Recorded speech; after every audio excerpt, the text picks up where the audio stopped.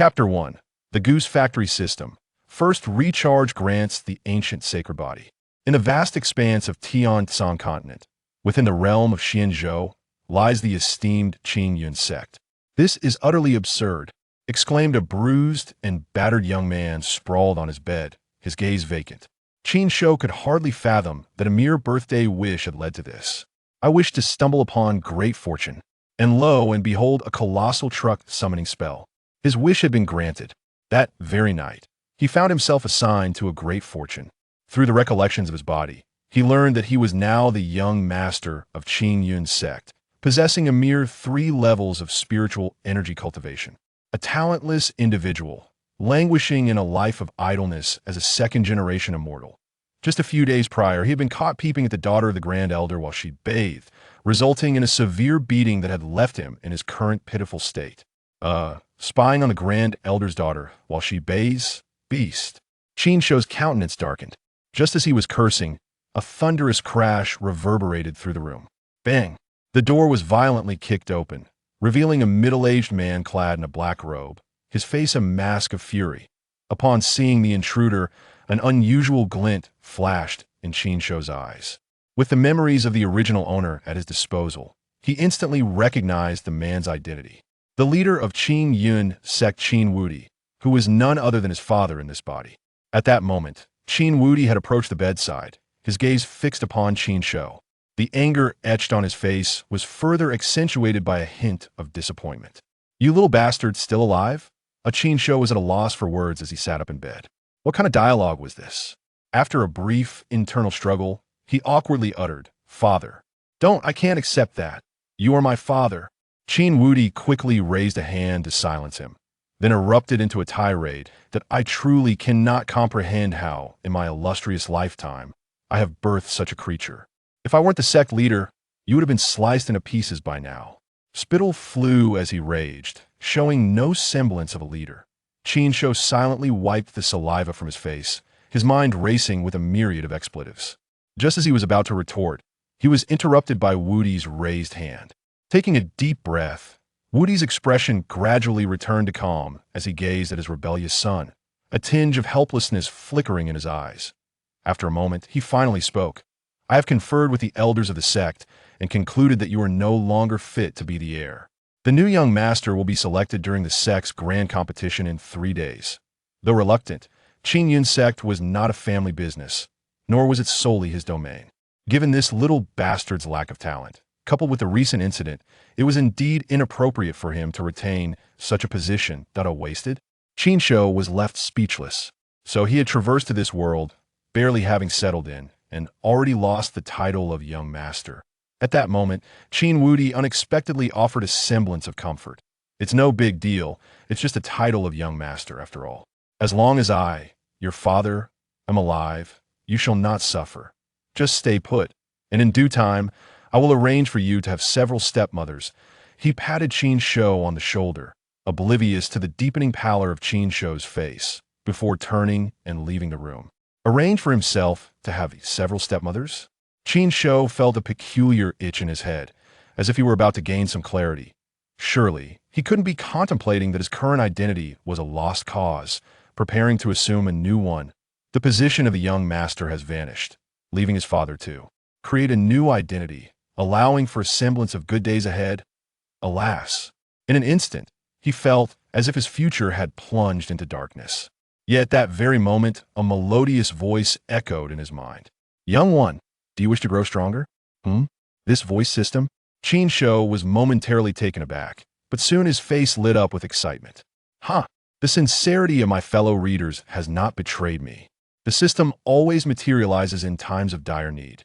Ding, it is I. I arrived when you're being scolded. System, save me. Qin Shou hastily exclaimed, instinctively disregarding the latter part of the message. Ding. This system is an invincibility recharge system, allowing the host to directly utilize spirit stones or other energy-infused treasures for recharging and trading items in the marketplace. Cultivation, techniques, servant warriors, spiritual pets, mounts, and everything else. As long as you possess spirit stones, you can become stronger. As the system's voice faded, a somewhat translucent electronic panel materialized, a charming bee-steered girl, 100 low-grade spirit stones. A diligent worker, tirelessly laboring without pay, 1 low-grade spirit stone. Spiritual realm cultivation, 10 medium-grade spirit stones for the first level, 20 for the second level. Kingdom level cultivation, 1,000 top-grade spirit stones for the first level, 2,000 for the second level node. Cultivation cannot be exchanged for higher realms without first achieving the preceding lower realms. Pure world. Scripture. Sage-level scripture. The host is too poor, let's discuss this later. Reincarnation, heavenly scripture. Emperor-level scripture. The host is too poor, let's discuss this later. Emperor-level servants. Poor. Is this the Goose Factory System? Qin Shou felt somewhat bewildered. Gazing at the densely packed descriptions on the interface, he momentarily found it hard to look away. Especially that Emperor-level servant. Just 5 short words sent his heart racing to 180 beats per minute.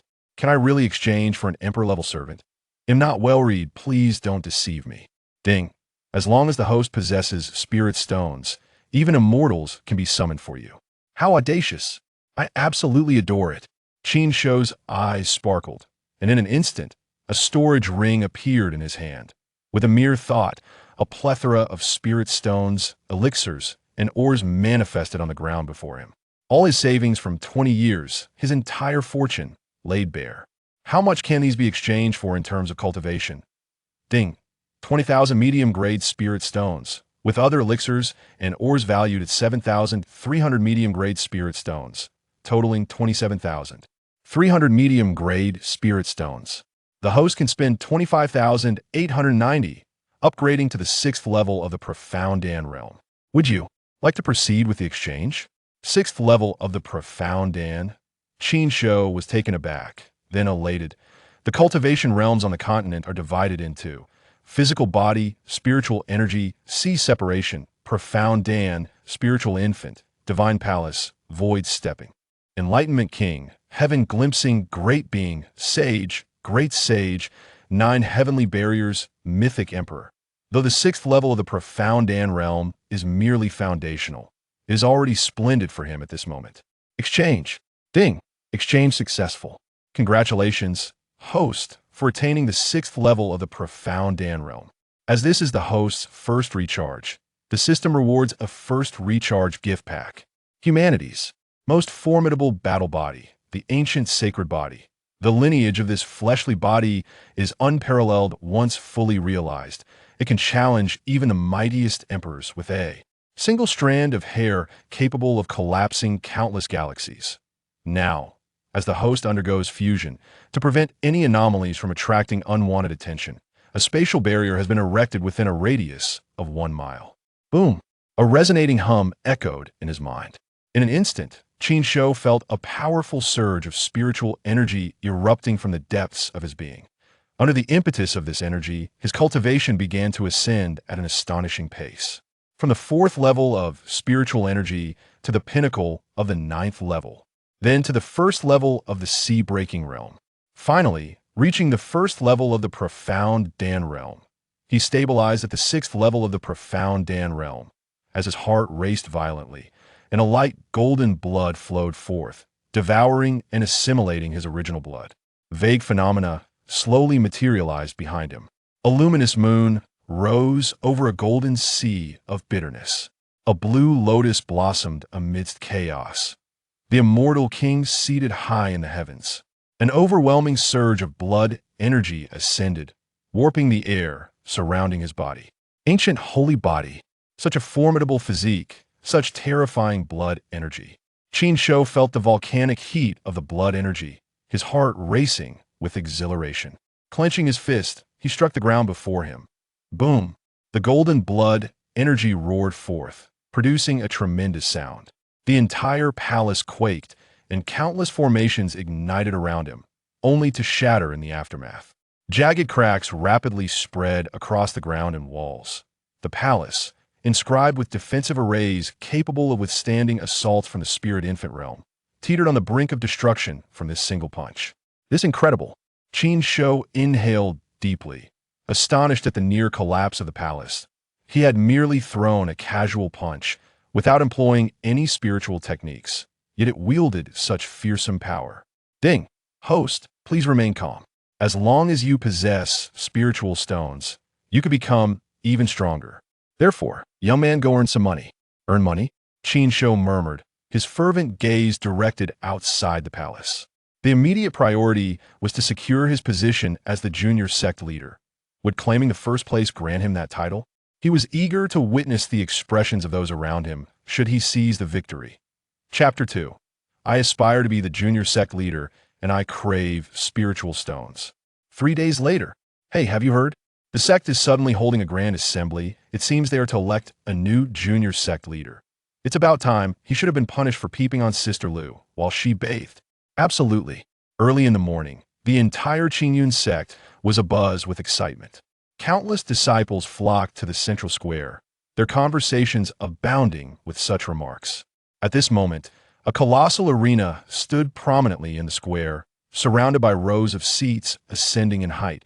Encircling the stage, to the forefront, several figures exuding powerful auras were seated. Among them, the central figure was none other than the sect leader Qin Wudi. With a stoic expression, Qin Wudi turned slightly to address a robust, middle-aged man beside him. Elder, you may commence. His voice was calm, devoid of any discernible emotion. Yes, sect leader. The elder nodded slightly. Subsequently, he vanished in a flash, appearing above the arena. His gaze swept over the densely packed disciples below, and he began to speak. The sect competition permits disciples of the Xiandan realm to ascend the arena. Those who steadfastly defend the platform until there are no challengers shall be deemed the victor. The winner will receive 10,000 mid-grade spirit stones, be conferred the title of junior sect master, and be nurtured with the utmost dedication by the sect. As the announcement concluded, an immense uproar erupted across the square. All disciples' eyes glimmered with fervor. Setting aside the title of junior sect master, the mere prospect of 10,000 mid-grade spirit stones was enough to incite madness. It is worth noting that even core disciples could only claim 30 mid-grade spirit stones from the sect each month. 10,000 stones represented a fortune to them. Instantly, 2 core disciples from the Xiandan realm rushed forth and landed on the arena. Without exchanging pleasantries, a fierce battle commenced. The clash of swords and the surge of spiritual energy enveloped the arena, yet all were thwarted by a protective barrier. 10,000 mid-grade spirit stones. In a quiet corner at the edge of the square, Qin Shou stood calmly, a faint smile illuminating his eyes. The surrounding disciples were captivated by the arena, oblivious to his presence. However, he had no intention of joining the fray just yet. The protagonists always make their grand entrance last. Currently, those on the arena were merely core disciples of the first and second levels of the Xiandan realm. Engaging now would be a waste of time. As moments passed, dusk approached.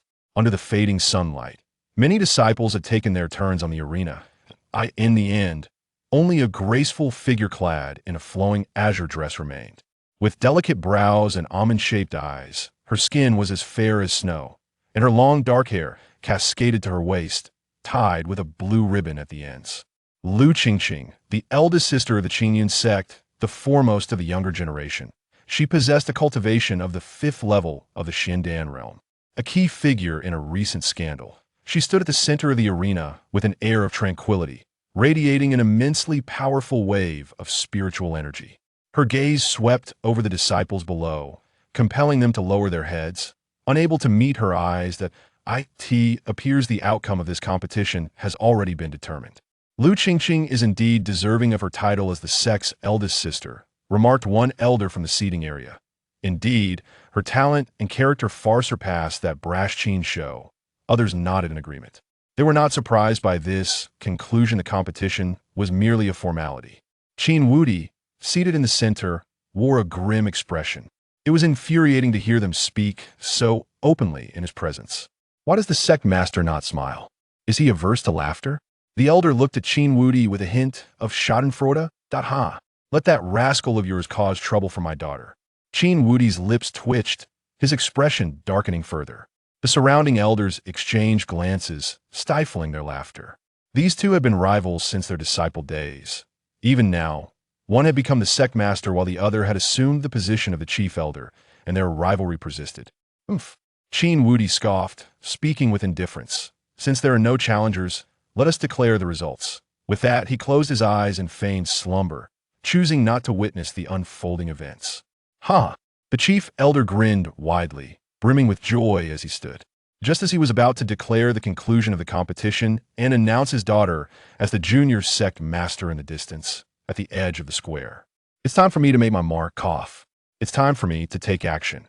Qin Shou rolled up his sleeves, forcefully pushing aside the disciples obstructing him, and strode towards the central arena. As he moved, countless gazes instantly converged upon him. Qin Shou, the former, less esteemed sect leader? What does he intend to do? Could it be he wishes to ascend the arena? Impossible with him? I could easily overpower him with one hand. The disciples, upon recognizing Qin Shou, displayed expressions of incredulity.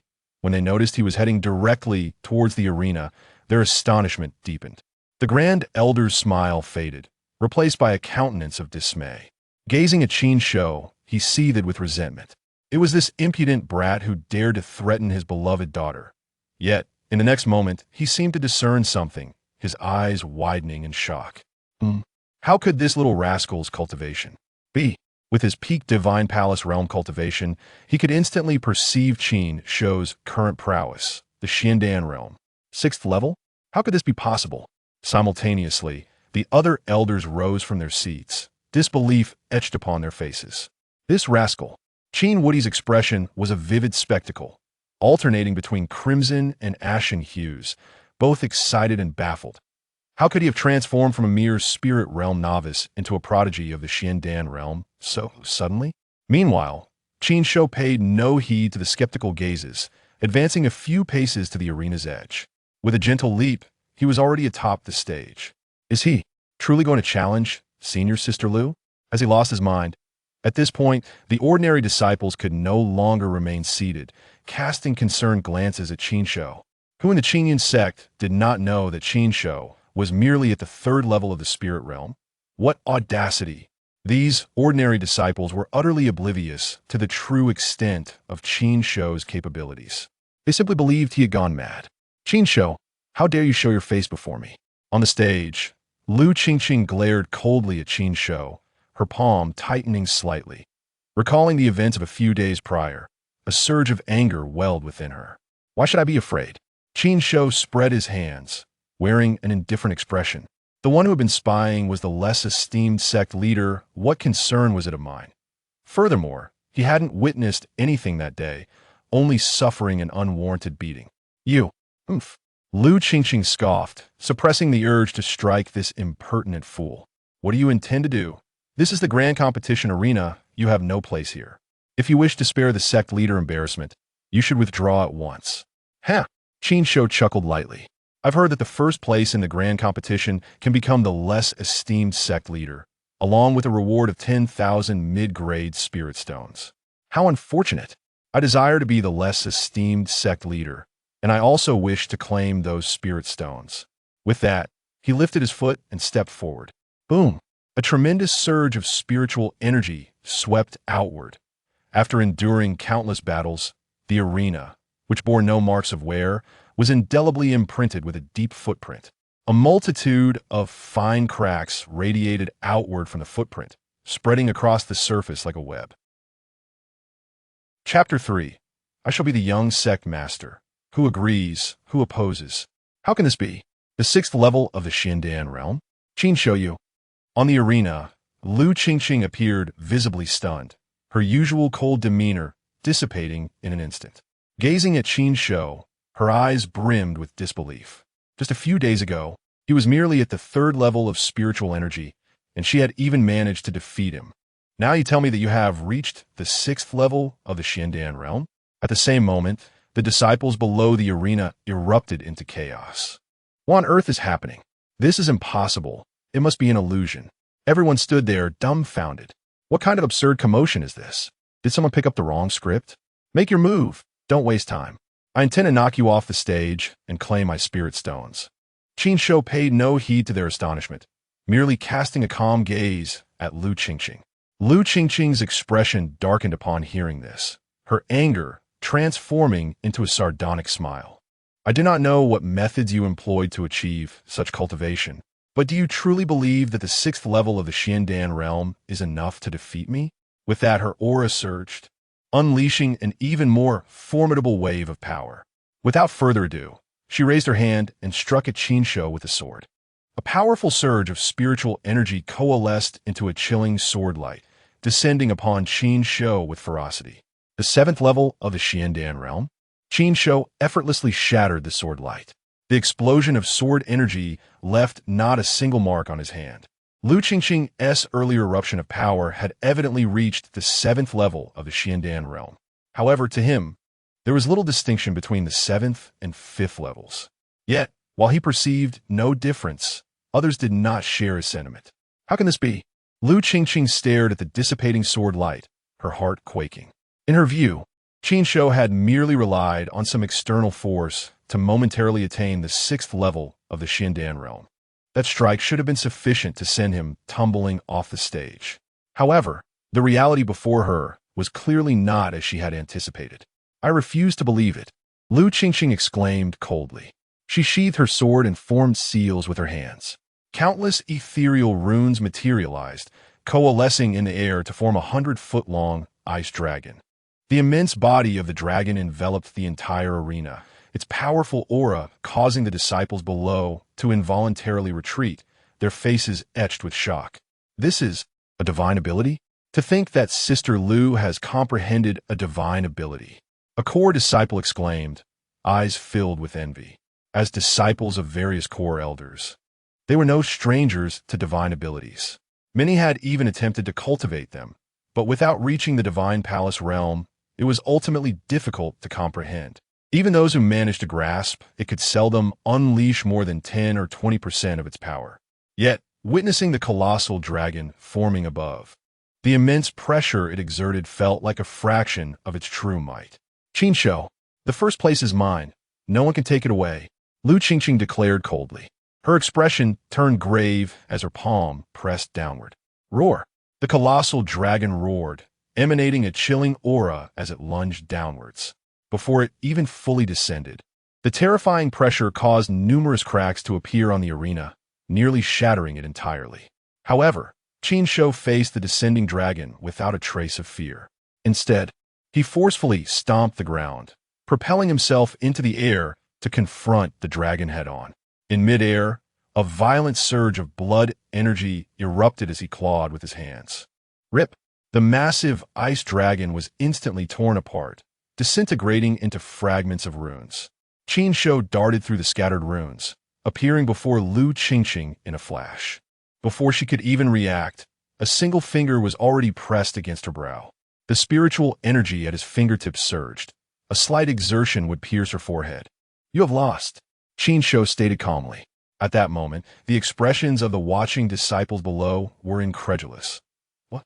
Just like that, it was torn apart? Sister Lu has lost?" Qin, the young sect master, possesses an astonishing physique. Everyone wore faces of disbelief. This was a divine ability, not an ordinary spiritual technique. To think he could shred it apart with his bare hands? Such formidable strength of body likely surpassed even that of ferocious beasts of the same realm, let alone ancient species. He was nothing short of a humanoid beast. "I lost. I actually lost." A trace of pallor crossed Lu Qingqing's face as she gazed at the young man before her, her eyes momentarily dazed. She had never anticipated her defeat, let alone such a complete one. The divine ability she had painstakingly comprehended was reduced to mere paper before him, effortlessly torn apart. With no further words, she cast a deep glance at Qin Shou before turning and descending from the arena. Qin Shou maintained a calm demeanor, slowly retracting his arm. He turned to survey all the disciples below. A soft voice resonated throughout the arena. "So, now, I shall be the young sect master. Who agrees? Who opposes?" The disciples exchanged glances. With Lu Qingqing having lost, who among the younger generation could rival him? All eyes instinctively shifted towards the elders' seats, where the final decision-makers sat. In the elders' seats, the Grand Elder wore a perplexed expression. "Grand Elder, why are you not smiling? Have you recalled some sorrowful memory?" Qin Wudi observed him, barely able to suppress the grin spreading across his face. Then, his gaze turned to the other elders. Esteemed elders, do you have any objections to my son continuing as the young sect master? Upon hearing this, the elders nodded in agreement. Their previous discussions to remove Qin Shou from the position were largely due to his cultivation level. Now, having demonstrated strength far surpassing that of the younger generation within the sect, they had no grounds for opposition. As for the incident involving the peeping female disciple, that could simply be addressed with stricter discipline, and if necessary, a good beating. One beating might not suffice, perhaps two. Although the Grand Elder was somewhat reluctant, he did not voice his dissent. In a flash, he appeared beside Qin Shou, casually tossing a storage bag at him. Qin Shou caught the bag, a hint of a smile gracing his face. 10,000 mid-grade spirit stones meant he could further elevate his cultivation. At that moment, he suddenly heard the Grand Elder's voice. You little rascal, keep your distance from my Qingqing in the future. Otherwise, beware that I might cut you down. Qin Shou quickly turned to look at the Grand Elder beside him, only to find that he was glaring ominously at his legs. Hiss! A chill ran through Qin Shou, and he instinctively clamped his legs together.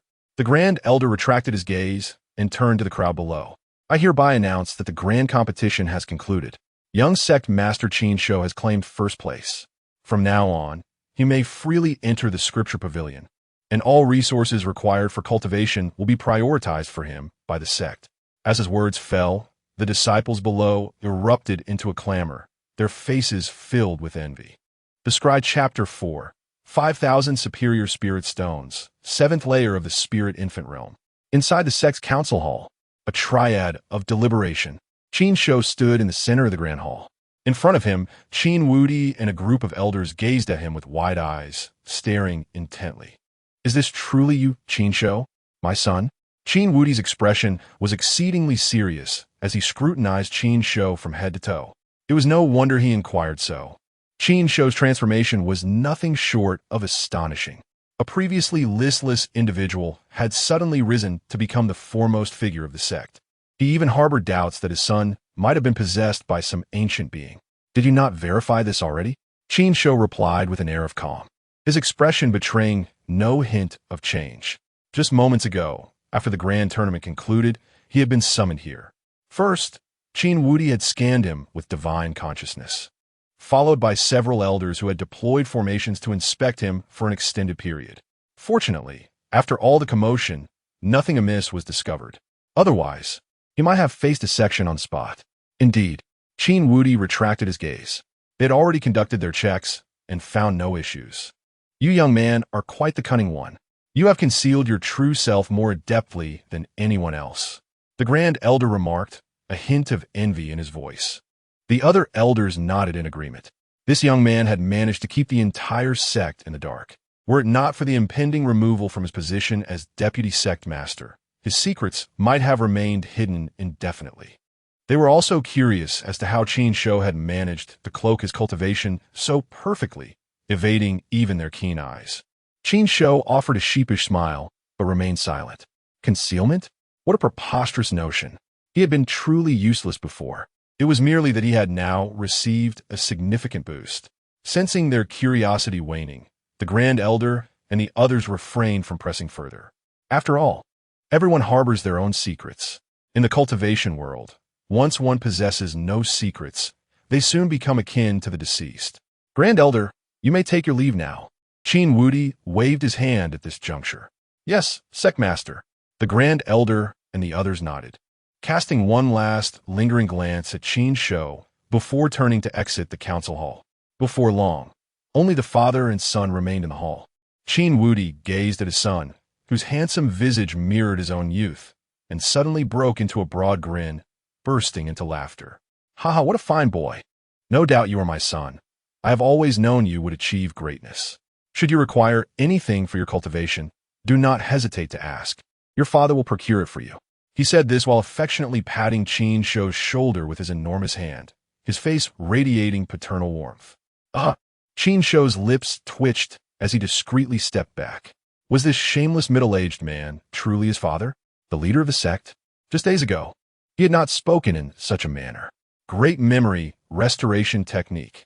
Observing Qin Wudi still laughing heartily, Qin Shou suddenly recalled something, a smile creeping onto his face.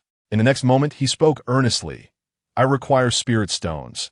A mere 100 to several 100,000 superior spirit stones will suffice. The air grew abruptly silent. Qin Wudi's smile faltered, and he uncertainly rubbed his ears. The wind was too loud. I did not catch that. Please repeat. How many spirit stones? 1 million? Qin Shou cautiously suggested. You appear to think you are worth 1,000,000. Qin Wudi's expression darkened, his paternal smile evaporating instantly. They say a lion roars for a meal, but you have transformed into a beast that swallows gold whole.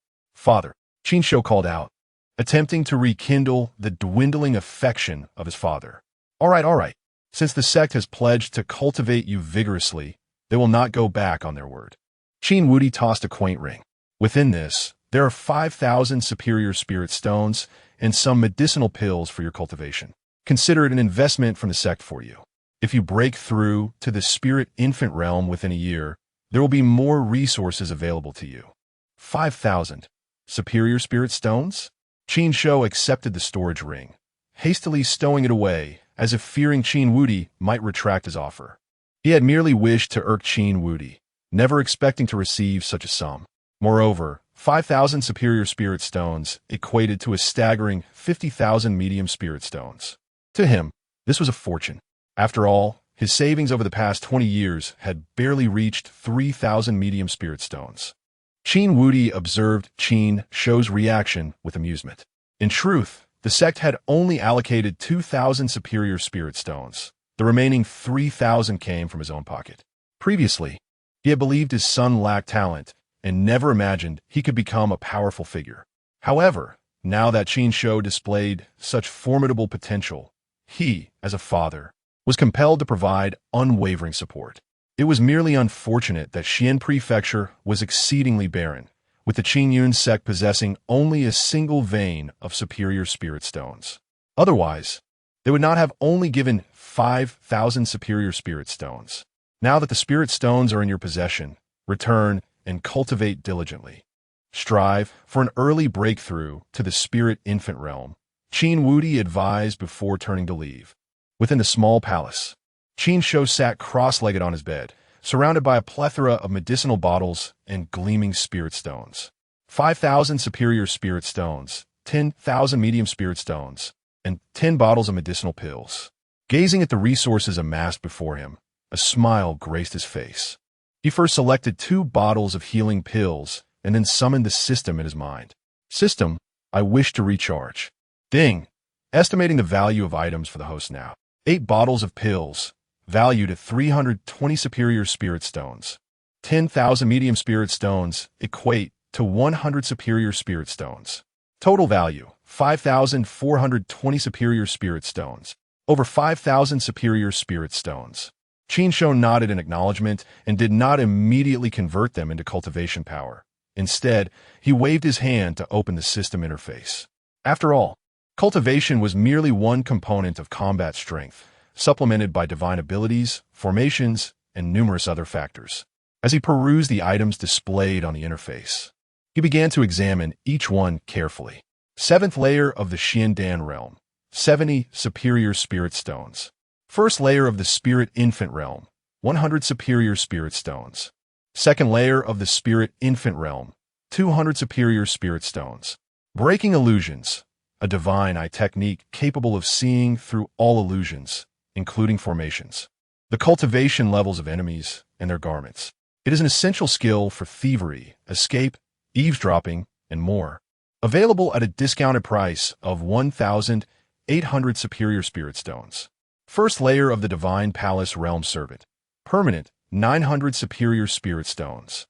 Mythical Emperor Realm Servant. Poverty. Breaking illusions? This is splendid. Qin Shou's gaze fixed upon the description of the eye technique, his interest piqued. Without hesitation, he waved his hand to redeem it. Qin Shou, I solemnly declare that my intent in redeeming this is not for voyeurism. In addition to the eye technique, he spent another 1,500 superior spirit stones to acquire 2 more divine abilities, shrinking the ground to an inch, which brings distant horizons within reach.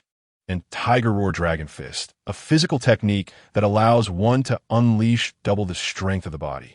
Having completed these transactions and observing that he still possessed over 3,100 superior spirit stones, he spoke again. System, convert all remaining spirit stones into cultivation power. Ding. The host expends 3,040 superior spirit stones, enhancing cultivation to the 7th layer of the spirit infant realm. As the system's voice faded, Qin Shou felt a surge of spiritual energy erupt within him, ascending to the 7th layer of the spirit infant realm in an instant. 7th layer of the spirit infant realm. Qin Shou reveled in his newfound cultivation, feeling a sense of wonder. In just a few days, he had transformed from a mere novice in the spirit chi realm to his current state. This level of cultivation surpassed that of many ordinary inner sect elders, and his combat prowess was exceptionally formidable. Just as he contemplated how to acquire more spirit stones, a frown suddenly creased his brow as he turned his gaze toward the hall's entrance. In the next moment, an anxious voice echoed from outside. "Young master, it is not good. Trouble has arisen. The offspring of the Qingyun Sect has come to cause a disturbance." Chapter 5. Disciple of Qingyun. Until he suffers, he believes he is clean. The mention of Qingyun Sect caused a subtle change in Qin Shou's expression. In an instant, he vanished from his original location and reappeared outside the hall. A disciple clad in green stood anxiously at the entrance, visibly relieved upon seeing Qin Shou. "Young sect master. It's terrible. Speak plainly. What has happened?" Qin Shou's brow furrowed. "Do you not know how to communicate? What do you mean by it's terrible?" "The influential figures of Qingyun Sect have set up a challenge arena at our gate, proclaiming they wish to confront all the young talents of our sect. As of now, they have already injured numerous members of our sect. Before I arrived, Sister Lu had already engaged in battle with them, and the Grand Elder has urged you to hurry." The green-clad disciple hastily recounted the events. Since the establishment of the arena, many core disciples had taken to the stage, but they were swiftly defeated. It was only after Sister Lu intervened that the tide of battle was momentarily halted, yet she too began to falter as the fight continued. It was at this moment that the Grand Elder sent him to find Qin Shou, hoping he could subdue their opponents. "Qingyun Sect dares to set up an arena at our doorstep?" Qin Shou's expression darkened. The 3 premier sects of Xianzhou, Qingyun Sect, Qingyun Sect, and Haisha Valley, stood in a precarious balance, each vying for supremacy. The relations among these sects were far from cordial. Now, Qingyun Sect had the audacity to challenge them at their own gate. This was an affront too great to ignore. As a young master of Qingyun Sect, he had no reason to turn a blind eye to such provocation. Moreover, it was a perfect opportunity to hone his skills. Without further delay, Qin Shou soared toward the mountain gate. Meanwhile, outside the sect, a throng of Qingyun disciples surrounded a towering arena, their faces etched with anger. On the stage, 2 figures engaged in a fierce battle. Fiery spiritual energy clashed with icy sword light, causing the very air to tremble. One figure, adorned in a flowing green dress, exuded a chilling grace. She was Lu Qingqing. The other, a delicate-looking youth clad in brocade, was none other than the young master of Qingyun Sect, Bailey Yin. "Lu Qingqing, with your cultivation at the 7th level of the Xiandan realm, you stand no chance against me. How laughable that Qingyun Sect, one of the 3 great sects, has resorted to sending a woman to fight." Bailey Yin scoffed, striking Lu Qingqing with a palm that sent her flying. His gaze swept over the surrounding Qingyun disciples, his expression dripping with disdain. How dare he insult us so? Rage boiled within the hearts of the core disciples of Qingyun Sect, who yearned to retaliate against Bailey Yin. Yet, with their cultivation levels at the 3rd or 4th stages of the Xiandan realm, any attempt to confront him would only lead to greater humiliation. Bailey Yin reveled in their frustration. Above the mountain gate, 2 figures stood opposite each other, one a gray-haired, middle-aged man who spoke at that moment. "He Lu Shan, my young master is rather blunt. I hope you do not take offense. However, he is not entirely wrong. Your Qingyun Sect is indeed declining." The sarcasm in his words was unmistakable. The gray-haired man was Wu Yang, the Grand Elder of Qingyun Sect, who had come to provoke Qingyun Sect on behalf of his young master, an act intended to demonstrate their strength across Xianzhou. "Humph, The Grand Elder snorted, his expression darkening. However, as an elder, he could not intervene in this clash among disciples. Doing so would only bring shame upon Qingyun Sect, regardless of the outcome. For now, he could only place his hopes on Qin Shou, wishing for his swift arrival to turn the tide. On the arena, Lu Qingqing staggered back to the edge after receiving a blow. Her complexion had paled slightly, her breath becoming shallow. Glaring coldly at Bai Liyan, she fell silent, her hands swiftly forming seals. Countless runes materialized, filling the space with a formidable aura. With a roar, a colossal ice dragon emerged from the skies, descending with a fearsome cry. The frigid aura enveloped the arena, instantly freezing it into a thick layer of solid ice. Compared to her previous attempt, this manifestation of the ice dragon was even larger, clearly exceeding 100 feet in size, its power more terrifying than before. Divine abilities? Let us see whose prowess is truly superior. Your Qingyun Sects or my Xian Sects? Bai Liyan retorted, his voice laced with derision. He swiftly formed his own seals, summoning a massive flame sword that cleaved through the air toward the ice dragon. With a thunderous boom, a cloud of white mist erupted as the ice dragon was shattered, the flame sword dissipating as it passed through the remnants. Lu Qingqing's face grew even paler as her divine ability was violently countered, a muffled groan escaping her lips as blood trickled from the corner of her mouth. She had sustained light injuries during her earlier confrontation with Qin Shou, and now, with her full effort directed into her divine ability, the devastation had exacerbated her wounds. Lu Qingqing, you might as well concede. You're no match for me. However, with your talent, you could serve as my consort. Why not join Xian Sect? I can guarantee you abundant cultivation resources, Bai Liyan proclaimed, his hands clasped behind his back, exuding arrogance. At these words, the atmosphere fell silent for a moment. Lu Qingqing's expression turned icy, her spiritual energy surging violently. How dare he? His audacity knows no bounds. Showing such contempt for our Qingyun Sect, the surrounding Qingyun disciples seethed with anger, hurling curses in response. Above, the Grand Elder's face darkened, nearly losing his composure and striking down Bai Liyan. Meanwhile, he cursed in his heart. Where is that rascal Qin Shou? Beside him, Wu Yang's gaze remained vigilant, closely watching the Grand Elder, clearly wary of his potential outburst. Consider this. If you are willing, I can arrange for a mid-grade spirit stone mine as a betrothal gift. Bai Liyan continued, undeterred by Lu Qingqing's silence.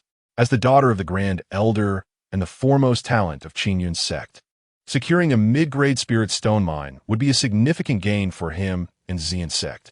Yet, before he could receive a response from Lu Qingqing, a calm voice resonated from within the gates of Qingyun Sect. I can agree to accept the spirit vein, but as for her marrying into Xian Sect, I believe that is unnecessary. Bai Liyan's expression darkened as he turned his gaze toward the source of the voice, and the surrounding Qingyun disciples followed suit, all eyes fixed on Qin Shou as he emerged from the sect. He regarded Bai Liyan with a hint of intrigue. The 9th level of the Xiandan realm. No wonder he is so arrogant. It is the young master. He has arrived. Excitement surged among the Qingyun disciples, although they were unaware of Qin Shou's exact cultivation level. His previous display of strength had made it clear he surpassed Lu Qingqing significantly. Confronting Bai Liyan would surely be effortless for him. In stark contrast to the enthusiasm of the disciples, Bai Liyan wore a look of disdain. Oh, I thought someone of importance had arrived. It is merely you, the so-called waste. Though puzzled by the sudden excitement of the crowd, he dismissed it. After all, Qin Shou was notorious among the 3 great sects for his perceived ineptitude. Waste. The Qingyun disciples below were taken aback, then cast incredulous looks at Bai Liyan, as if regarding a fool. What waste? The young master has merely kept his talents hidden. Behold, if I do not reduce you to such a state that your very excrement flees in terror, then consider yourself fortunate to have evacuated thoroughly beforehand. Chapter 6. A genius? A slap for each genius Bai Liyan. Are you here to set up a challenge at the entrance of my Qingyun Sect, intending to leave upright or horizontally? Qin Shou stepped onto the arena, gazing at the still mocking Bai Liyan, and slowly began to speak. Horizontally? Haha, absurd. Do you possess such strength? Relying on Lu Qingqing? Were you? Beilian scoffed, his expression one of utter disdain. Lu Qingqing, at the 7th level of the profound Dan realm, was no match for him. As for Qin Shou, although he was the young master of Qingyun Sect, his talent was pitiable, easily crushed by a mere finger. Indeed, just based on me. Qin Shou nodded earnestly. You? Waste? Perhaps it's best to reconsider. I fear that I might inadvertently end your life, leaving Qingyun Sect without an heir. Beilian thought he had misheard and burst into laughter. Yet, in the next moment, he ceased his laughter, looking at Qin Shou with a mocking gaze. However, I could entertain you, but there must be a wager involved. 1 medium-grade spirit stone mine. If you lose, Qingyun Sect must cede a medium-grade spirit stone mine to my Xian Sect. With that, he glanced at Qin Shou, eager to witness his embarrassment. A young master of mediocre talent had no right to stake the sect's spirit stone mine as a bet. His intention was to put Qin Shou in a predicament. However, upon hearing this demand, Qin Shou's eyes glimmered with interest. How fortuitous. He was contemplating how to justifiably accept the spirit stone mine, and here was the opportunity. Very well, I accept, Qin Shou replied without a moment's hesitation, his tone filled with eagerness, as if afraid Beilian would retract his words. Not only that, he also produced 2 slips of paper from his storage space and began to inscribe the wager. Come, let's draft a written agreement, lest your Xian Sect later denies it. At that moment, Lu Qingqing walked to his side, hesitating before speaking. Qin Shou, is it wise to use the spirit mine as a wager? She was concerned, feeling that Qin Shou lacked the authority, although she recognized Qin Shou's superiority in strength. He was merely at the 6th level of the profound Dan realm, a significant 3 minor realms below Beilian's 9th level. While she believed Qin Shou could surpass 3 minor realms against an ordinary cultivator, Beilian was no ordinary practitioner. As the young master of Xian Sect, he was a renowned genius in the Xian prefecture. No worries, I will manage it. Qin Shou's face remained calm in response to Lu Qingqing's concerns. On the way here, his father, Qin Wudi, had already communicated to him to act freely, as long as he did not bring shame to the sect. Lu Qingqing fell silent for a moment, then turned and left the arena. Since young Master Qin is so generous, then let him play along. I trust that Qingyun Sect, with its grand heritage, will not renege on this agreement. Wu Yang's voice resonated above, urging Beilian and Qin Shou to formalize their agreement. A spirit stone mine delivered to one's doorstep should not be refused. It seems that this young master of Qingyun Sect not only possesses mediocre talent, but also lacks wit. The Grand Elder merely furrowed his brow, casting a glance inward at the sect, but refraining from voicing any objections. Very well. If that is the case, I shall accept this spirit mine. Beilian nodded, his expression seemingly calm, though his voice betrayed a hint of excitement. He then flicked a drop of blood from his fingertip onto the paper. Subsequently, he looked at Qin Shou, his eyes filled with disdain. I shall allow you to make the first move, lest before Beilian could finish. A fierce slap landed on his face, sending him sprawling. His body rotated 3,600 degrees, akin to a spinning top, as he was hurled off the arena and into the crowd. A few bloodied teeth fell from the air, bouncing on the arena floor. That's it, work done. Qin Shou clapped his hands, exhaling a long breath. What a relief. After listening to his opponent's incessant chatter, he had long felt a pent-up frustration, and this slap served as a release. Oh, what the hell? Young master so fierce. I would call him the first formidable man of the sect. A little cow on a rocket, soaring high. That Xian brat got his comeuppance, didn't he?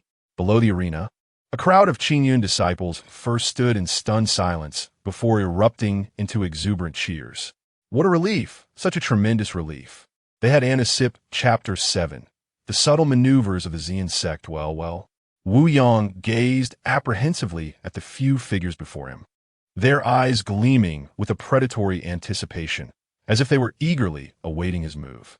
Unbeknownst to him, his own aura had considerably diminished. Standing at the threshold of the Qingyun Sect, he realized that should a conflict arise, he would undoubtedly find himself overwhelmed. Moreover, the young sect master required immediate medical attention. Otherwise, he might not last more than 2.5 minutes. After weighing his options, he ultimately decided to retrieve the seemingly lifeless Bailey Yin from the ground, administering a few medicinal pills to prolong his life before attempting to depart. Let us not forget, you still owe me a mid-grade spiritual vein.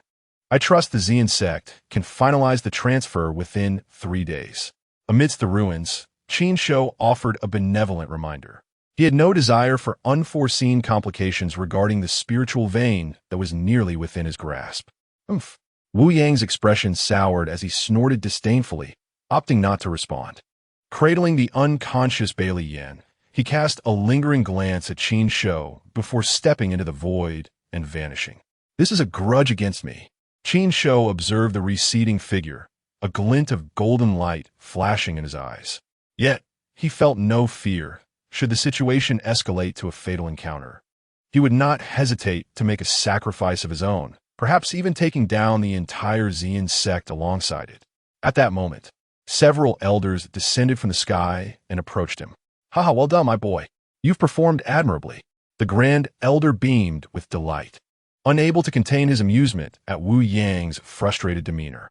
This newfound satisfaction in Qin Shou's presence sparked an unexpected thought within him. Perhaps this impudent lad and Qingqing could indeed be a fitting match. Noticing the Grand Elder's peculiar gaze, Qin Shou felt an inexplicable jolt in his heart and instinctively took a step back. Once he felt secure, he offered a brief bow. "Your praise is too generous. Grand Elder, in 3 days, I would appreciate your company in overseeing the transfer of that mid-grade spiritual vein." He surmised that the Qingyun Sect would not relinquish such a valuable asset easily, hence the advance warning. With the Grand Elder's peak divine palace cultivation, he would be more than capable of asserting authority. Though he possessed a system enabling him to directly exchange for formidable subordinates, it required spiritual stones. Rest assured, little Qin, with Master Lu present, the Qingyun Sect cannot evade their obligations regarding this spiritual vein. Take care, and we shall depart together in 3 days. The Grand Elder crossed his arms, exuding confidence. Even if Qin Shou did not voice his intentions, it was likely the sect leader would arrange for him to join. After all, given Qin Shou's displayed talent, it would not be inconceivable for the Qingyun Sect to resort to underhanded tactics. Qin Shou nodded slightly, bidding farewell to the elders before making his way back to the sect. In no time, he returned to his palace and, after closing the door, retrieved the storage ring he had just acquired. A powerful mental force surged forth, shattering the marks left by Bailey Yin. Instantly, a space of nearly 100 square feet materialized before him, filled with heaps of spiritual stones, scattered medicinal bottles, and jade slips of techniques. At the center lay a dark, ominous banner radiating a chilling aura. With a mere thought, the black banner was summoned into his grasp. The moment he made contact, a wave of cold, malevolent energy surged through his palm and coursed into his being. "Oomph." Qin Shou scoffed, his golden blood energy quivering slightly, dispersing the encroaching malevolence.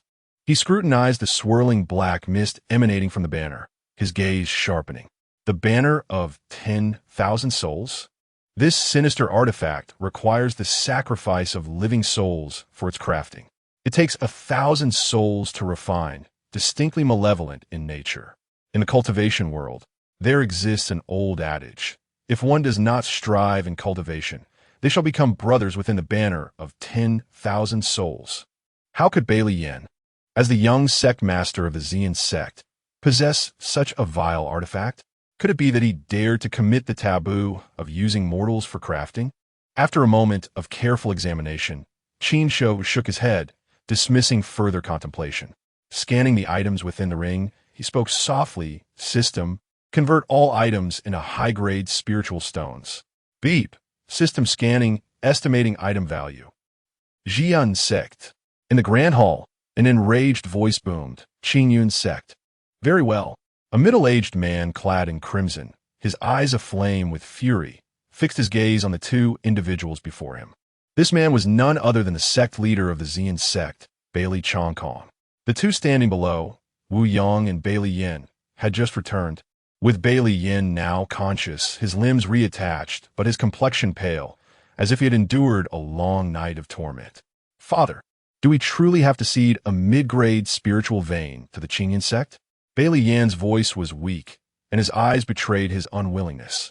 Oof. Bailey Chong Kong snorted dismissively. A mere mid-grade spiritual vein. The Xian sect can indeed afford to part with it. However, we cannot allow the Qingyun sect to acquire it so easily. He paused, casting a cold, piercing gaze at Wu Yang. Elder Wu, send word to the Qingyun sect, informing them that I have consented. They may proceed to the Luyun mountain range to claim a mid-grade spiritual vein 1 month from now. Remember, is 1 month from now a month? Wu Yang was taken aback. Indeed, Bailey Chong Kong affirmed, his tone icy. If the Qingyun sect desires a spiritual vein, they shall receive a dilapidated one. Gather the sect disciples and excavate as many spiritual stones as possible within this month.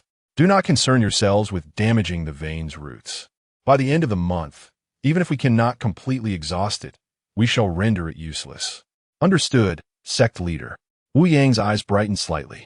While they may have lost a spiritual vein, it had not been specified whether it was a good vein or a worthless one. He bowed respectfully before hastily exiting the Grand Hall. Father, I wish to personally oversee the excavation of the spiritual stones. Bailey Yin interjected suddenly. Bailey Chong Kong frowned at his son's insistence, shaking his head in refusal. Yinner, you should focus on your recovery. Elder Wu can handle this matter. No, father. Bailey Yin insisted resolutely. I must personally destroy this spiritual vein and deliver a worthless mine to the Qingyun Sect. The humiliation he endured at the Qingyun Sect was unbearable. All thanks to Qin Shou. He was eager to witness the expression on Qin Shou's face upon discovering the worthless mine. The mere thought of it filled him with delight, compelling him to disregard his injuries and take on the task himself. Very well, you may go. Bailey Chong Kong, seeing his son's determination, could only wave his hand in resignation. Thank you, father. Bailey Yan's face brightened, and he staggered away with enthusiasm. As the two departed, only Bailey Chong Kong remained in the Grand Hall. His gaze pierced through the hall, directed towards the Qingyun Sect. A voice laden with murderous intent escaped his lips. Qingyun Sect, Qin Shou, Qin Wudi, truly impressive tactics. Despite my son's formidable talent, he has been concealed for so long, deceiving everyone in Xianzhou. His voice, though calm, exuded an endless malice. In an instant, it felt as though a tempest had stirred within the hall. Chapter 8. The Realm of Divine Palace in the Qingyun Sect. The elders were left astonished. Inside a small palace, Qin Shou sat cross-legged on a jade bed with closed eyes, an extraordinary phenomenon swirling behind him. Golden blood energy emanated from his body, filling the entire palace with a terrifying aura. His presence was several times, if not dozens of times, more potent than before. He had reached the first level of the Divine Palace realm. As Qin Shou opened his eyes, a faint golden light shot forth from his gaze, slicing through the air like a sharp sword. Just 2 days prior, after exchanging all the items from Bailey Yan's storage ring, he had acquired over 2,000 superior spirit stones, sufficient to elevate his cultivation to the first level of the Divine Palace realm. With his current prowess, coupled with the formidable strength of the ancient sacred body, he felt undaunted even against those at the pinnacle of the Divine Palace realm. A confident voice resonated in the space around him. At that moment, a voice interrupted from outside. Young Sect Master, the people from the Xian Sect have arrived. The Sect Master requests your presence in the council hall. The arrival of the Xian Sect? Qin Shou's eyes sparkled with intrigue. So soon? To preempt any unforeseen circumstances, he had demanded that the Xian Sect hand over the spirit vein within 3 days. Yet, only a day had passed. In a flash, he appeared at the palace entrance, nodding to the disciple who had delivered the message before stepping into the void and departing. Moments later, he landed outside the council hall. Upon entering the grand hall and surveying the surroundings, he found Qin Wudi and several elders, with no outsiders present.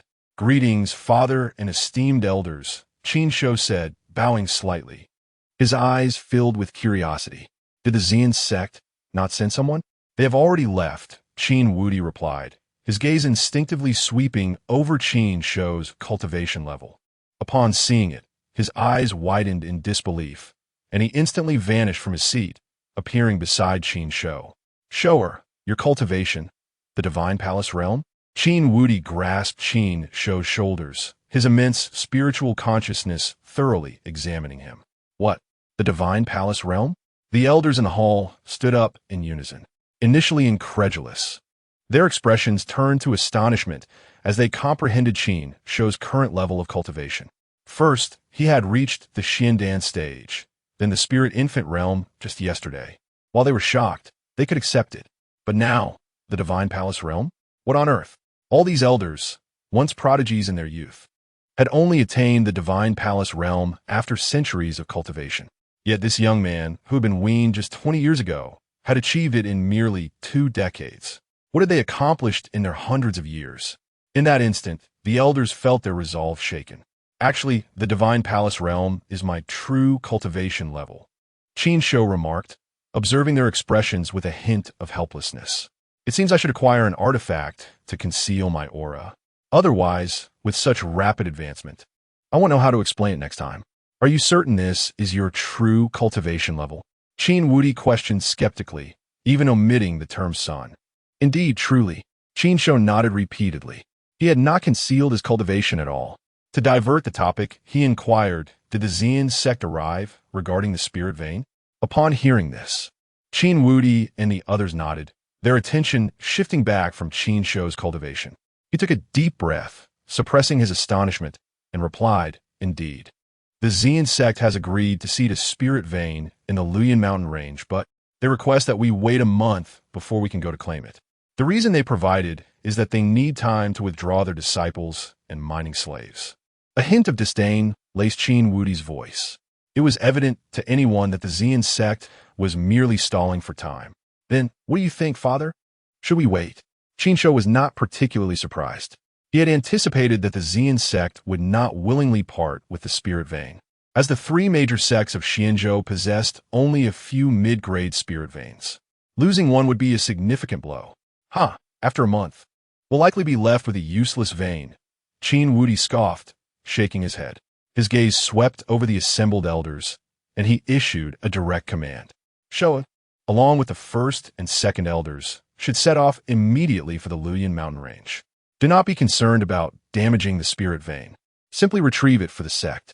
If any Qingyun Sect members dare to obstruct you, suppress them on the spot. The first and second elders are at the pinnacle of the Divine Palace Realm and are more than capable of subduing the Qingyun Sect's stronghold and reclaiming the spirit vein. As for you, Shou, consider it an opportunity for experience.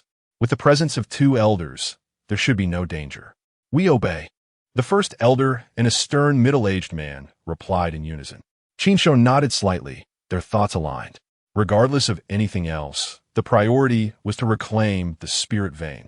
The 3 exchanged glances and exited the grand hall. Behind them, Qin Wudi watched their departure, his eyes flickering slightly.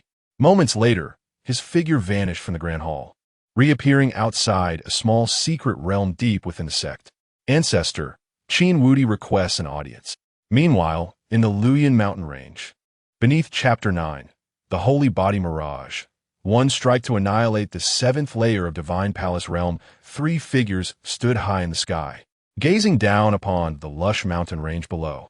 Is this the flowing cloud mountain range? Qin Shou spoke softly, his gaze peculiar. The mountains, shrouded in towering ancient trees, were enveloped in mist, exuding an aura of primeval wilderness. After all, this was his first venture outside since his arrival in this world, and he could not help but feel a sense of novelty. However, he quickly adjusted his mindset, sweeping his divine sense across the area to effortlessly locate the spiritual vein. 2 elders, shall we descend? With a call, the 3 prepared to land upon the mountains. Suddenly, a loud shout emerged from below. This is the forbidden ground of the Qingyun Sect. No trespassing. As the voice faded, a figure ascended from the mountain below. Qin Shou squinted at the approaching person. He recognized him as a prominent figure from the Qingyun Sect he had encountered a few days prior. Beside him, the Grand Elder and the other elder exchanged glances, their eyes betraying a hint of unease as they subtly glanced at the mountains beneath them. It is the esteemed members of the Qingyun Sect. This elder recalls that I have already informed your sect. The handover day is a month from now. Have you arrived a tad too early?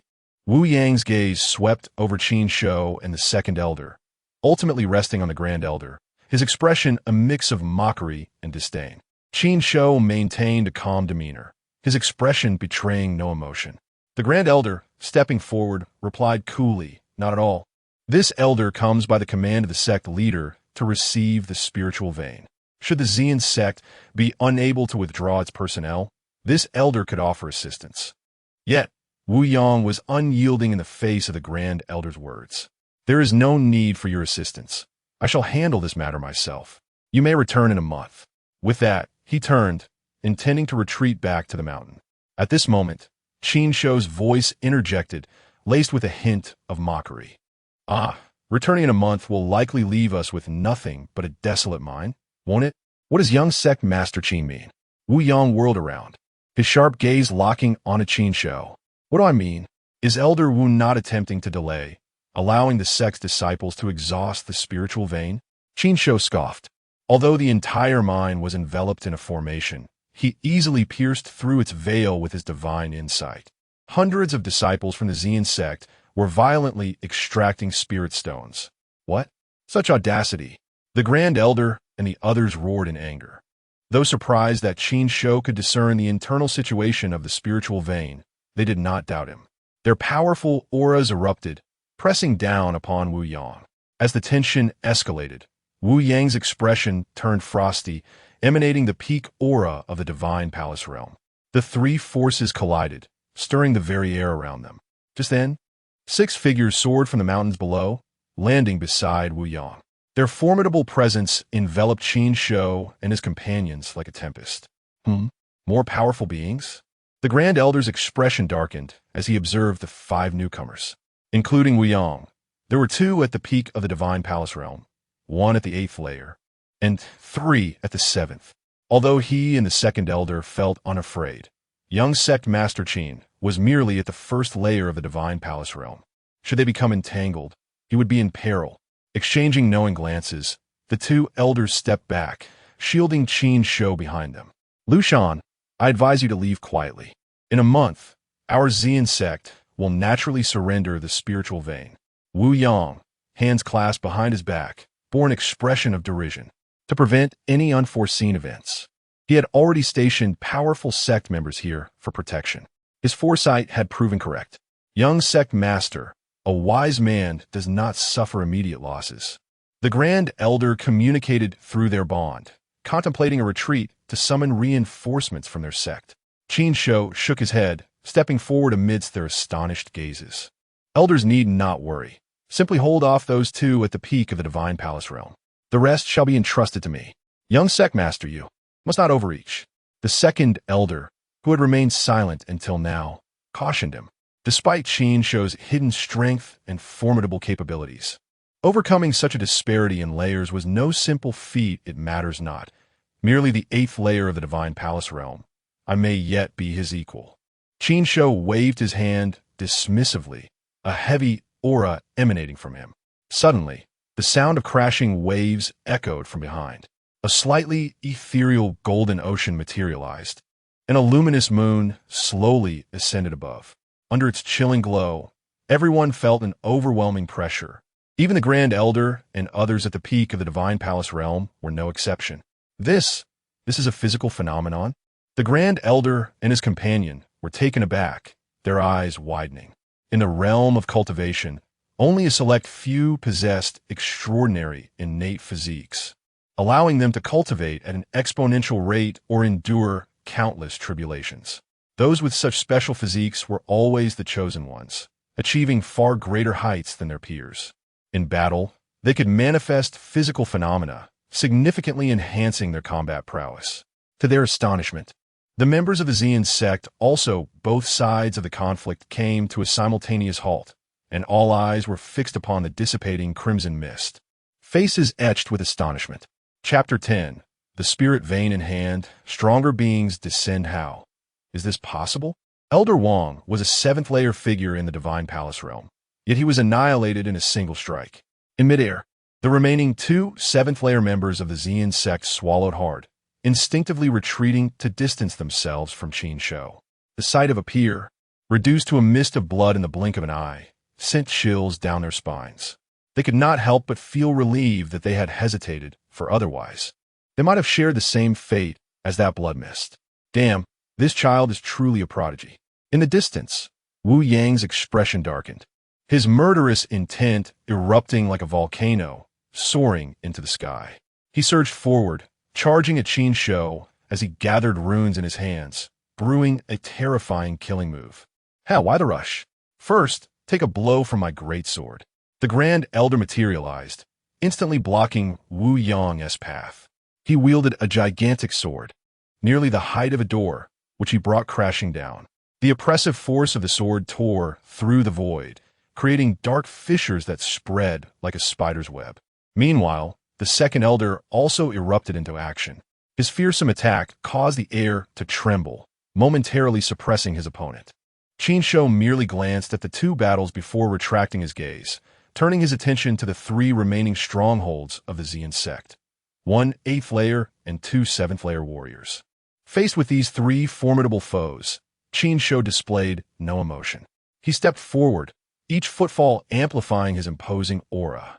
This spectacle shattered the resolve of the three adversaries. The elder of the 8th layer bellowed, "You arrogant junior. Do not think that just because you caught Elder Wang off guard, you can disregard us. Ultimately, you are merely a first-layer figure in the Divine Palace realm." His voice boomed, yet it carried an undertone of feigned bravado. "Oomph." Qin Shou snorted coldly. He had initially sought the spirit vein, but since they harbored murderous intent, he would not hold back. With a heavy step, the void erupted with a roar, and in the blink of an eye, he vanished from sight. When he reappeared, he was already behind the elder. Without a moment's pause, he unleashed a powerful punch.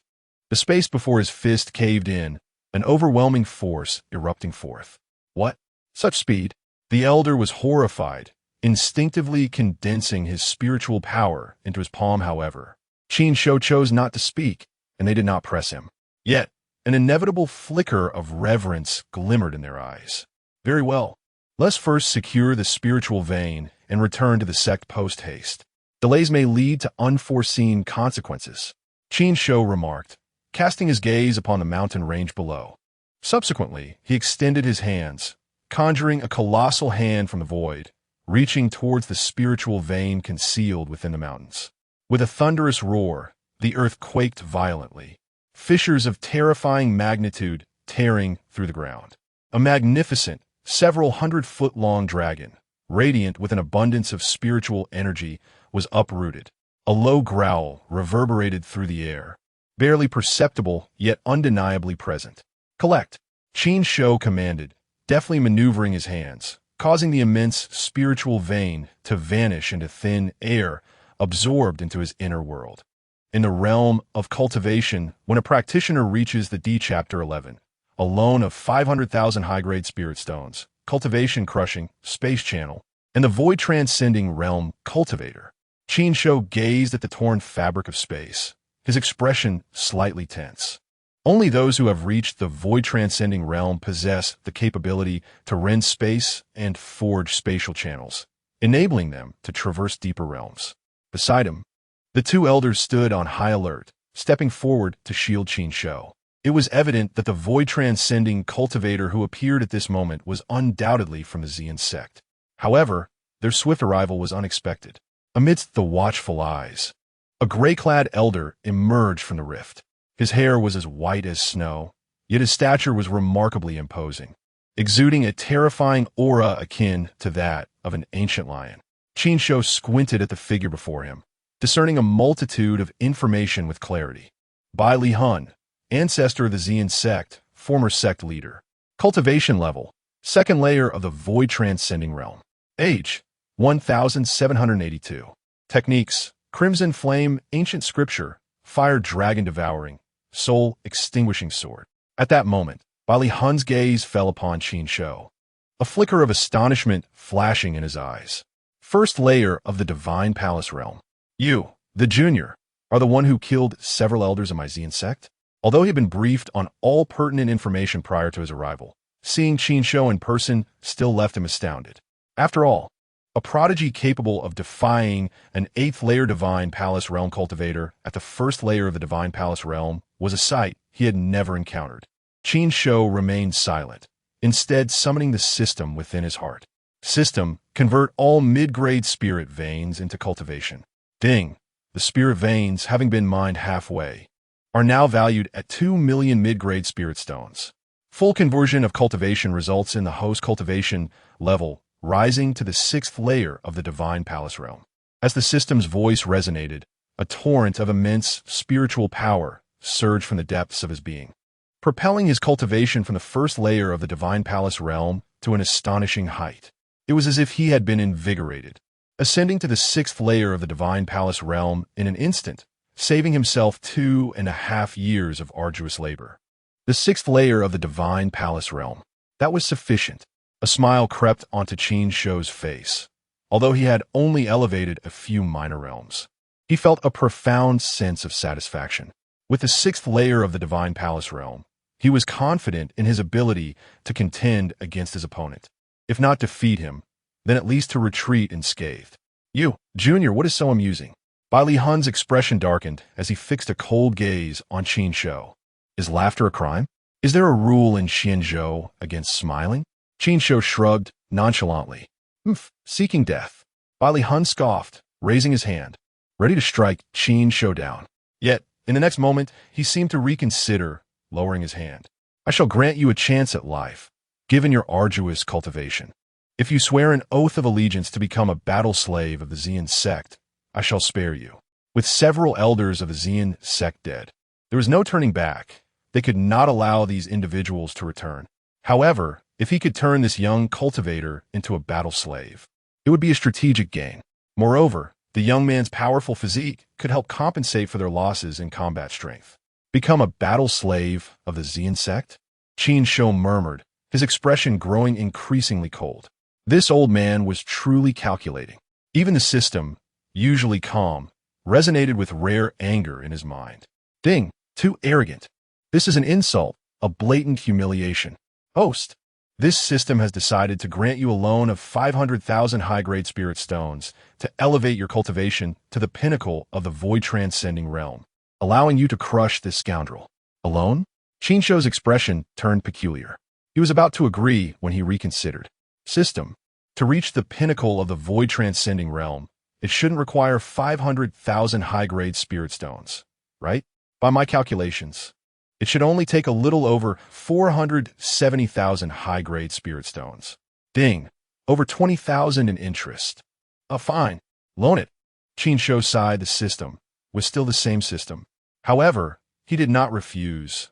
With cultivation, how could he not acquire spirit stones? A mere 20,000 in interest was negligible. Ding! Host is in debt of 500,000 high-grade spirit stones. Cultivation elevated to the pinnacle of the void-transcending realm. Boom! Instantly, a terrifying power surged within him, propelling his cultivation, which had just reached the 6th layer of the Divine Palace Realm, to soar once again. In the blink of an eye, he reached the pinnacle of the void-transcending realm. Feeling the overwhelming spiritual energy within, Qin Shou sensed that he could effortlessly tear through space. A sly smile graced his face as he regarded Bai Li Hun. To make me a battle slave? Let us see if you possess that qualification. Refusing a toast and opting for a penalty drink. Bai Li Hun's expression turned icy, a cold snort escaping his lips. With a wave of his hand, he unleashed a chain of runes that traversed space towards Qin Shou. Once I bring you back to the sect, I shall brand you with the slave mark. Young master, retreat. The Grand Elder shouted furiously, with the second Elder's expression heavy. The two positioned themselves in front of Qin Shou, prepared to intercept the rune chain with their lives. However, in the next moment, a hand brushed them aside. Qin Shou pushed past the two, stepping forward to confront the rune chain, effortlessly crushing it with a single hand. The Grand Elder and the second Elder widened their eyes, blinking in disbelief. The reprimand that had been on the tip of their tongues was abruptly silenced. What has happened? The chain of runes, forged by a void-transcending realm cultivator, was shattered with such ease? Even Bai Li Hun was taken aback. Although he had not used his full strength as a cultivator of the 2nd layer of the void-transcending realm, Even his casual manifestation of power should not be resisted by someone at the first layer of the divine palace realm. What kind of extraordinary physique allows one to transcend a major realm? He cannot believe it. You concealed your cultivation? Bai Li Hun's expression darkened, a glint of murderous intent flashing in his eyes. For reasons unknown, an ominous premonition swelled within him. Why not test it and find out? Qin Shou replied casually, an air of indifference about him. The sensation of being at a higher cultivation level, looking down upon his adversary, was exhilarating. Testing will lead to your demise. Am I to fear Mir Jr.? Bai Lihun sneered, spreading his arms wide as a torrent of terrifying spiritual power erupted from him, conjuring a storm in the void. The sky turned crimson as dense fire clouds gathered above, massive fire dragons roiling within. In the next moment, the fire dragons descended, their overwhelming heat igniting the mountains below, turning ancient trees to ash and melting boulders. Damn it! This is terrifying. We're doomed. The Grand Elder and the Second Elder were horrified. As they gazed at the descending fire dragons, they wished to intervene. But under the oppressive force, their bodies felt as if they were mired in quicksand, each movement an arduous task. All they could do was look to Qin Shou, praying he might withstand this onslaught. Junior, perish! Bai Li Hun's face was filled with malice as he spat the words. At this moment, he no longer desired to take Qin Shou back to the Qingyun Sect as a battle slave. This kind of prodigy, even if branded with the slave mark, would leave him uneasy. The only solution was to eliminate him entirely. You know nothing of power. Qin Shou regarded the ferocious fire dragons descending to incinerate everything, a calm smile gracing his lips. He then raised his hand, slashing through the void. Boom! The terrifying spiritual power cleaved the emptiness in two, creating a pitch-black rift that extended to the horizon. All the fire dragons were instantly torn asunder by this strike. Chapter 12. Slaying the Voidwalker and returning to the sect high above the ground. A terrifying rift split the sky in two. All fire dragons were severed in half, their furious roars transforming back into spiritual energy, dissipating into the cosmos. The once blazing and searing void instantaneously became serene and clear. Aside from the gaping fissure that spanned the heavens, it seemed as though nothing had ever transpired. Had it been shattered? The young master is terrifying. He is simply beyond human comprehension. The expressions of the two elders were remarkable as they gazed at the ominous rift above. It was like witnessing a sow don a fierce visage, and just when they thought they understood Qin Shou's strength, he would astound them anew in the next breath. Meanwhile, Bai Li Hun stood dumbfounded, his eyes wide as saucers, disbelief written all over his face. He looked at Qin Shou and could not restrain himself from shouting, "Impossible! How could you possess such terrifying power?"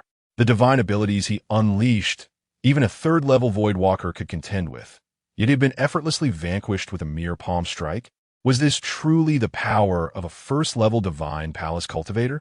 Bai Li Hun's consciousness surged forth, his eyes shining brightly as he attempted to probe into Qin Shou's true cultivation. However, his probing thoughts vanished without a trace, as if swallowed by an unseen abyss before they could even approach Qin Shou. The unexpected turn of events darkened his expression further. Old man, it seems your strength is lacking. If that is the case, let us part ways. Qin Shou spoke indifferently, his face devoid of emotion. After uttering these words, he paid no heed to Bai Li Hun's grim countenance, raised his palm, and beckoned lightly. A low rumble resonated through the void as a formidable force descended from the ether, ensnaring Bai Li Hun along with the surrounding space. In the next moment, the confined area began to shatter, resembling a mirror on the verge of breaking, with terrifying fissures appearing. As the crack spread, Bai Li Hun's body was torn asunder, blood erupting in an instant. Damn it, do you think you can kill me? Break! Bai Li Hun roared, a horrifying aura erupting from his being as he attempted to shatter the constraints of space and escape. Yet, despite unleashing all his power, his body remained firmly immobilized, unable to budge an inch. No, it's impossible. I am a dignified second-level Voidwalker, the having spoken, without a moment's hesitation. He turned and strode out of the Grand Hall with the Second Elder in tow. Chapter 13. entering the sect's treasury. The conspiracy of the Purple Flame sect. As Qin Shou watched the two elders depart, his gaze shifted to Qin Wudi. After a moment of contemplation, he spoke, "Father, I wish to visit the treasury. My recent breakthrough in cultivation requires a substantial amount of spirit stones." Without a moment's hesitation, Qin Wudi waved his hand with grandiosity. "No problem. Take as many as you need. As long as your cultivation can advance, it matters not if the treasury is emptied." Saying this, he produced a cyan golden jade token and tossed it to Qin Shou. Qin Shou, capable of slaying those at the second level of the void treading realm, would be even more formidable should he achieve a breakthrough. Perhaps, after this advancement, the Qingyun Sect could rise to dominate the Xian Prefecture. After all, the Xian Prefecture was barren, with the strongest among the three sects merely at the lower levels of the void treading realm. As Qin Shou caught the jade token, a strange glint flashed in his eyes. Emptying the treasury was unnecessary. He would only take a fraction. Without further ado, he turned and exited the Grand Hall. Soon, following the route etched in his memory, he arrived before a colossal mountain deep within the sect. As he approached, he felt a dozen powerful spiritual presences sweep over him. In the next moment, two elderly figures appeared, blocking his path. "This is a restricted area of the sect. No outsiders may enter." Qin Shou wasted no words and directly tossed the jade token at the two. Although he could force his way in, it was, after all, the family's property, and he did not wish to cause damage. The two figures caught the token and, after a careful examination, turned to inscribe numerous runes upon the mountain. In a burst of light, a towering portal materialized. Qin Shou stepped through without hesitation. Instantly, an overwhelming aura of spirit energy enveloped him. Before his eyes lay an expansive space, where spirit stones formed small mountains. Countless jade vials and boxes cluttered the wooden racks, releasing the enticing fragrance of medicinal pills. Additionally, numerous magical artifacts lay strewn about like refuse in the corners. However, Qin Shou merely cast a cursory glance at the inferior spirit stones and low-tier artifacts. Feeling no inclination towards them, he proceeded directly to the depths of the treasury, where two sizable mounds of spirit stones exuded an even richer spiritual essence. Superior spirit stones. A smile crept across Qin Shou's face as he beheld the two mounds. In the next moment, he waved his hand, and the larger mound of spirit stones vanished. Ding! The host has deposited 1,000,000 superior spirit stones. At this time, 100,000 miles away from Qingyun Sect in the Qian mountain range. Countless F Chapter 14 departure. Xian Sect, the two major sects, summoned their elders and disciples from afar. And this unexpected turn of events quickly stirred up a commotion in Xinzhou. Some well-informed small families and sects, having gleaned the happenings in the Luyan mountain range, also began to recall their disciples, fearing they might be caught in the crossfire. The once relatively tranquil Xinzhou became a place of anxiety, as if a storm were brewing. In a grand city miles away from Qingyun Sect, a thin middle-aged man, visibly excited, whispered with his companion in a tavern, "Hey, you haven't heard? Xinzhou is about to change dramatically. I heard that Qingyun Sect snatched a mid-grade spiritual vein from Xian Sect and killed quite a number of people." At this, the tavern fell silent, the patrons' faces displaying shock. The God Palace realm represents the pinnacle of strength in Xinzhou. To have several perish at once is something even the three major sects cannot endure. No wonder both sects are desperately recalling their disciples. War is imminent. Just as the patrons were engulfed in the shock of this news, a rotund, middle-aged man interjected, "Your information is incomplete. My uncle's second cousin's grandson is a janitor at Qingyun Sect. Just a few days ago, he told me that the young master of Xian Sect, Bailey Yin, lost a spiritual vein to Qingyun Sect. They didn't seize it. They merely reclaimed what was wagered." With his head held high, the plump man exuded an air of someone in the know. Unsurprisingly, his words instantly captivated the attention of the tavern's patrons, who gathered around him. "Brother, elaborate. When did Xian Sect lose their spiritual vein to Qingyun Sect?" Days passed in a tense atmosphere. During this time, the disciples of Qingyun Sect returned from their ventures. In stark contrast to the outside world's apprehension, within Qingyun Sect, Everyone was eagerly preparing, faces alight with anticipation. Just days prior, Bailey Yin had humiliated them at the gates, and now the sect leader intended to lead them against Qingyun Sect. How could they not be excited? Yet, while many disciples prepared for battle, one individual remained remarkably relaxed. On Qingmu Peak, in a quaint courtyard, Qin Shou lounged in a rocking chair, a table beside him laden with various spiritual fruits. 3 female disciples stood nearby, one serving tea, another offering fruit, and the last gently massaging his shoulders. Ah, this is the life of an immortal's second generation. Qin Shou savored a spiritual fruit, a sigh of contentment escaping his lips. At this moment, he exuded none of the aura of a cultivator. He appeared as an ordinary mortal, relishing life's pleasures. Young master, did you truly slay several elders from Qingyun Sect? The disciple, massaging his shoulders, spoke softly, her voice tinged with awe. The other 2 also glanced at Qin Shou, their expressions curious. In recent days, tales of Qin Shou's incredible feat, facing 4 adversaries and dispatching 3 elders from Qingyun Sect, had spread like wildfire within the sect. Yet, how could someone merely 20 years old, even if they had trained since birth, achieve such a remarkable feat? Merely a god palace realm. Is it so hard to believe one could slay a few? Qin Shou casually replied to the curious trio, concluding with an encouraging remark, with diligent practice, you too may reach the god palace realm. At his words, the 3 young women trembled, their faces alight with inexplicable joy. Huh? Qin Shou chuckled softly, choosing not to elaborate further. At that moment, a lithe figure appeared in the distance, striding towards the courtyard. Lu Qingqing? What brings her here?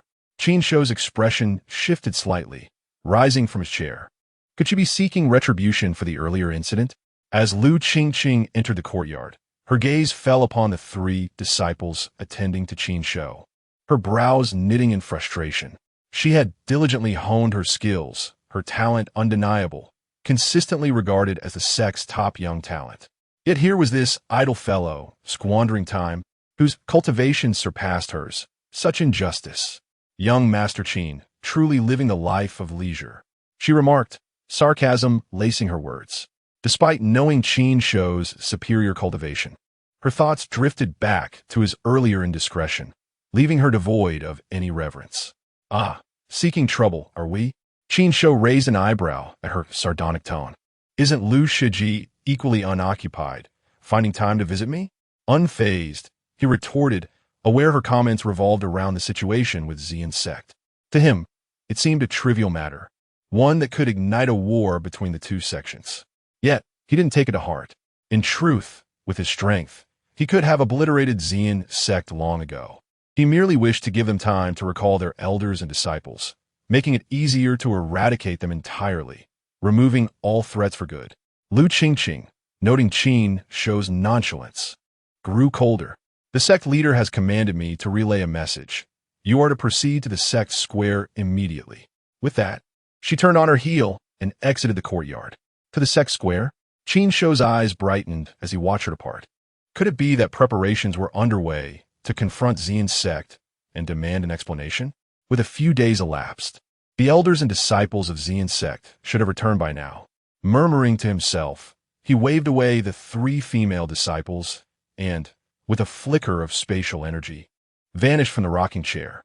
In the blink of an eye, he materialized above the square. The square was packed with people, powerful auras converging and causing the spiritual energy in the air to swirl chaotically.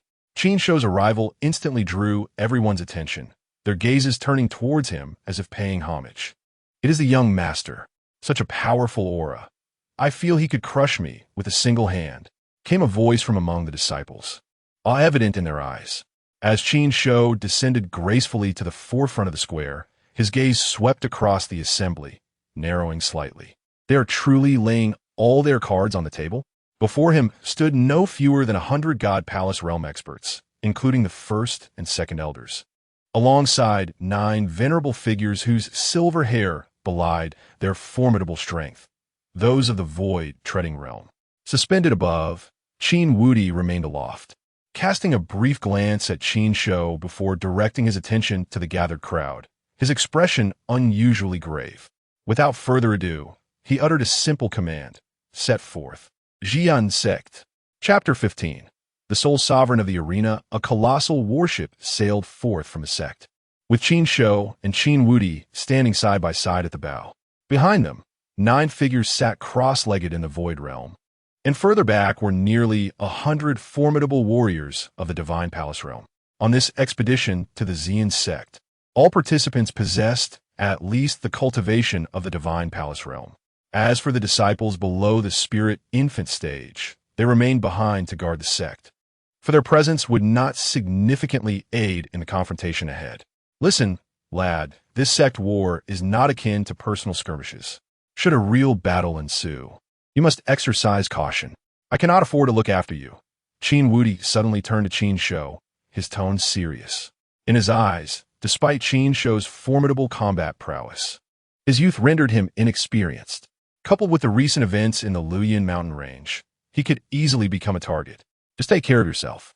In response to his father's concern, a faint smile graced Qin Shou's lips.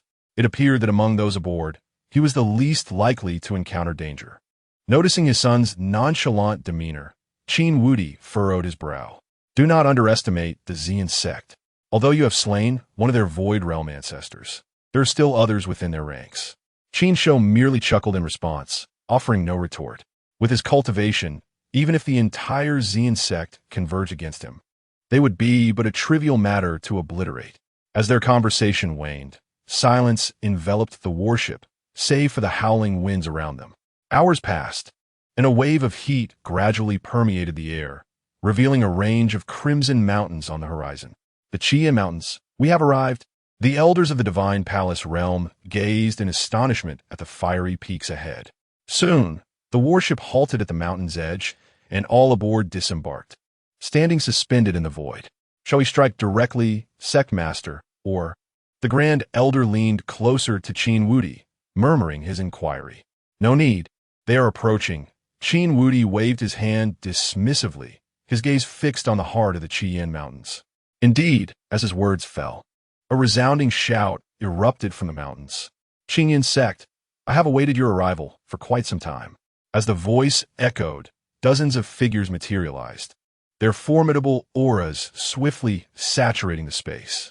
At the forefront stood a middle-aged man clad in red robes, his thick brows and piercing gaze exuding a menacing air. This was none other than the Qingyun Sect's leader, Bailey Chongkong. Qin Wudi, I never imagined you would dare to come to my Qingyun Sect. His chilling gaze swept over the gathered members of the Qingyun Sect, and upon encountering Qin Shou, a glint of murderous intent flickered in his eyes. Why should I not? Your void realm elder brazenly attempted to assassinate my son, and I have come to demand an explanation. Qin Wudi's voice was frigid. The Qingyun Sect had initiated the challenge, and after losing the spirit vein, they resorted to underhanded tactics. Following the retaliatory strike, they even dispatched a void realm elder to eliminate his son. All these transgressions had thoroughly incensed him, and today he resolved to flatten the Qingyun Mountains. Ha ha! A demand for an explanation, is it? But I fear you may lack the strength to enforce it. Bailey Chongkong smirked, a sinister glint in his eyes. Just then, from the depths of the mountains, several powerful auras surged forth. Draped in black, these figures radiated a chilling malevolence, flanking the Qingyun Sect's warriors and encircling the Qingyun Sect in a pincer formation. The Black Sha Valley?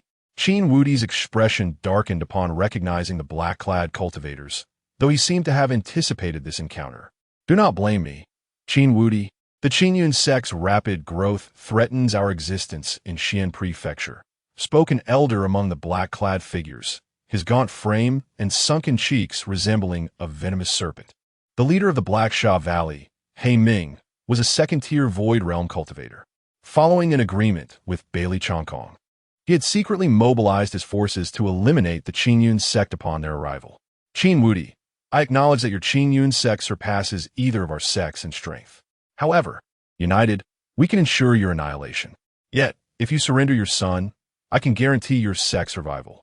Bailey Chongkong stood confidently, his gaze fixed on Qin Shou. The combined might of the Qingyun Sect and the Black Sha Valley amounted to 150 Divine Palace Realm cultivators and 15 Void Realm experts, an overwhelming force capable of decimating the Qingyun Sect, should they choose to pay the price. I'll be damned. Come and die. Qin Wudi bellowed, raising his hand to strike Bailey Chongkong. At that moment, a hand reached out from beside him, halting his movement. Allow me to handle this, Qin Shou interjected calmly. Qin Wudi regarded his son, his brows furrowing slightly. Yet he offered no dissent. Bailey Chongkong, merely a second-tier Void Realm cultivator, was not a formidable opponent. You are the one who killed several of my elders, aren't you? A true prodigy, yet alas, your life shall soon extinguish. Bailey Chongkong sneered as he observed Qin Shou stepping forward, a glimmer of icy malice in his eyes. Have you finished your monologue? In the rear, the members of the Qingyun Sect were momentarily stunned, their minds swirling in confusion, and they remained motionless for a brief interval. It was not until several breaths later, when an unknown individual let out a piercing shout, that everyone regained their senses and surged forth in a frenzy, shouting, "Kill! Annihilate them!" Chapter 16. The Fall of the Purple Flame Sect and the Emergence of the Black Dog in the Void Above. Qin Shou observed the elders rushing towards the opposing side with a sense of incredulity. Had he not known these individuals were elders of his own sect, he might have mistaken them for bandits. The sect battle resembled little more than a brawl among ruffians. Unexpectedly, in addition to the original 9 figures at the Void Treading Realm, 5 more white-haired old men emerged from the space, exuding a similar aura as they charged towards the Purple Flame Sect's Void Treading Realm experts.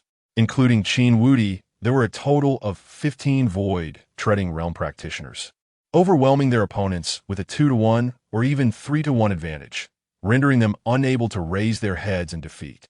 The battlefield of the Divine Palace Realm mirrored this chaos, with some unable to even secure a single opponent, their gazes fixated on the interior of the Purple Flame Sect. It was over.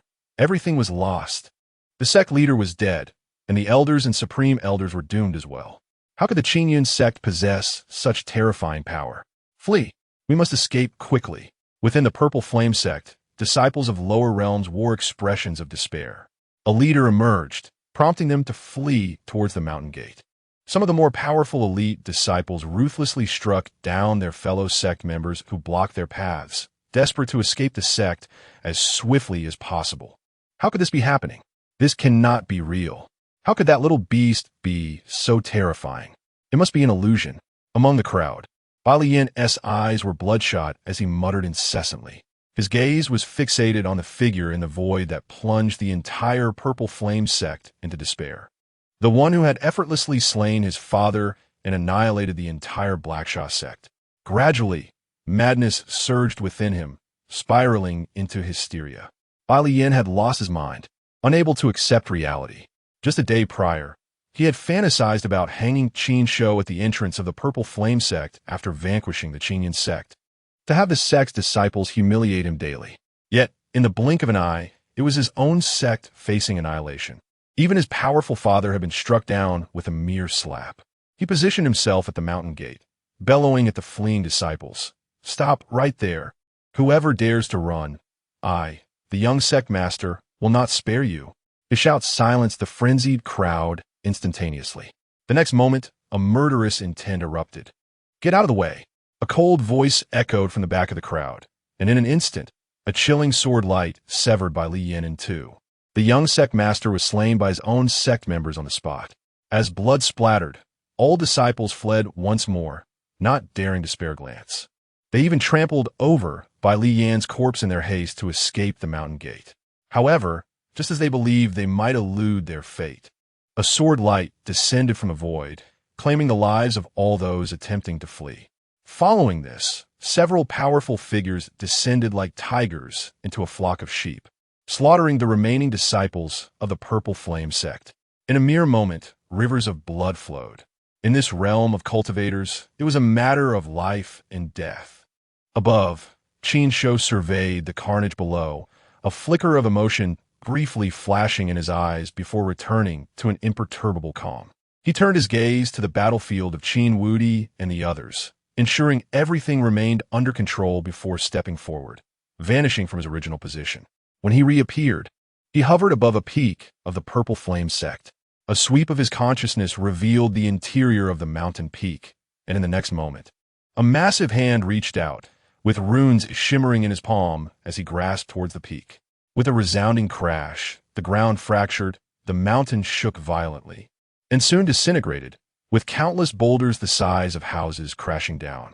A vast space, enveloped by formations and shimmering with rich treasures, emerged, lifted by an overwhelming force.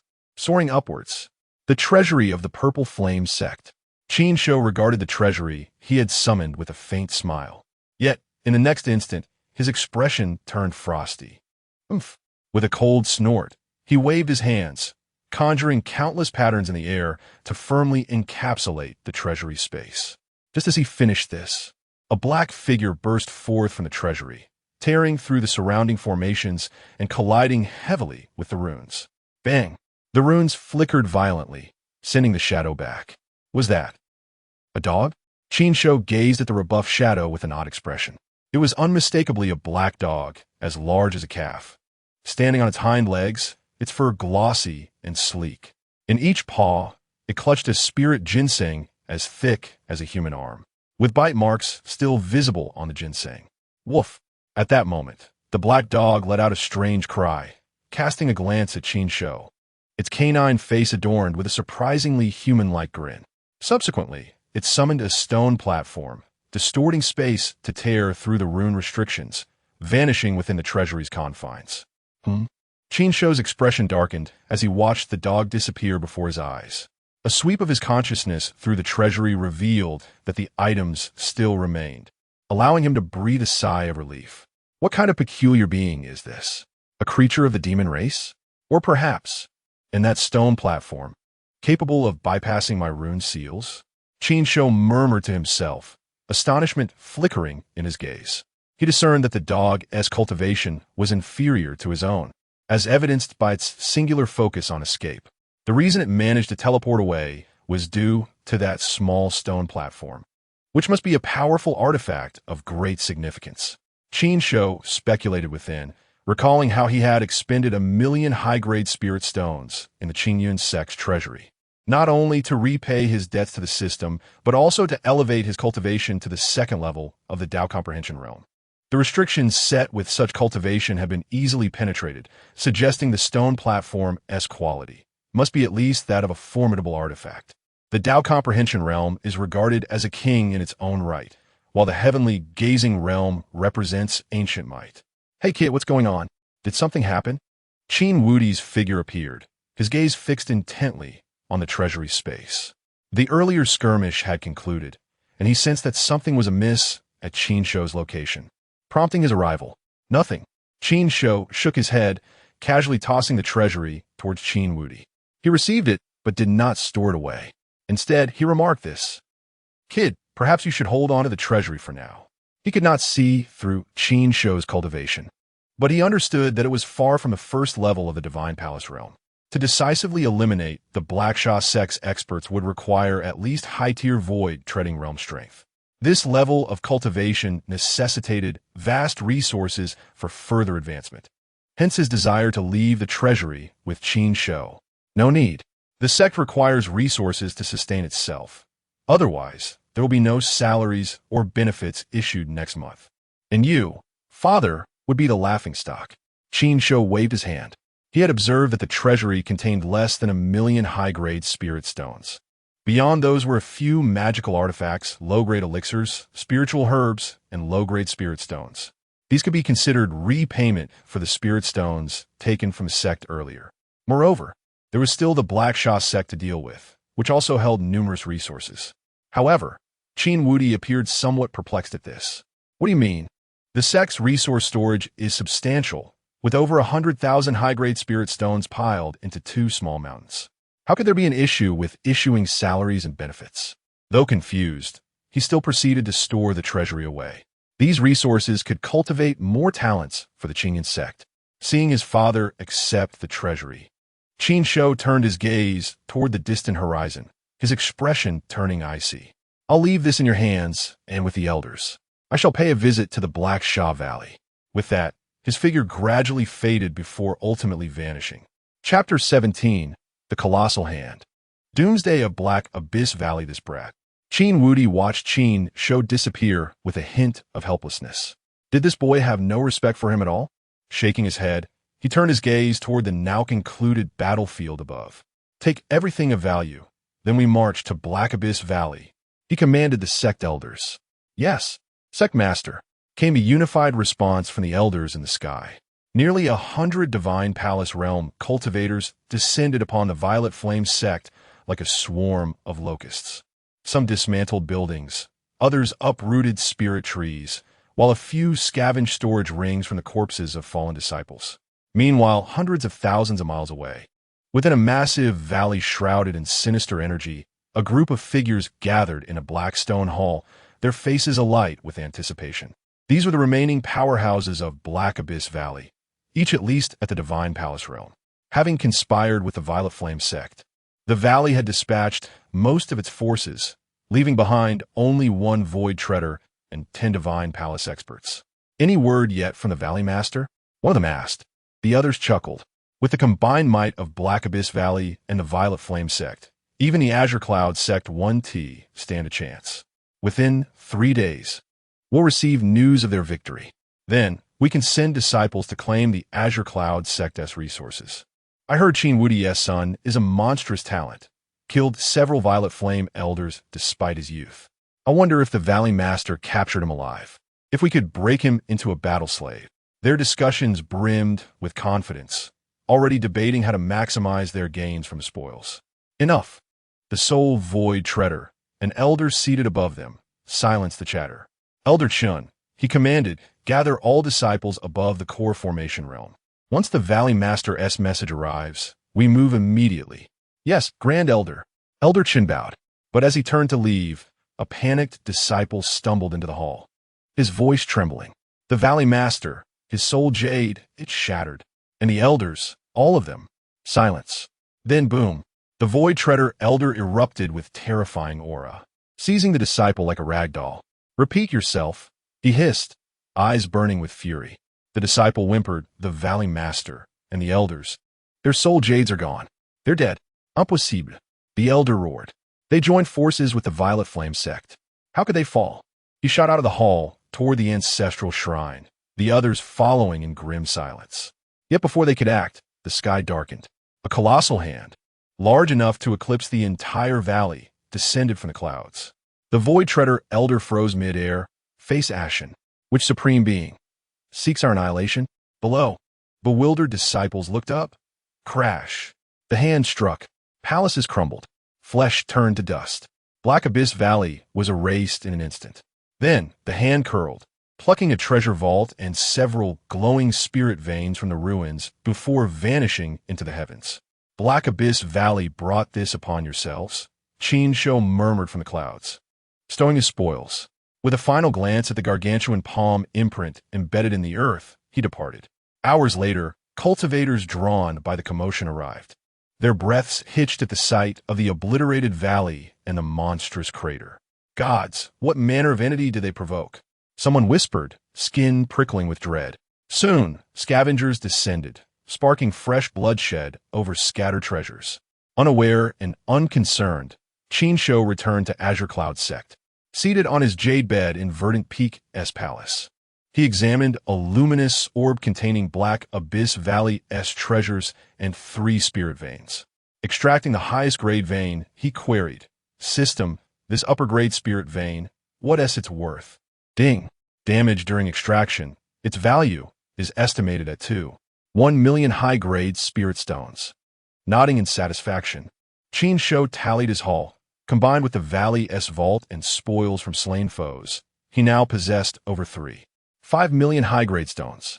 A faint smile touched his lips as he summoned the translucent system interface, scrolling past mundane artifacts to peruse legendary armaments. Stormwind wings. Monarch tier. Boost speed by 150. 300. 000 high-grade stones. Soul's Everblade. Sage artifact consumable.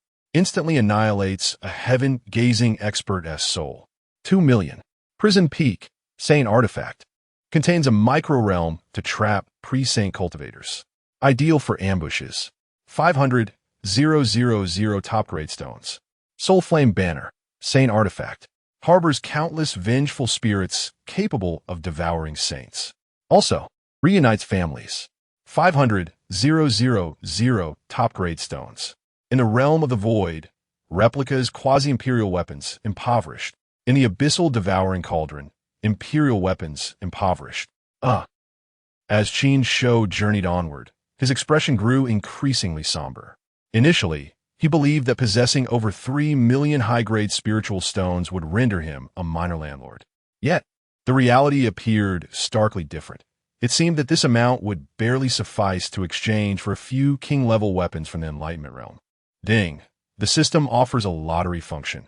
The host may spend 100,000 high-grade spiritual stones to partake in a 10-draw event. Prizes may encompass any item, with a significant probability of obtaining sacred weapons or imperial arms. High risk, high reward. Chapter 18. The Ominous Blade. 1 cut breaks the tetanus.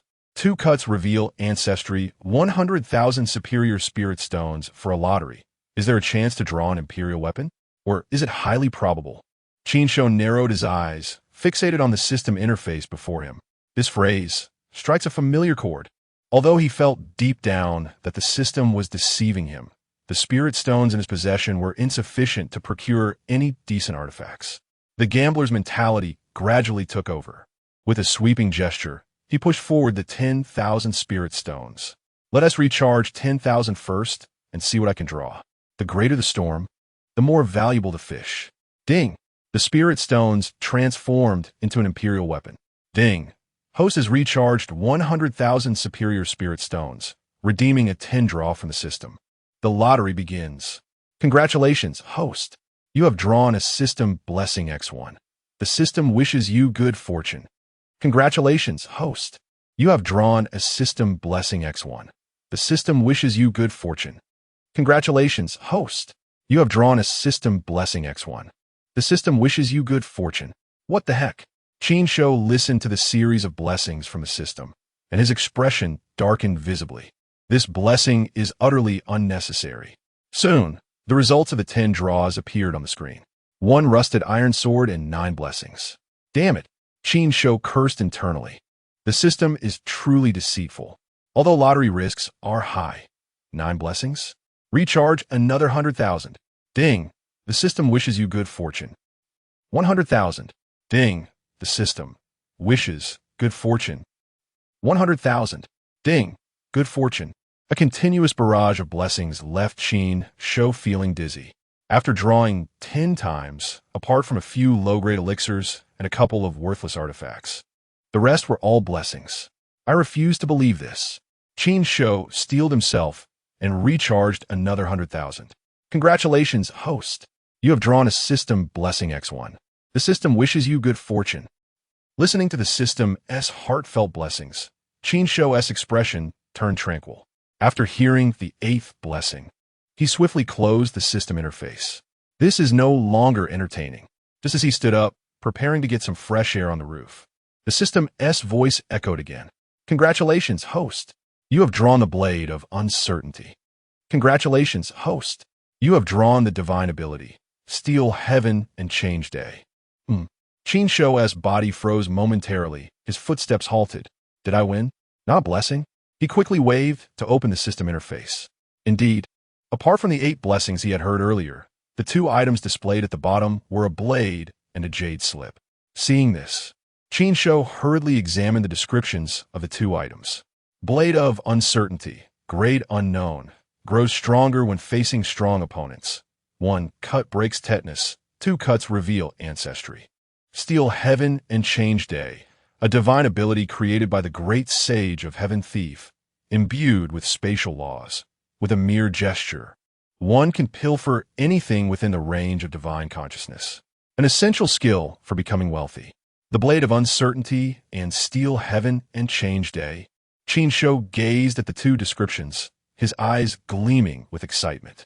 With a thought, a blade materialized in his hand. The blade was 3 feet long, with a cutting edge exceeding 2 feet, reminiscent of the Tang Dao from his previous life. However, The entire blade was covered in rust, with faint cracks visible along the blade. This is it. It grows stronger when facing strong opponents? Qin Shou was somewhat taken aback. Gazing at the unremarkable rusted blade in his hand, he was filled with skepticism, feeling as if he had encountered a con artist. If only there were telephones in this world, he would have reported the system hotline. Ding!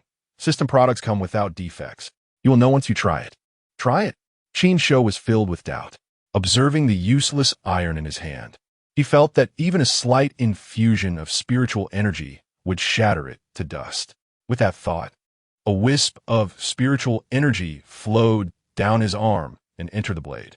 Yet the next moment, clang! The rusted blade quivered, and the surrounding space instantly fractured. The blade erupted with a fierce blood light, and its terrifying edge split the great hall apart. Even the Qingmu peak beneath him was sheared off by a small portion. Qin Shou raised his head, observing the shattered palace with a look of astonishment. From the aura that had just erupted, this blade was at least a kingly divine weapon. Although he was unsure if it would indeed grow stronger when facing formidable foes, it was certainly not a defective product. Stowing away the rusted blade, he opened his palm, revealing an ancient jade slip. This was the other prize, the divine ability. Steal heaven and change day. Without hesitation, he extended a wisp of divine consciousness into the jade slip. Boom! In a thunderous roar, a colossal hand appeared in his consciousness, reaching directly toward him. The next moment, the hand shattered, transforming into countless insights that flooded into his mind. After a while, Qin Shou finally opened his eyes, a glimmer of delight flashing within. He extended his hand and grasped at the air. The space before him rippled like a water surface, and a pale white spiritual fruit materialized in his grasp. Simultaneously, within a certain elder's cave dwelling in the sect. The white-haired elder spat out a mouthful of stone fragments, staring blankly at the stone in his hand. He had clearly eaten a spiritual fruit. How did it turn into stone with a single bite? Is there something dirty? His gaze swept suspiciously around, and his divine consciousness enveloped the entire cave dwelling in an instant. On the other side, within the palace, Qin Shou looked at the spiritual fruit in his hand with great satisfaction. Steal heaven and change day truly lived up to its name. Wherever his divine consciousness extended, he could pilfer at will. Of course, if his target was significantly more powerful than himself, he would be discovered. Nevertheless, spending 110,000 superior spirit stones to obtain these two items was already a considerable profit. Observing the remaining 240,000 spirit stones, he pondered briefly before spending 50,000 to purchase some healing elixirs suitable for himself. After completing these transactions, he was left with over 190,000. System. Convert all remaining spirit stones into cultivation. Ding. Host has recharged 193,000 superior spirit stones. Spent 180,000. Cultivation level increased to the 6th stage of enlightenment. The 6th stage of enlightenment. Feeling the surge in his cultivation, Qin Shou extended his palm and gently clenched it. Boom! The space before him collapsed instantly, unleashing a ferocious storm. Yet, before it could wreak havoc, it was swiftly suppressed by a mere flick of his hand. Nodding in satisfaction, Qin Shou gazed through the great hall towards the sect's exterior. Considering the time, his father and the others should be returning soon. His figure vanished from the palace, appearing at the mountain gate. Indeed, only moments had passed when numerous powerful auras materialized on the horizon, and figures soared through the air. Qin Wudi led the way, each step covering vast distances. Behind him, many elders carried enormous palaces, some held treasure vaults, while others grasped spiritual veins. In stark contrast to their earlier low profile, they had deliberately passed through several large cities on their return, drawing attention to themselves. They had inadvertently spread the news of the annihilation of the Qingyun Sect. Before long, all landed before the mountain gate, and the palace's spiritual veins and other treasures they had carried were promptly stored into their inner worlds. Father, Qin Shou stepped forward. Ha, good lad. We struck it rich. Qin Wudi clapped Qin Shou on the shoulder, laughing heartily. Behind him, numerous elders and the Supreme Elder wore expressions of exhilaration. Yet, The glances directed at Qin Shou were filled with astonishment. After plundering the Qingyun Sect, they had also ventured to the Haisha Valley. Reflecting on the immense handprint they had witnessed, they couldn't help but shudder. However, despite their shock, they had still managed to scour the area, even going so far as to strip away 3 layers of earth. The harvest has been quite satisfactory. Qin Shou chuckled at the sight of the elders supporting the palace's spiritual veins just moments ago. He then retrieved the treasures from the Haisha Valley, which included 2 medium-grade spiritual veins, and handed them over to Qin Wudi. These items, even if exchanged for high-grade spiritual veins, would not hold much value, so it was best to leave them for the sect. The little rascal was just in time to accompany me to the treasury, where we would deposit these resources. Qin Wudi accepted without hesitation and strode confidently towards the sect, heading in the direction of the treasury. To the treasury? A peculiar expression crossed Qin Shou's face. I wonder if they would suspect a theft upon discovering the absence of so many high-grade spiritual stones within the treasury. Chapter 19. The Sacred Land of the Azure Sky. St. Lin Zhengtian days have elapsed. Following the ostentatious display by Qin Wudi and his companions, news of the annihilation of the Qingyun Sect and the Haisha Valley swiftly spread. The various factions across Xianzhou were left in utter shock. In the Grand City, a considerable distance from Qingyun Sect, disbelief reigned. It was inconceivable that Qingyun Sect had eradicated Qingyun Sect in a mere day's time. A group of cultivators sat together, their eyes wide with astonishment. I had just taken the teleportation array to the Qingyun mountain range the day before yesterday. What a tragedy. It was utterly devastating. The entire sect, even the egg yolks, were shaken apart. They even scorched the ant hills with spiritual flames, remarked a tall, lanky companion. The terrifying scenes witnessed in the Qingyun mountain range still sent shivers down their spines. As one of the 3 major sects, the disparity in strength was unfathomable. Had it not been real, he would never have dared to believe it. As for Haisha Valley, it was rumored that it was obliterated by a colossal hand. Who could possess such formidable abilities? Discussions of this nature echoed through the grand cities of Xianzhou. Some speculated that the fall of Haisha Valley was somehow tied to Qingyun Sect, given that both events transpired on the same day. And Qingyun Sect's experts had subsequently appeared in Haisha Valley. Regardless, it seemed that Xianzhou now belonged to Qingyun Sect. Those with wisdom had already prepared gifts and were hastening their way to Qingyun Sect. In a private room of the tavern, 2 figures sat across from one another. Listening to the external discourse, one blue-robed elder displayed a look of disdain. "Ha! Qingyun Sect. Finally, it didn't disgrace the sacred land," said the elder, glancing at his companion, a young man in moon-white robes, whose presence emanated an ethereal grace.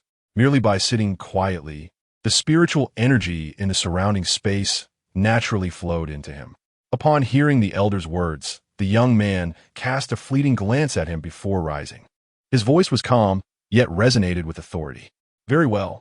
This saint wishes to see if there are any worthy talents in this barren land." His tone carried an air of superiority, seemingly indifferent to Xianzhou. At that moment, they vanished from the private room. Simultaneously, at Qingyun Sect, atop Qingmu Peak, Qin Shou opened his eyes, gazing towards the grand city with a glint of insight. A comprehension realm cultivator? Just now, he distinctly sensed a powerful aura tearing through space, heading toward the sect. Sure enough, in the next moment, 2 silhouettes traversed the protective formation and descended directly within the sect. Their formidable presence enveloped the entire domain. "Oomph!" Qin Shou snorted coldly, stepping forward to confront them. He dispersed their oppressive aura with a wave of his hand, his gaze sharp and penetrating. Lin Zhengtian, Saint of the Azure Sky, cultivation level, 3rd stage of comprehension realm, techniques and abilities. Azure Sky Emperor Scripture, sky-slashing secret art, soul-destroying sword chi. Within reach of heaven. Lin Ao, Elder the Azure Sky, cultivation level, pinnacle of the void realm, techniques and abilities. Ancient Vajra Scripture, sky-covering great seal. Blood refinement secret art. The Azure Sky. Qin Shou furrowed his brow as he perused the information provided by the system. The Eastern Wilderness, where Xianzhou is located, harbors 2 colossal entities, the Azure Sky and the Taichu Sacred Lands. Both have birthed legendary emperors in the past, ruling over the Tian Continent. Even though the emperors have long since passed, these powers remain titanic, with quasi-emperors reigning over the nine heavens. Why have you intruded upon my Qingyun Sect? Qin Shou inquired sternly. I am Lin Ao, elder of the azure sky, here to conduct an inspection alongside the saint, replied Lin Ao, regarding Qin Shou with a flicker of surprise. As a pinnacle void realm expert, he was taken aback that his aura could be so easily dispelled by the young man before him. An inspection? Qin Shou's brows knitted together. Although the azure sky was a dominant force in the eastern wilderness, they did not share a subordinate relationship with Qingyun Sect, making such an inspection dubious. At that moment, several powerful auras surged from within the sect. Qin Wudi, the Grand Elder, the Second Elder, and several pinnacle void realm elders arrived simultaneously, their expressions grave. I am Qin Wudi, the leader of Qingyun Sect. Are you gentlemen from the azure sky? He queried. Gentlemen? Lin Ao echoed, his expression laced with disdain. Just as he was about to retort, Lin Jingtian raised a hand to stop him. Lin Jingtian merely cast a glance at Qin Wudi before shifting his focus to Qin Shou. The former leader of Qingyun Sect was merely at the second stage of the Void Realm and hardly warranted his attention. Instead, it was Qin Shou whose strength eluded him. That piqued his interest. I am Lin Jingtian. During my travels through Xianzhou, I heard that Qingyun Sect has ascended to dominance. I have come to pay my respects, Lin Jingtian said with a smile, though his tone conveyed an unmistakable air of superiority. Despite being unable to discern Qin Shou's cultivation level, he was confident it could not surpass his own. After all, he was the saint of the azure sky, enjoying boundless resources from the sacred land, far surpassing a barren Xianzhou. Qin Shou scrutinized Lin Jingtian, inwardly scoffing. So Lin Jingtian is it? Your actions do not resemble those of a visitor. You barged in without so much as a greeting. It would be a stretch to consider you a foe. Lin Jingtian frowned, displeasure flitting across his countenance. How bold! To address the saint by name, Lin Ao admonished, unleashing his aura like a tidal wave towards Qin Shou. This is bad.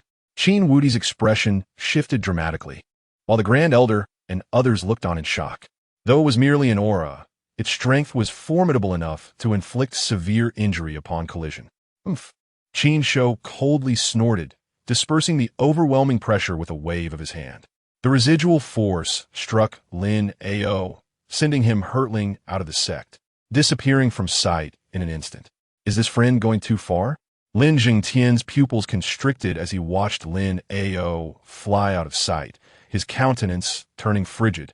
A chilling aura radiating towards Qin Shou.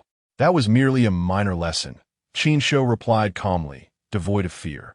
He had measured his strength, merely sending the man flying without inflicting fatal harm. He would only suffer minor injuries. Indeed, within mere moments, a surge of powerful spiritual energy erupted from the horizon, accompanied by Lin Ao's furious bellow. Damn it! How dare you injure me? Chapter 20. The Ancestor. The holy son of the azure heaven's sacred land 3,000 years ago amidst a furious roar, Lin Ao descended from the heavens, reappearing before the group. His face was pale, his aura unsteady, a far cry from his earlier composure. You dare strike me? Lin Ao's expression darkened. As a revered elder of the sacred land, to be flung nearly 10,000 miles by a mere junior in this remote Xian province was an unbearable humiliation. Yet, having witnessed Qin Shou's terrifying power, he could only vent his anger with words, not deeds. Beside him, Lin Jingtian's gaze settled calmly on Qin Shou. This time, Elder Lin was at fault. As the holy son, I shall let it pass, he said coolly. But should you raise your hand again, consider the consequences for your sect. To the sacred land, a place like Xian province is but an insignificant speck. Qin Shou chuckled softly. Were it not for the sacred land status, that old fool would have already been sent to the cycle of reincarnation. Seizing the moment, Qin Wudi stepped forward, his voice firm. Esteemed guests, our Qingyun Sect is but a humble school in this remote land, unworthy of the sacred land's attention. If there is nothing further, we shall not detain you. Lin Jingtian's lips curled into a faint smile as he regarded Qin Wudi. Sect Master Qin. It seems Qingyun Sect has finally produced a talent worth mentioning. His gaze shifted back to Qin Shou. I look forward to the day you set foot in the sacred land. With that, he took a single step, his form dissolving into the air. Lin Ao, with a final glare, followed suit. Qin Shou frowned, perplexed. Why would he ever need to visit the Azure Heaven sacred land? The elders, too, exchanged bewildered glances. Qin Wu Di sighed heavily. Come with me. Without another word, he led them deep into the sect, past layers of mist, until they arrived at a forbidden area, the ancestral tomb. Ancestral tomb? Murmured a void-treading elder, his confusion deepening. Qin Wu Di halted before an enormous artificial mountain, his expression reverent. Ancestor, Qin Wu Di seeks an audience. The space before the mountain twisted, revealing a towering portal. Stepping through, they entered a secluded realm, lush with ancient spirit trees exuding dense spiritual energy. At its heart, atop a small mound, sat an elderly man clad in black, his presence unassuming, like a mortal on the brink of death. Qin Wu Di pays respects to the ancestor. The elders followed suit, bowing deeply. Qin Shou, however, narrowed his eyes. This man was no living being, but a soul-bound entity. The elders' eyes opened, a divine light flickering within them.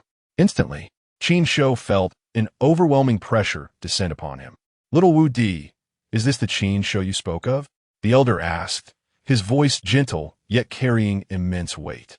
Your insight is flawless, ancestor. The elder studied Qin Shou approvingly. You are exceptional, child. Qin Shou inclined his head modestly. Silence lingered until Qin Wu Di spoke again. Ancestor, the Azure Heaven sacred land has come. I know. The elder's gaze turned distant. You must wonder how Qingyun Sect is connected to them. Qin Shou nodded, as did the elders behind him. The elder exhaled slowly, lost in memory. 3,000 years ago, I was the holy son of the Azure Heaven sacred land. In that era, 2 holy sons emerged. I lost the battle for the position of sacred lord, and my foundation was damaged, forever barring me from sainthood. His voice remained steady, though a flicker of emotion passed through his eyes.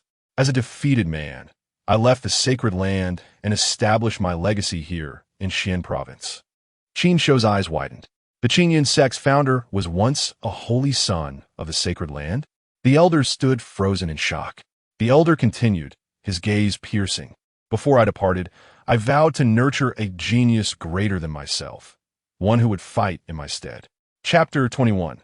The Grand Sage's Temple, the Black Dog, and the Taoist nurturing talents, seeking glory in the celestial sacred land once more, competing for the Holy Sun, or the Holy Master.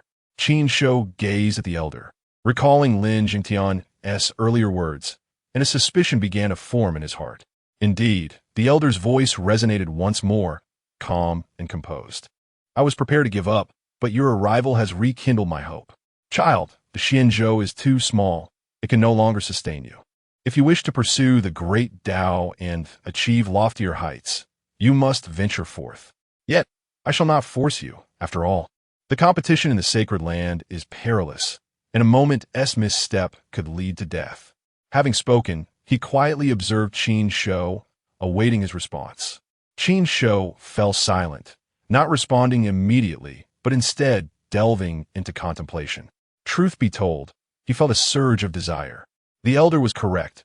Xianzhou was indeed diminutive. Its resources scarce, and it could no longer nurture him. The celestial sacred land, as a behemoth of the eastern wilderness, boasted terrifying resources. Should he succeed in becoming the Holy Sun, he would have access to vast treasures, enabling him to effortlessly attain the status of a sage, or even ascend to the realm of the emperor.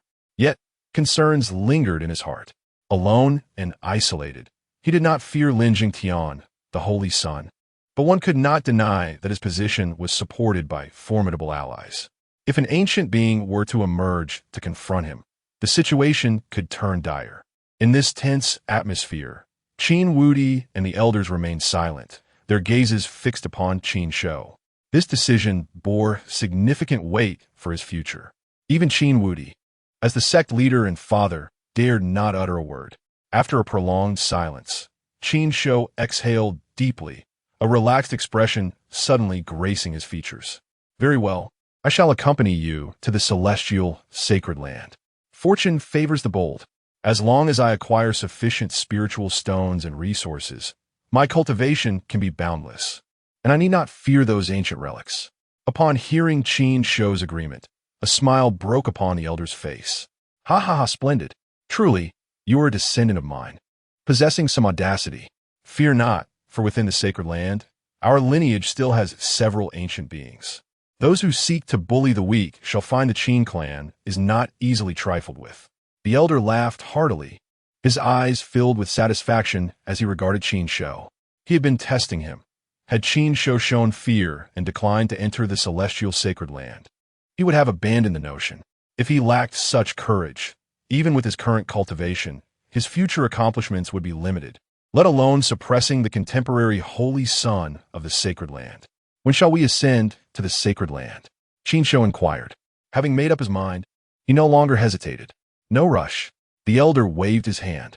There is a grand opportunity yet to be revealed in Qingyun within this month.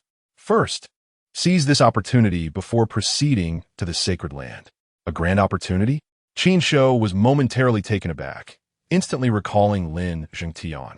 Indeed, Qingyun conceals a great sage's temple, and by my calculations, it is set to open this month. The elder spoke with a hint of longing in his gaze. A great sage, an existence that many cultivators dare not even dream of. It was also because of this temple that he chose to remain in Qingyun, establishing a sect to leave a legacy. The great sage's temple? Qin Shou trembled with excitement, delight illuminating his eyes. Simultaneously, Qin Wudi and the others gasped, their eyes widening, filled with a greenish glow. Qingyun harbored such a monumental opportunity. As a major power in Qingyun, they had guarded this treasure for thousands of years without knowledge of its existence. However, the elder glanced at them, his expression shifting. The great sage's temple is not easily breached. Those below the enlightenment realm entering it are likely to perish. A Qin Wudi and the others froze, a sheepish look crossing their faces. Is he referring to us? Yet the next moment, they seemed to have realized something, their gazes darting towards Qin Shou. The ancestor mentioned that those below the enlightenment realm would face death if they entered, yet he urged Qin Shou to seize the opportunity. Did that imply Qin Shou's cultivation was above the enlightenment realm? Oh my! They swallowed hard, particularly Qin Wudi, whose eyes were filled with astonishment. He had only just stepped into the second level of the void realm, while his son had already ascended to the king realm. The elder disregarded their thoughts, turning his gaze back to Qin Shou. The contemporary holy son of the celestial sacred land is likely drawn to Qingyun, primarily for the temple.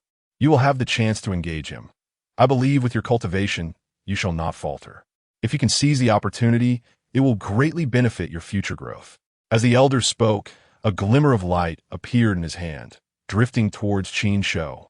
Qin Shou reached out to grasp it, and the next moment, his expression shifted in surprise. The light dissipated, revealing a three-dimensional map in his mind. The map was incomplete, showing only half, but it vaguely depicted a massive underground palace. This is Qin Shou looked up at the elder. This is the map of the temple, albeit only the front half. Use it wisely. Now go. The elder waved his hand, and the space trembled, instantly transporting Qin Shou and the others out of the confined area. Outside, at the edge of the sect's forbidden area, Qin Shou glanced back at the mist-enshrouded space, his expression somewhat inscrutable. He then turned to Qin Wudi beside him. Father, if what the ancestor said holds true, and the great sage's temple emerges within a month, it will surely create a significant stir. Strong cultivators from nearby states may flock here, and if our sect wishes to remain uninvolved, it would be wise to seal the mountain. Seal the mountain? Qin Wudi frowned. The elder and several supreme elders appeared hesitant, caught in a dilemma. After all, the Qingyun Sect had only just become the dominant force in Qingyun. If they were to seal the mountain for this matter, it would surely become a laughingstock for the other major states. Furthermore, although the ancestor warned of the dangers of the great sage's temple, they still harbored some aspirations. Even if they could not enter, merely observing from the outside would suffice. Noticing the expressions of the group, Qin Shou raised an eyebrow. Father and esteemed elders, You need only stay within the sect. As for the great sage S temple, I can handle it alone. He did not wish to dampen their spirits. The temple had yet to emerge, yet it had already drawn the attention of Lin Zhengtian, the Holy Sun, and there might even be powerful beings lurking in the shadows. Perhaps even sages could descend. Such a scenario would be far beyond what mere Void Realm cultivators could contend with. They would be nothing more than cannon fodder, easily extinguished upon showing themselves. Qin Wudi's expression shifted, ultimately letting out a resigned sigh. Alas, our cultivation is indeed too low. Speaking, he turned to the Grand Elder and several Supreme Elders. As per Shou's suggestion, the sect shall seal the mountain from this day forth. The Grand Elder did not hesitate upon the claws never ceased their motion, weaving countless intricate Tao patterns that gradually coalesced into the outline of an enormous formation diagram. Chapter 22. The Primordial Saintess and the Crimson Bodice above the flowing Cloud Mountain Range. In an instant, the tranquil space became distorted before being torn asunder, revealing a figure stepping forth from the rift. It was here.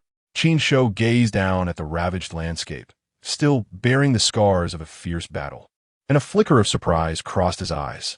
According to the map information he had obtained, the great sage's Taoist temple lay within this very mountain range. He recalled not long ago when he extracted a medium-grade spiritual vein from the Qingyun Sect, completely unaware of any anomalies at that time. Of course, it could have been due to his insufficient cultivation level back then. As he pondered, his consciousness surged forth from his soul's sea, enveloping the mountains below. Moments later, Qin Shou's brow furrowed, and his expression turned serious. Deep beneath the surface, an invisible barrier obstructed his probing consciousness. This barrier was shrouded in terrifying power, capable of annihilating any intruding thoughts in an instant. Indeed, the great sage's Taoist temple lay hidden here. Qin Shou murmured to himself, his gaze toward the ground tinged with anticipation. Although his consciousness had been extinguished, the brief contact had provided him with some information. The power of the barrier was waning, and it would diminish to the level of the Enlightenment realm within half a month. He needed only to wait patiently during this time. Suddenly, Qin Shou turned sharply to his left. In the next moment, the space before him split open, and 3 figures emerged. Leading them was a woman clad in a flowing purple gown. Her figure was graceful, and her feet appeared as if sculpted from white jade, standing barefoot in the void. Though her face was concealed by a light veil, her eyes radiated an extraordinary beauty. Behind her stood 2 maidens in green attire, respectfully holding delicate umbrellas. The purple-clad woman cast a fleeting glance at Qin Shou before averting her gaze, gracefully walking toward a nearby mountaintop. One of her maidens swiftly retrieved a small palace from the void and set it upon the summit. The trio entered the palace with an elegant poise. The primordial sacred land has arrived. Qin Shou observed the palace atop the mountain, a flicker of intrigue crossing his features. With the assistance of the system, he could discern all pertinent information at a glance.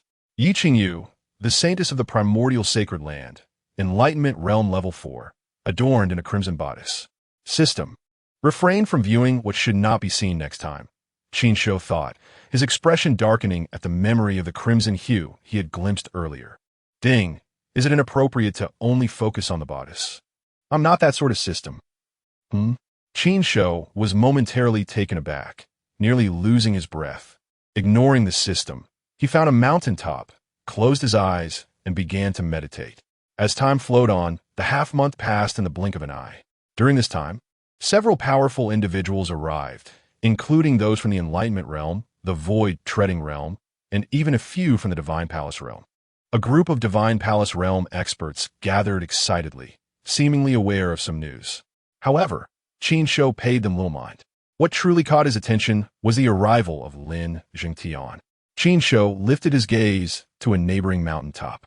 There, Lin Zhengtian stood with his hands clasped behind him atop a large stone. At that moment, it seemed he sensed Qin Shou's scrutiny and turned to look in his direction. Their eyes met, a moment of silent acknowledgement passing between them. A mysterious smile crept onto Lin Zhengtian's face as he turned to speak to Lin Ao, who stood behind him. Lin Ao nodded slightly before stepping forward, traversing the space toward Qin Shou. This action instantly drew the attention of all the powerful beings present.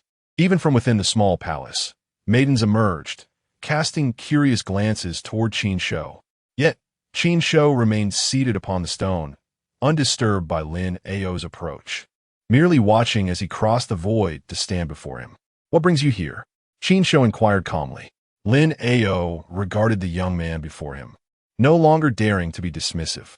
With a respectful gesture, he spoke, "My Lord Saint Sun has sent me to convey a message. Though the opportunity is excellent, it is fraught with peril.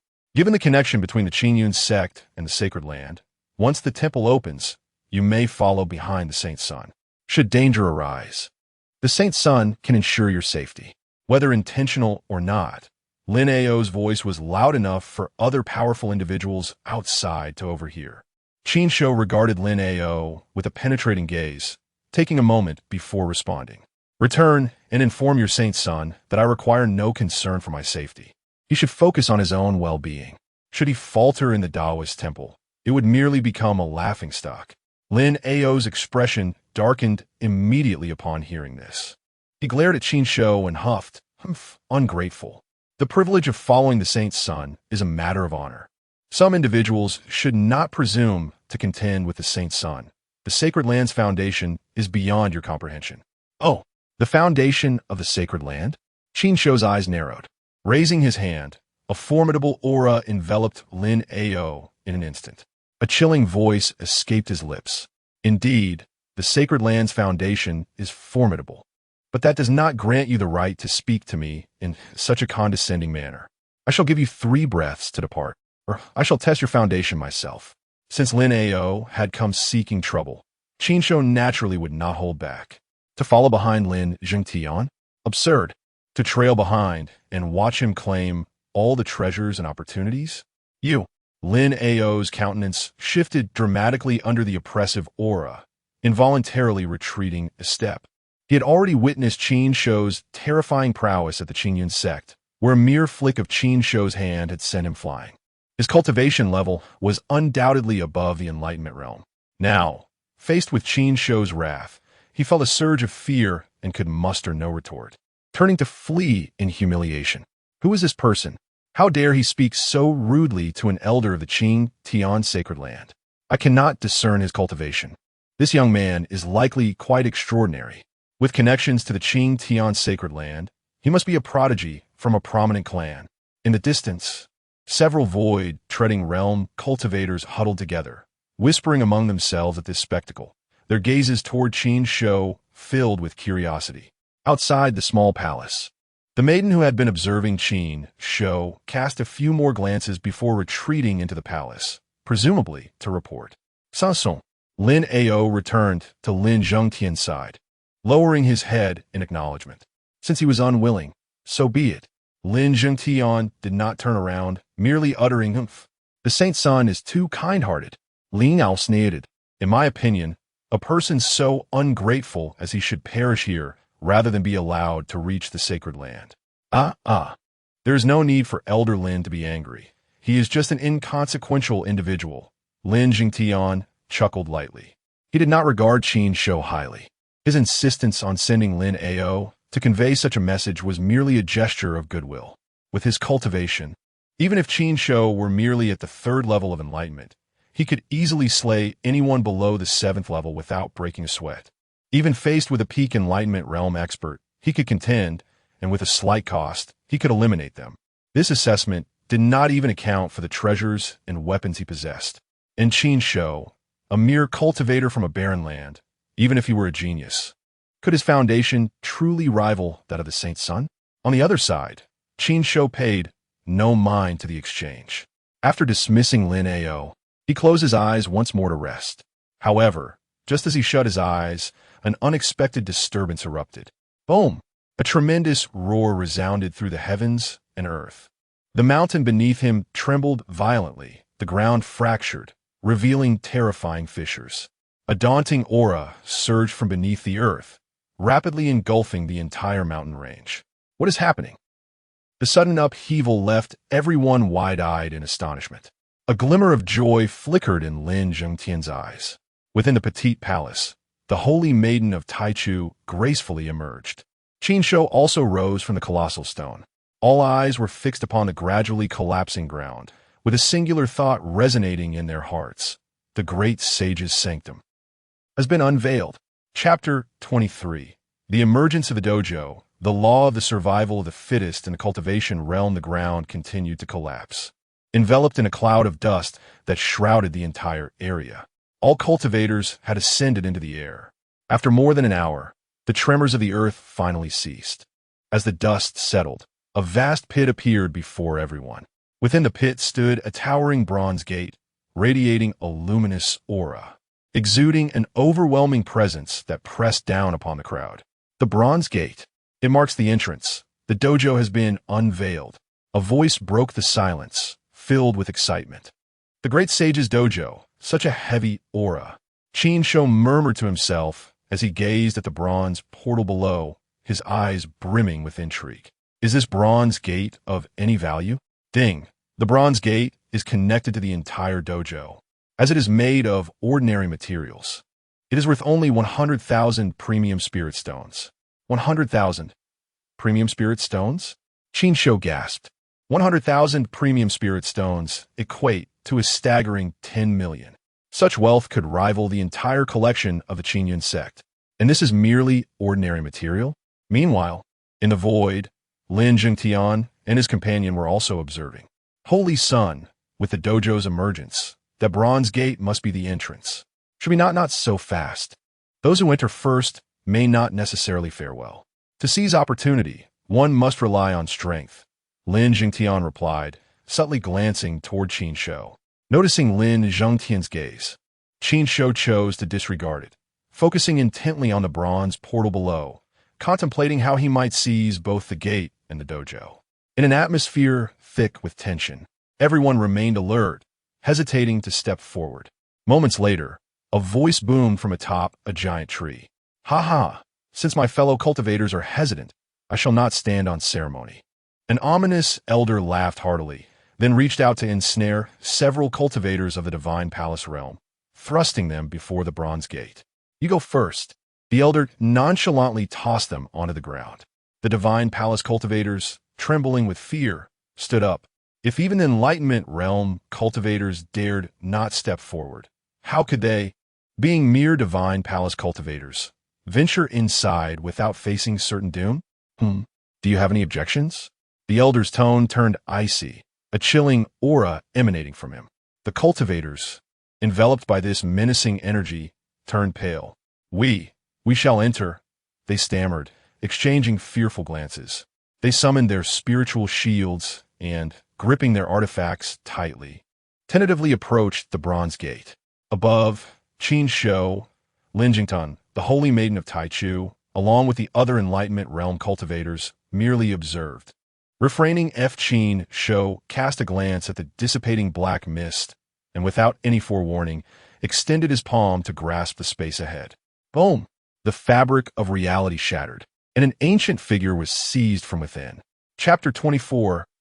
A deceptive exchange, alas. It's the elder Lin. Is he hiding and waiting for me? Qin Shou gazed at the figure he had revealed, a sly smile playing on his lips.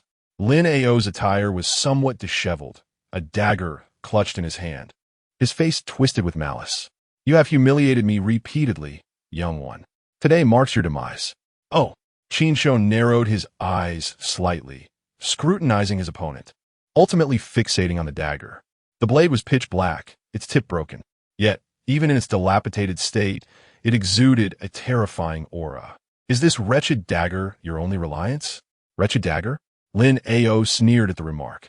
Indeed, Xian Prefecture is a remote locale. I doubt you have ever laid eyes on a sacred weapon in your life. To perish beneath one would be a privilege for you.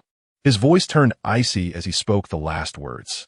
A horrifying murderous intent surged forth, his spirit energy at the void-treading pinnacle infused into the sacred weapon, unleashing a torrent of black light as it sliced through the air towards Qin Shou. Merely a flawed sacred weapon. Qin Shou scoffed, extending his palm, enveloped in resplendent golden light, reaching directly for the thrusting dagger. To seize a blade with bare hands. You're courting death. Lin Ao chuckled coldly, his sacred weapon slashing downward. aiming to sever Qin Shou's arm entirely. Clang! The sacred weapon collided with his palm, producing a resounding clash of metal. The air quaked violently, dark fissures radiating from the point of impact, illuminating the walls with intricate patterns that countered the destructive energy unleashed. Qin Shou's fingers pinched the sacred weapon, as waves of destructive energy raged around him, yet they were repelled, unable to inflict any harm. This is impossible. How could you grasp a sacred weapon with your bare hands? Lin Ao's eyes widened in disbelief, staring at the dagger ensnared between Qin Shou's fingers. Even as an elder of the sacred land, he had never witnessed anyone at the Enlightenment realm daring to catch a sacred weapon unarmed. He unleashed even more formidable spirit energy, striving to wrench the dagger free, intent on severing Qin Shou's fingers. Yet, no matter how he struggled, the dagger remained immovable, as if welded in place. Do you truly believe a mere flawed, sacred weapon can slay me? Qin Shou's expression remained impassive as he shook his hand, effortlessly wrenching the dagger from Lin Ao's grasp. If it had been a complete, sacred weapon, it might have required some effort, but a flawed one was child's play for him. As the sacred weapon changed hands, Lin Ao was filled with terror. He opened his mouth, unleashing a beam of light aimed straight at Qin Shou's face. Without waiting to see the outcome, he immediately retreated towards the far end of the passage. Damn it! Had the sun not forbidden me from refining it and leaving my mark, I would have been able to unleash the full might of the sacred weapon, avoiding this predicament. Attempting to flee, Qin Shou slightly tilted his head, evading the assault. He then raised his palm, gripping downward towards the retreating Lin Ao. Buzz! The space warped, numerous chains of order emerging from the void, instantly binding Lin Ao in place. No, I am an elder of the sacred land. You cannot kill me. Let me go, and I assure you the sacred land will not hold you accountable. Lin Ao's terror-stricken voice echoed, straining against the binding, his powerful spirit energy surging within the space. Huh! Qin Shou chuckled coldly, his palm tightening suddenly. Boom! Blood mist erupted in the air, the overwhelming pressure instantly crushing Lin Ao.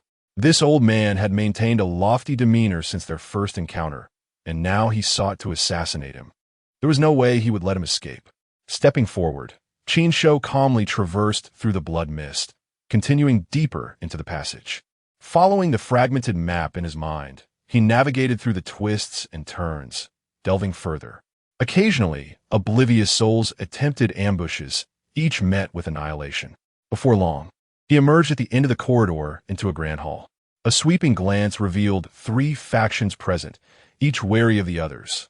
Lin Jingtian, the holy maiden Yi Qingyu, along with 2 maidservants, and 4 Enlightenment realm practitioners led by a shadowy elder. In the center, 2 battle weapons floated in midair, a purple golden hammer and a 3-foot green blade, radiating a faint holy might. Clearly, these were 2 sacred weapons. The appearance of Qin Shou instantly captured everyone's attention. Yi Qingyu wore an expression of indifference, while the shadowy elders group displayed disdain. Only Lin Zhengtian's countenance visibly darkened. Qin Shou's gaze ascended to the 2 sacred weapons, an unusual glint flashing in his eyes. According to the map, there should have been no treasures in this outer area. How could this be? Noticing Qin Shou's fixation on the sacred weapons, the shadowy elder's expression turned cold. Yet in the next moment, Qin Shou withdrew his gaze, circumventing the group as he continued deeper into the hall. Stop! A sharp voice rang out. Lin Jingtian's figure flashed, blocking the path ahead. Is there something you wish to discuss? Qin Shou raised an eyebrow. Have you encountered Elder Lin of our sacred land? Lin Jingtian stared intently at Qin Shou for a moment before slowly speaking. Elder Lin? I do not know him. I have never seen him. Qin Shou replied nonchalantly. He then sidestepped Lin Jingtian, pressing onward. You! Lin Jingtian stood frozen, his expression turning frigid. At that moment, an unexpected shift occurred in the hall. The shadowy elder acted first, conjuring a gigantic hand to grasp the floating purple hammer. Almost simultaneously, Yi Qingyu and the other Enlightenment realm practitioners sprang into action, converging their powers to contest for the sacred weapons. Yi Qingyu unleashed a terrifying sword light, obliterating several contenders' abilities, seizing the 3-foot green blade first. Following suit, the shadowy elder, with his Enlightenment Realm 7th level prowess, overwhelmed his 4 allies, claiming the purple hammer. Ha ha! What a splendid sacred weapon! The shadowy elder gripped the purple golden hammer. Exhilaration etched across his face as he sensed the terrifying power contained within. Damn it! Release it! Lin Jingtian's face darkened like stormy waters, his fingers forming a sword as he unleashed a torrent of sword light towards the shadowy elder. These rogues had taken advantage of his distraction to seize the sacred weapons. Yi Qingyu, being a fellow heir of the sacred land, could be forgiven for claiming one weapon, but this old fool, merely at the 7th level of Enlightenment Realm, dare to meddle? Oomph. The shadowy elder's expression turned icy, lifting the purple golden hammer to counter the sword light with a simple yet brutal strike. Boom! The overwhelming holy might descended, the sword light shattering in an instant, the residual force even sending Lin Jingtian flying against the wall. Damn it! Lin Jingtian's countenance turned frigid, the symbols on his white robe swirling as faint holy might emanated from him. Ha!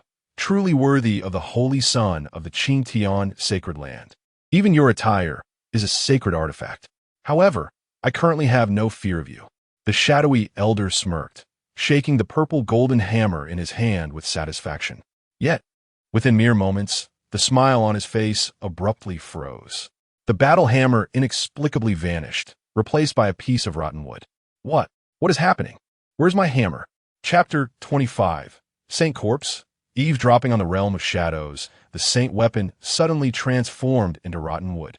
A shocking turn of events that left all present in the hall with wide-open eyes and expressions of disbelief. Damn it, my saint weapon. Who did this? Show yourself. The shadowy elder crushed the wood in his hand, his grim gaze sweeping across everyone. He first regarded the 4 Dao realm elders closest to him, followed by Lin Jingtian and the Taichu saintess, Yi Qingyu. However, when his eyes fell upon Yi Qingyu, he visibly paused. She too held a piece of wood, and the long sword that had been her saint weapon was nowhere to be found. Meeting the elder's gaze, Yi Qingyu's expression turned cold as she casually tossed the stick aside. Thud! The stick hit the ground with a piercing sound. Saintess this. Behind her, 2 maidens gasped, staring at the stick on the floor, their eyes filled with disbelief. Who could be so formidable? Even the saintess had been silently robbed of her saint weapon. A clever ploy. We must leave. Yi Qingyu's voice was frosty. She did not glance at the crowd in the hall, turning instead toward the passage behind her. It was evident that she had realized who had taken the saint weapon. Seeing this, the shadowy elder lifted his foot to follow. But at that moment, a voice filled with murderous intent rang out. Leave that for this saint's son. Lin Jingtian's expression was fierce as he waved his hands, summoning countless ethereal sword lights that coalesced and slashed toward the shadowy elder. Having been struck by the elder moments ago, he was determined to regain his dignity. He aimed to slay this old man, and then reclaim the saint weapon. Humph! You arrogant youth! Even if you're the saint's son of the Azure Sky Holy Land, do you think you can stop me with your trifling Dao realm cultivation? The shadowy elder's expression darkened as he raised his hand to shatter the sword lights. Simultaneously, his aura surged, pressing down on Lin Jingtian. With the saint weapon taken from him, he had no intention of wasting time here. Only the 7th level of Dao realm? Watch me defeat you. Lin Jingtian felt the oppressive aura, but remained undaunted. He formed seals with his hands, channeling his divine powers, and charged directly at the elder. You seek death. The elder roared in fury, but as he faced Lin Jingtian's approach, he could only prepare to counter with his own powers. In an instant, the hall erupted into a terrifying cacophony. The chains of order pierced through the fabric of space, countless traces of existence flickering out, and a horrifying storm erupted from the shattered realm. Meanwhile, another figure sped toward the depths of the venue. Heh, how much are these 2 saint weapons worth in spirit stones, Commander? Qin Shou, wielding a purple gold hammer in his left hand and a 3-foot azure blade in his right, wore a faint smile. The technique of stealing the heavens was indeed effective, allowing him to acquire 2 saint weapons with ease. Beep. The 2 saint weapons are valued at 200,000 premium spirit stones. Does the host wish to trade? Only 200,000 premium spirit stones? Qin Shou's breath caught. These were saint weapons. How could they be worth so little? Beep. The system exchange for the first level of saint cultivation requires only 100,000 premium spirit stones. Very well. Qin Shou found himself at a loss for words. As the commander pointed out, it was indeed not an unreasonable price. After all, the exchange for saint cultivation was merely 100,000 spirit stones, and no weapon could surpass the worth of a living saint. Just as he pondered whether to make the trade, a wave of spiritual energy suddenly surged from the passage ahead. Several powerful auras were approaching rapidly, two of which were so formidable that they sent a shiver down his spine. Qin Shou furrowed his brow, his expression turning cautious. However, due to the restrictions within the venue, his divine sense could not extend too far, forcing him to halt and focus intently ahead. In just a few breaths, two figures appeared in his line of sight, rushing toward him. One was a gaunt old man with white hair dressed in tattered robes, and the other, a dog, a large black dog that ran upright on its hind legs. On the shoulders of both the man and the dog rested dried figures, seemingly corpses. That dog. Qin Shou squinted at the large black dog. At that moment, the man and dog noticed Qin Shou as well. The black dog displayed a hint of surprise, clearly recognizing him. In the next moment, its demeanor darkened, and it charged toward Qin Shou with incredible speed. "Get out of the way, brat. Don't block the path." The dog barked, its voice booming. Simultaneously, the old man's voice rang out. "Infinite celestial sovereign." Qin Shou remained indifferent, staring at the two, and casually raised his palm to unleash a powerful palm strike. Boom! A massive pale golden palm imprint filled the passage, hurtling toward them. Wolf, damn it. Kid, are you trying to harm this king? The black dog bellowed, using its front paws to wield the dried corpse as a weapon, shattering the palm imprint in a single blow. "Infinite celestial sovereign, my friend, you have chosen the path to death." The old man raised the corpse, a faint holy might emanating from it. In an instant, a terrifying pressure filled the passage. Saint Corpse. Qin Shou's eyes widened at the sight of the two corpses. A faint golden light radiated from him, counteracting the oppressive force. "Kid, get out of the way!" The black dog shouted, its body trembling slightly. The pressure from the saint corpses bore down upon it with relentless terror. Time was running out. Qin Shou's expression remained calm as he spoke softly. Just as his words left his lips, roar! A chilling roar echoed, and two shadowy figures shrouded in black mist materialized. In an instant, an overwhelming aura of cold and terror enveloped the trio. Black ice crystals rapidly formed around the passage. "We're done for. This cursed thing has caught up to us." The old man's face turned ashen as he regarded the two shadowy figures. "Kid, it's all your fault. Otherwise, how could this king have been pursued?" The black dog glared at Qin Shou, seething with rage. Yet, as it spoke, its feet shifted slightly, seemingly trying to hide behind Qin Shou. Shadowy entities of the 7th level of the eavesdropping realm? Qin Shou observed the two figures enveloped in black mist, murmuring to himself. The shadows were not solid. Their faces flickered between reality and illusion, vaguely resembling the corpses the man and dog were carrying. It was clear that these two specters had emerged from the saint corpses. Roar! Trespass! The venue steal! Death! At that moment, the two shadows unleashed a deafening roar, completely disregarding Qin Shou and lunging toward the old man and the black dog. "By the infinite heavens, can you not see the rightful owner here?" The old man's face darkened as he cursed at the approaching specters. Simultaneously, he turned to the black dog and shouted, "I've heard that black dog blood can ward off evil. Hurry, let it bleed." As he spoke, a green lamp appeared in his hand. He blew into it, and azure flames surged forth, engulfing the approaching shadows.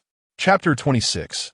Qin Shou acts, suppressing the Yin spirits of the sky, peering realm wolf. The azure and golden flames swept through the space, accompanied by occasional barks. "Old fraud, I'll bite you to death when I get out of here." The fierce gaze of the black dog glared menacingly at the old Taoist. It tossed the sacred corpse aside, and with a swift motion of its paw, a fist-sized orb materialized before it. Within the orb, a Buddha seemed to be seated, accompanied by an ethereal sound of mantra. In the next moment, A rich radiance of Buddha light erupted, illuminating the dim space. Roar! The Yin spirits lunging at the two emitted a chilling howl as they were scorched by the Buddha light and azure flames, producing a hissing sound. Meanwhile, Qin Shou stood quietly to the side, observing the fierce battle between the man and the dog against the Yin spirits. The residual waves of the conflict surged towards him, but dissipated a yard away.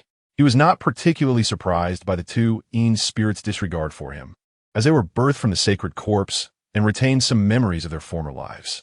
Those unfortunate souls had dared to seize the sacred corpse, a bold act indeed. However, he was somewhat taken aback by the artifacts in their possession, Buddhist sacred weapons. With his discerning eye, Qin Shou easily recognized the origins of the two artifacts.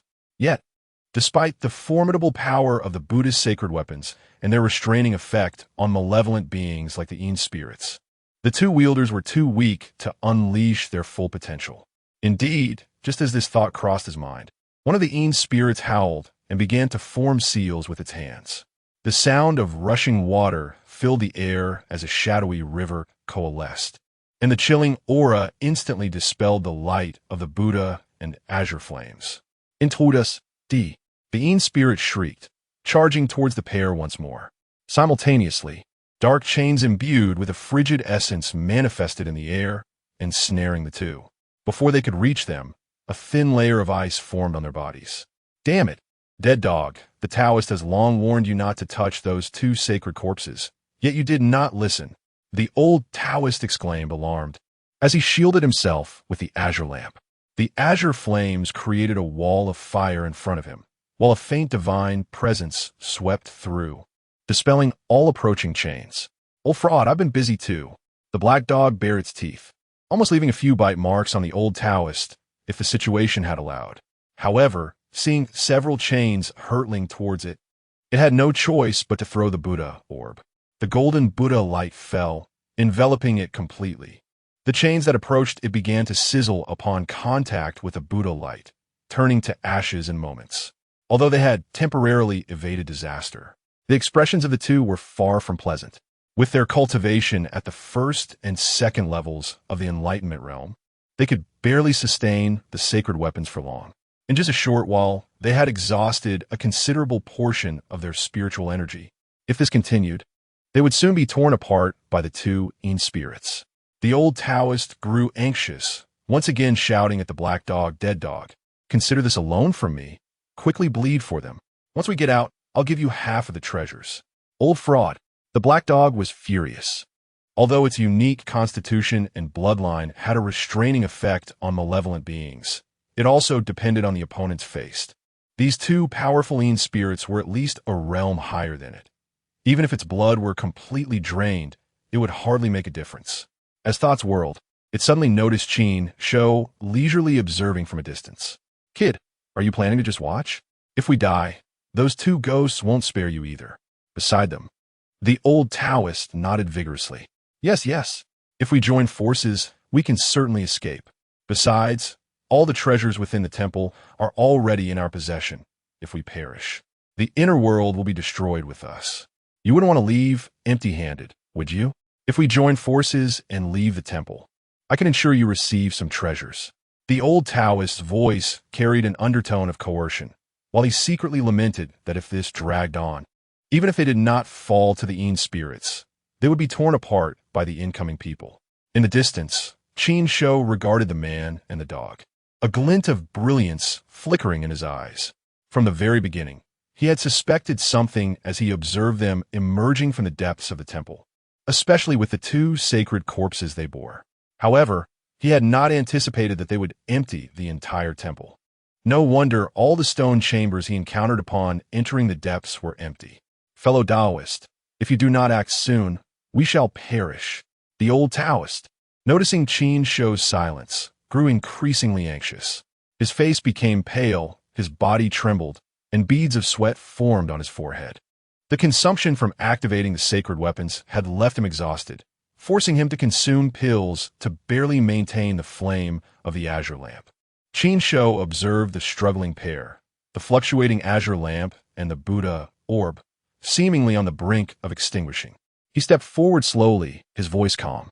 Rest assured, I shall not allow you to perish here. As his words fell, a powerful aura erupted, and a massive yin-yang diagram appeared behind him. Yin embraced Yang, and Yang embraced Yin, as an overwhelming suppressive force enveloped the two Yin spirits. At that same moment, blood energy surged from his body, transforming into golden flames that surged into the yin-yang diagram. Instantly, the suppressive force of the diagram intensified, and the exterior blood energy flames scorched the Yin spirits, causing them to wail in agony. The two Yin spirits howled as the black mist surrounding them diminished considerably. Their forms, once solid and resembling real beings, seemed to grow faint. Blood, such powerful blood energy, they croaked, their voices fragmented yet filled with a cold and greedy longing as they fixated their glances on Qin Shou, being born from the sacred corpse. These Yin spirits had inherited some of its sentience, understanding that consuming Qin Shou would greatly benefit them. Consume me? We'll see if you possess that capability. Qin Shou scoffed, raising his palm and pressing downward. In an instant, the yin-yang diagram descended, aiming to envelop the two Yin spirits within. Consume. Consume you. The Yin spirits roared, their ephemeral forms glowing with dark brilliance as they clawed at the diagram with claw-like hands. Qin Shou snorted coldly, forming seals with his hands as chains of order extended from the yin-yang diagram, wrapping around the Yin spirit's claws. Boom! Boom! A series of shattering sounds erupted as the chains of order broke apart, yet several still ensnared the two Yin spirits, pulling them toward the yin-yang diagram. Roar! Kill, kill, kill! The Yin spirits howled, unleashing potent, malevolent energy that shattered the surrounding void. The entangled chains of order cracked, but in the next moment, they swiftly healed, dragging the two Yin spirits into the yin-yang diagram. Hiss! This kid is formidable. This is the yin-yang life and death diagram? From a distance, the old Taoist and the black dog were taken aback, especially the old Taoist, who stared wide-eyed at the yin-yang diagram, astonished. He had traveled across the continent, having witnessed many great tombs and ancient sects' ancestral graves, and had seen such an extraordinary phenomenon before.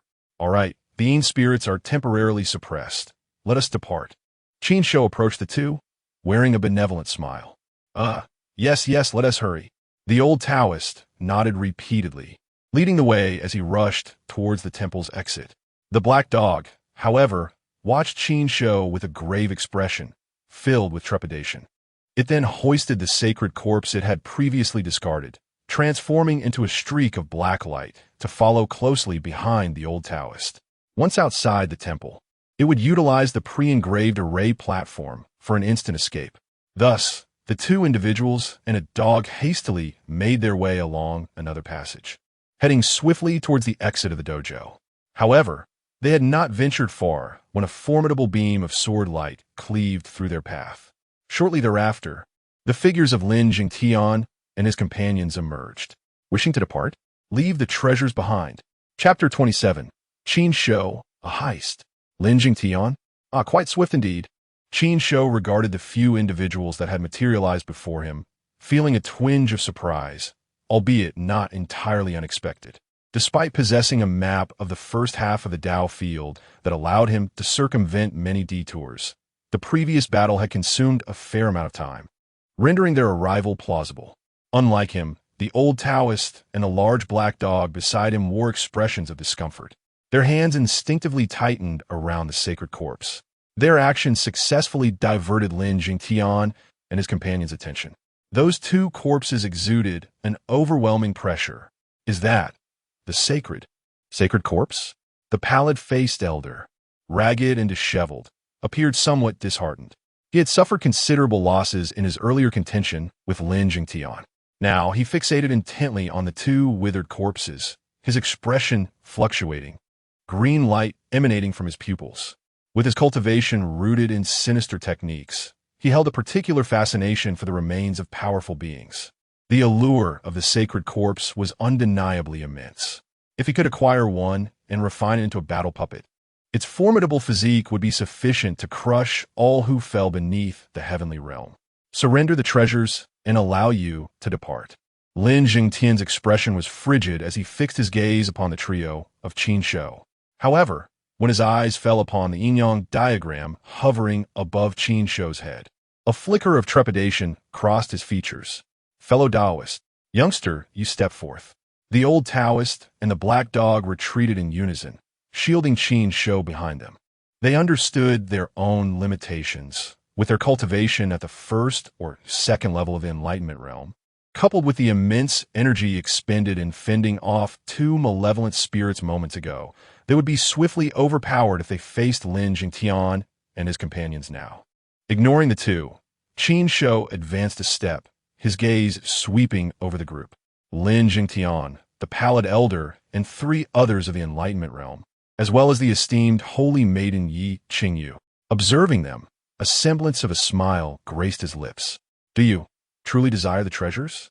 The atmosphere shifted palpably upon his words, as every gaze fixated intently on Qin Shou. The old Taoist and the black dog felt a sinking sensation in their hearts, fearing that Qin Shou might betray them. Yet, at that moment, Yi Qingyu took a step back, her ethereal voice resonating through the space. This esteemed Taoist has misunderstood. Since the treasures have been acquired by you, I, a mere girl, shall not covet them. However, I hope you can truthfully inform us whether the heavenly repairing saint has left behind a legacy in the Tao field. The heavenly repairing saint? A legacy? Upon hearing this, Qin Shou's gaze shifted to Yi Qingyu. This exquisite woman clad in a flowing purple gown, her bare feet hovering half an inch above the ground, was now fixated upon him. Indeed, should you obtain the legacy, I am willing to offer an equivalent exchange. Yi Qingyu's expression turned earnest, yet her gaze involuntarily flickered toward the yin-yang diagram above Qin Shou's head. The aura emanating from it instilled a profound sense of wariness within her. Observing her expression, Qin Shou pondered thoughtfully. It appeared that she was already aware of what lay within. The heavenly repairing saint, a legacy. Contemplating this, he couldn't help but glance at the old Taoist and the others. Qin Shou, as long as you surrender the legacy, I shall forego any other claims. Lin Jingtian interjected, his voice still icy. In the distance, the beleaguered Pallid Elder and his companions revealed murderous intent, eager to act. They were not interested in any legacy. They were solely focused on seizing the two sacred corpses at the first opportunity. Qin Shou turned back, regarding Lin Jingtian and the Pallid Elder anew, and suddenly broke into laughter. Treasures? Then brace yourselves. With that, the yin-yang diagram shuddered, unleashing a chilling, dark aura. A bone-chilling roar reverberated as two figures bound by the chains of order were expelled. Without the barrier of the yin-yang diagram, a terrifying energy instantly permeated the surroundings. This is a malevolent spirit? Lin Jingtian's countenance shifted dramatically. He had sensed something was ensnared within that anomaly, yet he never anticipated the presence of two malevolent spirits. Moreover, judging by their aura, they were both at the heavenly realm. Youngster, what do you intend to do? The Pallid Elder was struck with dread, gazing at the two malevolent spirits in mid-air, an ominous premonition washing over him. What do I intend to do? Do you not seek treasures? Qin Shou scoffed, snapping his fingers. With a resounding crack, the chains of order shattered. Roar! The malevolent spirits broke free, unleashing terrifying howls. They cast a fearful glance at Qin Shou before surging forth with overwhelming malice toward the Pallid Elder and his companions. Kiki, so much blood to feast upon, intruders. Kill, flee. A chill gripped Lin Jingtian's heart as he turned to escape without a moment's hesitation. Meanwhile, Yi Qingyu moved even swifter, pulling her two handmaidens along as they transformed into a streak of purple light, vanishing in the blink of an eye. Damn it! The Pallid Elder and his companions felt a sense of impending doom wash over them. They were a step too slow. After Lin Jingtian and Yi Qingyu had fled, the two malevolent spirits fixated their gaze upon them. Under the greedy stares, their legs turned to jelly. Without a moment's hesitation, one of them seized a nearby companion and hurled him toward the spirits, while he himself sprinted for safety. The remaining two, horrified, had no time to ponder and hastily followed suit, racing towards the exit. In Mountain, you have brought me ruin. You shall not fare well either. I shall await you in the cycle of reincarnation. The castaway from the Enlightenment realm had no time to resist as the two malevolent spirits seized him. His anguished screams echoed briefly before he was drained of life, reduced to a lifeless husk, leaving this unfortunate soul behind. The malevolent spirits turned their bloodthirsty gaze toward the last two fleeing figures, transforming into shadows as they gave chase. Mere moments later, faint cries of despair echoed in the distance. Gulp! The old Taoist, hearing the distant wails and glancing at the lifeless corpse on the ground, swallowed hard. These sinister beings are truly terrifying.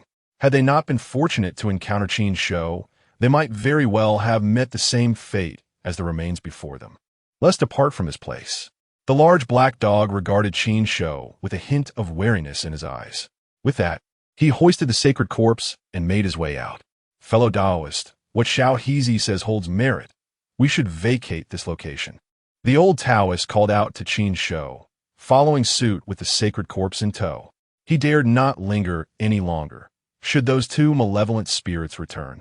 Qin Shou might be unfazed, but they were not so fortunate. Behind them, Qin Shou observed them before following suit. The trio navigated the labyrinthine Dao field, ultimately halting before a bronze wall. Fellow Taoist, we have reached the exit. The old Taoist exhaled deeply, turning to Qin Shou with relief. An exit? Qin Shou regarded the half-man-high opening at the base of the bronze wall with a peculiar expression. Youngster, what sort of look is that? This is a gap I painstakingly broke open. The black dog, noticing Qin Shou's expression, was suddenly incensed. Ahem. Qin Shou coughed a couple of times, thinking to himself that this was indeed the case. Very well, since you dislike it, I shall exit along with the old trickster first. The black dog interjected suddenly. That works. The old Taoist donned a nonchalant expression, being the first to crawl through the opening. Following closely, the black dog eagerly followed suit. Once they emerged on the other side, an enigmatic smile blossomed on their faces simultaneously. Ha, young one, you are still too inexperienced. Until fate allows our paths to cross again. The black dog cackled, producing a formation platform in his hand, causing both him and the dog to blur, preparing to teleport away. Qin Shou chuckled as well. He raised his right hand, revealing a formation platform of his own. Simultaneously, the one in the black dog's hand crumbled into dust, their figures solidifying once more. The black dog was left dumbfounded, gazing at the fine sand scattered on the ground, and then at the familiar array platform in Qin Shou's hand. He found himself momentarily at a loss.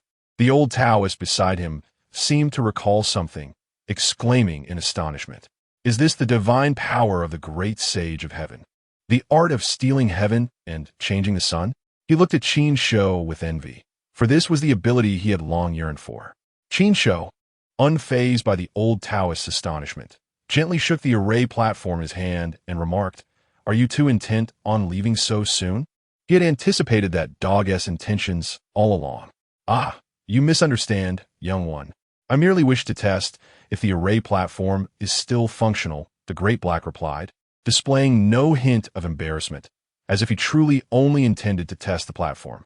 Indeed, just a test of the array platform, the old Taoist echoed. Qin Shou observed the two of them engaging in their banter without concern. He passed through the dog hole, waved his hand to gather the two, and subsequently activated the array platform. After a flash of white light, the three found themselves in a secluded valley. Qin Shou casually released the two, casting his gaze around the valley. Soon, he extended his divine consciousness, striving to cover the area, yet he did not detect the presence of the Taoist temple within the flowing cloud mountain range. This place should not attract any interruptions, right? The great black snorted in response, a proud expression adorning his face. Of course, there will be no disturbances. This location is 100,000 miles away from the flowing cloud mountain range, and I have set up a grand array, unless a sage personally comes. One shall not discover the valley's whereabouts. That is reassuring.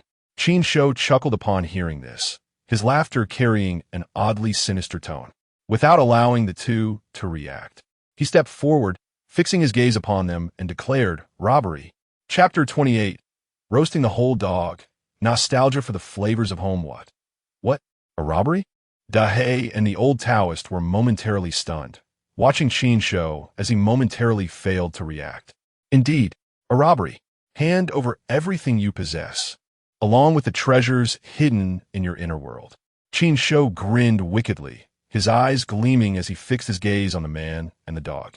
Upon hearing that the adversary had plundered all treasures from a holy venue, the thought had crossed his mind.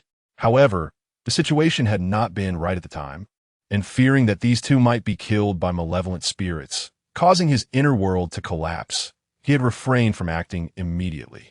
You're truly not a good person, Dahe exclaimed, leaping 3 zhong high. The old Taoist forced a smile that was more grotesque than tears, cupping his hands towards Qin Shou and saying, Friend, let's speak amicably. In truth, we have not acquired much treasure in the holy venue. The most valuable are these 2 sacred corpses. If you desire them, I am willing to offer them as gratitude for your life-saving grace. 2 sacred corpses? Qin Shou glanced at the 2 withered bodies and shook his head. He then extended his hand, fingers splayed, and slowly clenched into a fist. That is far too few. I want them all. You. The old Taoist's eyes widened in disbelief, and he immediately erupted into a tirade. You little brat, do not go too far. I am not one to be trifled with. Oh, not to be trifled with? Qin Shou chuckled. He ceased his banter, stepped forward, and unleashed the oppressive aura of his 6th level of the Enlightenment realm towards the 2, preparing to subdue them first. Oh, are you serious? Dahe and the old Taoist screamed in panic. Without a moment's hesitation, the 2 seized the sacred corpses and hurled them at Qin Shou as makeshift projectiles, and sprang into the air. The black dog tore through the void with its claws, attempting to escape. You little brat, I have traversed the celestial continent. Which ancestral grave have I not visited? Even ancient clans and great sects dare not offend me. You had better not let me discover where you live. The old Taoist shouted as he stepped halfway into a spatial passage, glancing back at Qin Shou with a triumphant expression. Is that so? Qin Shou's expression remained calm as a purple gold hammer appeared in his hand, smashing the 2 sacred corpses away. The collision of sacred might shattered the void, unleashing terrifying energy that flattened the entire valley, revealing a bottomless pit. How is this possible? This brat actually possesses a sacred weapon? Dahe lamented, unable to fathom. Damn it, we're finished. Meanwhile, the old Taoist produced a green lamp, blowing forcefully at it. The ethereal flames surged downward towards Qin Shou. However, in the next moment, the green flames were shattered by golden hand, and the lamp vanished from the old Taoist's grasp, replaced by a withered branch. My sacred weapon. The old Taoist gazed at the branch in his hand, nearly spitting blood. Futile struggles. Qin Shou scoffed, and the golden hand directly struck the 2 from a void. Without giving them time to react, several binding spirit ropes were flung out, instantly securing them tightly. Release me, you brat. Let go of this old man. The 2 cried out, sprawled on the ground like worms, desperately trying to wriggle away. Now, are you willing to open your inner worlds and surrender the treasures within? Qin Shou calmly approached, squatting before them. He began to remove various necklaces, jade pendants, and other ornaments from their bodies. I will never open my inner world. Abandon that thought. Dahe glared at Qin Shou as he stripped the chains and pendants from his neck, gnashing his teeth in fury. He was gambling on Qin Shou's fear of killing him. If he were to die, his inner world would collapse instantly, leaving Qin Shou with nothing. As for the old Taoist, he simply closed his eyes and lay still, adopting a nonchalant attitude, seeing the 2 act as if they were impervious to danger. Qin Shou decided to take no pity. He tossed a handful of spirit stones to the ground, igniting spiritual fire, and then retrieved several swords to fashion a makeshift roasting rack. Satisfied with his work, he nodded and approached the black dog. You, what do you intend to do? Dahe asked, watching the flames dance and the swords glimmer, a sense of foreboding rising within him. Nothing much. In my homeland, black dogs are a great delicacy. Having been away for so long, I find myself yearning for the flavors of home, Qin Shou replied, already beside Dahe, lifting him effortlessly. What do you mean? You dare? Do you know who I am? Dahe stammered, beginning to panic. The implication that he might be cooked was dawning upon him. Without responding, Qin Shou pierced Dahe's forelegs with a long spear and placed him upon the sword rack. Wait, we can discuss this. Daí pleadid, disperateli. Realizing he was truly about to be roasted. However, Qin Shou paid no heed, placing him directly over the fire. The fluidity of his movements left the old Taoist astonished. Goosebumps rising on his skin. Qin Shou glanced at him, a smirk playing on his lips. Behave yourself, and I might just spare you a dog leg. Gulp. The old Taoist swallowed hard. What do you mean, you old swindler? Da erord inanju. The audacity of the old swindler to swallow, chapter 29. Roasted until golden brown on both sides, I was mistaken. Little brother, please put away the holy weapon. The large black dog howled in despair, instantly conceding upon seeing the green lamp. Mistaken? Qin Shou crouched down, placing the green lamp on the ground and deftly flipping the dog over. The flames of the azure fire had not yet truly made contact, yet they ignited the dog's fur. In an instant, the air was filled with the acrid scent of charred flesh. A howl. I will now present to you the treasures within the sanctuary. The black dog cried out in agony, writhing desperately in an attempt to distance itself from the green lamp. Simultaneously, a fissure approximately a foot wide opened in the void above it. Radiant light poured forth as countless spirit stones cascaded down, quickly forming a small mountain on the ground. An abundance of spiritual energy instantly filled the space. Additionally, numerous spiritual herbs, magical artifacts, and even the Buddhist holy weapon it had previously wielded were among them. All right, I have relinquished all my treasures. Quickly remove that lamp. Take it away. With all the treasures extracted from its inner world, the large black dog could hardly contain its eagerness. That lamp is a holy weapon. The flames it summons are not comparable to ordinary spiritual flames. They could truly roast it alive, even without Qin Shou activating it. The mere aura of the flame emanating from the green lamp was unbearable for it. In just a few breaths, it could already smell the aroma of roasting meat. It was still young, merely a few hundred years old, and it did not wish to meet an early demise. Qin Shou glanced at the pile of treasures beside him, but did not remove the green lamp. Instead, he continued to flip the large black dog over. I heard that within the sanctuary, there seems to be some kind of inheritance. I wonder if it is true. As he spoke, a wisp of spiritual energy inadvertently leaked into the green lamp. Whoosh! The azure flames surged, and the tongues of fire licked outwards. A howl! It's done! It's done! The aroma of roasted meat appeared to intensify, and the black dog's fur was instantly incinerated, leaving it a hairless creature. I had forgotten, indeed. There are still some inheritances. The large black dog hastily spoke, daring not to harbor any ulterior motives. With that, it opened its inner world once more, revealing a jade disc nearly 10 feet high that landed on the ground. The disc was entirely among the three. The maid standing at the back spoke up, her voice laced with deep skepticism. Upon hearing this, Yi Qingyu fell silent, seemingly recalling the terrifying prowess of Qin Shou. Her gaze turned distant, as if she could penetrate the very fabric of space and glimpse the inner workings of the Qingyun Sect 1,000 miles away. After a long pause, she finally spoke in a measured tone. The Cang Tian Continent is vast. It is inevitable that prodigies will emerge. Even in the sacred grounds, it is not guaranteed that all talents can be encompassed. Yet, the sacred grounds remain as such, unmatched by any lesser sect. As she spoke, her gaze shifted to a nearby massive stone, where a figure sat cross-legged. It was Lin Jingtian. Chapter 30. Crushing Lin Jingtian. A saint emerges above the remnants of the Luyun mountain range. Qin Shou stood high in the sky, his expression dark and his lips twitching slightly. Before his eyes, the once majestic mountains had been utterly obliterated, replaced by a scorched expanse of earth. The bronze portal that had existed was now nowhere to be found, as if devoured by a colossal beast, leaving behind a vast chasm. The bronze palace. My 100,000 exquisite spirit stones. Who was so blind as to remove them? Qin Shou lamented, his heart aching. He had intended to return and take a look, perhaps enhance his cultivation and retrieve the bronze palace. Who would have thought that someone had already gotten there first, extending his divine sense to envelop the entire mountain range? He swept through it several times, only to confirm with reluctance that the dojo had vanished before finally retracting his gaze. Alas, what misfortune! Qin Shou sighed helplessly and returned to his sect.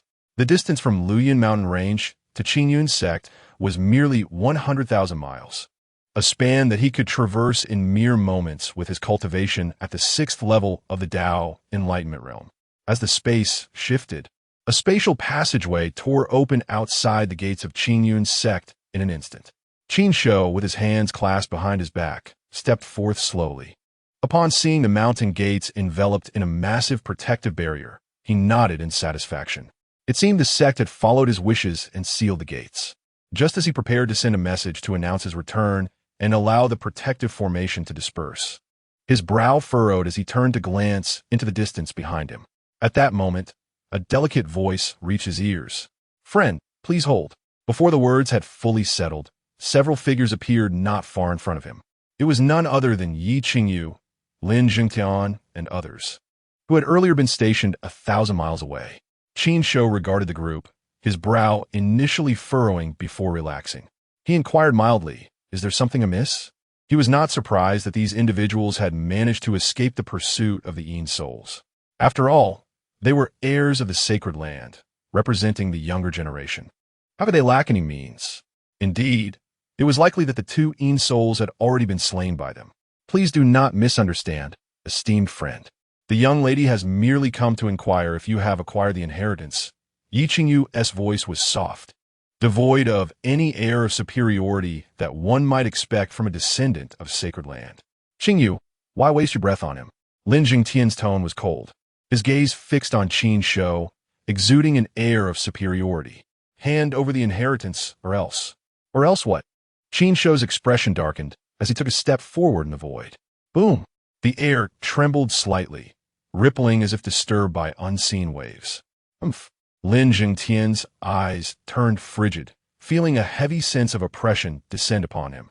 He snorted coldly, his voice resonating as he shattered the oppressive aura.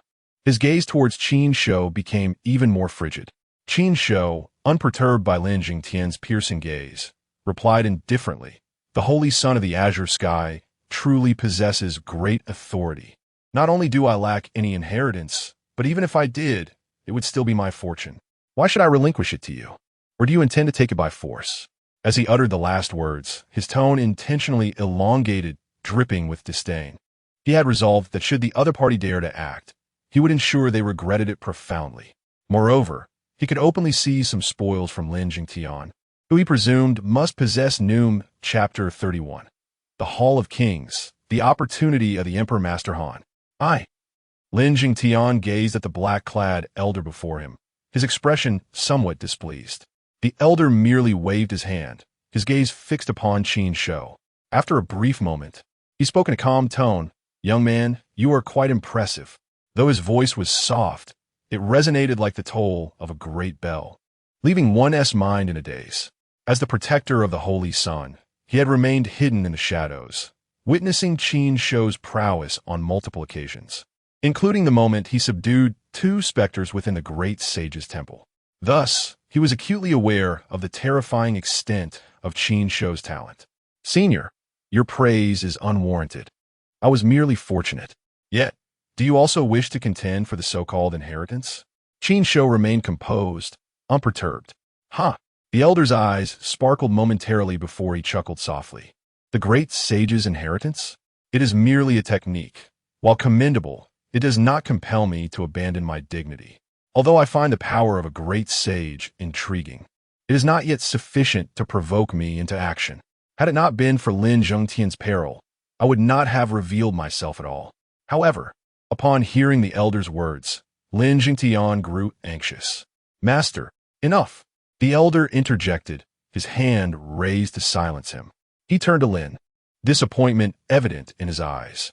"Jingtian, as the holy son of the sacred land, failure is not to be feared. What is truly alarming is the lack of courage to confront that failure.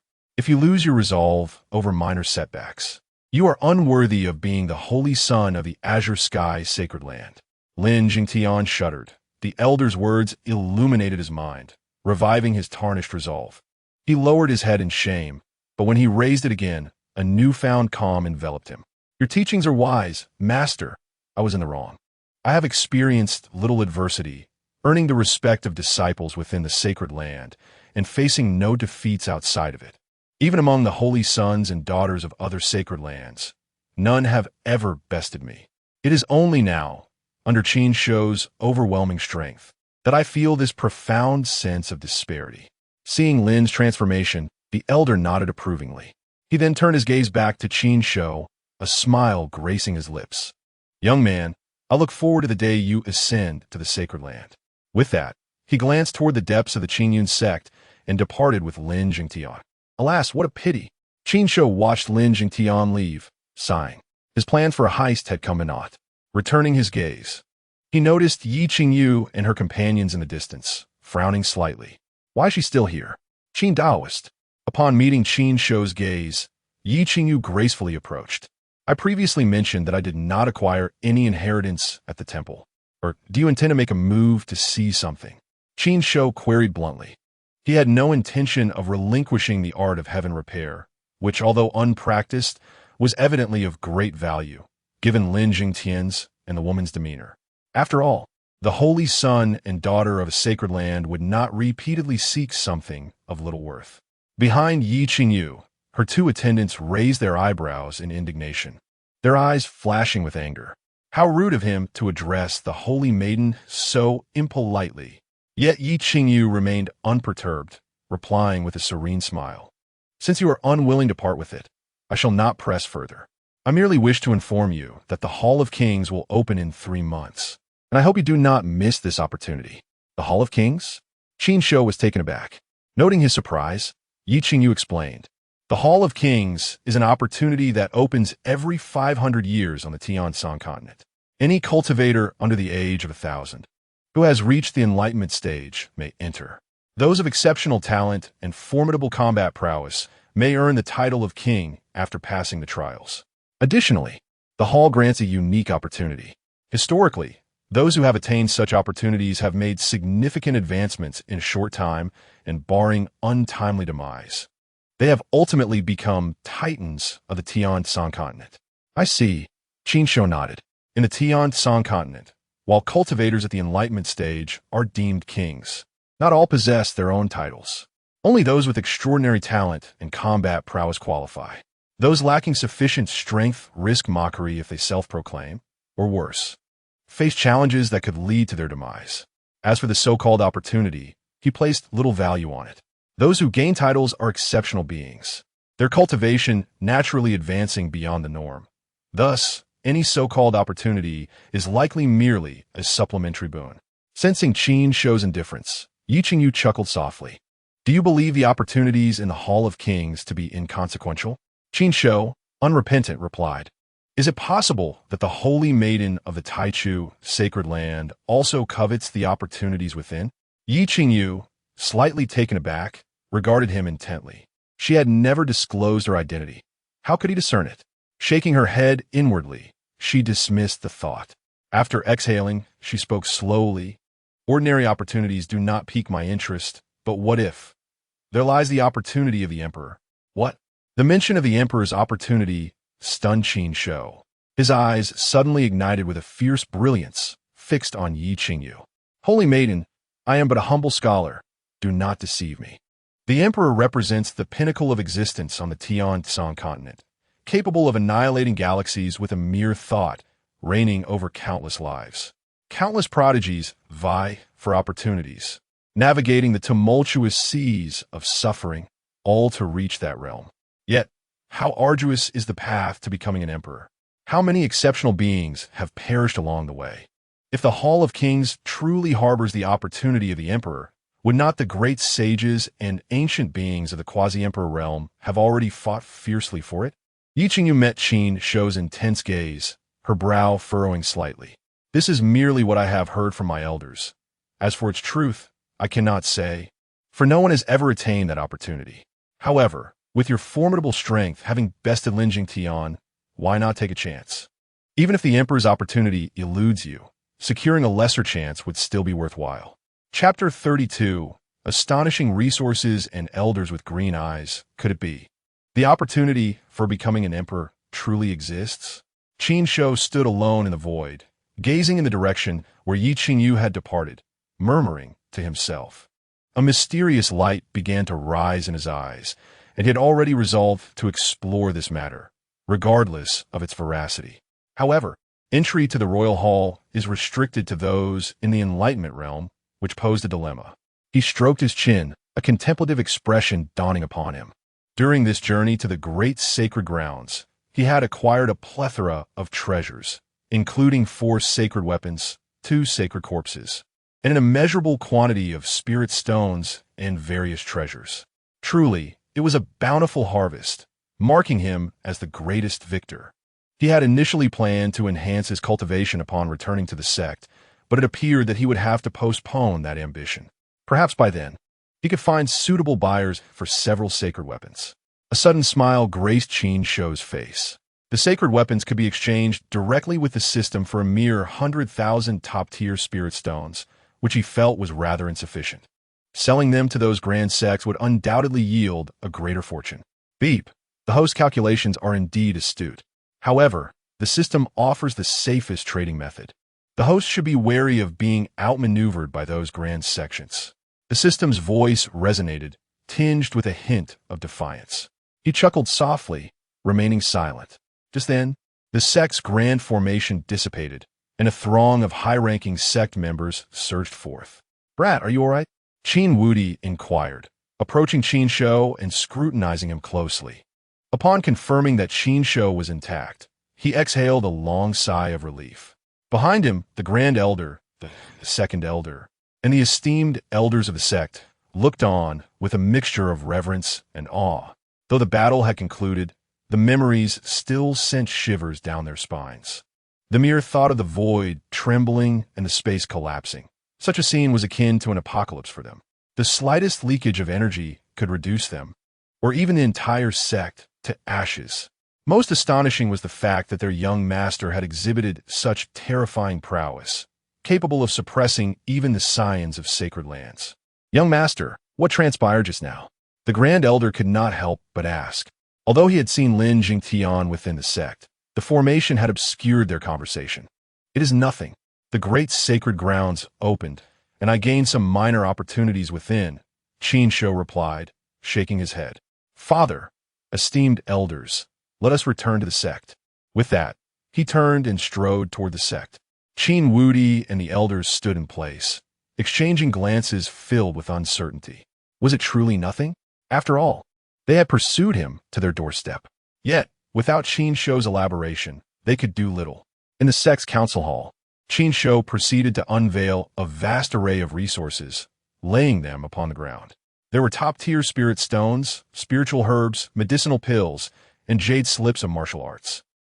Among them, there were even a dozen weapons of enlightenment realm level. The resources accumulated together resembled refuse strewn upon the floor, and an intense aura of spiritual energy instantly filled the grand hall. The elders, who had entered behind Qin Wudi, were rendered speechless at the sight. They stared at the amassed resources, their eyes widening, and their breaths growing heavy. "Wow, such an abundance of resources. You little rascal, did you acquire all of this in the sacred grounds?" Qin Wudi was the first to voice his astonishment, his gaze fixated on the heap of resources, a tinge of greed flickering in his eyes. As the sect leader, he had seen many things, yet the resources before him, though quantitatively less than a fraction of the sect's treasury, far surpassed it in quality. Qin Shou regarded the expressions of the onlookers and nodded lightly. Indeed, these resources should suffice for the sect's development for a time. They were procured from the 2 fellows I robbed, so they could be considered treasures of the sacred grounds. Although these items were of little value to him, they represented a significant boon for the sect. Just the Enlightenment realm scriptures and artifacts alone could elevate the sect's strength to a new echelon. "Are you suggesting that all of these are to be retained for the sect?" Qin Wudi asked, somewhat uncertain. He surmised that his son likely had more treasures hidden away, and that these resources were not the entirety of his gains. Yet, their worth was so considerable that he felt they should be of use to Qin Shou. The other elders shared similar sentiments, eyeing Qin Shou with anticipation. believing he ought to keep these resources to bolster his own strength for future endeavors in the sacred lands. No need, I have more. Qin Shou waved his hand. Father, if these resources are allocated wisely, the sect may eventually produce a strong figure in the Enlightenment realm. When I am not present, it will afford me some peace of mind. The resources held little significance for him, even if converted entirely into spirit stones. They would amount to only about 10 to 20,000 top-tier spirit stones. He possessed several sacred weapons and a dozen powerful artifacts, which were the truly valuable items. Very well, then I shall not be modest, Qin Wudi replied, seeing his son so resolute, and he gestured to collect all the resources. The other elders, witnessing this, felt their minds racing with possibilities. One elder approached Qin Wudi closely, a benevolent smile gracing his face. Sect leader, you have reached the Void Realm. When time allows, do visit the small forbidden area. Let us sit down to discuss the Tao over tea. By the way, I remember holding you when you were in diapers. Cough. Cough. Qin Wudi nearly choked on his own breath, coughing vigorously. Enough, Uncle Five, there's no need to continue. The sect shall not skimp on these resources. We will deliberate on their distribution afterward. With that, he hurriedly exited the grand hall, as if fearing that lingering would result in being detained by the elders. Wait for us, sect leader. The elders snapped back to reality and hurried after Qin Wudi, one elder nearly glued to his side. Cough, sect leader. Brother Qin, I think it's time to consider your son's marriage. That girl Qingqing seems quite suitable.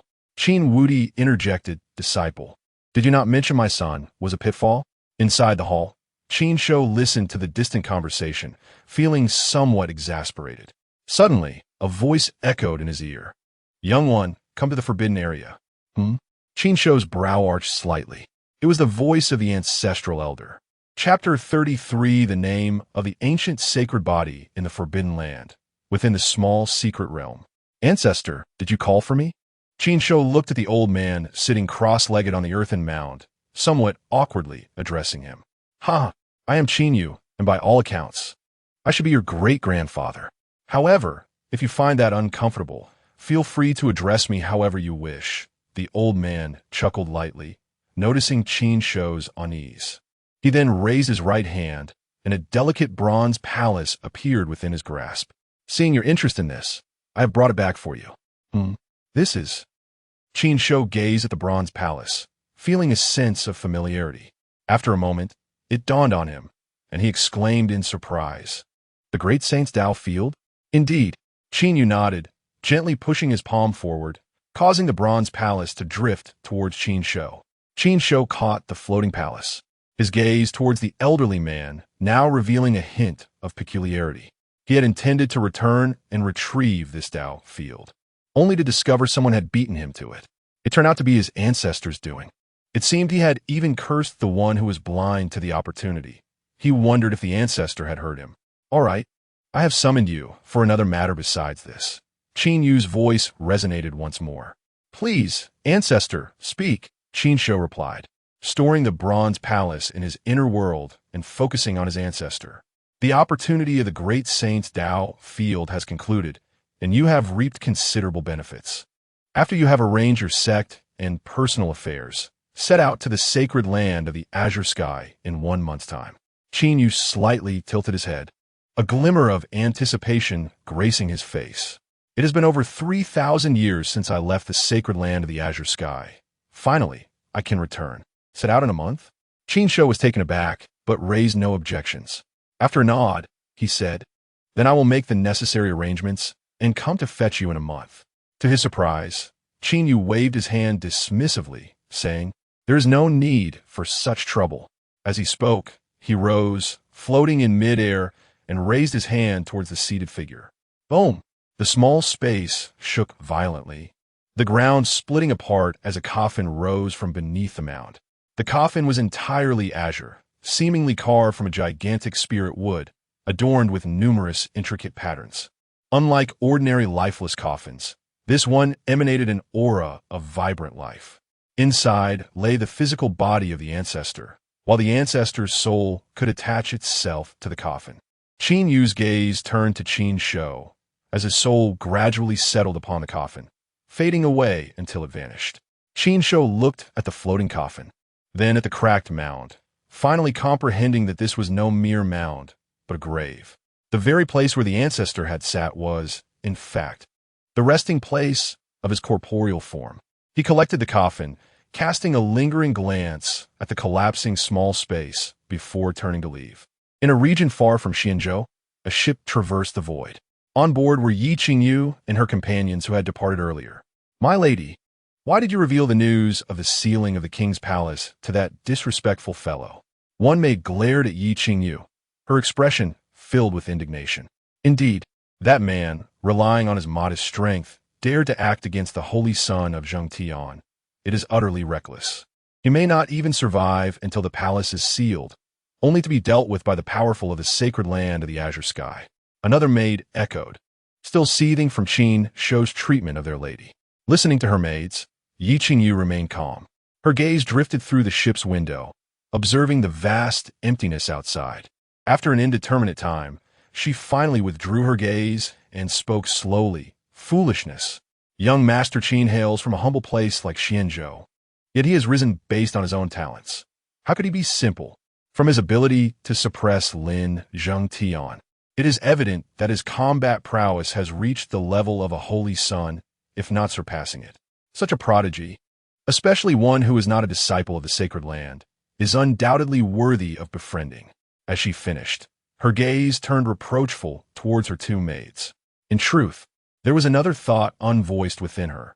Without relying on external forces or treasures, she lacked the confidence to contend with Qin Shou based solely on her own strength. Such a terrifying genius, if possible, should be avoided as an enemy. Yet if enmity arose, one must be prepared to eliminate him completely. "However, my lady," the two maids wished to say more, but upon meeting Yi Qingyu's somewhat stern gaze, they instantly lowered their heads. "You must remember, while the sacred land is powerful, it is not without rivals. Throughout the ages on the Tian Continent, there have been fallen sacred lands and ancient clans. One can be proud, but never arrogant."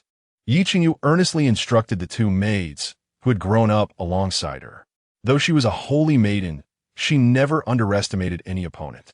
"Yes, my lady, we understand our mistakes," they replied softly, their heads bowed as if to bury themselves in their chests. "All right, lift your heads." Seeing their demeanor, Yi Qingyu's stern expression melted away, replaced by a gentle smile. Meanwhile, in a realm where spiritual energy hung like mist, with divine mountains reaching towards the heavens, various floating islands dotted the landscape, adorned with palatial structures and extraordinary beasts, where powerful figures occasionally soared overhead. Within an ancient hall deep in this realm, several figures sat upon thrones, their auras distorting the very space around them. Among them was Han Shu, who had accompanied Lin Zhengtian to Xianzhou. All eyes were fixed on a solitary figure standing at the center of the hall. Lin Zhengtian stood there, bearing the weight of many gazes, his breathing somewhat labored. After a prolonged silence, the oppressive atmosphere gradually dissipated. A voice rang out from above. "Zhengtian, are you saying that a genius has emerged from that sect whom even you cannot subdue?" Lin Zhengtian's countenance was somewhat strained, yet he nodded.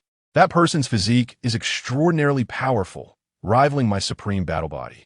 Furthermore, I cannot discern his cultivation level, but I am certain it surpasses mine. Moreover, the majority of the opportunities within the great Saint's Tao field have fallen into his hands."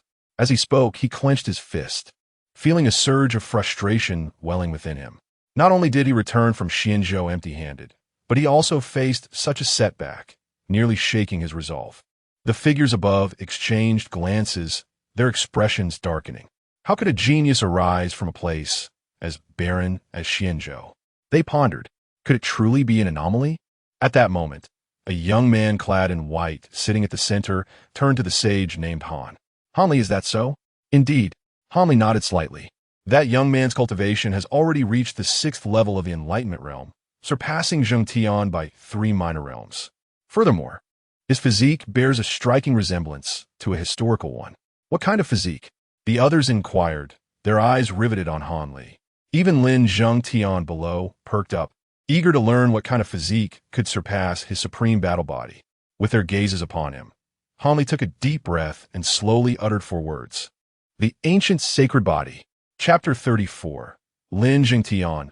I intend to suppress the sacred body at the King's Hall. What? The Ancient Sacred Body? Impossible. The cultivation of the Ancient Sacred Body requires an immense accumulation of resources, which the Baron Qin Shou cannot possibly sustain. Moreover, its cultivation level is even higher than Jingtian's. Within the ancient hall, a chorus of gasps erupted as several individuals rose from their thrones, their gazes filled with skepticism directed towards Han Li. Among them, a young man clad in white wore an expression of utmost seriousness. Han Jr. brother. Meeting their scrutinizing stares, Han Li remained silent for a moment before nodding once more. I have witnessed him manifest extraordinary phenomena, the yin-yang life and death diagram. The celestial king descending from the 9 heavens, along with that golden blood essence. There can be no mistake. As he spoke, a rare gravity infused his voice. The might of the ancient sacred body is beyond doubt. It is arguably the foremost battle physique of humanity, capable of attaining the power of an emperor upon full maturation. Aside from the legendary chaotic body and a couple of other physiques, none can rival it. The annals of Tian Tsang chronicle that in nearly 1,000,000 years, only 2 fully formed sacred bodies have emerged on the continent. One of them attained enlightenment a 2nd time, and later in life pierced through the celestial gate, ascending to the higher realms. The other, though not crowned as an emperor, was nonetheless comparable to one, having seized half the continent from that generation's emperors, ruling over Tian Tsang for 100,000 years alongside them. If you can confirm this, why not simply suppress it? The young man in white questioned sternly, his eyes glinting with cold light. Are we truly to allow him to return to the sacred land? However, upon hearing this, Han Li merely cast a sidelong glance at him. That young man has significant ties to the sacred land. His return would ultimately benefit it. Furthermore, that individual is still alive. Do you expect me to slay his descendant before his very eyes? As he spoke the last words, Han Li's tone turned icy. A surge of sanctified might emanating uncontrollably from him, causing the space around his body to fracture. He had long been weary of the factional disputes within the sacred land. While he would protect the son of the sacred land, he had no intention of targeting Qin Shou. For him, it mattered not who donned the title of Sacred Son, provided that Qin Shou possessed the requisite strength. Nevertheless, the white-clad youth scoffed at Han Li's words. That individual? Qinyu? Merely a useless waste. Even if he still clings to life, what of it? Han Li regarded the arrogant young man, his voice unperturbed. But do not forget, the Qin clan still has people within the sacred land. The white-clad youth's expression shifted slightly. It seemed he recalled something, falling silent as a hint of chill flickered in his eyes. Below, Lin Jingtian was drenched in sweat. The sanctified might leaking into the space was a tremendous pressure for him to bear. Even clad in a robe of sacred artifacts, he felt as though his body might tear apart. Watching the two debate, his heart was anything but tranquil. The ancient sacred body is indeed the ancient sacred body. He had suspected that Qin Shou possessed some formidable physique, perhaps rivaling his own supreme battle body. But never had he imagined it to be the ancient sacred body, the pinnacle of humanity's battle physiques. His own supreme battle body, while powerful, paled in comparison. However, being a sacred son, he quickly regained his composure, a cold glint flashing in his eyes. If I can refine the ancient sacred body, nourishing my battle physique, the supreme battle body would undoubtedly break free from its shackles, becoming the true supreme physique of Tian Tsang and beyond. At that moment, the dispute above came to an abrupt halt. The white-clad youth snorted coldly, and his figure dissipated from the throne, departing the ancient hall. Following closely behind, the others also left, leaving only Han Li. Sighing, Han Li gazed at the now vacant thrones, then turned his attention to Lin Jingtian below. Though your physique is formidable, it does not encompass everything. Your battle physique is not inferior to the ancient sacred body. Utilize this time wisely for seclusion. In 3 months, when the King's Hall opens, the sacred body should also attend, and you will have a chance to meet. Having said this, he too departed the ancient hall, leaving Lin Zhengtian standing alone within. The sacred body, the King's Hall. A fervent light ignited in Lin Zhengtian's eyes. When the King's Hall opens, he must surpass the sacred body, proving to all of the sacred land that he is the true sacred son of Qin Tian's sacred land. A mere rustic nobody is simply a rustic nobody. At Qingyun Sect, as Qin Shou returned to his residence, he spotted a tall figure waiting outside the small palace from afar. Lu Qingqing? A flicker of surprise crossed Qin Shou's eyes. What brings her to his palace? Could it be that she still harbors grievances from that incident and seeks to cause him trouble? With these thoughts in mind, he quickened his pace towards the palace. Lu Qingqing, clad in her signature blue gown, stood quietly at the entrance. Upon seeing Qin Shou, a complex expression instantly graced her face. She gently pressed her lips together, her hands unconsciously gripping the fabric of her gown. Qin Shou halted before Lu Qingqing, jesting, "Sister Lu, what a coincidence. You come to my home as well." Lu Qingqing stared at Qin Shou, her gaze momentarily vacant. After a considerable pause, a stiff smile finally appeared on her lips. "Father mentioned that you have undergone significant changes and your cultivation surpasses his." Qin Shou raised an eyebrow at her words, feeling somewhat puzzled. Her tone implied she had not come to confront him after all. "Thank you for the elder's praise. I merely experienced a stroke of fortune." "Sister, is there something you need?" Lu Qingqing hesitated, unsure of how to begin in front of Qin Shou. "Speak freely, sister. Although you have beaten me a few times, leaving me bedridden for 3 days, I hold no grudges." Qin Shou waved his hand dismissively, adopting an air of magnanimity, deliberately omitting the reasons behind his previous beatings. Lu Qingqing shot him a sidelong glance before slowly saying, "I have encountered a bottleneck in breaking through to the spirit infant realm.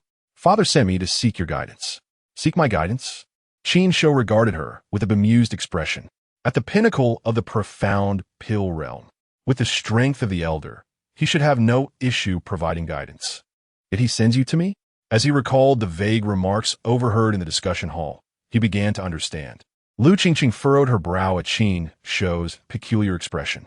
"I apologize for the intrusion." She turned to leave, having deduced her father's intentions. She had not wanted to come here. Relieved to depart, she took only a few steps before Qin Shou's voice called out, "Sister, please wait. I can assist you in breaking through to the spirit infant realm." Qin Shou appeared before her, blocking her path. The system, while exchanging for cultivation, also imparted all knowledge regarding the same realm. With his cultivation level, guiding someone at the profound pill realm would be effortless. "What? You are willing? But I have beaten you before," Lu Qingqing queried uncertainly. "Of course." Qin Shou nodded slightly. Yet, a moment later, he added, "However, my assistance comes at a price. I wonder if Sister Lu can afford the spirit stones?" What? You require spirit stones?" Lu Qingqing was taken aback. Chapter 35. Settling the sect and proceeding to the celestial sacred land, Lu Qingqing gazed at Qin Shou with wide eyes, her expression one of disbelief. After all, they were both disciples of the same sect. How could he, while imparting cultivation guidance, demand her spirit stones? Moments later, she took a deep breath, her demeanor turning somewhat aloof.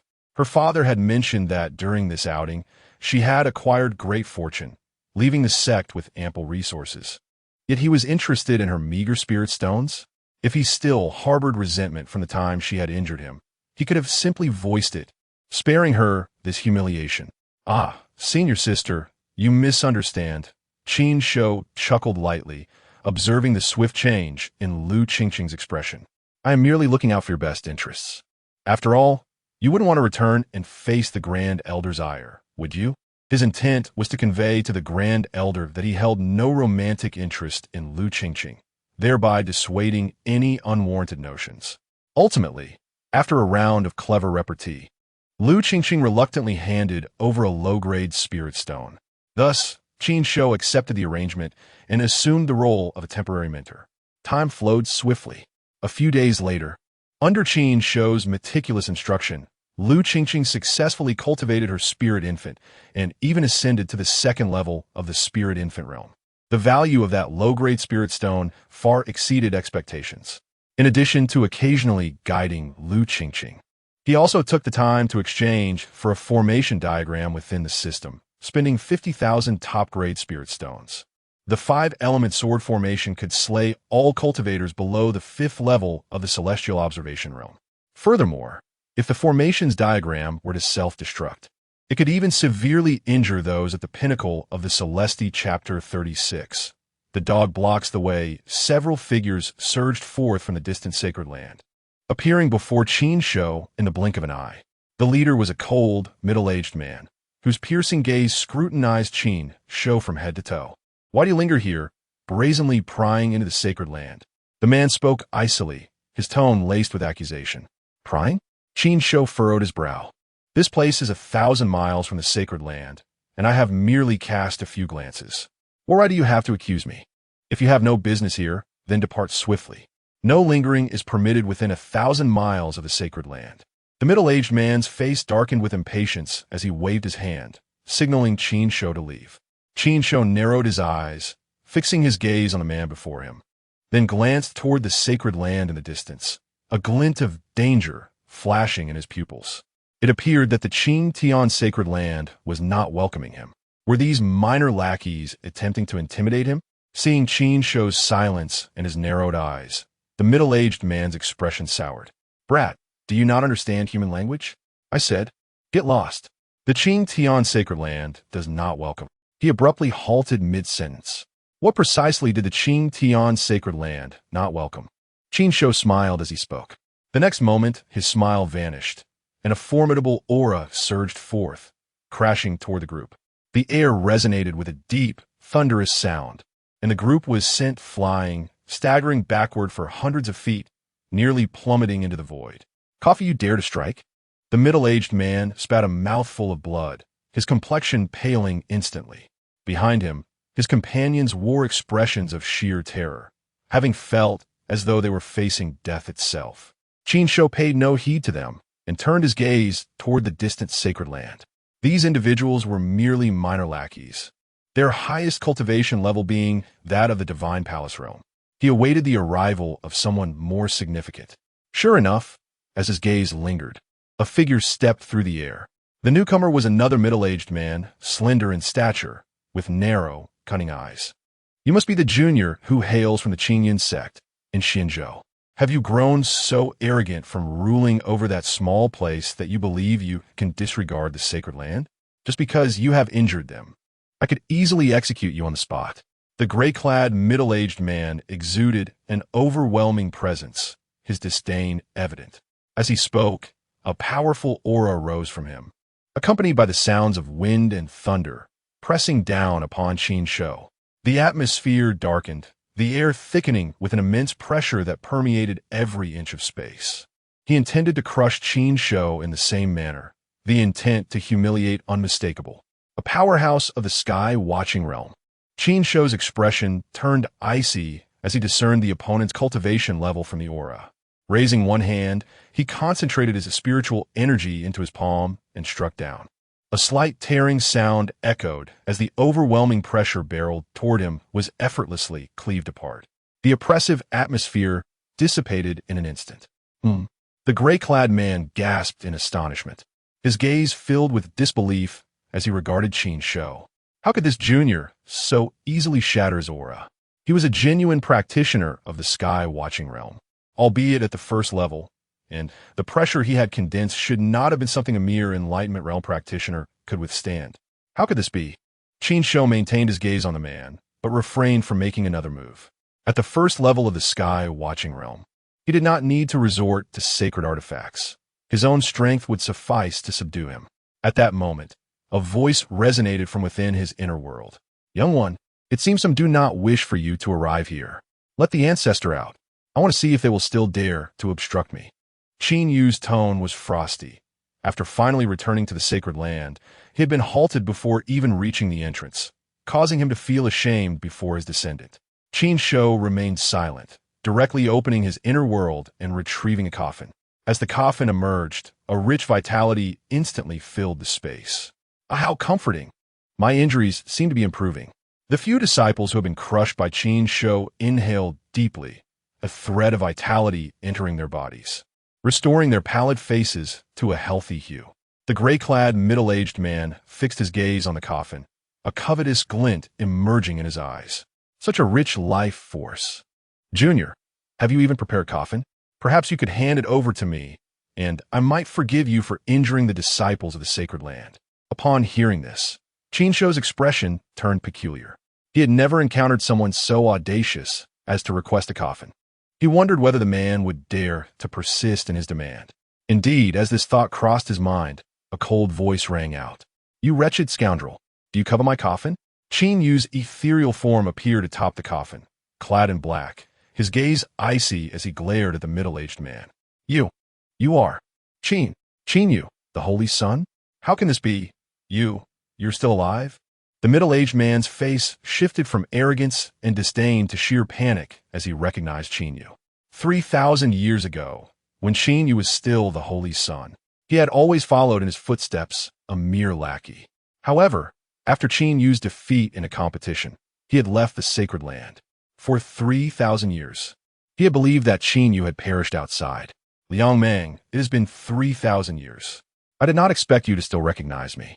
So do you still desire this coffin?" Qin Yu looked down at him from a position of superiority.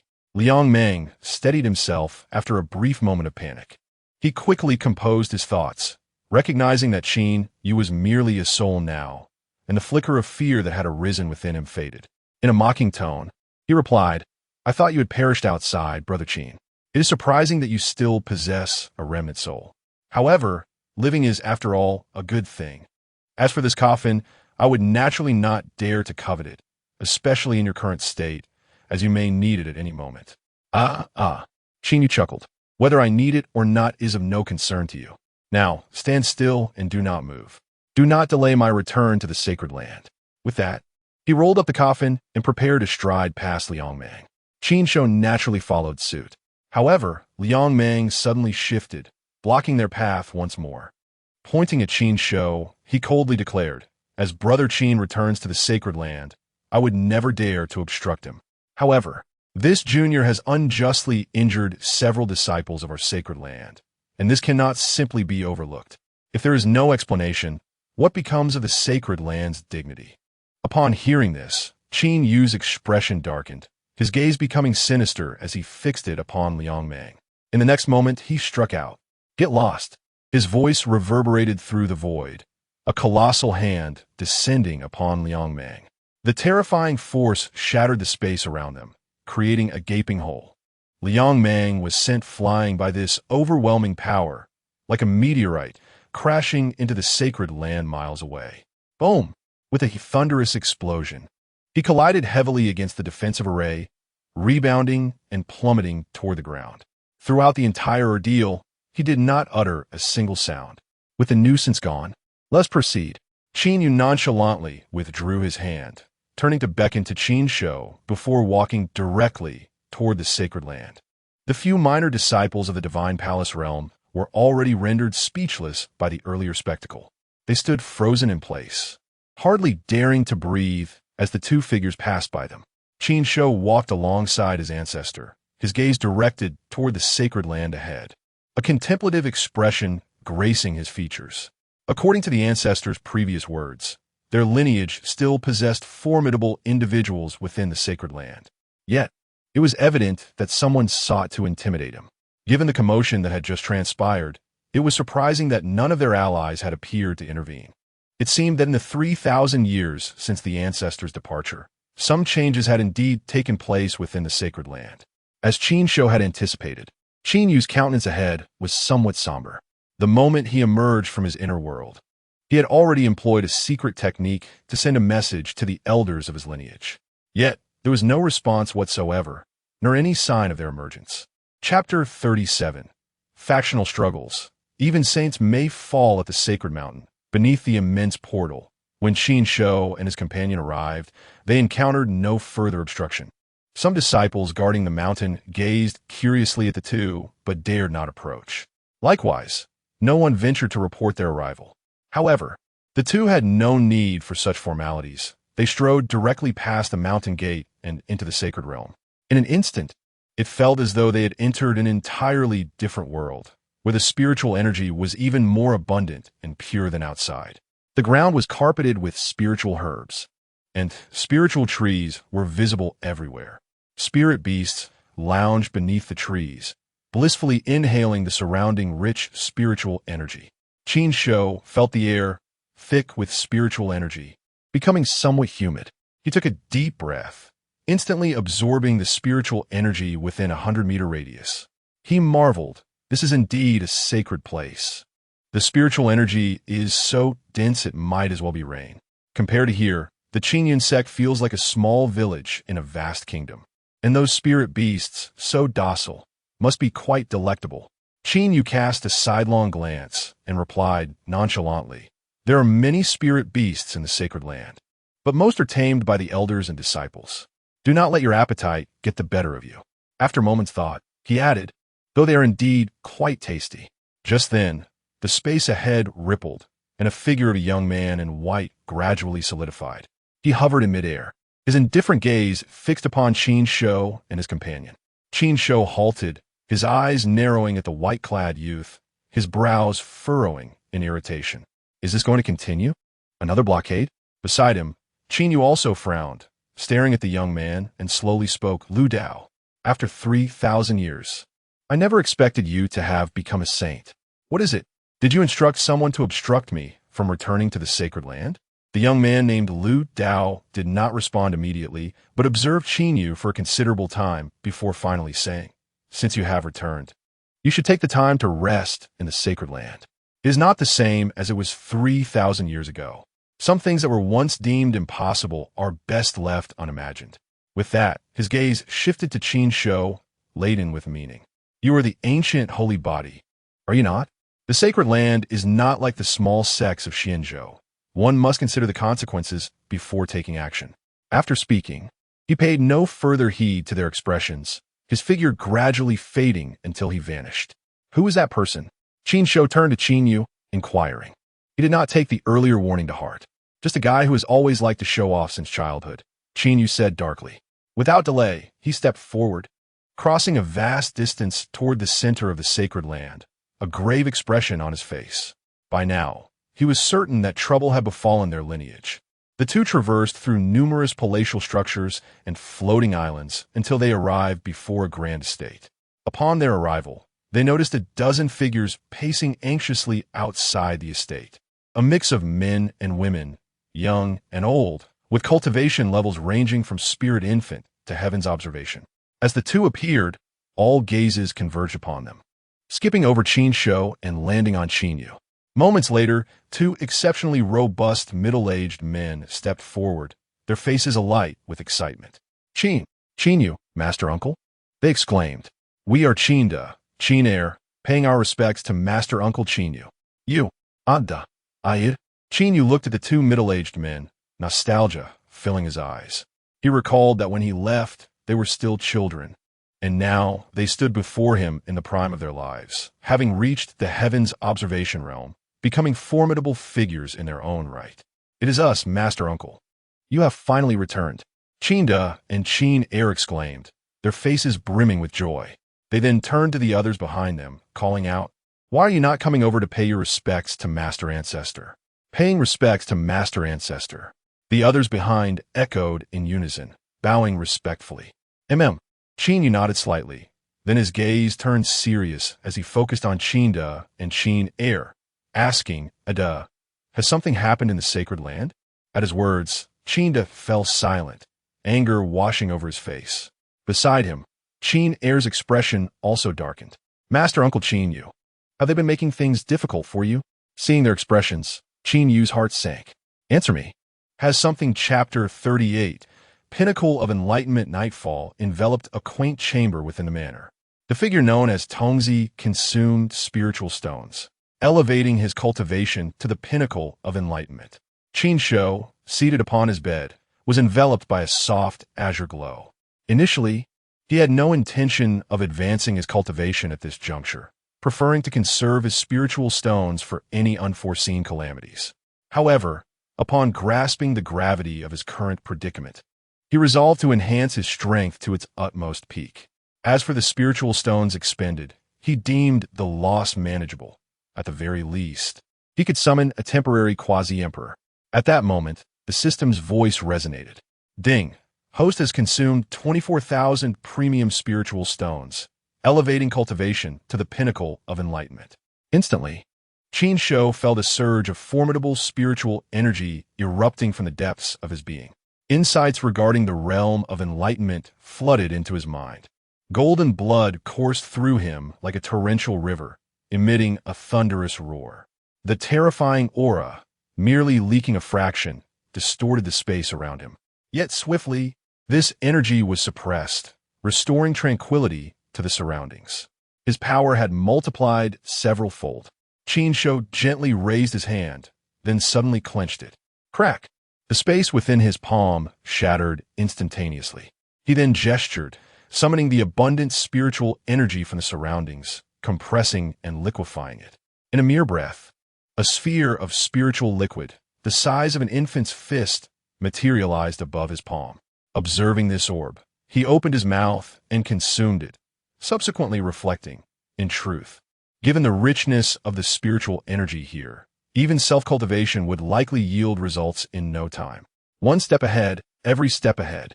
There is no need for the host to lament. The Holy Land is a wealthy establishment. If the host desires, there are myriad ways to amass spiritual stones. If all else fails, the sacred weapon can be traded. Tongzi is willing to offer you 110,000 premium spiritual stones for it. Stop right there. The more Qin Shou listened, the more he felt something was amiss. Was Tongzi raising the price? Indeed, a black-hearted capitalist, previously offering him 100,000 premium spiritual stones for his sacred weapon. Yet, he remained unmoved. The King's Hall was about to open. Powerful figures from various factions would converge, and he might encounter a Na'vi soul there. After closing the system interface, he shut his eyes once more, familiarizing himself with his newly acquired strength. Meanwhile, in another grand manner, for figures were engaged in clandestine plotting. Among them, a flamboyant youth clad in a bright red robe lounged at the center of the hall. His peach blossom eyes exuded an air of effeminacy as he surveyed the others below. The rustic fellow from Xianzhou has already taken residence in the Qin Manor. Do any of you have thoughts on this matter? Upon hearing this, a cold-faced youth rose abruptly, scoffing, merely a person from a backwater. Qingyun Sect? An inconsequential sect I've never heard of. Does such a person even merit contention for the position of Holy Son? Indeed, it is nothing short of wishful thinking. Another chimed in. Just a lucky fellow who stumbled upon some fortune. In my view, we need not trouble the Holy Son. We can simply pay him a visit and incapacitate him. With senior brother Lin Yuan's cultivation, subduing that rustic lad would be a trivial endeavor. After this statement, he cast a glance at the red-robed youth above. They were all top-tier talents from the Holy Land, loyal followers of Holy Son Lin Zhengtian. Naturally, they would not allow anyone to emerge and contend for the position of Holy Son. Lin Yuan's peach blossom eyes narrowed, a glimmer of insight flashing within. Moments latte. He nodded slightly. Very well, brothers. Tomorrow we shall accompany senior brother to witness the prowess of this outsider. He was Lin Zhengtian's cousin, with a cultivation at the first level of enlightenment, regarded as one of the leading figures among the younger generation of the Holy Land. He believed his strength was sufficient to handle Qin Shou. As for Lin Zhengtian, having entered seclusion a month prior, he had no intention of informing him. After their discussion, the group dispersed. Lin Yuan remained seated for a moment, deep in thought, before striding out of the hall toward a secluded courtyard deep within the manor. Inside the courtyard, a gaunt old Taoist in tattered robes was boasting about spiritual fruits. Upon noticing Lin Yuan's arrival, he hurriedly set down a half-eaten peach, wiped his mouth, and assumed the demeanor of a sage. Taoist Xuanxian. Lin Yuan entered the courtyard, politely cupping his hands in greeting. It is fellow Taoist Lin. What brings you here at such a late hour? The old Taoist returned the gesture, inviting Lin Yuan into the courtyard. They sat at a stone table. Lin Yuan glancing at the remaining half of the peach, unfazed. He spoke directly. To be candid, I have come seeking your assistance, Taoist. Oh, as a prodigy of the Holy Land's younger generation, What matter could possibly be beyond my capabilities? The old man replied, curiosity etched on his face. To be forthright, an outsider has recently arrived in the Holy Land, yet our Holy Son does not welcome him. Thus, I wish to request your help in discerning his fortune. Lin Yuan did not conceal his intent and laid the matter bare. This Taoist was someone he had recently befriended, skilled in divination and the art of avoiding calamities. Upon hearing this, the old Taoist did not hastily agree, but inquired, what is this person's cultivation level? Not exceeding the 3rd level of enlightenment. Lin Yuan responded without hesitation. In truth, he was uncertain of Qin Shou's precise cultivation, only aware that he was within the realm of enlightenment. However, considering that even their holy son was merely at the 3rd level, he believed someone from a small place could not surpass that threshold. The 3rd level of enlightenment. The old Taoist fell silent for a moment, shaking his head. That level of cultivation exceeds my own, divining it would be challenging. At the very least, I must meet him first. That is easily arranged. Taoist, you may accompany me tomorrow to meet him, Lin Yuan declared, his eyes glimmering with determination. He had heard that this outsider possessed a peculiar and potent physique, prompting his desire for a divination. Although they had discussed this, if the individual truly possessed formidable fortune, Lin Yuan would need to devise a new plan for the following day. Having concluded their discussion, Lin Yuan bid farewell to the old Taoist and exited the courtyard. However, as he departed, the old man's expression darkened, truly lacking in discernment. Can't he see that I have no desire to assist? The old man inwardly cursed. To forcefully divine a cultivator stronger than oneself would invite backlash. He then recalled a certain bandit. After being robbed last time, he had retreated to a small town near the Holy Land to retrieve some hidden treasures. However, upon his arrival, he encountered Lin Yuan emerging from his treasure trove. The outcome was predictable. He had been robbed. To reclaim his treasures, he had pretended to befriend Lin Yuan, seeking an opportunity to recover his belongings. Damn it, all because of that bandit. What was his name again? Beastly creature, I hope I never cross paths with you again, otherwise, you shall experience the misfortune of my divine arts. Chapter 39, size 42 feet, directly stepping on faces the following morning. Which one is Qin Shou? Senior brother Lin Yuan has come a visit. Please come out and meet us. A booming voice echoed, abruptly waking Qin Shou from his meditative state. His eyes shot open, radiating a cold light. Lin Yuan? He muttered to himself, casting his gaze towards the courtyard. He was unfamiliar with anyone named Lin Yuan, but the tone suggested that trouble was brewing. Extending his spiritual sense, he pinpointed the source of the voice and instantly captured a vivid scene. Qin Shou let out a soft exclamation, a peculiar expression forming on his face. Within the confines of his spiritual perception, 5 figures stood outside the manor, 4 young men and an elderly Taoist. The leader, clad in a bright red robe, possessed peach blossom eyes and skin softer than a woman's, exuding an air of flamboyance. However, Qin Shou paid little attention to this individual, instead focusing on the elderly Taoist beside him. To his surprise, he found a grave robber in this holy land.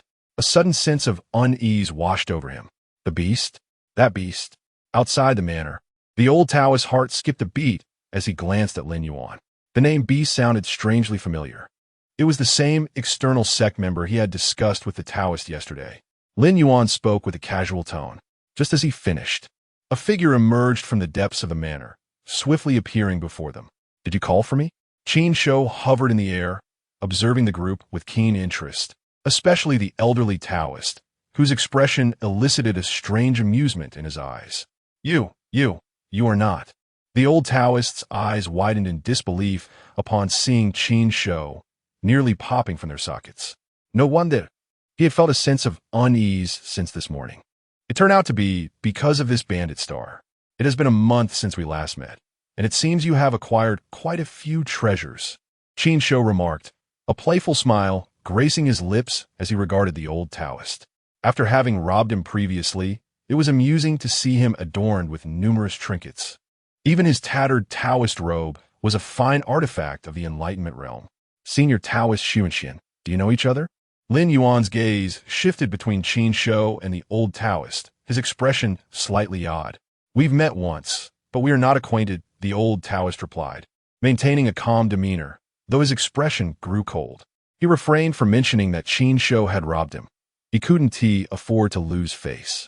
Tao Xuanxian? Qin Shou regarded the old man. The name sounded grand, yet he was merely a thief. This humble Taoist is Li Xuanxian, the old Taoist huffed, raising his head slightly. Although he had been robbed by Qin Shou, at least he had one in the name department. Qin Shou, the beast. Does he have a grudge against his father? Otherwise, why would he bear such a name? Qin Shou shook his head at the old man's demeanor and turned his gaze back to Lin Yuan. May I ask why you seek me? If there is something of importance? Qin Shou inquired, his tone indifferent. Lin Yuan's expression flickered, then he smiled softly. I have heard tales of your remarkable talent, and that you have reached the enlightenment realm even in such a small place as Xianzhou. I came specifically to pay my respects. Pay respects? Qin Shou's eyes narrowed in disdain. The aggressive demeanor of his visitors hardly suggested a friendly visit. Lin Yuan detected the disdain in Qin Shou's gaze but paid it no mind. He casually added, of course, besides paying respects, I also wish to engage in a discussion of Tao with Brother Qin. Before Qin Shou could respond, a young man beside Lin Yuan stepped forward, exuding an overwhelming aura that pressed towards Qin Shou. Senior Brother Lin, why bother talking to him? Only by teaching him a lesson will he understand the disparity between cultivators from small places and those from the Holy Land. Not everyone is qualified to aspire to the position of Holy Son. Teach me a lesson? Qin Shou narrowed his eyes at the young man, disregarding the encroaching pressure. My junior brother has just recently broken through to the enlightenment realm and wishes to spar with you. I trust you 1T refuse, will you? Lin Yuan did not intervene to stop his junior brother and refrained from letting the Taoist Li Xuanxian calculate their fortunes. Upon realizing the two were acquainted, he grew wary of the old man. Refuse? Certainly not. However, I have a rule. If we are to spar, there must be a wager. Qin Shou suppressed the impulse to crush them and maintained a benign smile. Let us wager all the treasures within your inner worlds. The young man, previously eager to act, burst into laughter. What? A wager? Ridiculous. You, a poor cultivator from small place, have no grounds to gamble with us. Any single item from our inner worlds is something you've never laid eyes on. Oh, is that so? Qin Shou remained unfazed, producing a dagger that appeared worn and broken. Yet, the others present gazed at it in astonishment, sensing a hint of holy might emanating from the weapon. Is this a holy weapon? The young man asked, astonished. Indeed. Shall we wager this holy weapon? Qin Shou looked at the youth with a friendly demeanor. Oh, this kid is trying to trick us. The old Taoist quietly retreated to the back. As a victim of Qin Shou's previous exploits, he was well aware of the latter's capabilities. If Qin Shou could suppress even the Yin spirits of the heavenly viewing realm, dealing with these enlightenment realm practitioners would be child's play. He worried for himself. If Lin Yuan fell into Qin Shou's hands, his treasures would be lost forever. Very well. Since Brother Qin wishes to wager, I shall oblige. Lin Yuan's eyes gleamed with avarice as he turned to the young man. Junior brother, be careful not to injure Brother Qin.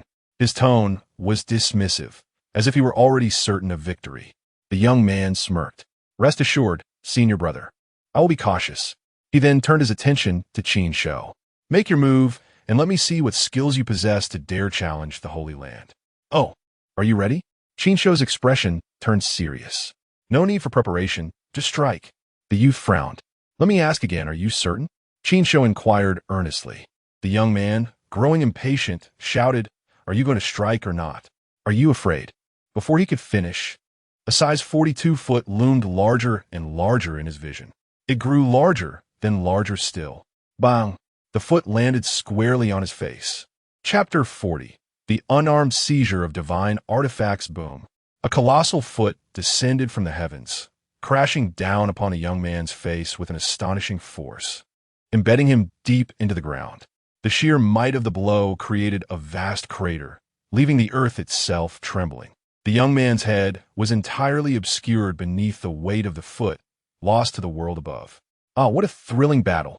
Qin Shou exhaled a breath, the foot remaining firmly planted atop his opponent's head, showing no sign of retreat. You, damn it, release Junior Brother Wu, Lin Yuan exclaimed, his expression darkening as he grasped the situation. Beside him, two other disciples of the sacred ground shouted in anger, instinctively stepping forward to rescue their comrade. Yet, their advance was swiftly met with Qin Shou's casual wave of his hand, sending them flying back. Only the old Taoist maintained his position at the rear, entirely unfazed. In fact, he thought Qin Shou had been rather lenient. Brother Qin, must you resort to such force for a mere spar? Lin Yuan's face was grim as he glanced at the two who had been sent sprawling, then turned his icy gaze upon Qin Shou. The shock in his eyes was palpable. Two disciples at the void stage had been effortlessly swept aside, yet Junior Brother Wu, despite being newly ascended to the enlightenment stage, was a formidable opponent as a disciple of the sacred ground. Even without relying on magical artifacts, he possessed the strength to contend with ordinary cultivators several realms above him. To witness him being utterly suppressed, without even a chance to react, was a staggering contrast that ignited a newfound respect for Qin Shou within Lin Yuan. Heavy-handed? Whatever do you mean? Did you not see that I used my foot? Qin Shou shot a sideways glance at Lin Yuan, flexing his size 42 foot. What heavy-handedness? This is merely a foot. Disregarding Lin Yuan further, he leaned down and, under the watchful eyes of the crowd, brazenly began to rummage through the youth's belongings. You scoundrel, what are you doing? Stop this at once, or I will kill you. The young man, crushed beneath the foot, shouted in despair. Though his head was buried in the ground, he could sense every action Qin Shou took. A surge of potent energy erupted from him, desperate to break free, a chilling aura enveloping the space around them. Umph! Qin Shou scoffed, his foot trembling, causing the young man to lose consciousness. Chapter 41. A peak confrontation in the realm of celestial observance as Qinda and Qin Air, the protectors of their kin, interjected, "Senior brother, do not." The two disciples attempted to impede the escalating conflict. Previously, they had resorted to formidable weaponry merely to suppress the situation, refraining from employing lethal artifacts. However, Lin Yuan, in a fit of rage, unleashed his formidable powers, exuding an unmistakable aura of lethal intent. Yet, he paid no heed to their protests, instead summoning an ominous hand that descended with even greater ferocity. Mere trifles, Qin Shou remarked, dismissing the impending massive handprint with an air of indifference. He recalled that Lin Jingtian had previously employed this technique against him, wielding far greater might. With a decisive punch, he shattered the descending hand, scattering the dissipated spiritual energy into a tempest that engulfed the surroundings in chaos.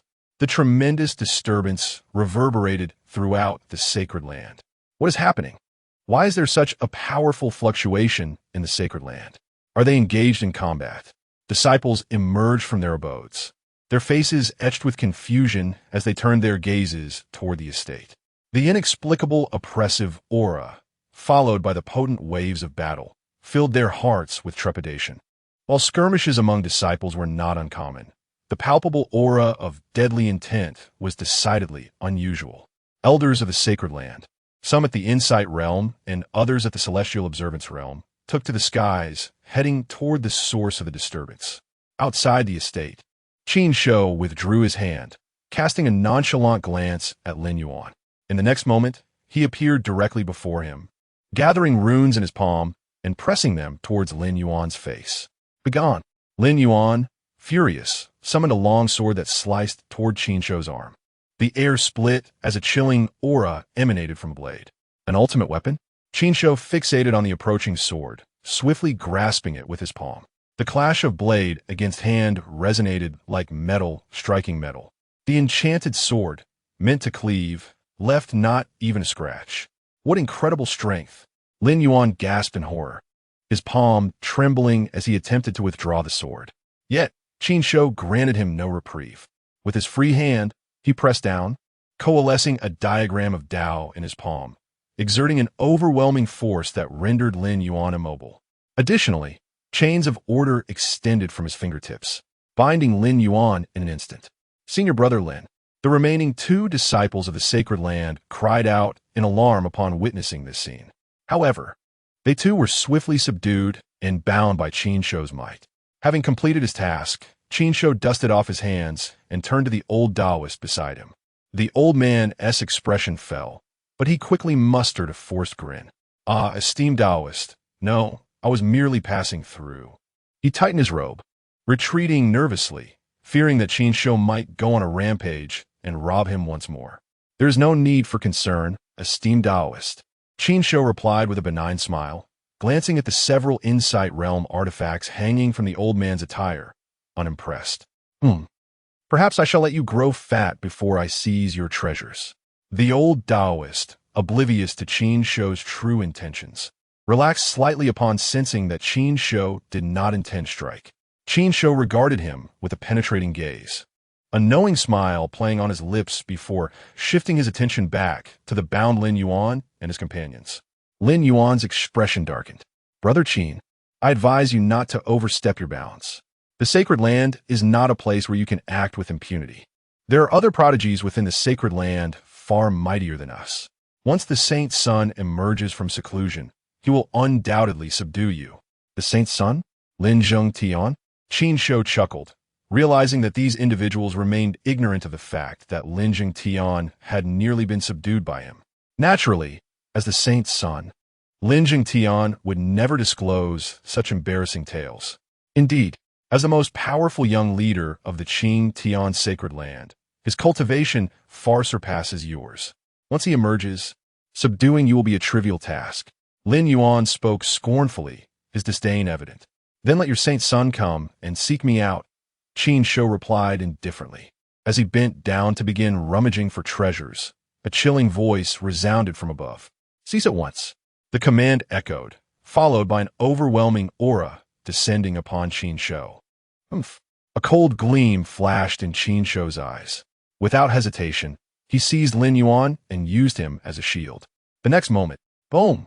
The overwhelming force struck Lin Yuan directly. Ugh! Lin Yuan spat blood, his face paling to a ghostly white. Simultaneously, the sound of cracking echoed from his body, resembling fragile porcelain, fissures appearing as if he might shatter entirely at any moment. Such cruelty! Qin Shou observed Lin Yuan's pitiful state, shaking his head before casually discarding him. At that moment, several figures emerged in the air above. They first glanced at Lin Yuan, who resembled a lifeless dog, then at the other two bound youths, and finally at the disciple who lay unconscious in the earth, their expressions darkening. Among them, a middle-aged man in red wore an especially menacing Chapter 42, the intervention of the sage. "The storm concludes this child has harmed the disciples of the sacred land and injured my son. I take him to the hall of discipline merely to uphold the dignity of the sacred land. Are you two truly willing to shield him?" Lin Song's expression darkened as he coldly fixed his gaze upon Qinda and Qin Air. "Harm the disciples of the sacred land? Where? I see nothing." Qinda replied skeptically, feigning innocence as he turned to Qin Air beside him. "Did you see anything, second brother?" "Of course not. Qin Shou nonchalantly. You too." Lin Song glared at the pair, his fury palpable. Beside him, several accompanying elders wore similarly grim expressions. One elder, dressed in black and bearing a gaunt frame, spoke coldly. "Qinda, you two must not protect him. This child, upon his arrival at the sacred land, has already injured disciples and even attempted to seize treasures. Such behavior warrants punishment. Otherwise, what becomes of the dignity of the sacred land? What becomes of the authority of the Hall of Discipline?" The elder, named Sikong Lian, was the vice master of the Hall of Discipline. The youth previously trampled by Qin Shou was his disciple. Qin scoffed at Sikong Lian. "Is it merely a matter of stepping on your disciple? If he lacks the skill, he should not provoke trouble. I am merely providing him with some education, lest he continues to act recklessly outside. At that time, it would not only be you who suffers humiliation, but the sacred land as well." "You!" Sikong Lian was rendered speechless with anger. Casting a glance at his still-dazed disciple, a surge of malevolence gradually emanated from him. "What? Are you still trying to make a move while in the wrong?" Qin Da's aura of menace eclipsed that of Sikong Lian. With a swift gesture, a massive blade, larger than his own body, materialized before him. "Kulme, I have long found you displeasing. Today, let us settle this once and for all. no one shall leave unscathed. Qin's expression was fierce, his eyes locked onto the several individuals hovering above. Simultaneously, Qin also summoned his battle weapon, his own aura of menace surging.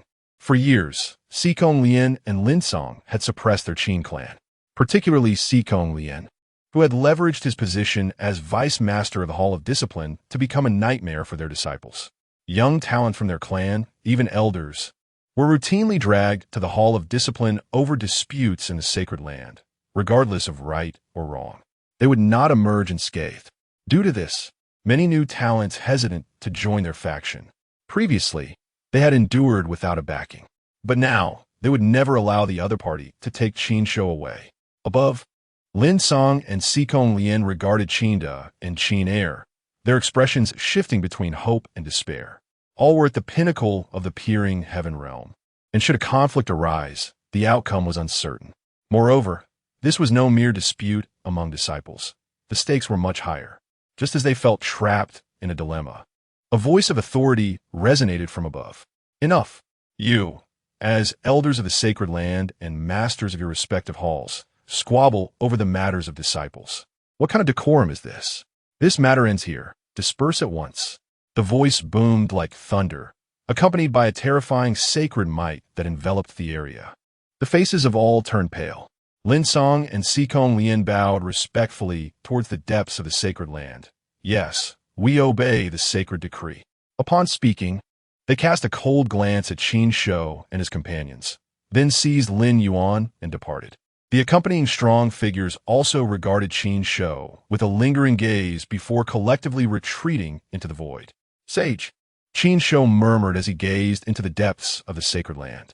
The overwhelming sacred might had left him feeling a sense of trepidation. Believing that Qin Shou was intimidated by the earlier commotion, Qin approached and patted Qin Shou's shoulder with his palm, which was as large as a fan. Do not worry. The sage, in their lofty position, will not lay hands on you. Qin Shou smiled at this, clasping his hands in gratitude towards the two. Thank you. Esteemed Signor, I am not much older than you, merely a few thousand years. You may simply call me Senior Uncle. Qin waved his hand dismissively. In that case, thank you, Senior Uncles. Qin Shou chuckled as he returned the gesture, though he did not fear those individuals. The fact that the two stood by his side indicated a commendable unity within their faction in the sacred land. You are too courteous, nephew. It is I who should thank you. Those brats, had it not been for my inability to intervene, they would have been thoroughly beaten. Now, you have avenged me. Qin's expression was one of satisfaction. Lin Yuan, that brat, had oppressed their disciples for far too long. Yet, due to the disparity in strength, their younger generation had been unable to retaliate. As elders, they had refrained from intervening, but the pent-up frustration over the years was now released. Indeed, you did splendidly. Just a tad lenient. Next time, do not hesitate to strike harder. Qin chimed in, expressing that Qin Shou had gone too easy on them. At the very least, the other party should have been bettered in for months. Ah, goodness. Qin Shou regarded the two seniors with a peculiar look. These two were certainly not to be trifled with. Of course, they might simply have been oppressed too severely by the other faction. At this moment, he suddenly noticed a furtive figure attempting to sneak away. A teasing smile swiftly appeared on his face. Friend Xian, are you in such a hurry to leave? After all, we are old acquaintances. Why not linger a while to reminisce? The old Taoist, caught in the act of trying to slip away, froze and turned around, awkwardly clearing his throat. Ahem. That is, I have matters at home. My dog is yet to be fed today. Feeding the dog? Qin Shou could not help but envision the image of that large black dog. He shook his head and inquired, how come a Taoist is here in the sacred land? Could it be that you are a disciple of the sacred land? The old Taoist chuckled awkwardly, hastily denying, friend, you jest. I am but a wandering Taoist. How could I be a disciple of the sacred land? Oh, so you came to the sacred land to dig graves? Qin Shou replied, a knowing look in his eyes. Dig graves? Qin and Qin's gazes turned dangerous as they fixed their eyes on the old Taoist. Do not speak carelessly. I am merely a guest of the sacred land. The old Taoist jumped, his expression turning exceedingly tense. Really? Qin Shou felt a twinge of disappointment. He had hoped the old fellow was indeed a grave robber. What a letdown. But then again, considering the strength of the sacred land, how could a mere Enlightenment realm individual dare to disturb their ancestral grounds? Really not. The old Taoist clarified once more, fearing the potential consequences of being misunderstood. If he were to be mistaken for a grave robber, would the sacred land not roast him over a fire? He merely wished to retrieve his treasures from the sacred land, not to be wrongfully accused. Seeing that the old Taoist was not lying, Qin Shou's interest waned. He nodded. Then, esteemed Taoist, please carry on. I have matters to attend to, so I shan't keep you for a meal. Huh? The old Taoist was momentarily stunned, then quickly regained his composure, hastily responding, "Oh, yes. I'm not hungry, not hungry." He clasped his hands towards Qinda and Qin Air, turning on his heel and fleeing. He resolved to leave the sacred land under the cover of night.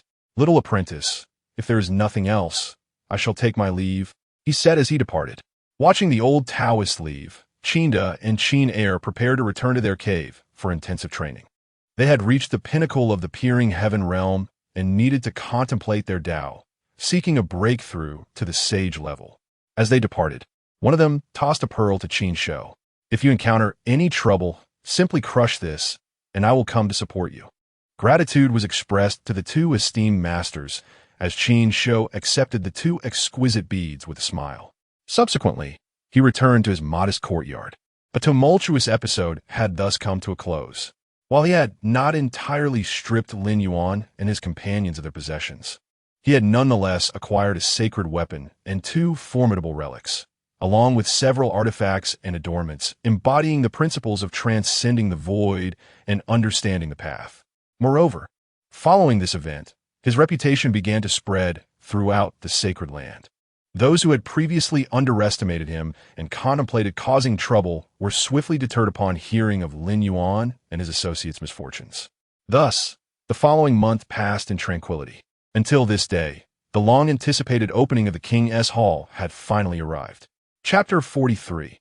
Mount Tianzhu, Hall of Kings as dawn broke. A faint blush of light appeared on the horizon. In the sacred realm, formidable energies surged from various quarters, converging above the Holy Land. All disciples emerged from their cultivation abodes, gazing upward at the ever-shifting skies. The Hall of Kings was about to be unveiled. Who among the formidable beings of the sacred land would earn the title of king? Surely, the Holy Son would attain it. Although his cultivation fell short of some senior disciples, his supreme battle body possessed unparalleled might, making the acquisition of a title a mere formality. Before pavilion, several core disciples displayed expressions of eager anticipation. They were well aware of the Hall of King's significance. Who wouldn't desire to secure a royal title during their journey to enlightenment? Even though they had yet to reach the realm of enlightenment, their longing for the title remained undiminished. Suddenly, one disciple seemed to recall something and spoke up. Not long ago, the newcomer from the Qin clan defeated senior brother Lin Yuan. Do you think he will participate in the Hall of Kings? Upon uttering these words, silence enveloped the gathering for a brief moment. Qin Shou had subdued Lin Yuan and seized his sacred weapon. While this incident had been suppressed by the higher-ups of the sacred land, the core disciples were still privy to the information. After a moment of contemplation, one disciple analyzed. The Hall of Kings is a grand assembly for those in the realm of enlightenment. He is likely to attend, however, to secure a title that may be beyond his reach. The others nodded in agreement, expressing their skepticism. Despite Qin Shou's victory over Lin Yuan, they remained unconvinced, as Lin Yuan was merely at the first level of enlightenment. As these disciples engaged in discussion, deep within a vast palace, Lin Jingtian gradually stepped forth, an aura of terror radiating from him. With a flick of his finger, he tore through the fabric of space before him, creating a dark rift. At the fourth level of enlightenment, his mastery of the imperial canon had progressed. This time at the Hall of Kings, the Holy Sun was certain to shine brilliantly and claim the title of king. Moreover, Qin Shou, Lin Jingtian murmured, his voice growing icy at the mention of the latter's name. Simultaneously, in another estate, Qin Shou sensed the numerous energies of enlightenment rising within the sacred land and slowly exited his courtyard. It had been nearly 3 months since he had last considered the Hall of Kings. The opportunity to ascend to emperorhood. Upon stepping outside, he found Qin and Qin Air already waiting for him. Additionally, beside them stood a young man and woman. Upon seeing Qin Shou approach, Qin called out to the two youths, Tian, Qin Yao, "Come greet your senior brother Qin Shou." The two, upon hearing this, exchanged glances with Qin Shou, a peculiar light flashing in their eyes. They then bowed in unison. "Greetings, senior brother Qin Shou." "Too kind." Qin Shou responded with a courteous nod, his gaze shifting to Qin. These two were the strongest of the younger generation within the Qin clan, and they too would be attending the Hall of Kings. "My uncles hope you will look after them within your capabilities. If you encounter any difficulties, you may summon your uncles. We'll arrive within 3 breaths," Qin explained. They were at the Skywatching Realm and did not plan to participate. However, Qin Shou possessed their communication beads, allowing them to respond immediately should anything arise. "Rest assured, uncles," Qin Shou affirmed, nodding in acceptance. "Very well, you may set off now." The Hall of Kings is located on Mount Tianju, which is a fair distance from the sacred land. Do not delay. Qin and Qin Air nodded in acknowledgement, then waved their hands. Qin Shou said nothing further and led the two towards the gates of the sacred land. Within the sacred realm, the construction of spatial passages was forbidden. "Senior brother Qin Shou, I heard you captured Lin Yuan and his companions. Is that true?" On the way, Qin Yao asked curiously. Beside her, Tian also turned his gaze toward Qin Shou. The siblings were prodigies cultivated by the Qin clan, one at the first level of enlightenment, the other at the second. Due to factional disputes, they had often clashed with Lin Yuan and his peers, but most encounters had ended unfavorably for them due to Lin Zhengtian's influence. Now, hearing about Qin Shou's illustrious exploits, they were eager to learn more. Qin Shou glanced at the siblings, smiling. It was merely a sparring match. Sparring? Qin Yao was skeptical. "I heard from Master Uncle that it even attracted the attention of a sage." Qin Shou chose not to elaborate further. For him, dealing with Lin Yuan and his companions was hardly even sparring. It was a one-sided domination. Regrettably, he had not yet plundered their inner worlds when the situation was interrupted. Noticing Qin Shou's reluctance to discuss further, Qin Yao wisely refrained from pressing the matter. The trio exited the grand gates and tore through space, making their way toward Mount Tianju. Days later, in a region tens of millions of miles away from the Qingtian sacred land, a colossal mountain loomed like a pillar supporting the heavens, piercing the clouds with no visible end. The surrounding clouds echoed with ferocious beast roars, and enormous silhouettes flickered within. Mount Tianju, the highest peak of the Tian Continent, housed the Hall of Kings atop its summit. At the foot of the mountain, numerous figures had already gathered. Most appeared youthful, with only a handful of middle-aged individuals, each exuding immense power. "I suppose it's time for this humble Taoist to secure a title for myself at the Hall of Kings," an elderly Taoist mused, standing upon a large rock, his gaze fixed in anticipation upon Mount Tianju. Beside him, a large black dog donned in flamboyant shorts stood upright, disdainfully snorting in response. "Oomph. A title is merely a vanity sought by you humans. I have come here solely for the opportunity to ascend to emperorhood." The dog's eyes gleamed with excitement, drool nearly spilling from the corners of its mouth. Just then, a rift in space opened directly above them, and 3 figures stepped forth. The dog's expression instantly darkened, its already black visage becoming even darker. "Which fool dares to open a passage above my head? This is insufferable." Chapter 44. A gathering of the strong. Is this the renowned Tianju Mountain? In the air, 3 figures emerged from a spatial passage. Qin Shou gazed at the towering peak that pierced the heavens, a look of awe in his eyes. Indeed, this is Tianju Mountain. It is said that the Hall of Kings resides at its summit. Beside him, Qin Tianyi looked up at the peak shrouded in clouds, his gaze fervent. This was not his first visit to Tianju Mountain. He had been here before during his training. The thought of soon climbing this lofty mountain to compete for his rightful title filled him with excitement. Meanwhile, below, Dahei and the old Taoist were already in a state of shock. They held their breaths, staring up at the 3 figures above them. The old Taoist's face was darker than Dahei's, nearly purple with dread. "Damn it, I must have run into bad luck for 8 lifetimes. How is it that this calamity always finds me?" Over a month ago, he had hurriedly left the Qingtian sacred land to find He, who was wandering outside. He had come to Tianzhu Mountain early, hoping to seize an opportunity when the Hall of Kings opened. Who could have anticipated? What a narrow road for enemies. The man and the dog exchanged glances, cautiously shifting their feet in an attempt to sneak away before Qin Shou could notice them, just as they thought they might escape. A voice halted them in their tracks. "Where are you two headed? Do you not wish to meet Qin?" Qin Shou suddenly appeared before them, a smile playing on his lips. He had noticed these two the moment he exited the spatial passage. Initially, he intended to ignore them, but upon seeing their furtive attempts to flee, he decided to intervene. Fellow Taoist, you jest. I merely stood for too long and my legs grew numb. I was just stretching," the old Taoist awkwardly stammered. He quickly tucked away some treasures hanging from his body into his inner world. The reactions of the man and the dog left Qin Tian and his companion astonished. They exchanged bewildered glances, pondering what Qin Shou had done to evoke such fear in them. A distinguished figure in the Tao enlightenment realm, yet they appeared like mice before a cat in his presence. As they speculated, another ripple of spatial disturbance surged through the void. Following that, two massive spatial passages appeared, one black and one azure, through which two enormous ships emerged. On the bow of each vessel stood a dozen figures. The first ship, draped in black, was led by a woman in a flowing red gown, her perfect figure obscured by a veil, rendering her features indistinguishable. The second ship bore a young man clad in white, with sharp brows and bright eyes, though his expression was one of indifference. It was the Taichu Sacred Land and the Qing Tian Sacred Land. Who would have thought that both sanctuaries would arrive simultaneously? Below, within the mountain forest, numerous figures of the Tao Enlightenment realm, who had arrived earlier, gazed at the two ships emerging from the spatial rift.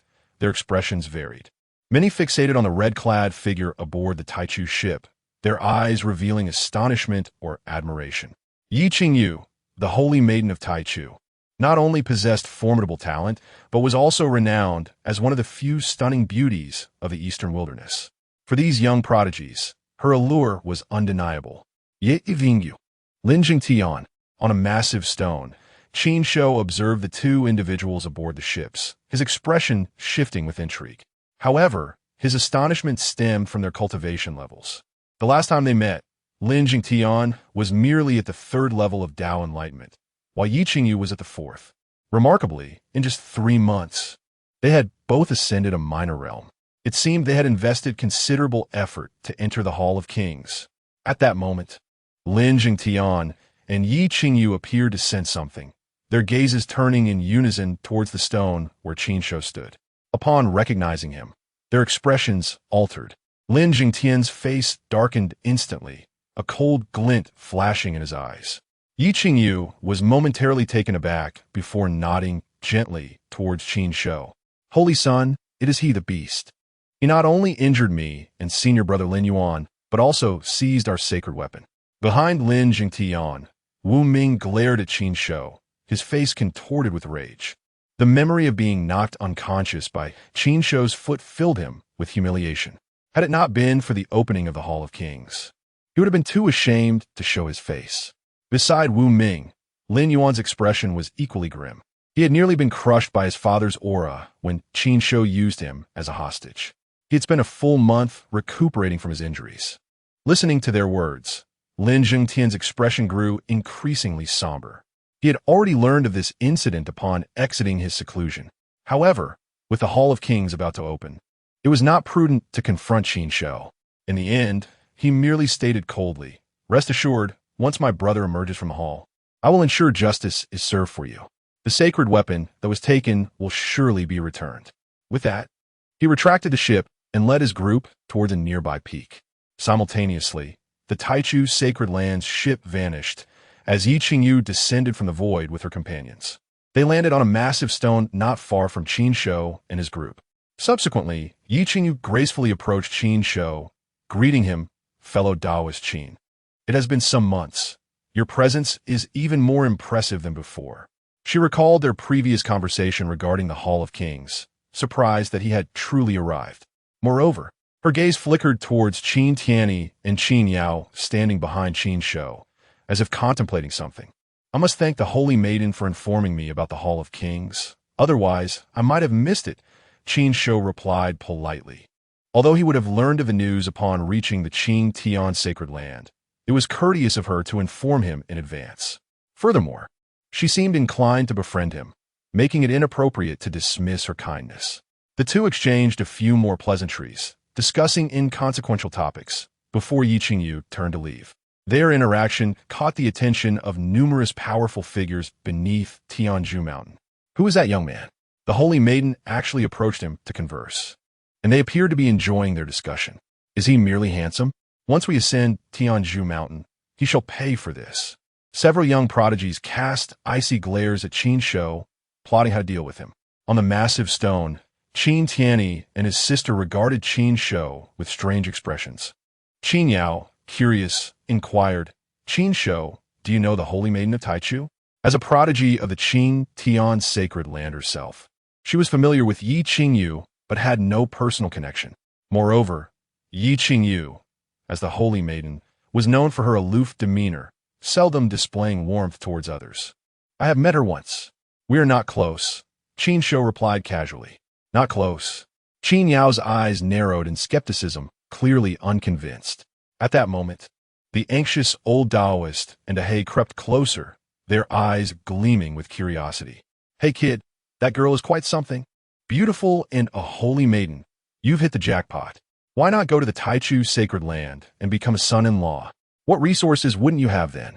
Dai exclaimed, grinning widely, his canine face adorned with a rather lewd smile. Indeed, the dog speaks wisely. The old Taoist chimed in, fully agreeing. Fortune favors the bold. I have high hopes for you. Chapter 45. The opening of the King's Hall and the devouring golden path. What? Is the noble woman seeking danger? Qin Shou listened to the banter of the two individuals, his expression darkening progressively. Simultaneously, his gaze towards them grew increasingly perilous. Sensing the danger emanating from Qin Shou, one man and his dog belatedly ceased their chatter, realizing they could not jest with this individual. He. The old man chuckled awkwardly and retreated a few steps. As for the large black dog, it had already scampered away. Observing this, Qin Shou chose not to dwell on the two foolishly amusing him, opting instead to sit cross-legged upon a massive rock, closing his eyes to cultivate and await the opening of the King's Hall. Days passed, and powerful beings began to tear through the fabric of space to arrive. Until 10 days later, at the foot of Tianzhu Mountain, nearly 100 cultivators had gathered, all of whom were enlightened beings under a millennium old. Of course, this only included those from the eastern wilderness, excluding others from different regions. The Qingyun Continent is partitioned into 5 major domains: Eastern Wilderness, Western Desert, Southern Barbarians, Northern Xian, and the Central Celestial Domain nestled amid the 4 domains. Each of the 4 domains has its own King's Hall, while the Central Celestial Domain comprises 3 boundless ancient forbidden lands devoid of human existence. On this day, Qin Shou, seated atop the giant stone, suddenly opened his eyes. He slightly raised his head, his sharp gaze directed towards the mountain's peak. They have arrived. As soon as the thought crossed his mind, a resonant hum echoed through the heavens and earth, seemingly shaking the colossal Tianzhu Mountain. Above the clouds, a tidal wave of spiritual energy surged forth, cascading down like a golden path. Countless runes twirled around it, resembling a stairway to the heavens. The King's Hall has opened. Ha ha ha, this time, I shall possess my very own kingly title. Fellow friends, I shall take the lead. At the mountain's base, numerous prodigies of enlightenment gazed at the descending golden path, their expressions brimming with excitement. Immediately, some surged forward, ascending the steps of the golden path toward the clouds above.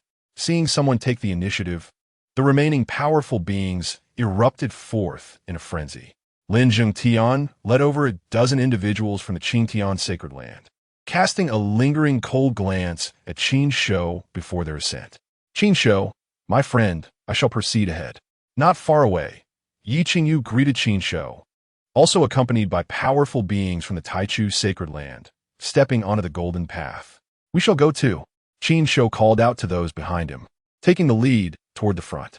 As his feet touched the golden path, An overwhelming pressure descended upon him. Boom! A faint explosion echoed in his ears, prompting Qin Shou to furrow his brows slightly. Yet, in an instant, he regained his composure and continued his ascent, appearing unfazed. However, with each step he took, the pressure upon him intensified. As time progressed and the steps accumulated, the burden began to exceed the pinnacle of enlightenment, approaching the realm of celestial observation. Simultaneously, an inexplicable force surged from beneath his feet, penetrating his body, seemingly aiding him in refining his physique. Whoever constructed the King's Hall truly possessed remarkable skill. Qin Shou mused, feeling the force enter his body. Though it was but a trickle and offered minimal benefit, it was merely the beginning. With countless steps ahead, he believed that even a little would accumulate into something significant. Qin Shou, senior brother, he seems to be so effortless. Behind him, the siblings Qin Tian observed Qin Shou's relaxed demeanor with astonishment. They too bore immense pressure, which only grew stronger as they climbed the steps. By now, each of them was enduring a terrifying strain surpassing their own two minor realms. Despite being prodigies of the sacred lands, they felt discomfort under such overwhelming pressure. Not far from them, the old man and the large black dog appeared entirely at ease. They seemed oblivious to the pressure, as if strolling on ordinary ground. Particularly the large black dog, which was gnawing on a spirit ginseng as thick as an arm. Ahead, noticing the siblings' change, Qin Shou slightly slowed his pace. Yet, in the next moment, his expression shifted. Clenching his fist, he suddenly struck out toward the left front. A brilliant gold light collided with a terrifying blade of light that had appeared out of thin air. Bang! The golden path trembled as the formidable blade of light was shattered, transforming into countless symbols that melded into the steps below. An attack from the third level of celestial observation? Qin Shou frowned, his demeanor growing serious. At the same time, all the powerful beings on the path faced sudden assaults. Unprepared, some were cleaved from the steps, plummeting downward. Others suffered grievous injuries, losing limbs in a horrific spectacle. Damn it! Wasn't it said there would only be pressure? Why is there also an attack? Among the surviving powerful beings, some shouted in panic. Several had relatives who had previously entered the King's Hall, and at that time, no attacks had manifested on the Golden Path. What is happening? Qin Tian and his sister wore solemn expressions, bewildered by the sudden turn of events. Master Qin had informed them of the precautions regarding the King's Hall, yet he had not mentioned that the Golden Path would assault individuals. Stay away from me. Do not come too close. Qin Shou turned to the siblings, cautioning them. He feared that any further attacks might inadvertently affect them. An assault at the level of celestial observation, even if merely a residual wave, could pose a significant challenge to them, potentially leading to their downfall or even death. Yes, senior brother Qin. The two nodded earnestly, their gazes towards Qin Shou revealing a hint of submission. Recalling the force he had unleashed moments ago, which clearly surpassed the realm of enlightenment, they felt no inclination to resist. Seeing them acquiesce, Qin Shou turned and resumed his ascent. This time, he proceeded with greater caution. Sure enough, after ascending just a few more steps, another attack struck, even more potent than the last. Relying on his formidable physique, he managed to handle it with ease. However, the others were not so fortunate. Occasionally, figures tumbled from above, cast off the Golden Path. Ahead, a middle-aged man let out a harrowing scream as his defensive artifact and body were cleaved in two, plummeting downwards. Watching the bloodied remnants fall beside him, Qin Shou's gaze flickered with a trace of disturbance. They say the King's Hall is a fortune for those enlightened. Who could have imagined? That fortune would also breed Chapter 46.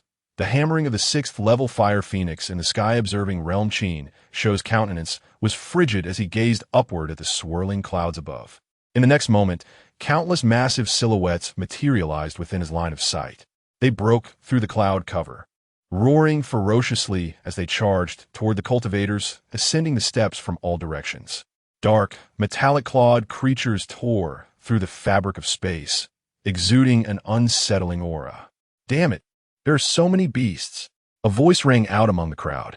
Fellow cultivators, let's not hold back any longer. Unleash our full might against these monsters. Otherwise, none of us will reach the summit. As the words echoed, numerous phenomena emerged. Some bore divine mountains upon their backs, while others were entwined by spiritual serpents. At the forefront, Lin Jingtian stood with a majestic phantom looming behind him, effortlessly crushing a beast of the understanding realm with a mere gesture. Yi Qingyu, too, had a blossoming green lotus behind her, emanating a chilling sword aura that deterred even the most ferocious beasts from approaching. The only individuals who had managed to arrive at this juncture, aside from the two great holy lands, were prodigies from various esteemed sects and ancient clans. In a spectacular display of unreserved power, many beasts were swiftly vanquished, dissipating into strands of Tao patterns that fused into the golden path beneath their feet. During this chaos, Qin Shou had also dispatched two beasts that lunged at him. Nevertheless, he remained vigilant, casting a cautious gaze around. A formidable, divine consciousness enveloped the area, prepared to respond to any unforeseen circumstances. According to the established order, a beast of the sky-observing realm should have made its appearance by now. Yet he had yet to see one. Behind him, Qin Tian and his siblings wore expressions of anxiety as they executed their own manifestations to slay the beasts. Their eyes fixated on Qin Shou, seemingly aware of an even more formidable beast yet to reveal itself. Just then, a chilling cry, powerful enough to rend gold and shatter stone, reverberated through the air. A colossal shadow descended as a fiery bird emerged from the clouds, its terrifying aura causing the surrounding beasts to flee in panic. What a terrifying presence is that? The fire phoenix? How on earth could a fire phoenix appear here? The Tianju Mountain has summoned a beast of the sky-observing realm. Are they intent on exterminating us all?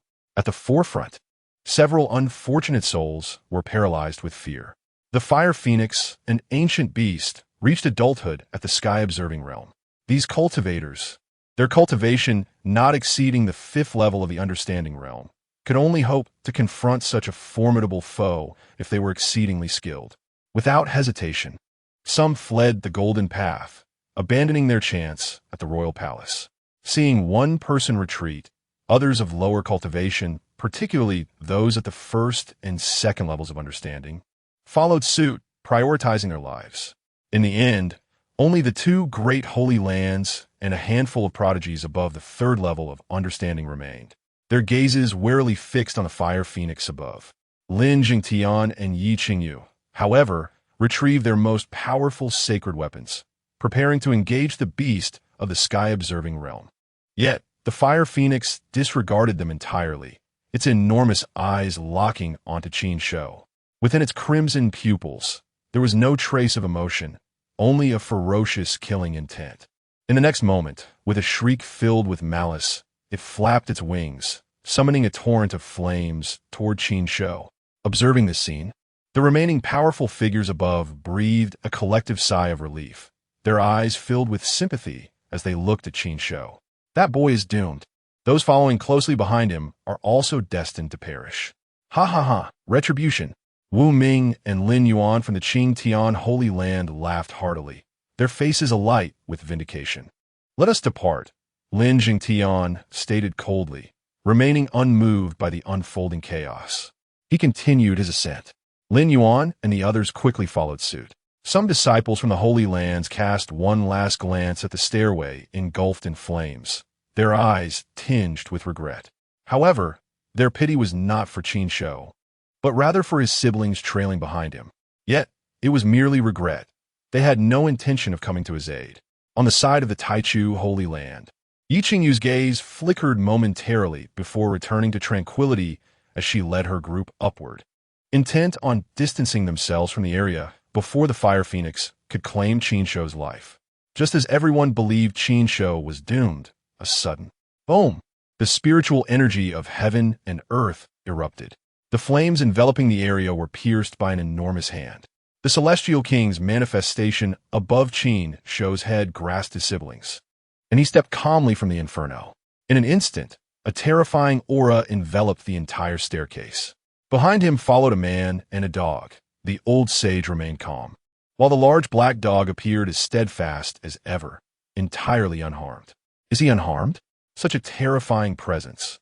Even I, at the third level of understanding, feel a chill of trepidation. And that manifestation, above on the staircase, the powerful figures who had been preparing to take their leave were left stupefied, their gazes fixated on Qin Shou. On the staircase, Lin Zhengtian and the others heard the commotion and turned to look downward. Upon seeing Qin Shou emerge unscathed, Lin Yuan's eyes widened in disbelief. Impossible. How is it that he is alive? The fiery storm unleashed by the fire phoenix had felt lethal even from a distance. How could he have escaped unscathed? Even his clothing remained untouched. Disregarding the astonishment of those around him, Qin Shou casually set his siblings down and fixed his gaze upon the fire phoenix. From its prior assault, he gauged its approximate strength to be around the 6th level of sky-observing realm. Such power, while formidable, posed no real threat to him. With a decisive step forward, he vanished from his original position, traversing the immense pressure of the staircase in an instant and appearing directly before the fire phoenix. Without a moment's hesitation, a purple gold hammer materialized in his hand, raised high. Boom! A terrifying sacred might erupted, the hammer swelling to the size of a mountain, casting a shadow over the fire phoenix. Caw! The fire phoenix screeched, unleashing a stream of purple flames that were even more searing than the inferno before, instantly incinerating the surrounding space. Simultaneously, it extended a claw, piercing the void to grasp the descending hammer. Rumble! The void erupted in a cataclysmic explosion, the terrifying energy cascading in all directions. Even the golden path below trembled violently, tiny fissures appearing only to heal instantaneously. In the void, the fire phoenix emitted a mournful cry as its claw began to shatter. In the blink of an eye, it disintegrated into countless Tao patterns, cascading toward the golden path below. Simultaneously, an immensely powerful and pure energy surged into Qin Shou's body through the purple gold hammer. Qin Shou's brows knitted together. The threshold of the sky-observing realm was nearly breached by this pure energy. A flicker of astonishment crossed his mind as he suppressed the urge to break through. He had previously slain several beasts of the understanding realm, yet none had provided him with such energy. Could it be due to the fire phoenix being of the sky-observing realm? While he pondered this, the powerful figures on the staircase below were left utterly dumbfounded. Who is this extraordinary companion? Nurtured by which ancient clan? Such terrifying cultivation. That fire phoenix was at least at the 5th level of the sky-observing realm. It was obliterated in a single strike. Such strength, though aided by sacred weapon, is undoubtedly comparable to the holy sons of the major sects. A powerful figure remarked, glancing at the figure standing tall in the sky, his eyes betraying a hint of reverence. Within the Qin Tian Holy Land, despite their shock, Lin Yuan and Wu Ming sneered. Humph, it is merely the power of a sacred weapon. If a holy sun were to strike, they would accomplish the same. With that, they turned their gazes toward Lin Zhengtian. The latter's expression grew grave, ignoring their comments as he focused intently on Qin Shou's figure, a chilling glint flashing in his eyes. Although reluctant to admit it, with his current cultivation level at the 4th stage of the Enlightenment realm, even with the assistance of the sacred weapon's power, he could undoubtedly deliver a fatal blow to the fiery phoenix. In the air, Qin Shou suppressed the turbulent spiritual energy within him, stowing away the purple gold hammer before gracefully descending back onto the steps. However, just as his feet made contact with the steps, an unexpected change occurred. The stairs beneath him radiated a brilliant light, and following a surge of white brilliance, everyone vanished without a trace. When they reappeared, they found themselves standing before a magnificent palace. Chapter 47. Ascending to the summit, the trial of life and death at the pinnacle of Tianzhu Peak. Upon a vast platform hewn by human hands, a gray temple looms, constructed from colossal, unidentified stones. At the entrance stand 2 towering statues, each 100 feet tall, serving as sentinels. Is this the summit? The Hall of Kings? Have we truly arrived? On the platform, a group of formidable individuals exchanged glances, momentarily uncertain as they gazed at the immense edifice. Despite the considerable distance yet to be traversed, how could they have been transported to the summit so abruptly? Perhaps. One person scanned the crowd, their gaze eventually landing on Qin Shou. Could it be that his slaying of the Fire Phoenix had precipitated this outcome? Brother Qin Shou, Qin Tian, and Qin Yao approached him, their expressions imbued with reverence. "Let us observe for now," Qin Shou replied with a nod. He then turned his attention to the other elites on the platform. Out of nearly 100 prodigies of the Enlightenment realm, fewer than 30 had managed to ascend here. Among them, the two great sanctuaries accounted for approximately 15 or 16. The remaining few were also distinguished disciples and heirs from various ancient clans and sections. Notably, the old Taoist and Ahe, with their first and second levels of the Enlightenment realm, had also made their way here.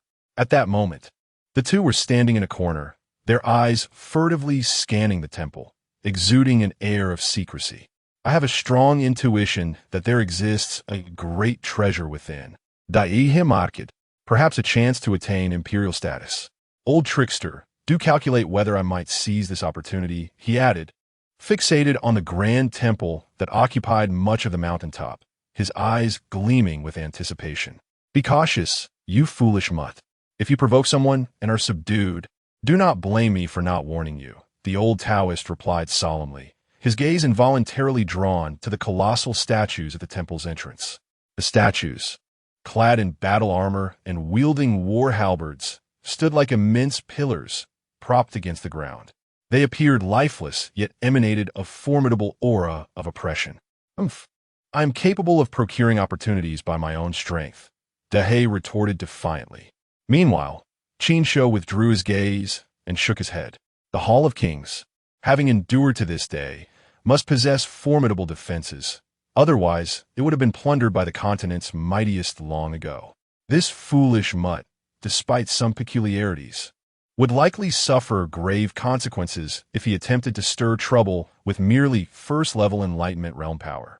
Just as he scrutinized the two statues, an ancient voice resonated across the platform. "Congratulations to all for passing the first trial. Welcome to the Hall of Kings." As the voice faded, the stone doors of the temple creaked open. An elderly figure clad in gray emerged from within. His gaze swept over all present, pausing momentarily upon Qin Shou. "I am the spirit of the Hall of Kings, entrusted with overseeing your trial of kingship." A faint smile adorned the spirit's face. The gathered prodigies, upon hearing this, exhibited little surprise, evidently having been informed of the spirit's existence by their elders. Only Qin Shou regarded the spirit with contemplative eyes. If this spirit is the essence of the Hall of Kings, then the hall itself is an extraordinary treasure. To possess the ability to manifest and depart from its core is a feat even the finest sacred weapons cannot achieve. As these thoughts swirled in his mind, he felt an undeniable surge of excitement. Suddenly, the spirit's voice rang out once more. "Having reached this point, it is clear that you all seek the treasures within the hall. However, I must caution you that this trial may entail life-threatening risks. Should you be resolute, please proceed inside." With that, the spirit stepped aside, gesturing for the assembly to enter. Behind him, the gaping entrance resembled the maw of a colossal beast, eagerly awaiting its prey. Life-threatening risks? The countenance of all present darkened upon hearing this. This was at odds with what they had learned from their elders. Nevertheless, recalling the ambush they had faced earlier on the Golden Light Path, they quickly reconciled themselves to the notion. Before long, several prodigies stepped forward, entering the hall. "Qin Shou, this time I shall not be outdone," Lin Jingtian transmitted coldly to Qin Shou from a distance, leading several prodigies from the Qingtian sanctuary toward the temple. "Friend Qin Shou, I shall proceed ahead." Yi Qingyu nodded slightly at Qin Shou, also guiding the prodigies of the Taichu sanctuary forward. As everyone ventured into the temple, Qin Shou turned to the two siblings. "Whether to enter or not is your decision." Qin Da had entrusted him with their care during the ascent, which he had fulfilled. Yet, in the face of this trial, its uncertainties necessitated that they make their own choice. "Brother, let us enter." Without further discussion, the siblings strode toward the shadowy portal. Seeing this, Qin Shou nodded in agreement and followed suit.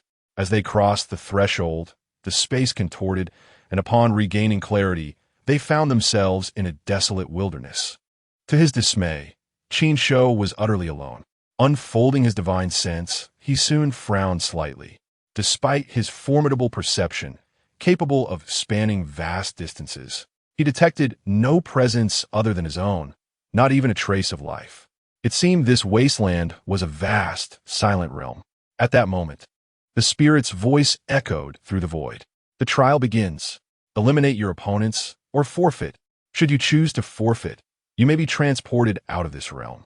As the voice waned, a figure materialized before him, and in an instant, an overwhelming aura of murderous intent enveloped the entire expanse.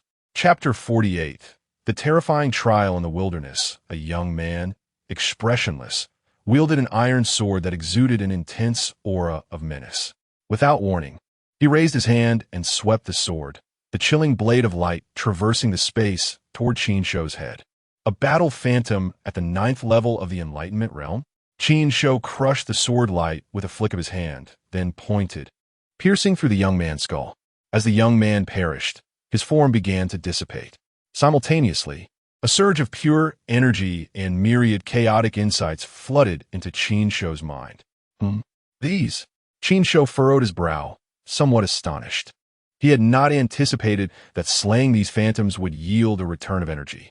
This was remarkably similar to his previous encounter with the Fire Phoenix. Although the energy was scarce, it was extremely refined. If accumulated, it would prove to be a commendable gain. Watching the young man's figure completely vanish, a flicker of anticipation ignited in his eyes. When ascending the golden light path, he had encountered the 6-fold Fire Phoenix. This trial could not possibly be so straightforward, and there must be further challenges ahead. Indeed, after a mere few moments, the space ahead rippled once more. Two figures gradually emerged from the ether. Their appearances were identical to that of the previous young man, yet their auras were significantly stronger. First level of the heavenly insight realm, Qin Shou's eyes gleamed as he regarded the two figures, a contemplative expression gracing his features. It seemed he had discerned the rules of this space. However, these two first-level heavenly insight phantoms posed little challenge to him. After effortlessly dispatching them, he again harvested 2 streams of energy. Following this, he awaited in silence. It took a full quarter of an hour for the third battle phantom to coalesce. As anticipated, this time there were 4 phantoms, and their realms had also risen a tier. Third level of the Enlightenment realm, Qin Shou's demeanor shifted, a hint of gravity entering his gaze. No wonder the temple spirit had cautioned that this trial could be life-threatening. If this continued to escalate, it would be no exaggeration to say that even the mightiest of deities would find themselves overwhelmed. Simultaneously, similar scenes unfolded in another realm. Numerous talented individuals who had entered the trial were engaged in fierce combat with battle phantoms. Lin Zheng, blood-surging, unleashed immense power with a casual strike, obliterating 4 6th-level Enlightenment phantoms. Yi Qingyu, her expression cold, was surrounded by a whirlwind of sword light, shredding the phantoms before they could draw near. The other entrants, facing phantoms a level or 2 above their own, managed to cope with ease, swiftly dispatching them. Slaying a few more phantoms would yield enough energy for me to break through. In one area, Qin Tian had just slain 4 phantoms. The returned pure energy and countless insights from the Enlightenment realm igniting excitement within him. He was already at the pinnacle of the 2nd level of the Enlightenment realm. He felt that with a few more kills, he could transcend to the 3rd level. A quarter of an hour later, 8 5th-level Enlightenment phantoms appeared, an overwhelming aura of menace pervading the space. The battle reignited. Initially, everyone remained composed, but as time passed, some began to feel the strain. Although each phantom slain returned energy, the subsequent phantoms multiplied exponentially, and their cultivation levels rose a tier. This left many inwardly lamenting. Moreover, in this peculiar space, they were unable to utilize artifacts, relying solely on their own strength to battle the phantoms. Even though they were all prodigies of their respective factions, their endurance was tested to its limits. Yet, driven by the desire for titles and opportunities, they had no choice but to persist, unwilling to surrender easily. However, As the number of phantoms multiplied and their strength surged, some of the relatively weaker prodigies could no longer endure the onslaught. Some decisively chose to abandon the trial and were promptly teleported away. Others, caught in indecision, were overwhelmed by the phantoms and perished on the spot. Damn it! What kind of twisted trial is this? Outside the temple, a young man, just teleported out, erupted in curses. His pale complexion, tattered garments, and the numerous ghastly wounds on his body spoke volumes of the brutality within. Fellow cultivator, you are fortunate to have emerged alive, consoled a few prodigies who had been teleported out earlier, gesturing to the ground not far away. There, half a corpse lay peacefully. The young man's expression shifted slightly as he beheld the severed body. Clearly, someone had met a grim fate within the trial space. In this comparison, he instantly felt much luckier. At this moment, the earlier consoling prodigy approached him, inquiring, "Fellow cultivator, how far did you progress in the rounds?" "The 6th round," the young man replied, his expression darkening slightly. He had fought through to the 6th round, facing 32 phantoms, each 5 levels above him, and despite his utmost effort, he could only fell a few. Had he not been decisive and chosen to give up at a critical moment, he too might have fallen victim. The 6th round. The questioning prodigy nodded. Their group had also faltered in the 6th round. I wonder, how far can Saints Yi and Lin Jingtian endure? With the foundation of the 2 great sacred lands, claiming their rightful titles should not be too difficult. Someone mused, gazing longingly at the dark entrance of the temple. And that young man, who seems to know Saints Yi well. He has yet to emerge. I wonder if he has met his end inside. One individual thought of Qin Shou, a malicious glint crossing his face. Meanwhile, in the wilderness space, Qin Shou had entered a frenzy of slaughter. After the initial rounds, he now faced phantoms at the 6th level of the heavenly insight realm, and there were a full 64 of them. Under the assault, he radiated an aura reminiscent of a celestial king. Golden blood energy surged. With each palm strike, a phantom burst apart. "Subdue!" Qin Shou bellowed, a radiant moon rising behind him, casting an overwhelming pressure over the battlefield, slowing the movements of all phantoms. He then formed seals with his hands, pressing downward.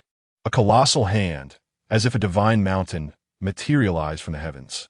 Boom! The earth quaked, the sheer force causing the boundless wilderness to collapse, revealing a chasm shaped like a hand. All phantoms vanished beneath this strike. Huff, huff. Qin Shou's breathing grew heavy, his garments slightly disheveled. Without the aid of artifacts, vanquishing over 60 phantoms at the 7th level of the heavenly insight realm had indeed taken its toll. He collapsed onto the ground, hastily consuming a handful of pills, disregarding their quality, to restore his expended spiritual energy. In this wilderness space, devoid of spiritual energy, he had no choice but to rely on pills for recovery. Fortunately, he had accumulated some reserves from earlier encounters. Otherwise, he would have had to buy them at exorbitant prices from the overseer. However, just as he swallowed the pills, the space erupted with a sudden disturbance. Countless figures began to coalesce. Qin Shou sprang to his feet, a look of bewilderment crossing his features. After annihilating all the phantoms, there had always been a respite. Why they reappeared so swiftly this time? As he pondered, the voice of the temple spirit echoed in the air. Congratulations on passing the king trial. You now have 2 choices. 1, to leave the trial space now, earning your rightful title as a king and a chance at fortune. Or 2, to continue onward, facing one final trial for a chance at a legacy of imperial caliber. The inheritance beyond the realm of quasi-emperors? Qin Shou was profoundly shaken. It turns out that within the royal sealing hall lies the true opportunity for attaining the imperial throne. Chapter 49, Terrifying Slaughter, Another Self-Tester. You have 10 breaths to decide. After 10 breaths, you will be teleported away, the voice of the hall spirit urged. Qin Shou raised an eyebrow, his gaze fixed on the figures coalescing before him. There were no fewer than 100, each exuding an overwhelming aura. Merely casting a glance at them filled him with an immense sense of pressure. 100 peak observers of the sky-seeking realm. Qin Shou fell silent. Despite his ancient sacred body and formidable combat prowess, capable of confronting the sky-seeking realm, Facing 100 peak observers without the use of sacred weapons was suffocating to contemplate. Yet, amidst this pressure, a surge of madness began to rise within him, and a smile gradually crept upon his lips. I accept. The challenge continues. The trial continues, and I hope you can survive, echoed the voice of the hall spirit. As the words fell, a wave of murderous intent erupted in the wilderness. The phantoms of 100 peak observers swiftly coalesced, their terrifying auras darkening the entire expanse. They raised their iron swords in unison, striking down towards Qin Shou. The sound of a sword slicing through the darkness was deafening, as if cleaving the heavens themselves in two. How terrifying! Qin Shou's heart raced, feeling the shadow of death drawing near. Rather than retreating, he advanced a step forward. His surging blood energy soared into the sky, transforming into a vortex. Various phenomena emerged behind him. The yin-yang diagram of life and death, the bright moon rising above the sea, the golden lotus blooming in the sea of suffering, the immortal king descending from the heavens. These manifestations no longer appeared independently, but gradually fused into a vast and mysterious scroll. The immortal king stood atop a lotus platform, the yin-yang diagram hovering behind him, as he cradled a bright moon in his palm. As Qin Shou thrust his palm forward, the figure of the immortal king within the phenomena began to move, wielding the moon as a weapon to suppress the sword light that tore through the sky. Boom! Thunderous sounds reverberated, shaking the entire wilderness. The very fabric of space seemed to collapse, terrifying cracks rapidly spreading toward the horizon, only to swiftly heal under an unseen force. The ground rolled as if it were a tumultuous sea. The bright moon shattered, and the immortal king's hand broke. The overwhelming sword light dimmed considerably as it struck Qin Shou. In an instant, golden blood sprayed forth. Cough! Cough! The combined strike of 100 peak observers truly was terrifying. Qin Shou coughed, revealing a horrific wound on his chest, nearly cleaving him in two. Yet, he paid it no mind and stepped forward, traversing the distance towards the 100 peak observers. As he moved, his vital energy surged, and his golden blood flowed backward, the horrific wound visibly healing at an astonishing rate. The art of celestial restoration. The grand sacred inheritance he had obtained from robbing the Great Black was now put to use. The moment the wound healed, Qin Shou's figure arrived before the phantoms. Without a moment's hesitation, he plunged into their midst. The manifestation of his sacred body enveloped him within a yard's radius, and with a thunderous strike, his golden fist crushed one phantom. Before the others could react, he activated his divine ability to evade, never lingering in one place. The numerous phantoms hesitated, fearing to harm their companions as Qin Shou darted among them. Thus, he maneuvered through the chaos, seizing opportunities to strike. Surprisingly, he gained the upper hand. Meanwhile, in a certain space within the King's hall, the hall spirit sat cross-legged in midair, coldly observing the three luminous screens before him. One of the screens displayed the scene of Qin Shou's battle. This young man is quite remarkable. An ancient sacred body. How many years has it been since one appeared on the Cang Tian Continent? Perhaps he could inherit that esteemed one's legacy. After gazing at Qin Shou's figure for a moment, he turned his attention to the other two screens. One displayed Lin Zhengtian and the other Yi Qingyu. In the screen, Lin Zhengtian's aura surged as he unleashed his divine abilities. Employing the heaven-shrouding giant palm and the soul-extinguishing sword Qi recklessly against 100 peak observers of the sky-seeking fourth realm, only to be overwhelmed by a single strike, sustaining horrific wounds that nearly pierced him through. Damn it! Lin Zhengtian roared, expending a great deal of vital energy as his wounds slowly healed. However, compared to Qin Shou's celestial restoration, his healing speed was notably slower. Subsequently, he activated the imperial scripture, with blurred ancient characters manifesting around him. Instantly, a terrifying aura began to permeate the air. Talent is decent, but he doesn't seem particularly clever, the hall spirit remarked, shaking his head before shifting his gaze to the space occupied by Yi Qingyu.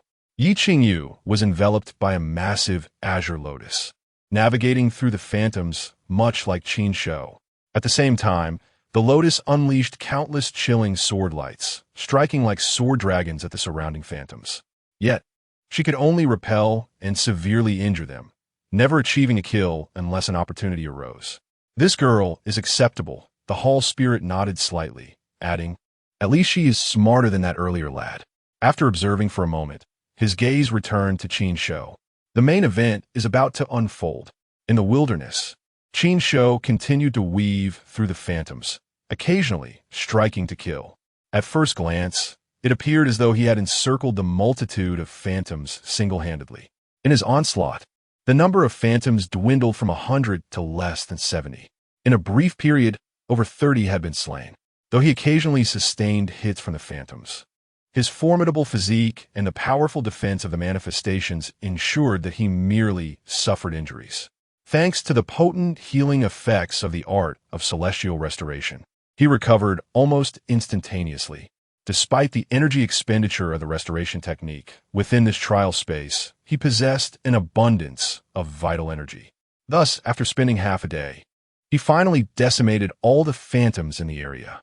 Huff, huff. Qin Shou gasped for breath, his aura slightly diminished. This time, he did not consume any pills, but instead directly refined the returning vital energy to restore himself. After a moment of adjustment, his gaze shifted to the distance. There, a figure identical to his own was approaching, accompanied by the manifestation of the sacred body, exuding an overwhelming pressure. Chapter 50, Forbidden Technique. The three flowers borrowing the path. Terrifying amplification of combat power. The primordial sacred body. Is this truly myself? The figure of Qin Shou approached, his expression growing increasingly grave. The appearance, physique, and even the aura of the other were indistinguishable from his own. If this were to occur outside, even his father would struggle to discern which was the imitation. The challenger must conquer oneself to obtain the qualification for inheritance, echoed the voice of the palace spirit throughout the space. Conquer oneself, Qin Shou murmured. Indeed, that phantom was but a replica of himself. At that moment, the doppelganger stepped forward, its eyes fixed on Qin Shou, devoid of the previous phantom's dullness, instead radiating a subtle intelligence. In the next instant, its lips moved and a chilling voice emerged. You cannot defeat me. The primordial sacred body, the art of mending the heavens, the hand seal of covering the heavens, and all other divine powers. I possess them all. I am you. How audacious. As Qin Shou listened to the replica, a peculiar expression crossed his face. Everything he possessed, the other claimed to have as well. Post. Do not dwell on such trivialities. Do you truly believe it possible? Qin Shou chuckled at the remark. If the Palace of Kings could replicate even the system, that would indeed be a marvel. What do you find amusing? The doppelganger's countenance turned icy. Nothing much, merely reflecting on some delightful thoughts. Qin Shou waved his hand, his expression sobering once more. Behind him, the manifestation of the sacred body began to rise, an overwhelming aura gradually permeating the air. The two forces clashed. A boundary line formed of rippling air materializing in the center, as if dividing heaven and earth in twain. Oomph! The doppelganger snorted. Kill! With a low growl. A more terrifying aura erupted from it, scorching blood essence soaring into the sky, tinting the entire expanse in gold. The manifestation of the sacred body descended, directly enveloping Qin Shou. I am keen to see how this counterfeit intends to slay me. Qin Shou's expression remained impassive as he thrust his palm forward. The manifestation behind him followed suit, charging ahead. In the next moment, the two sacred body manifestations collided with tremendous force. Boom! The space trembled, and in an instant, it shattered, revealing an abyss of darkness. A tempestuous wave of energy surged forth, reminiscent of the apocalypse. Qin Shou summoned the mana within his body, cascading like the tides, channeling it into the manifestation. The sacred body unleashed an even more formidable aura as the celestial king slowly raised his hand, pressing down upon his adversary. The golden lotus platform radiated light. Waves of energy surged forth like a tide, causing the doppelganger's manifestation to tremble violently. Yet, the doppelganger mirrored the action. The two manifestations continuously compressed in the air, the void oscillating between destruction and restoration. Ultimately, after a deafening explosion, both manifestations shattered. The cataclysmic force rebounded, and their bodies instantly fragmented. Terrifying fissures rapidly spread across them, golden blood staining their garments. They resembled fragile porcelain, on the verge of shattering into countless pieces. Qin Shou glanced expressionlessly at the cracks adorning his body, then initiated the art of mending the heavens. In the next moment, the fissures healed, and the blood flowed back into him. I too can mend the heavens. The doppelganger stated indifferently, its wounds instantly restored. Following this, the two lunged at each other once more, engaging in a fierce battle. The wilderness was engulfed in chaos, various divine techniques and secret arts emerging, Tao patterns spanning the sky, and chains of order writhing like serpents, mercilessly slicing through the space. Both sustained injuries yet healed rapidly through the art of mending the heavens. However, as time passed, Qin Shou's aura began to wane. The frequent use of the mending technique drained him of considerable vitality. Even with the reserves accumulated from earlier defeating the Phantom, it could not withstand the consumption. The doppelganger noticed this, a cold smile creeping onto its face. You have lost. Humph. It is premature to draw conclusions before the final moment. Qin Shou retorted with a cold laugh, betraying no hint of panic.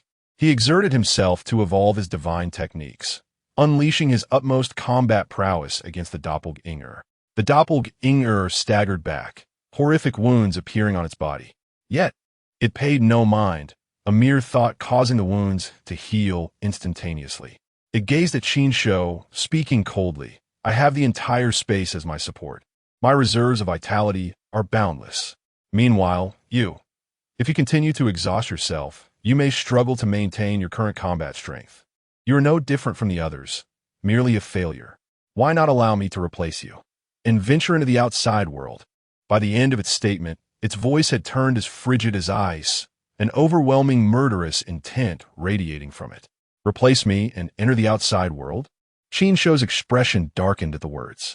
One audacious scheme. Indeed, by slaying you, I could become the true Qin Shou.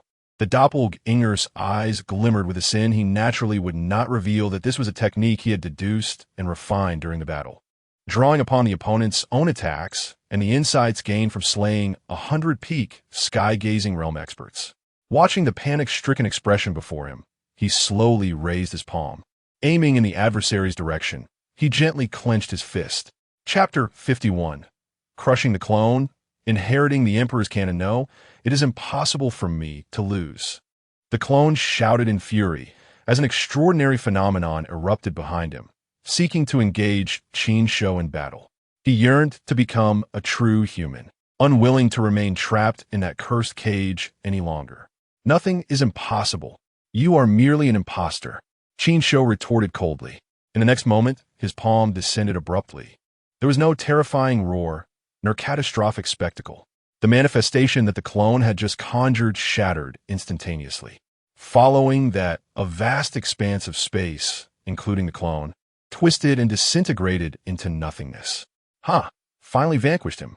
Qin Shou exhaled a long breath, gazing at the clone's complete demise.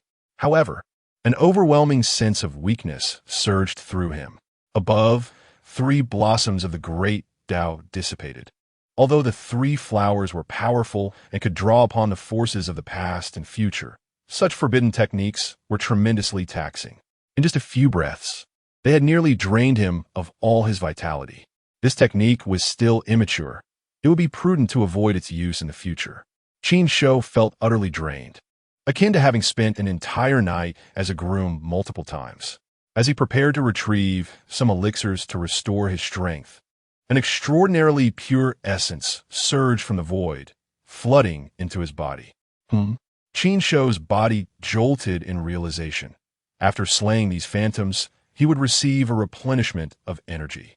Yet, he was astonished to find that the essence from the clone, despite only having the cultivation of the peak of the Enlightenment realm, was more potent than that of a fire phoenix at the 6th level of the celestial realm. But this was not the time for contemplation. He immediately refined this essence to restore his vitality.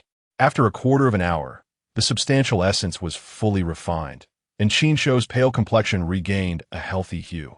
Although it did not completely replenish his vitality, it significantly restored his strength. Just then, a ripple of energy resonated in the space before him, and a portal slowly materialized in midair. Simultaneously, the voice of the temple spirit echoed once more.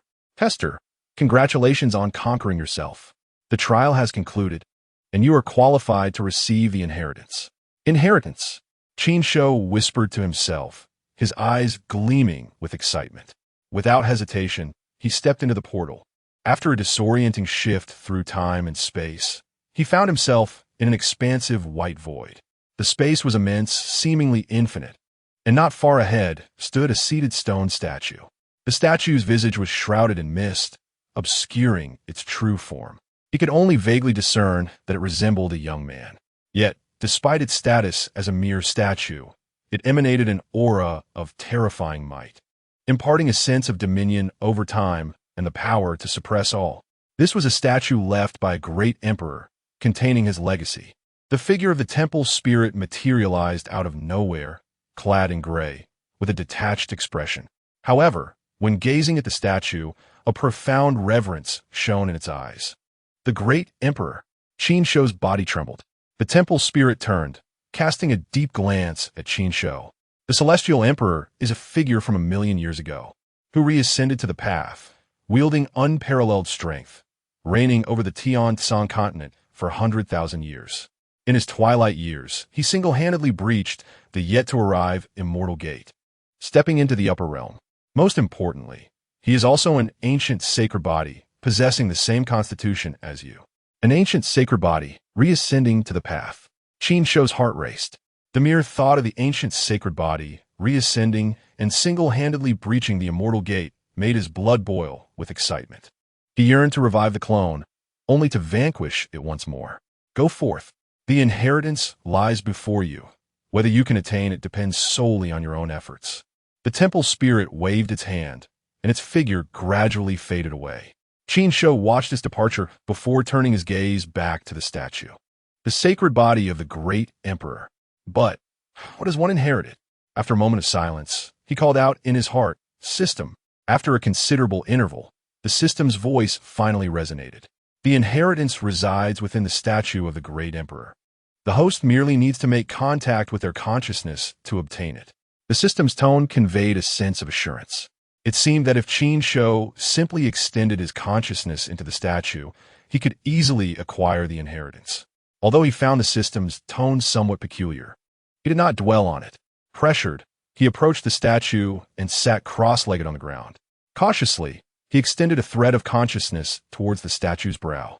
The process unfolded unexpectedly smoothly, as his consciousness seamlessly penetrated the statue's brow. Boom! In that instant, a tremendous roar reverberated in his mind. Before Qin Shou, a vast expanse of golden ocean materialized. At the center of this ocean stood a blurred figure, who slowly turned to face Qin Shou. You have arrived. The voice was calm, yet imbued with an inexplicable authority. Qin Shou was taken aback. What do you mean by I have arrived? Do you know me? You are the Celestial Emperor? I am the ancient Celestial Emperor, the figure affirmed with a slight nod. He gazed deeply into Qin Shou's eyes, then pointed a finger. Amidst the golden light, numerous symbols coalesced in the air, resembling golden dragons that twisted and morphed continuously. Ultimately, countless symbols converged, forming a scripture that surged toward Qin Shou. Boom! With a resounding crash, the golden ocean vanished, and the exterior Qin Shou suddenly opened his eyes. A scripture floated above his soul sea, confirming the veracity of the earlier spectacle. The Heavenly Emperor Canon. Qin Shou's spirit surged, his eyes brimming with excitement. This was the scripture most compatible with the ancient sacred body. Though he had long relied on the prowess of the ancient sacred body for formidable combat strength, he had never cultivated the corresponding scripture, preventing the full manifestation of his potential. While the system offered the Emperor Canon for exchange, the required spiritual stones were astronomical. The cost, often in the billions of high-grade spiritual stones, would not even cover a fraction of it if he sold himself. Now, having received the inheritance, It could be said he had directly saved himself billions of high-grade spiritual stones. Not to mention, the Emperor Canon contained records of some forbidden divine abilities as well. Taking a few deep breaths to steady his emotions, Qin Shou rose and bowed deeply to the statue before him. However, crack, crack, the crisp sound of shattering echoed, leaving Qin Shou frozen in place. Chapter 52, The Guardian of the Dual Emperor Statues. This. Qin Shou gazed in astonishment as the statue before him began to crack and gradually disintegrate into ashes. He found himself momentarily frozen, utterly bewildered. Was it truly possible that a mere bow could wield such immense power? Just as doubts swirled in his mind, a voice echoed beside him. "We shall meet again. Before I depart, allow me to bestow upon you a small gift." As the voice faded, a beam of golden light shot forth from the statue, hovering before Qin Shou. Soon after, the statue was completely reduced to ashes, and the terrifying aura that had permeated the air dissipated entirely. A small gift? Qin Shou stared at the remnants of the statue, then at the golden light before him, his expression a mixture of confusion and intrigue. The golden light took the form of a constantly shifting Tao text, reminiscent of the imperial scriptures he had encountered earlier. He reached out, and to his surprise, the Tao text seamlessly melded into his palm. Instantly, a surge of information flooded his mind. Qin Shou's eyes widened, his face lighting up with overwhelming joy. He could almost hear the thunderous beating of his own heart. This information contained a method of control, specifically over the two emperor-level puppets of the Dual Heaven Pass. What a formidable existence, standing at the pinnacle of the Tian Continent. With these two puppets at his command, he could reign supreme. Future endeavors, no, future acquisitions of spirit stones would be expedited. After a brief moment, Qin Shou took a deep breath to steady his racing thoughts, casting his gaze upon the ashes of the statue. Such a pity. This was a statue left by an emperor. If sold, it would fetch an extraordinary price in spirit stones. Alas, the inheritance had concluded, and this journey had reached a gratifying conclusion. Now, let me experiment with this control method to see if it truly works. Qin Shou's eyes swept across the white space, and he settled down cross-legged on the ground. He began to channel the imperial scriptures he had just inherited. Golden Tao texts coalesced around his body, filling the air with an extraordinary aura. These texts arranged themselves in a unique formation before one by one penetrating into the surrounding space. Meanwhile, outside, why had the Saint Sun not emerged yet? Could it be that he was receiving the inheritance? In the center of the platform, Lin Yuan and other disciples of the Cang Tian sacred land gathered anxiously, their eyes fixed on the portal of the palace. They had been eliminated early on, having only slain a phantom to acquire a modicum of essence, and had gained little else. To make matters worse, two disciples at the second level of enlightenment had perished. Nearby, the disciples of the Taichu sacred land shared their palpable Chapter 53, Ascension of Cultivation, fourth stage of Saint Realm, Saint Son, Saint Daughter.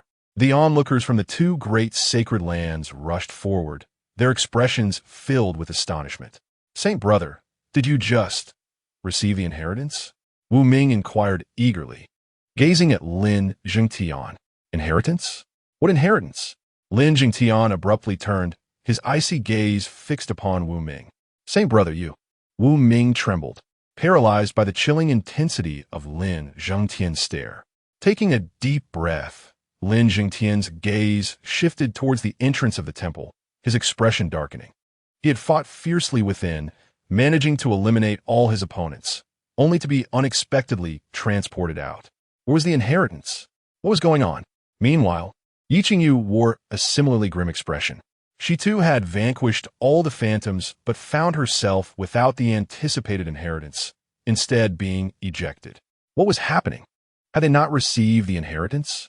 The prodigies from the ancient clans and sects observed Lin Jingtian and Yi Qingyu from a distance, their expressions filled with doubt. What did that earlier phenomenon signify? Was it related to that young man?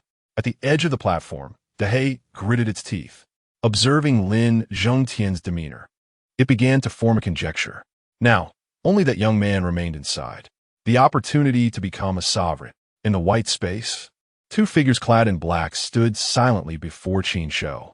Their expressions were devoid of emotion, and no sign of life emanated from them, betraying no hint of humanity.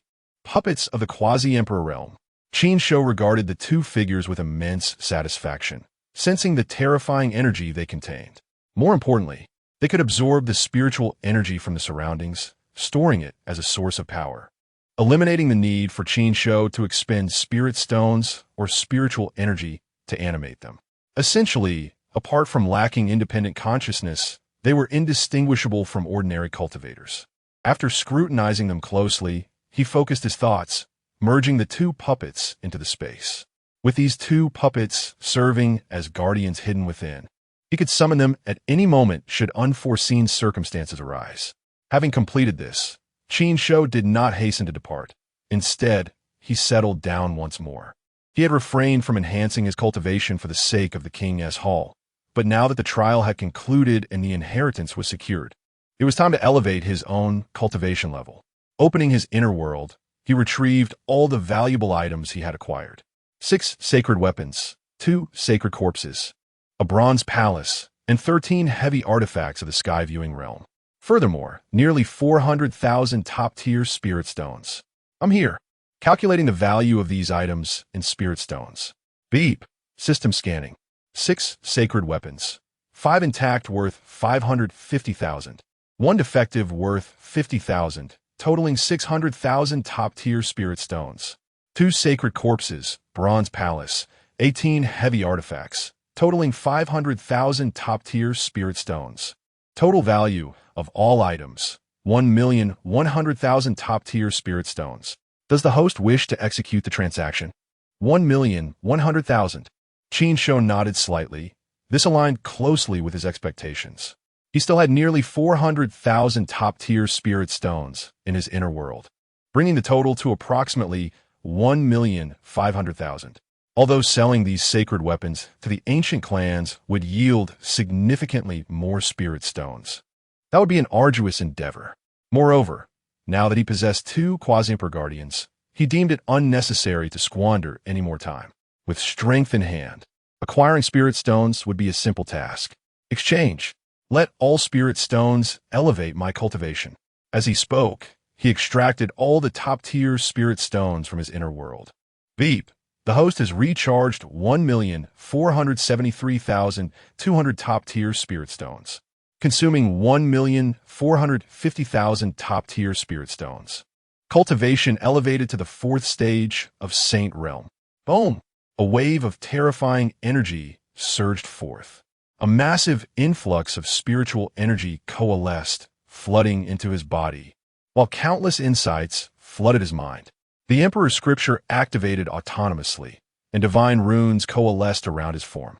A faint aura of sanctity emanated from him, warping the surrounding space. Simultaneously, his heart thundered violently, echoing like celestial thunder. The originally golden blood began to pale, a hint of red surfacing. 4th stage of Saint Realm. Qin Shou opened and closed his eyes, emitting a subtle golden glow. His body trembled, and the overwhelming aura of sanctity surged forth like a tidal wave, engulfing the entire space. How is this possible? This is the aura of a saint.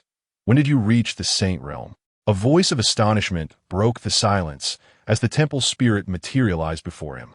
With a wave of its hand, countless chains of order manifested in the space, stabilizing it. It gazed at Qin Shou, astonishment etched across its features. Since Qin Shou had withdrawn those sacred weapons and the sacred corpses, it had been monitoring him closely. Yet, it had not anticipated that he would suddenly unleash the might of a saint. Even after living for countless years, it had never witnessed such an occurrence. Qin Shou reigned in his aura, observing the astonished temple spirit. He casually remarked, "It is merely a side effect of the Emperor's inheritance." He had intended to elevate his cultivation here without concealing anything from the temple spirit. Whether the spirit believed his explanation was of no consequence to him. A side effect? The temple spirit twitched its lips. Yet, upon reflection, this explanation seemed plausible. After all, the legacy left by an existence like the Celestial Emperor was beyond its comprehension. Noticing that the spirit had ceased its inquiries, Qin Shou smiled and prepared to request the spirit to escort him out. However, at that moment, The spirit bowed respectfully towards Qin Shou, uttering unexpectedly, "Congratulations, esteemed one, for acquiring the inheritance and breaking through to the Saint Realm. This old one requests that when you depart, you take the King's Hall with you." Qin Shou stared at the temple spirit, momentarily taken aback. "Esteemed one? Take the King's Hall?" In truth, the King's Hall existed solely to assist the Celestial Emperor in seeking a successor. Now that the inheritance had been claimed by the esteemed one, this place was no longer necessary.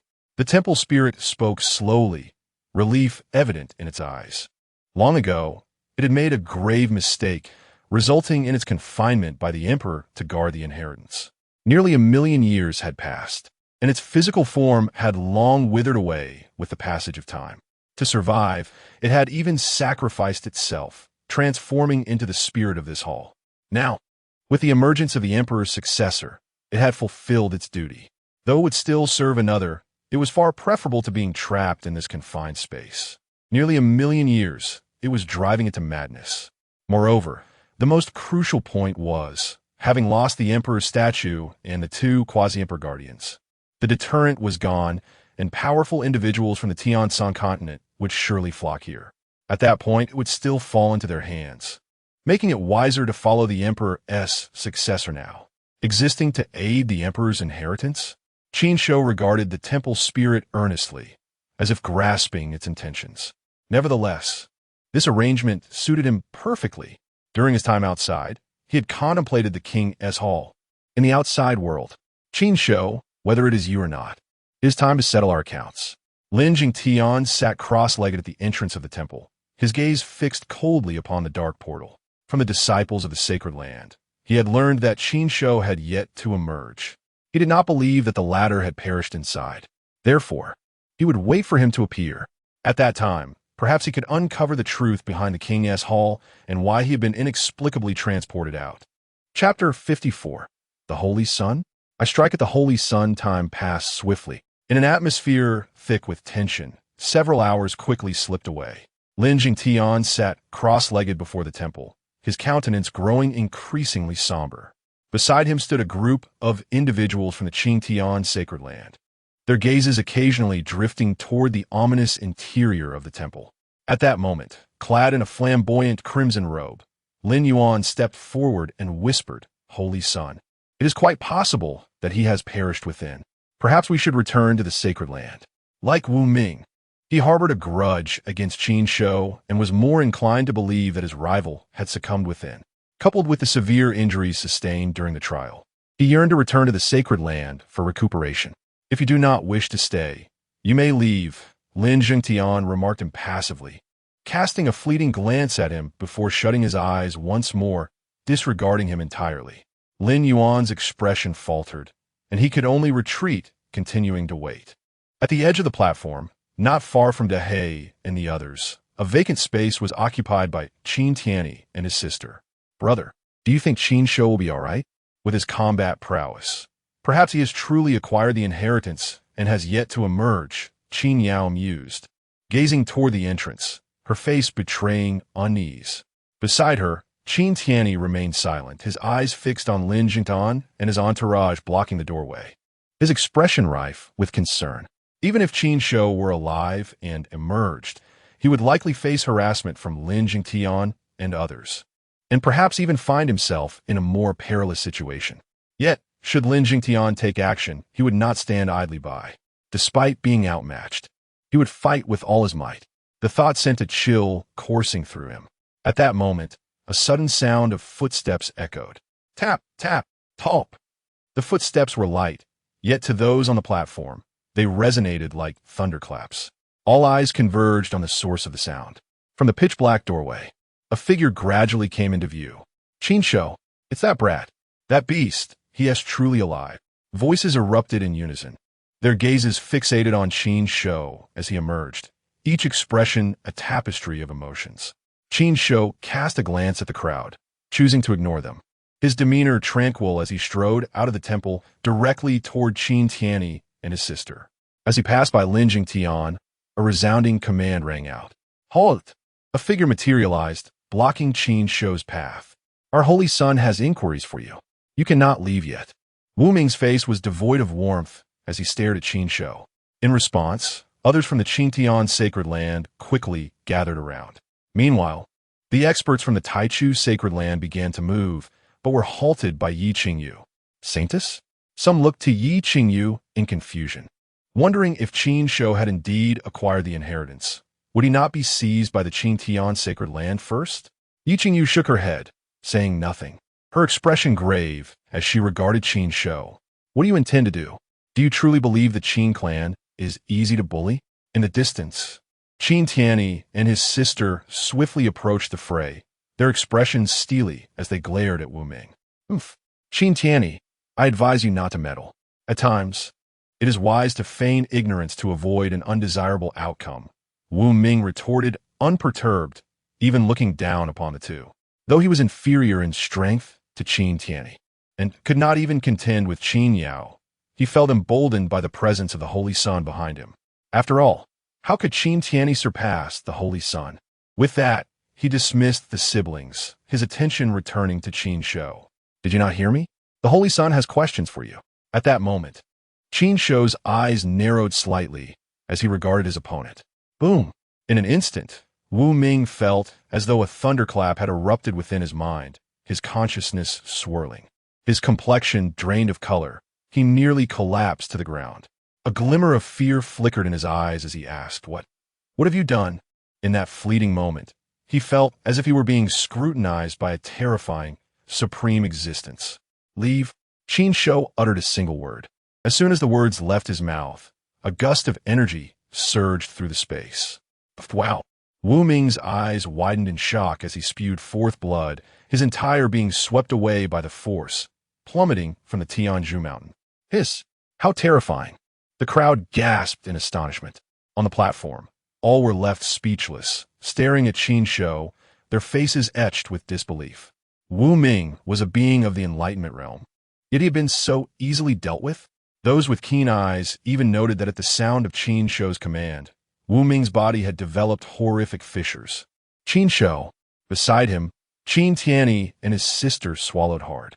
They had been close enough to sense an inexplicable authority emanating from Qin Shou in that brief moment. At this moment, another cold voice pierced the air. Qin Shou, you have gone too far. Wu Shidi is an important disciple of the sacred land, and you have harmed him so. Do you not fear the Discipline Hall will hold you accountable upon your return? Rising slowly from the assembly of sacred land disciples, Lin Jingtian glared icily at Qin Shou.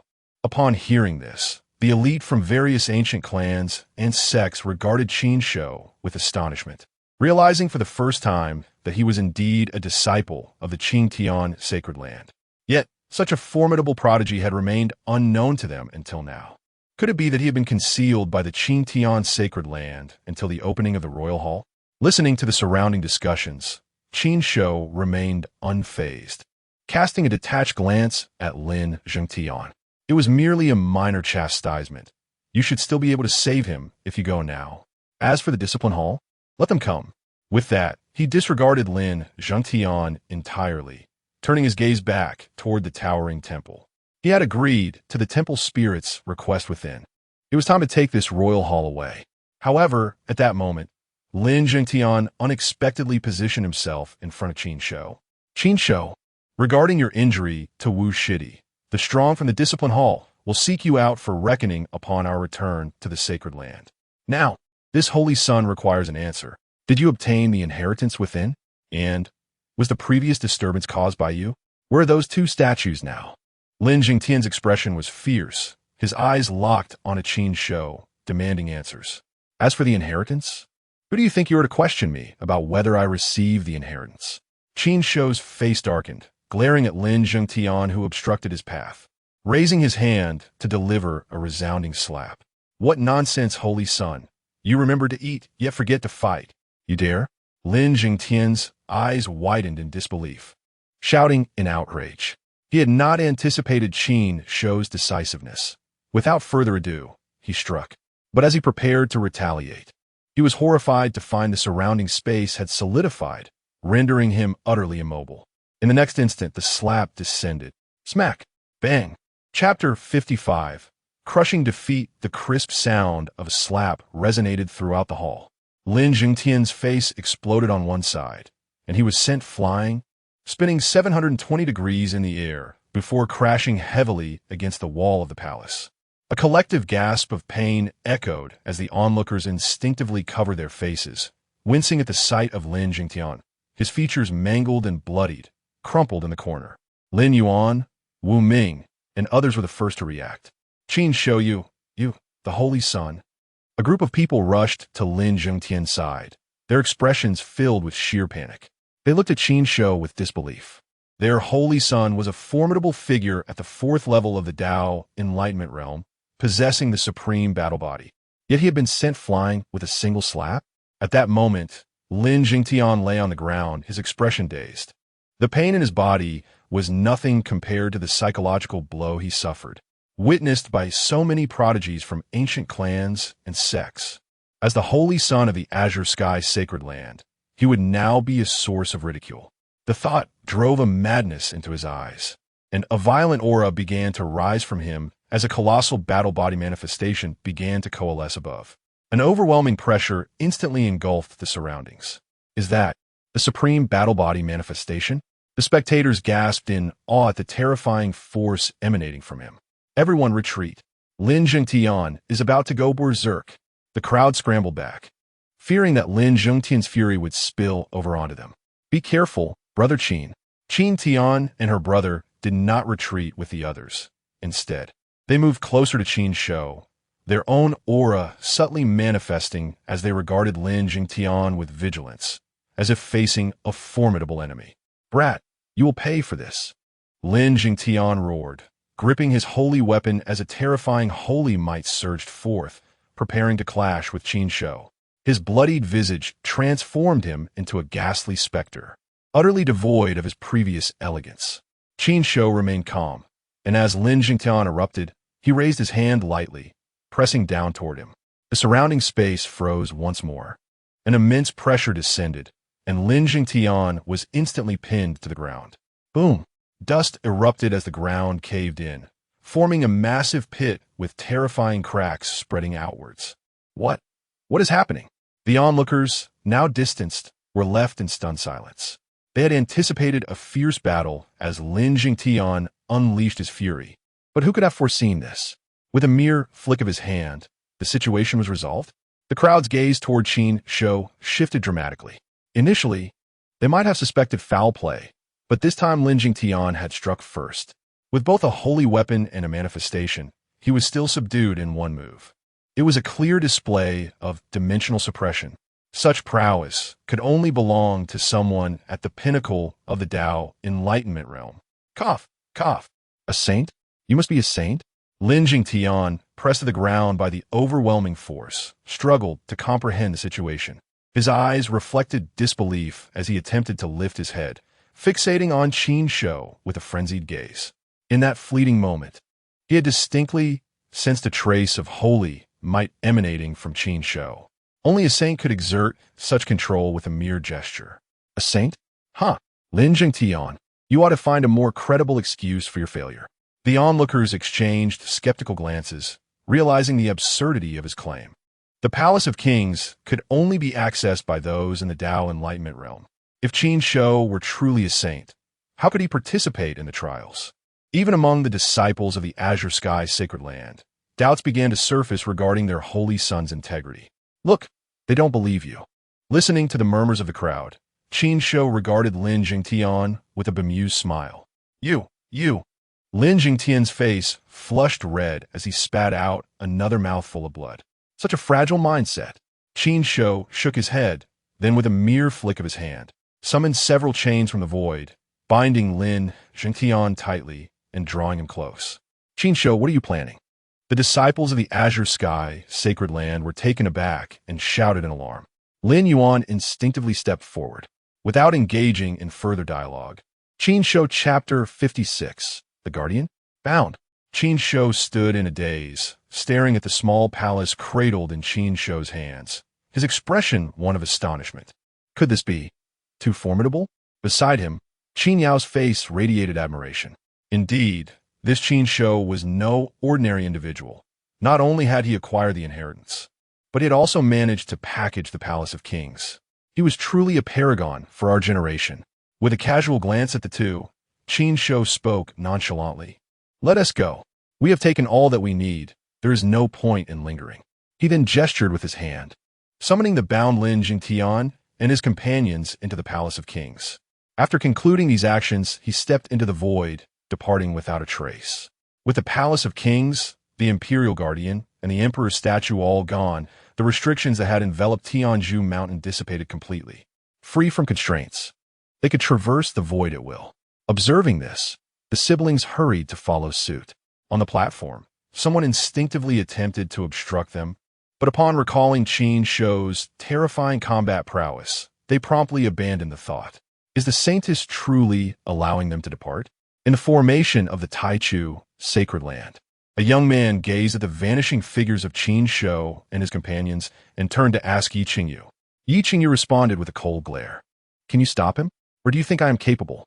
The young man faltered, realizing he was merely at the first level of the Enlightenment realm, far from the pinnacle. Wouldn't it be a mere slap to confront him? The image of Lin Zhengtian's grim fate sent a chill down his spine, and he felt an ache in his face. Yi Qingyu snorted, her gaze shifting back toward the distant direction of Qin Shou's departure, revealing a hint of complexity in her eyes. Her lack of power to retain Qin Shou did not imply that others could not. To leave with the inheritance was not a trivial matter. At that moment, 1,000 miles away in the void, Qin Shou did not traverse towards the Qin Tian sacred land. Instead, he strolled leisurely, occasionally pausing to admire the scenery, leaving the two siblings bewildered. Brother Qin Shou, are we not returning to the sacred land? Qin Yao could not suppress her question, her eyes filled with confusion and concern. She could not fathom why. After acquiring both the inheritance and the Palace of Kings, two extraordinary opportunities, returning to the sacred land would not be the safest course. Before long, those from the Taichu sacred land and the powerful sects would come seeking them. Given their strength, facing the elder generation would be quite arduous. If a saint were to arrive, it would spell disaster. Qin Shou halted, turning to the two with a faint smile. There is no rush. Some individuals have waited far too long. They must be met. His gaze inadvertently drifted toward a distant, nebulous space. Wait for someone? The siblings were initially stunned. Then their eyes darted nervously around. Just then a light chuckle echoed. Ah, young man, you are quite astute. From the laughter emerged a figure clad in black. An ancient face adorned with a peculiar smile, fixating on Qin Shou. Unkla Fanli, the siblings exclaimed in surprise upon recognizing the elder. A foreboding sense crept into their hearts. This Han Li was indeed Lin Zhengtian's guardian. If he were to learn of Lin Zhengtian's fate, he might trouble Qin Shou. Han Li cast a brief glance at the siblings before returning his gaze to Qin Shou. Young man, you are impressive. The opportunity of the Palace of Kings has eluded countless prodigies over the years, yet you have astonishingly obtained it. Now, relinquish the inheritance to me. Keeping it in your possession may invite prying eyes. The Emperor's inheritance is of great significance to the sacred land. Upon our return, I will report to the Saint Lord and ensure you receive commendation. With such merit, it is not impossible for you to become a holy son. Han Li's tone was filled with praise, yet he demanded Qin Shou surrender the Emperor's inheritance, neglecting to mention the lives of Lin Jingtian and the others.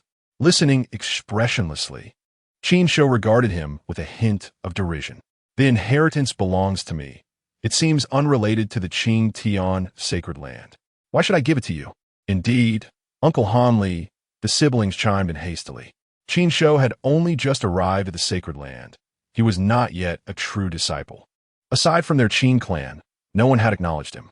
Now, upon discovering the Emperor's inheritance, they shamelessly emerged to demand it. Humph! Han Li snorted coldly, his gaze icy as he fixed it upon the siblings. When I speak, when has it been your turn to interrupt?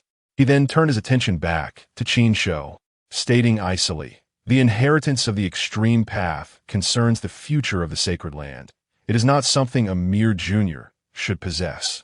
It is best to allow the sacred land to choose a suitable successor. Do not force me to take action myself. As he spoke, a surge of sacred might emanated from him, enveloping Qin Shou. Take action yourself? A flicker of cold amusement crossed Qin Shou's eyes as he waved his hand, dispelling the encroaching sacred might. Han Li's expression shifted slightly.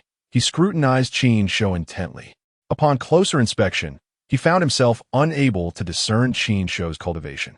His brow furrowed, then relaxed as he sighed. The Emperor's inheritance is indeed remarkable. However, alas, before Saint, you are ultimately but an ant. With that, he raised had it not been for Qin Shou's deliberate protection. The two of them would likely have perished under the overwhelming pressure of the Saint's might. A being of the Saint realm, Brother Qin Shou is truly of the Saint realm. Qin Tian murmured, gazing downward, still somewhat incredulous. Though Qin Shou had previously exhibited formidable strength, he had at least existed within the same great realm as himself. Now, however, the other had unexpectedly transformed into a saint. This vast disparity left him momentarily unable to fathom the reality. At that moment, the tumult below abruptly ceased, yielding to a profound silence. 2.5 minutes later, Qin Shou's figure ascended through the void, holding a half-conscious, tightly bound humanoid creature.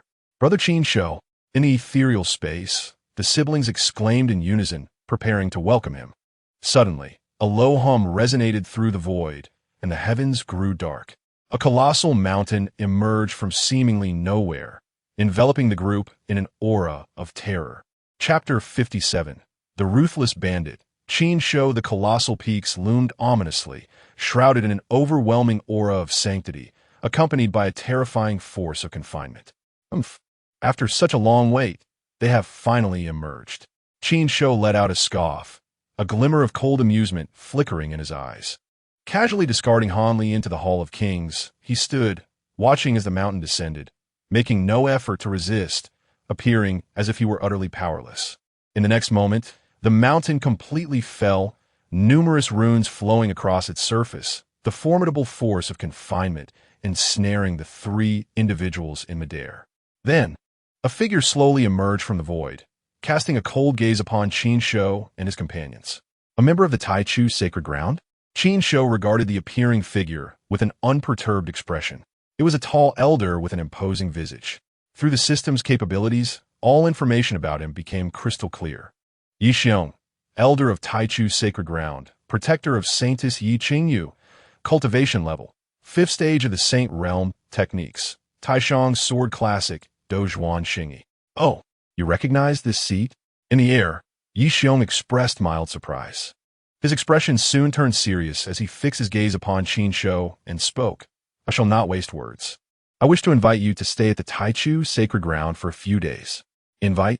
What a splendid invitation. Qin Shou sneered. What if I refuse to go? That decision does not rest with you. Yi Xiong declared confidently. Though Qin Shou was also a saint, he was currently bound by the sacred weapon. And with his own cultivation at the 5th stage, Yi Xiong felt assured he could bring Qin Shou back to the Taichu sacred ground. Doesn't rest with me? Would you care to see what lies behind you? Qin Shou offered a friendly reminder. Despite being confined, there was no trace of panic on Chapter 58. The news spreads. Before the storm approaches, the eastern wilderness is on the brink of upheaval. A momentous event is unfolding, as if the heavens are about to be pierced. Such a domineering youth. As a member of the sacred land of the azure sky, he dares to bind his own holy son and the venerable elders. Truly a ruthless individual. Only after Qin Shou departed did several figures emerge from the void. They were the guardians of the prodigies atop Tianzhu Mountain, exuding formidable auras. A few of them even radiated a faint sanctity, clearly indicating their status as saints. All gazed in the direction Qin Shou had taken, their eyes reflecting shock and trepidation. They had arrived here early, concealed in the void, and had witnessed the terrifying prowess of Qin Shou firsthand. In mere exchanges, he had overwhelmed and captured Han Li, a second-level sage. Moreover, the appearance of a certain black-clad powerhouse had instilled in them an immense pressure simply from his gaze. Fortunately, they had refrained from intervening. Otherwise, among those bound and gagged, they would surely have been included. Fellow Taoists, do you think we should relay this news to the Taichu sacred land? One person suddenly inquired.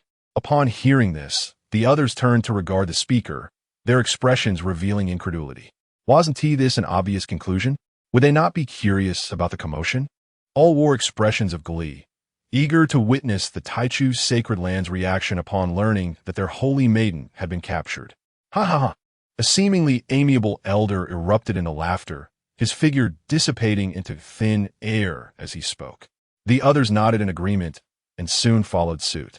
In truth, beyond their desire for amusement, they harbored ulterior motives.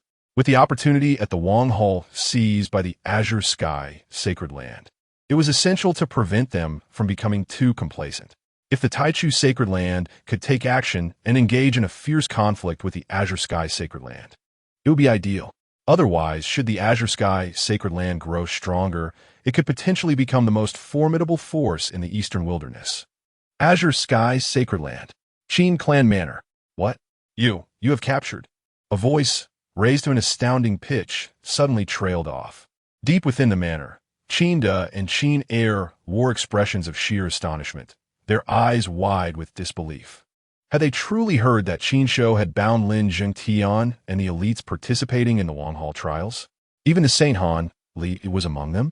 Han Li, a sage, was someone who would compel even the two of them to respectfully address him as senior brother. To have been captured by Qin Shou, what cultivation level does he possess now? There is no need for such astonishment, my two esteemed uncles. That individual sought to seize my legacy, and I had no choice but to act, Qin Shou replied nonchalantly. Behind him, Qin Tianyi and her brother wore expressions of peculiarity. Not just those few, he has also taken the holy maiden of Taichu's sacred land and her guardians. However, we have yet to disclose this to the two of you, fearing it would be too much to process at once. It took a considerable time for Qin Da and Qin Air to regain their composure.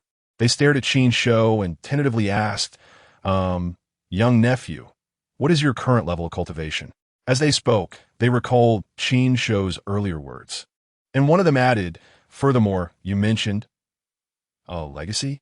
Is it the legacy within the Wang Hall? Their voices trembled with a mixture of tension and anticipation. In their youth, they too had ventured into the Wang Hall and were aware of its contents. Legacies of at least imperial caliber.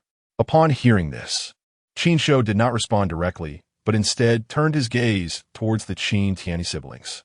They understood his cue and promptly recounted the events that had transpired, from Qin Shou's emergence from the Wang Hall and his confrontation with Lin Jingtian to his subsequent overpowering of him. And finally, the package deal that included the Saint Han Li blocking his path, the ambush by Taichu's sacred land, and the capture of the Taichu holy maiden and her guardians. As the revelations unfolded, Qin Da and Qin Air were left dumbstruck, their mouths agape in utter astonishment. After a long pause, they finally managed to ask, have you truly reached the level of a sage? Their voices quivered with disbelief. Previously, they had merely speculated about Qin Shou's cultivation. Now, this confirmation left them in a state of incredulity. The opportunity within the Wang Hall was undeniably formidable, propelling a peak Enlightenment realm cultivator to the level of a sage.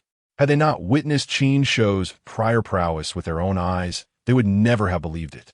In contrast, they were not overly alarmed by the capture of the Taichu Holy Maiden and her guardians. The Taichu Sacred Land's attempt to seize the legacy and ambush Qin Shou was commendable enough without outright killing him on the spot. Observing their astonished expressions, Qin Shou nodded slightly. He had no intention of concealing these matters, as the news would soon spread. However, he deemed it unnecessary to divulge the existence of the two quasi-imperial puppets, as they constituted one of his current trump cards. Qin Da and Qin Air were astute enough not to press further. Upon receiving Qin Shou's nod, they regained their composure. After a moment, they resumed their inquiry regarding the fate of the two individuals from Taichu's sacred land. Qin Shou, what do you plan to do about those two from Taichu's sacred land?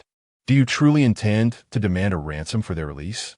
Indeed, Qin Shou affirmed, having genuinely contemplated this course of action. With his current sage-level cultivation, further advancement would require countless premium spirit stones for each small breakthrough. It was an opportune moment to extract some wealth from the Taichu sacred land. Otherwise, it would be a waste. Moreover, he intended to scour the treasures awaiting him in their inner world. Very well, since you have made your decision, my uncle shall support you. The Taichu sacred land is at fault. If they dare to make a scene, our Qin clan is not to be trifled with. Qinda and Qin Air gestured with determination, their eyes gleaming with fierce intent. Coincidentally, news had recently emerged from the forbidden area that an ancestor of their Qin clan had discerned the threads of fate and was poised to emerge from seclusion. Simultaneously, the eastern wilderness erupted into fervor, ignited by a single name. The trials at the Wang Hall atop Tianju Mountain had concluded. The legacy of the great emperor had been claimed. The Wang Hall had been taken away. The saints and guardians of the two sacred lands had been captured. The Taichu sacred land was compelled to pay a ransom for their release. All these events revolved around one individual, Qin Shou. Do you think the Taichu sacred land will pay the ransom to retrieve their holy maiden? I doubt it. If they were to do so, it would be a humiliation for the sacred land. It seems likely that a great conflict between the two sacred lands is imminent. That beast is indeed ruthless. Having captured not only the Taichu holy maiden, but reportedly even his own holy son. Within a grand city, numerous cultivators engaged in animated discussions. Each face displayed astonishment, intermingled with a palpable sense of intrigue, relishing the unfolding spectacle. Suddenly, one individual, wearing a peculiar expression, tentatively proposed, "I heard the Taichu holy maiden is extraordinarily beautiful. Do you think that beast might take advantage of the situation? Let us not wait for the Taichu sacred land to come for a ransom only to discover that children have already been born." At this remark, a sudden hush fell over the crowd.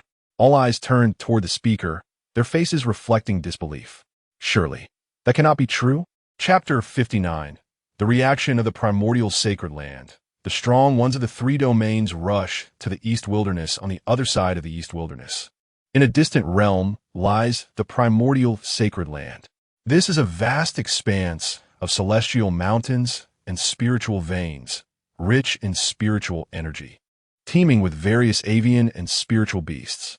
Radiant hues of 7 colors cascade from the heavens, enveloping the central palatial structures of the mountains. In this moment, within a grand hall, the audacity of the celestial sacred land is intolerable.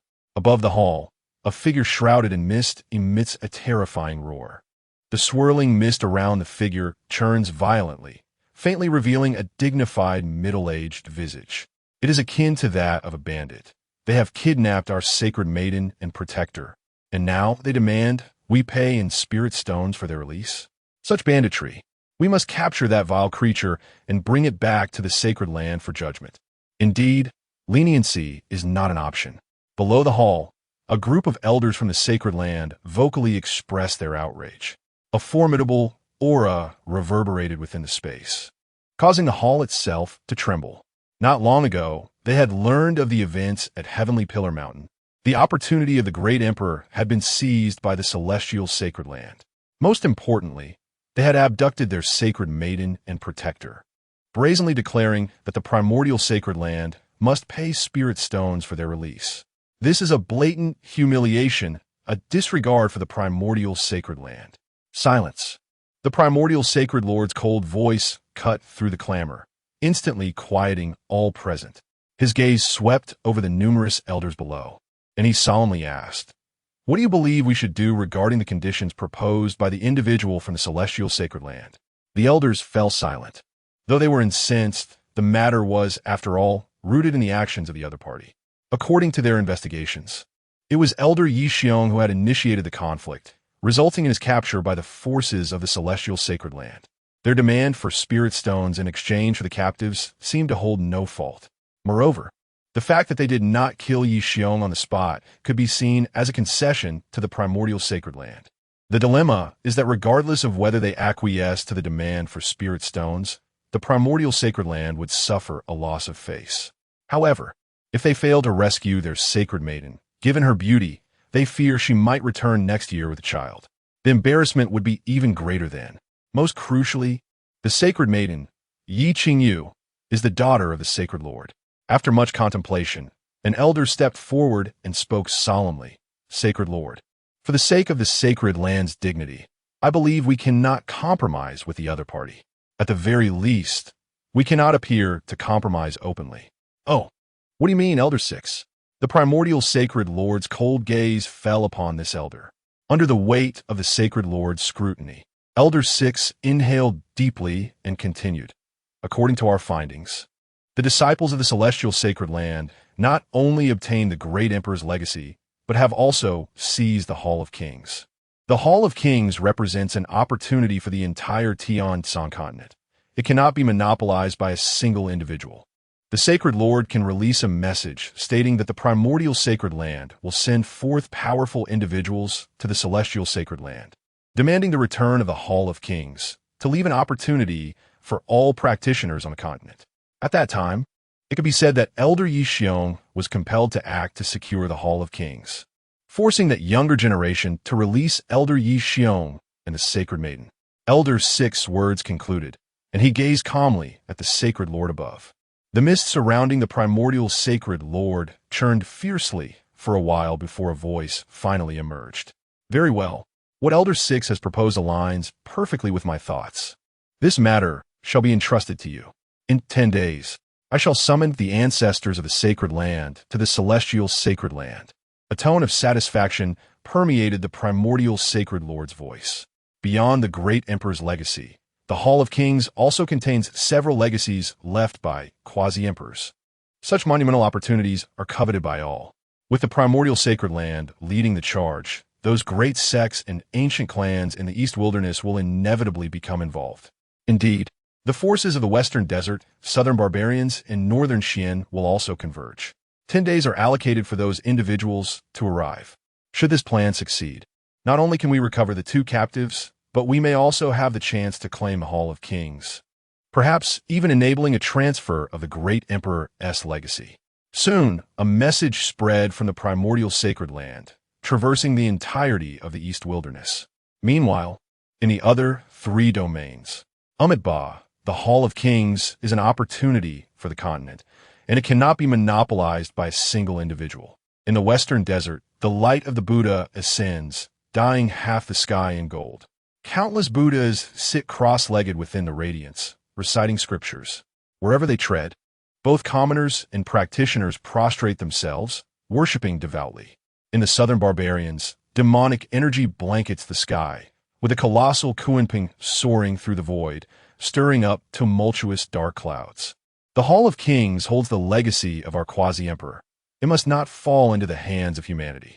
In the Northern Qian, sword energy cleaves through the air, as a young man strides through the void as if strolling in a garden. Wherever he passes, invisible sword intent rends the space, creating dark fissures. I am curious to see what sort of prodigy possesses the capability to carry away the Hall of Kings. The young man's gaze is indifferent, as if piercing through space to a certain location in the East Wilderness. The Halls of Kings across the 4 domains are interconnected. When Qin Shou claimed the main hall of the East Wilderness, the other 3 halls simultaneously vanished. Some unfortunate souls, still undergoing trials within, did not even have the chance to escape before being taken away with the halls. Their objective in the East Wilderness now, besides pursuing the opportunity of the great emperor, is also to retrieve their respective disciples. In the celestial sacred land, within a quaint courtyard, Qin Shou remains oblivious to the upheaval caused across the continent by his acquisition of the Hall of Kings and the abduction of the primordial sacred maiden. He is currently seated in meditation within his chamber, surrounded by an array of artifacts, elixirs, spiritual herbs, and a heap of top-quality spirit stones. In fact, in one corner, several crimson garments emit fragrant aromas. Alas, I have inadvertently struck a small fortune. Qin Shou muses, lightly tapping his fingers as he reflects. These items were all acquired from Lin Jingtian, the primordial sacred maiden, and others. With the quasi-emperor puppet at his disposal, there was no need for any underhanded tactics. He could simply clear their inner worlds. Not to mention treasures, he even stripped away 3 layers of their very foundations. Just the sacred weapons alone amounted to 8. Lin Jingtian, Yi Qingyu, and 2 sages each contributed 2. In total, there were 16 powerful artifacts and hundreds of bottles of elixirs and spiritual herbs. The top-quality spirit stones were relatively few, totaling less than 500,000. Qin Shou roughly estimated that all items combined would amount to nearly 2 million top-quality spirit stones. Not bad, not bad. Indeed, one cannot prosper without external wealth, and horses cannot thrive without night grass. Qin Shou's face beamed with joy as he waved his hand to store all the items away. Suddenly, an enraged voice reverberated through the void. Qin Shou, you dare imprison the Holy Sun and the elders of the sacred land? Come forth at once. Chapter 60. The shameless countenance of the sage Lu Dao come forth. A multitude of figures hovered above the estate, led by a white-clad youth exuding overwhelming authority. Thunder rumbled ominously in the void, and the winds darkened. Such a tremendous upheaval immediately stirred the entire sacred land. Disciples and elders, who had been in secluded meditation, emerged one after another, their gazes directed towards the Qin clan's estate. What could have transpired in the direction of the Qin clan? Such terrifying divine might was that. The Uncle Master Lu Dao, what was his intention? Some nearby elders and disciples turned pale, their eyes filled with apprehension as they gazed at the figures in the sky. They recognized these individuals as formidable members of the Sage Lord's faction. At the forefront, Uncle Master Lu Dao was a being of the sixth realm of the Sage. Within the sacred land of the Azure Sky, the Sage Lord's faction was at odds with the lineage of the Qin clan, and one could even describe it as hostile. This was no longer a secret among the disciples. Witnessing the powerful members of the Sage Lord's faction appearing at the Qin clan's estate with an accusatory demeanor filled them with a sense of foreboding. Could it be that an internal strife was about to erupt? At that moment, several figures emerged from within the estate, bearing immense pressure as they gazed skyward. Uncle Lu, what is the meaning of this? Qinda and Qin Air wore grave expressions, with a flicker of anxiety flashing in their eyes. Ever since they learned that Qin Shou had captured Lin Jingtian and Han Li, they had foreseen this day. However, they had not anticipated that the incident would occur within just half a day. That rascal Qin Shou was indeed too reckless in his actions. With the ancestral elder still in seclusion, this predicament was becoming increasingly troubling. Humph, let that junior come forth to meet me. As long as he surrenders the sage son and the legacy of the great emperor, I shall, out of respect for the two ancestral elders, let the matter pass. Otherwise, the crime of imprisoning the sage son and the sage elders is sufficient to cast him into the abyss of sin, where he shall suffer the torment of soul refinement for eternity. In the void, Lu Dao's expression remained cold as he fixed his gaze on Qinda and Qin Air. Indeed, that young man harbored ulterior motives, seeking to imprison the sage son in a bid for supremacy. He deserved to endure eternal suffering in the abyss of sin. Behind Lu Dao, Lin Song's face was contorted with rage. His son, Lin Yuan, had also been captured by Qin Shou. Moreover, over half of the powerful individuals who had come with him had disciples or blood relatives participating in the trials of the King's Hall, and they too had been taken by Qin Shou. If they were outside and were aware of Qin Shou's capability to suppress a sage, they would not have dared to act rashly. However, within the Azure Sky's sacred land, where a quasi-emperor could maintain order, what upheaval could a mere sage like Qin Shou cause? The abyss of sin and the torment of soul refinement? Below, Qinda and Qin Air wore solemn expressions. The so-called abyss of sin was a place designated by the sacred land to punish errant cultivators. There, the flames of the netherworld burned perpetually, capable of directly scorching the souls of practitioners. Even those of the sage realm could not withstand the constant agony of soul refinement, ultimately succumbing to their torment. 2,000 years ago, one of their lineage had been cast into the abyss of sin, enduring 300 years of suffering before falling. Just as they were at a loss for what to do, a figure appeared out of thin air. Qin Shou waved his hand, dispelling the overwhelming divine might that enveloped the estate. He looked up at the figures in the sky with a calm demeanor. When he had captured Lin Jingtian and the others, he had anticipated all consequences and had devised countermeasures, thus remaining unperturbed. Upon seeing Qin Shou's arrival, Qinda and Qin Air visibly relaxed. However, above, Lin Song, who had just moments ago been filled with fury, now displayed a slight change in expression. Shifting his stance slightly behind Lu Dao, Lu Dao regarded Qin Shou, initially taken aback, but soon regained his indifference.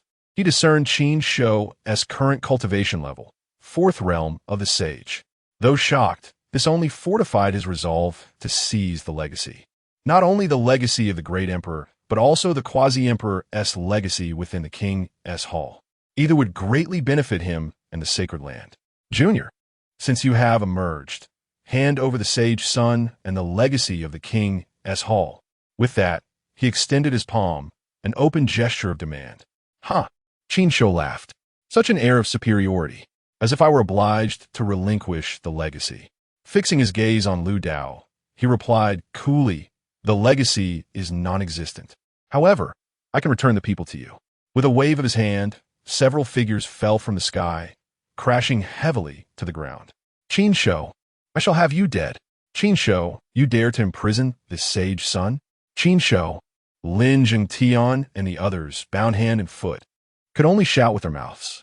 Yet upon recognizing their familiar surroundings and the figures standing above, their expressions changed instantaneously. A single thought flashed through their minds. This is the sacred land? They had returned to the sacred land in such a humiliating manner, especially Han Li, whose face drained of color. As a dignified sage, he was bound like a mere beast before Lu Dao and these juniors. An overwhelming sense of humiliation surged within him, threatening to shatter his Dao heart. At that moment, the expressions of Lu Dao and the others above were equally grim. Qin Shou, will you not quickly release the sage son and Uncle Han? Lin Song bellowed. Upon seeing his son among those bound, his eyes blazed with fury. He longed to rush forward and rescue him, but hesitated, fearing Qin Shou might retaliate. The powerful members of the sacred land accompanying him felt similarly restrained, daunted by Qin Shou's perceived madness. Ultimately, it was Lu Dao who took action, summoning the captives to his side. Qin Shou did not impede this.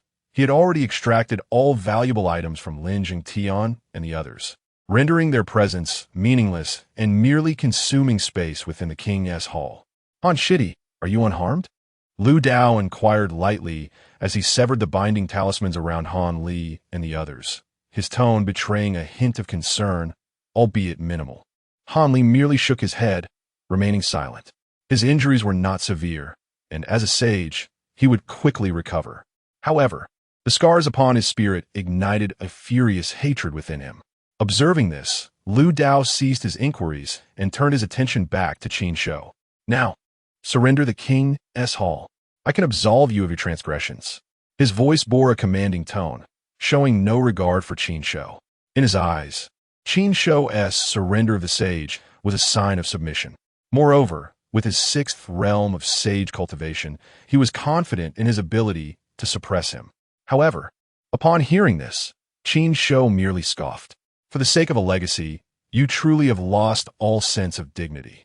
Were it not for the knowledge that this is the azure sky sacred land, I might have thought I had stumbled into a den of bandits. Humph! Lu Dao's brows furrowed at this response, his displeasure evident. He fixed his gaze on Qin Shou, inhaled deeply, and coolly stated, though the ancient sacred body is formidable, hailed as the foremost battle body of humanity, achieving its full potential requires terrifying resources and rare treasures, something even the sacred land struggles to provide. While the Sage Sun's supreme battle body may not rival yours, it is nonetheless among the foremost physiques of humanity, closer to the Tao, making it easier to attain the Emperor's path. Those legacies are merely embellishments for you. Thus, it would be more prudent to relinquish them for the Sage Sun's enlightenment. In the future, when the Sage Sun attains the Tao, he will undoubtedly assist you in fully realizing the sacred body. Together, you two could rule the heavens and earth for 100,000 years. Would that not be splendid? Chapter 61. Ascension of Cultivation, 7th layer of Saint Realm Hand over the inheritance, and allow Lin Jingtian to comprehend it, thus aiding him in achieving enlightenment? Lu Dao's words reverberated through the space, eliciting a myriad of expressions from those present.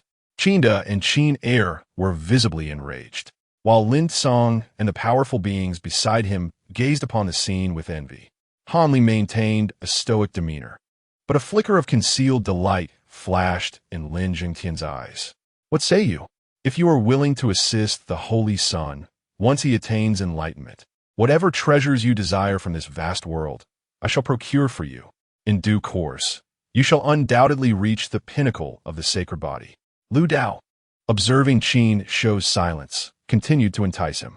He genuinely wished for Qin Shou to become Lin Zhengtian's protector, given the uniqueness of the ancient sacred body.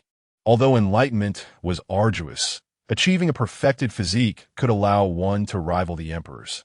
Should the other party agree to assist the Holy Son and, in turn, receive the Holy Son's support, it was conceivable that two emperor-level powers might arise within the Qin Tian Holy Land. As Lu Dao concluded his proposition, the atmosphere fell into an eerie silence, with all eyes fixated on Qin Shou.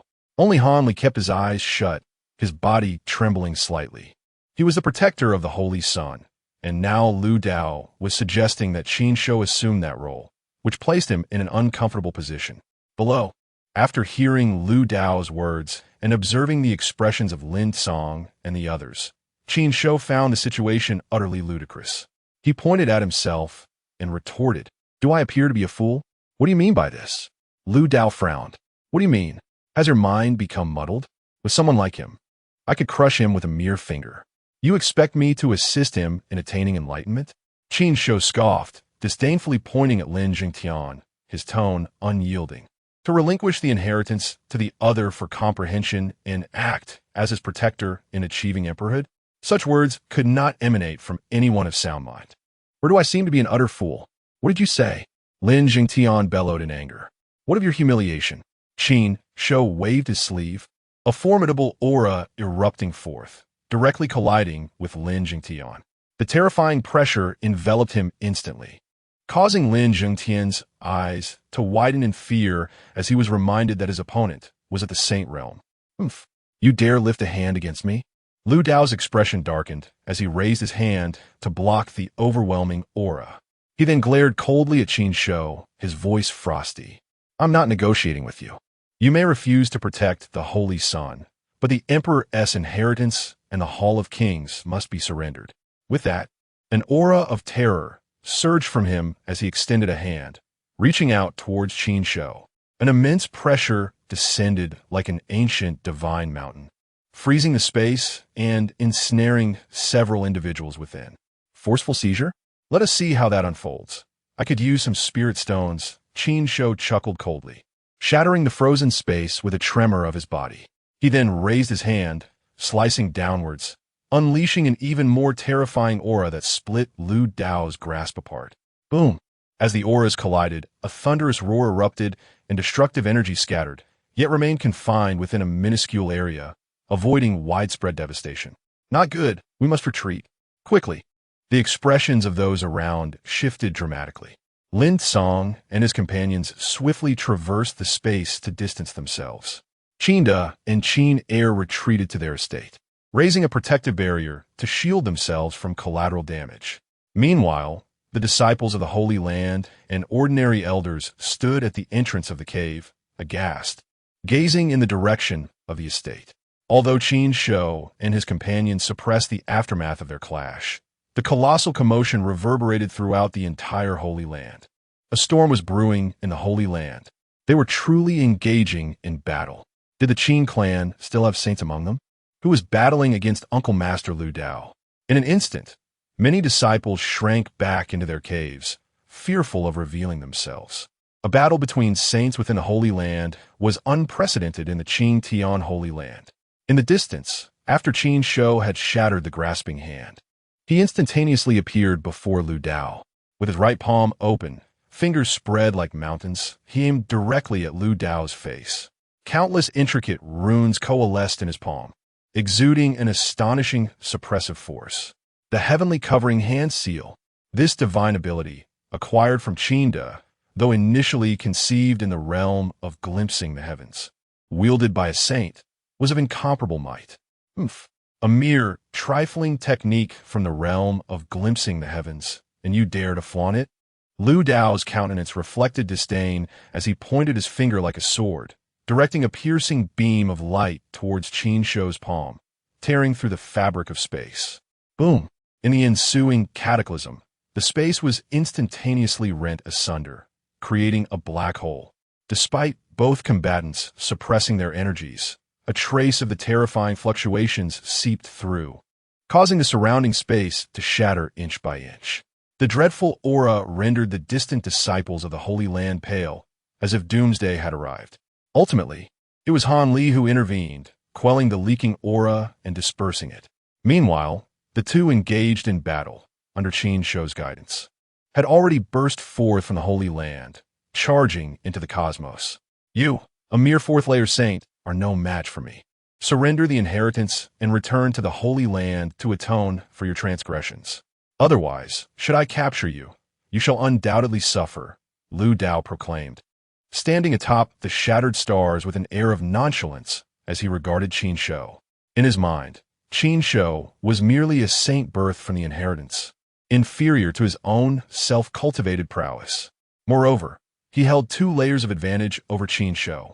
Yet, from a distant star, Qin Shou couldn't help but wear a peculiar smile upon hearing Lu Dao's words.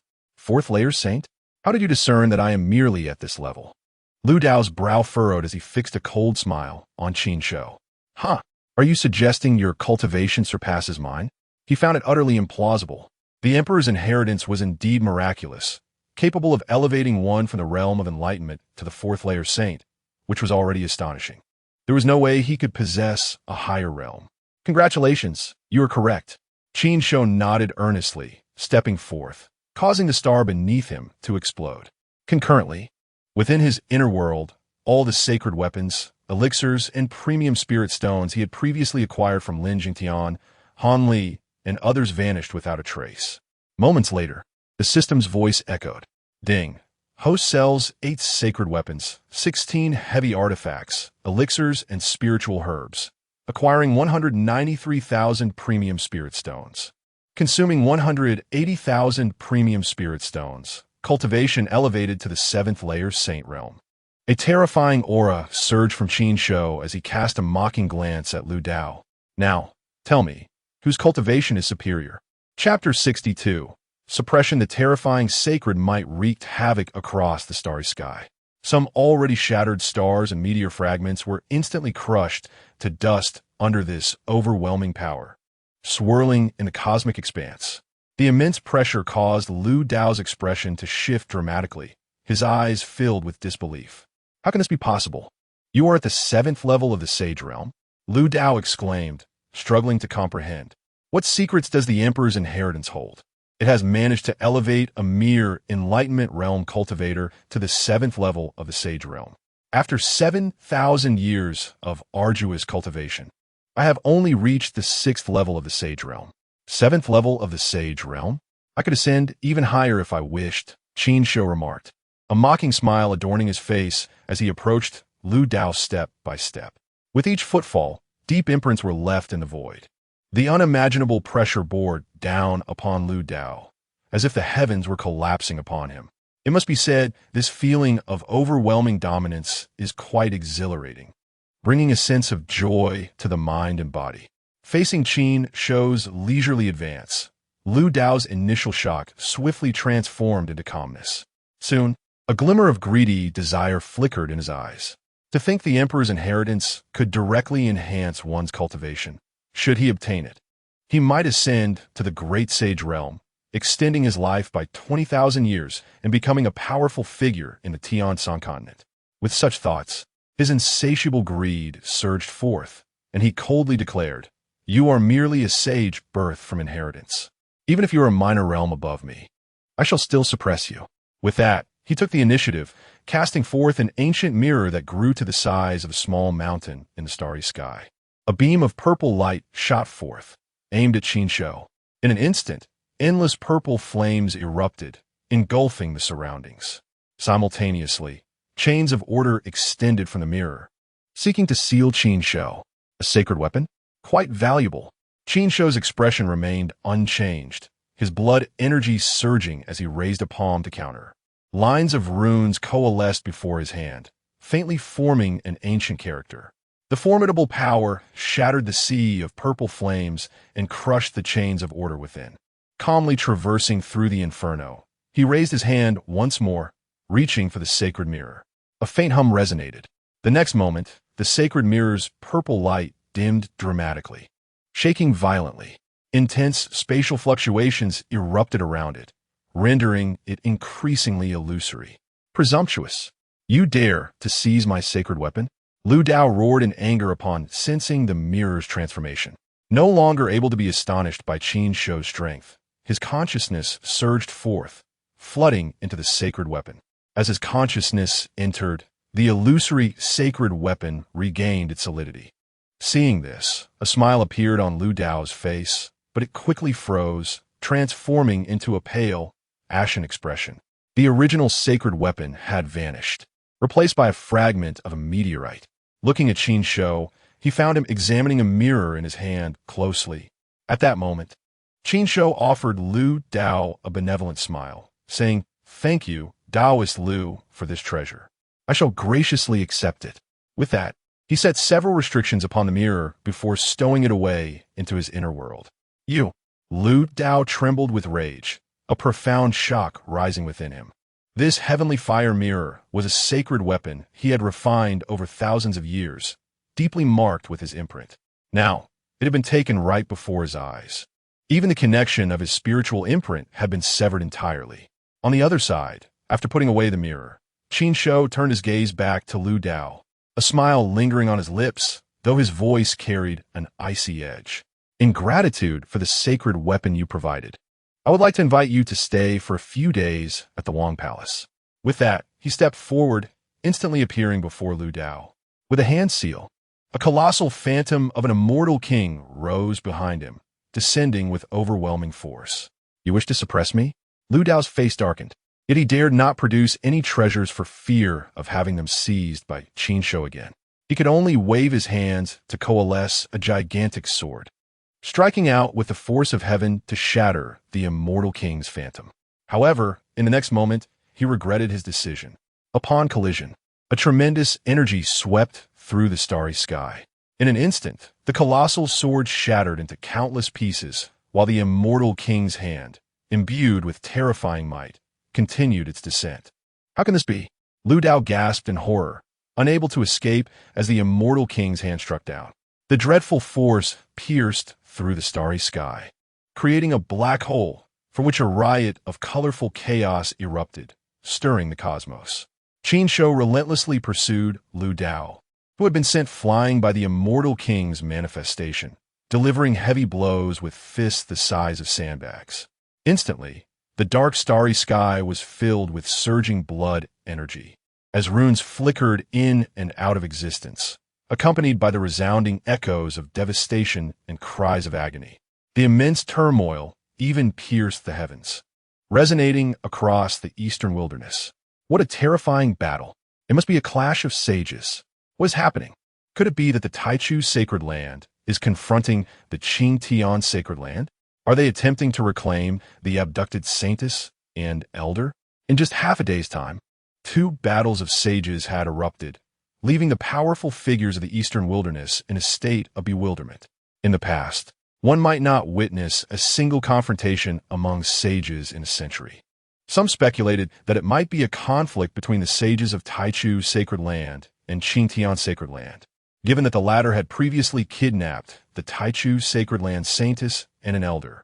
Above the Qin Tian sacred land, numerous cultivators of the Enlightenment realm and above hovered in the skies, their gazes piercing through the void towards the battlefield.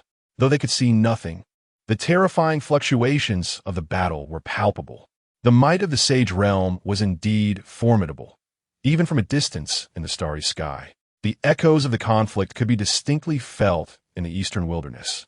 However, with Lu Dao's cultivation level, he should be able to suppress that brat shortly, right?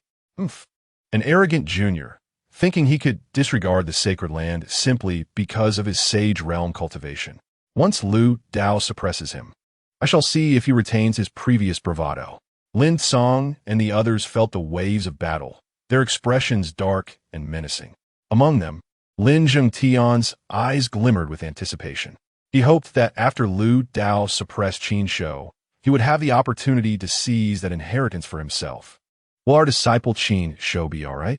Not far away, Qinda and Qin Air stood alone, their faces revealing concern as they listened to Lin Song and the others. Suddenly, the fluctuations of battle in the starry sky began to weaken and dissipate, startling everyone.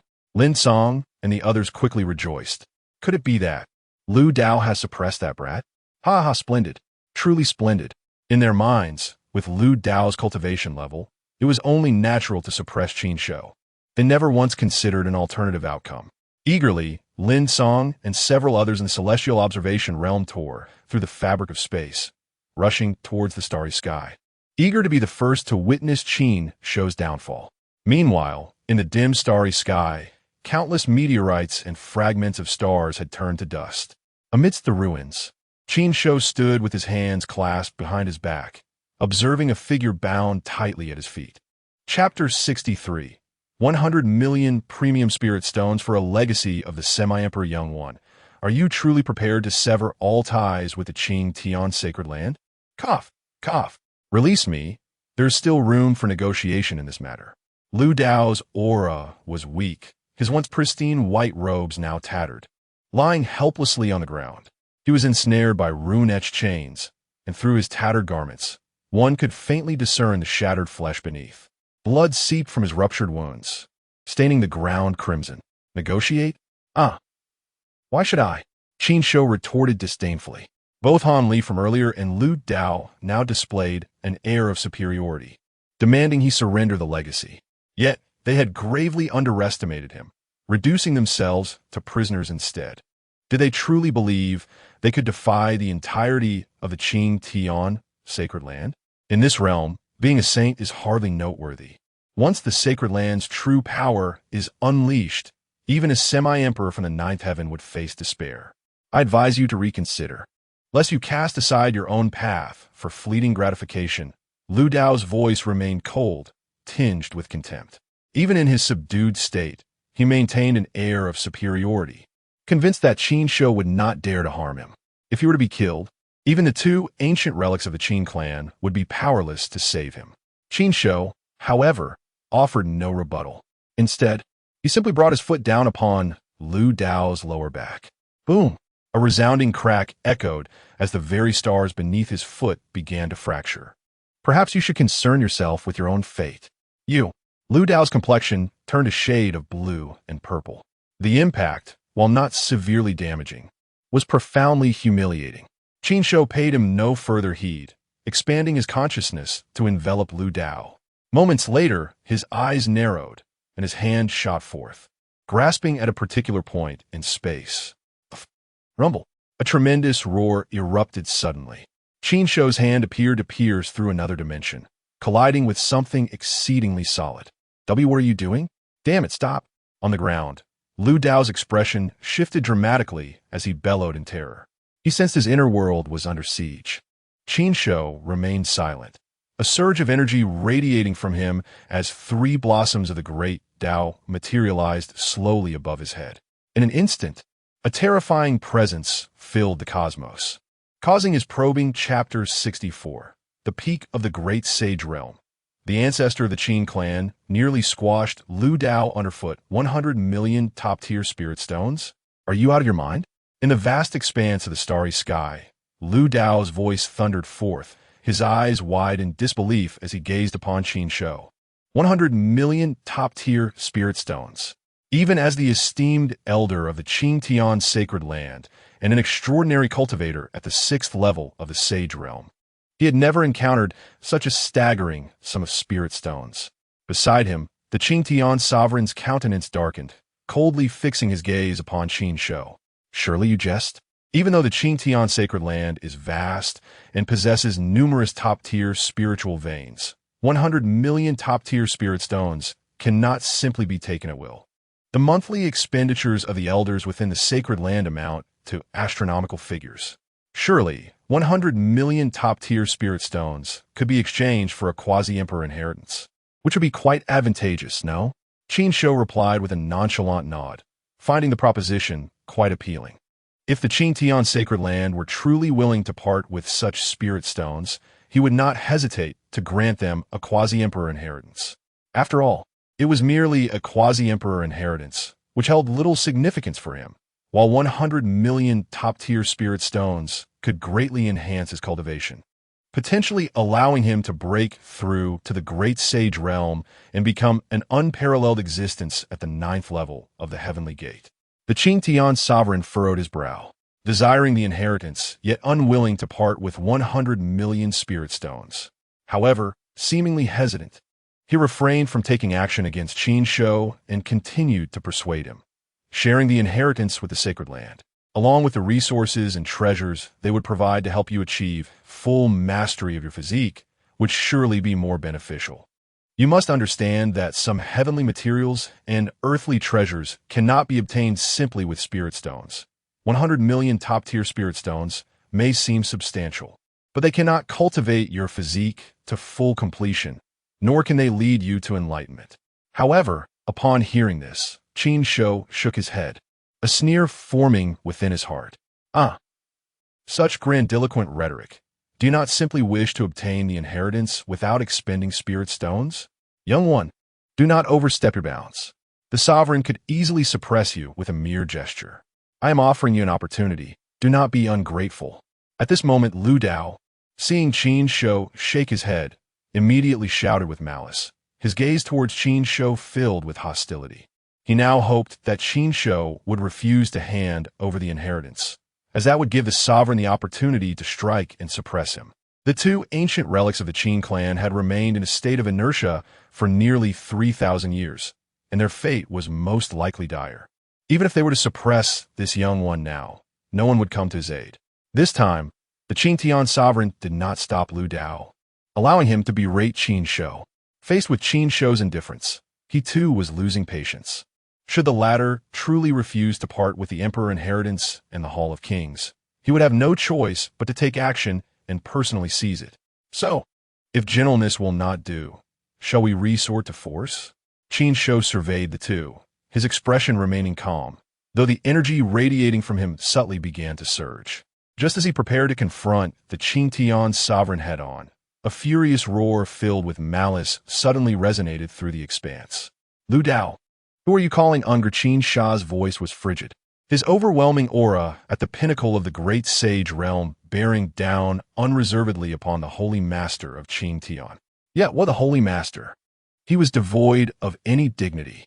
Today, even in the absence of the incident involving Qin Shou, he had resolved to settle accounts with this holy master. Chapter 65. Compensation of 30 million superior spirit stones. The overwhelming aura of a peaked great sage loomed in the starry sky, a terrifying presence enveloping the celestial lord. Qin Shou's face was marked by a fierce expression, his eyes sharp as daggers. He had become aware of the events that unfolded over the years and was astounded that, during the period of seclusion with his elder brother, the Holy Land treated their lineage in such a manner. 3 disciples of the Saint Realm had been removed from the Holy Land under various pretexts, mysteriously perishing outside. Several exceptionally talented young disciples faced relentless oppression. All these factors ignited a surge of murderous intent within him. Under the oppressive might of Qin Shou, the Celestial Lord's expression shifted, and he, bearing immense pressure, explained, "The demise of several Saint Realm uncles was merely an accident. It was not my intention to target or suppress. As the Lord of the Holy Land, I would never engage in actions that would undermine its strength." Is that so? Qin Shou scoffed coldly. In the next moment, he suddenly struck, conjuring an immense divine mountain with a wave of his hand, descending upon the Celestial Lord. The terrifying aura compressed the void, causing turbulent currents to swirl and slice through space. "Do you dare?" The Celestial Lord's face darkened instantly, taken aback by Qin Shou's aggression. In a flurry, he summoned a grand cauldron, which hovered above him to resist the descending divine mountain. However, as merely a first-tier great sage, he could only sustain the pressure for a fleeting moment, even with the grand sage artifact. The overwhelming force drained his color, and his gaze towards Qin Shou turned frigid, just as the grand cauldron trembled violently on the verge of being struck down. Buzz! A resonant hum suddenly echoed through the void. A colossal rift tore open in the starry sky, and a gigantic finger, akin to a pillar reaching the heavens, emerged from the fissure, thrusting toward the divine mountain. Boom! The collision produced no earth-shattering sound as anticipated. Instead, a muffled noise resonated as rules devoured each other, obliterating into nothingness. Qin Shou stood with his hands clasped behind him, his expression dark as he gazed at the rift. In the next moment, an ancient figure stepped forth from the crack. Old ancestor Lin Shun. The celestial lord's eyes brightened at the sight of the emerging elder. Lin Shun merely nodded at him before turning his gaze to Qin Shou. "Qin madman, you have truly lost your mind to strike at the celestial lord. Do you intend to rebel and incite turmoil within the Holy Land? Rebel? Old Ghost Lin, it is you who have overstepped your bounds." Qin Shou's eyes turned icy as he focused on the ancient figure emerging from the rift. His voice, filled with malevolence, echoed in the space. "If I do not receive a satisfactory explanation today, I will overturn this damn Holy Land." With that, he launched an attack, lifting his withered hand like a gnarled branch and delivering a powerful punch. Countless runes floated in the air, coalescing into a massive azure fist, radiating a suppressive aura as it struck toward Lin Shun. "Qin madman, you are truly insane." In the sky, Lin Shen's expression darkened as he retaliated with a punch of his own. The two enormous fists, imbued with runic symbols, collided in the void.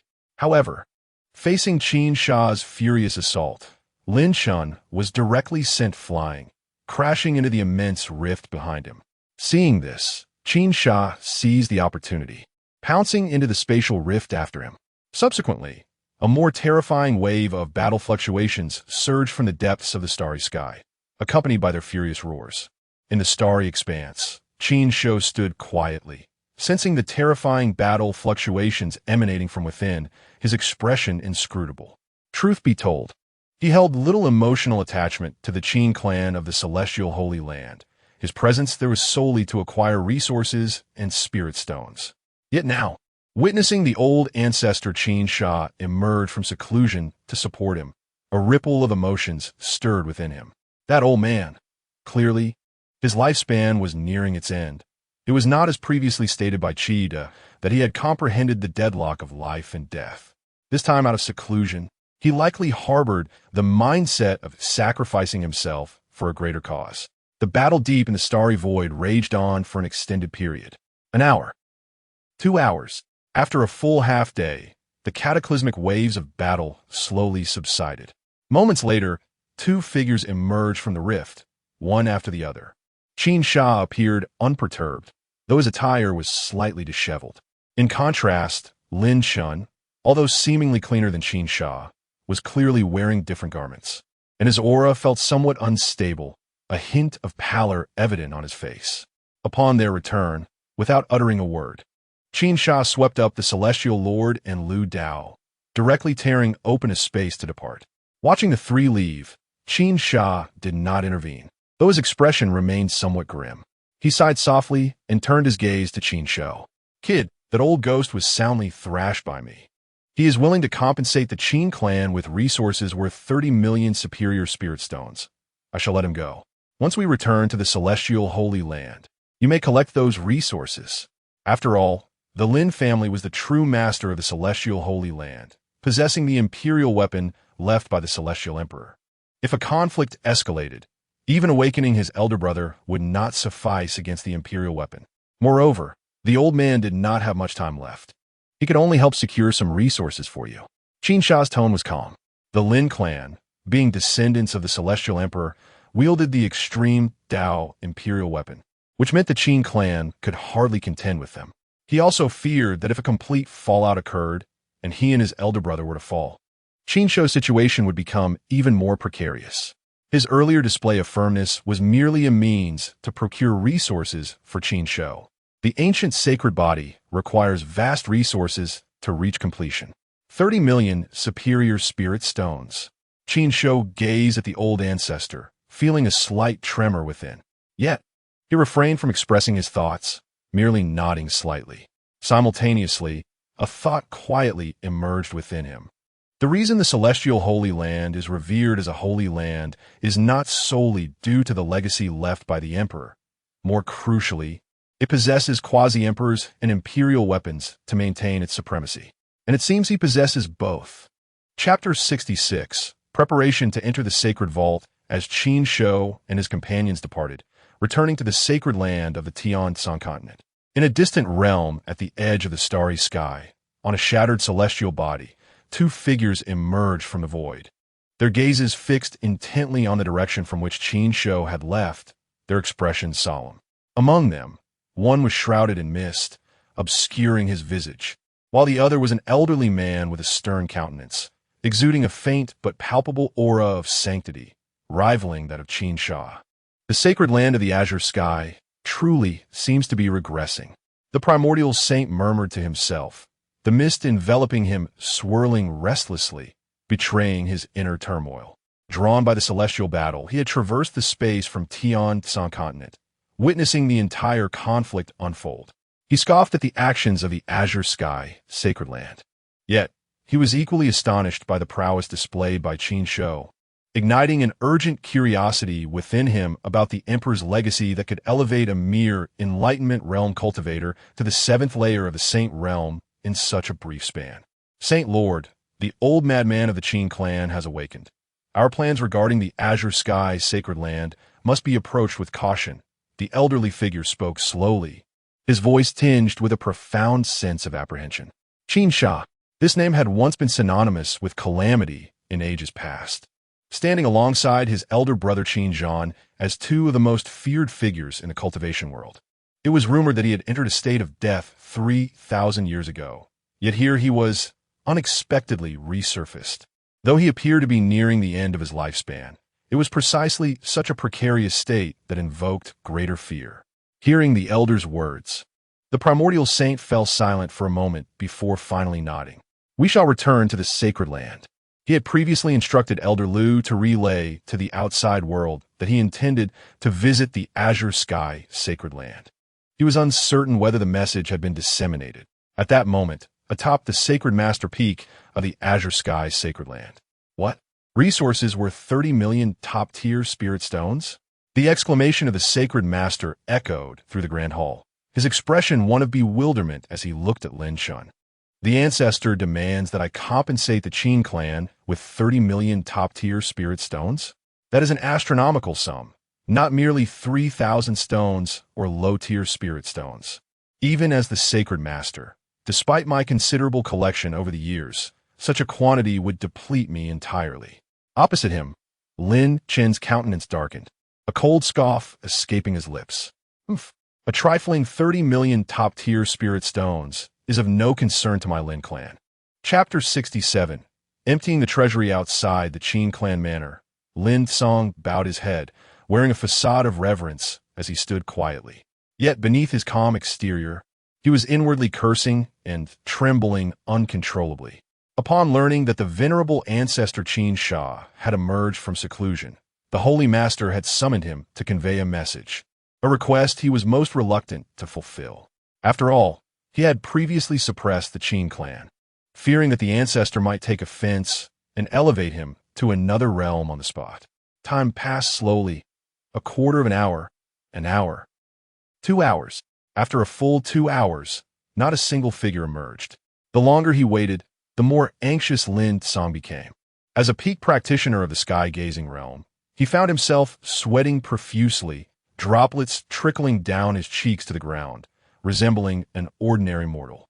Nevertheless, he remained steadfast, not daring to raise his head. Finally, after another half hour, Qin Shou and Qin Shou leisurely stepped out of the manor. Sensing their presence, Lin Song dared to glance up but was immediately struck by a wave of reverence upon seeing Qin Shou.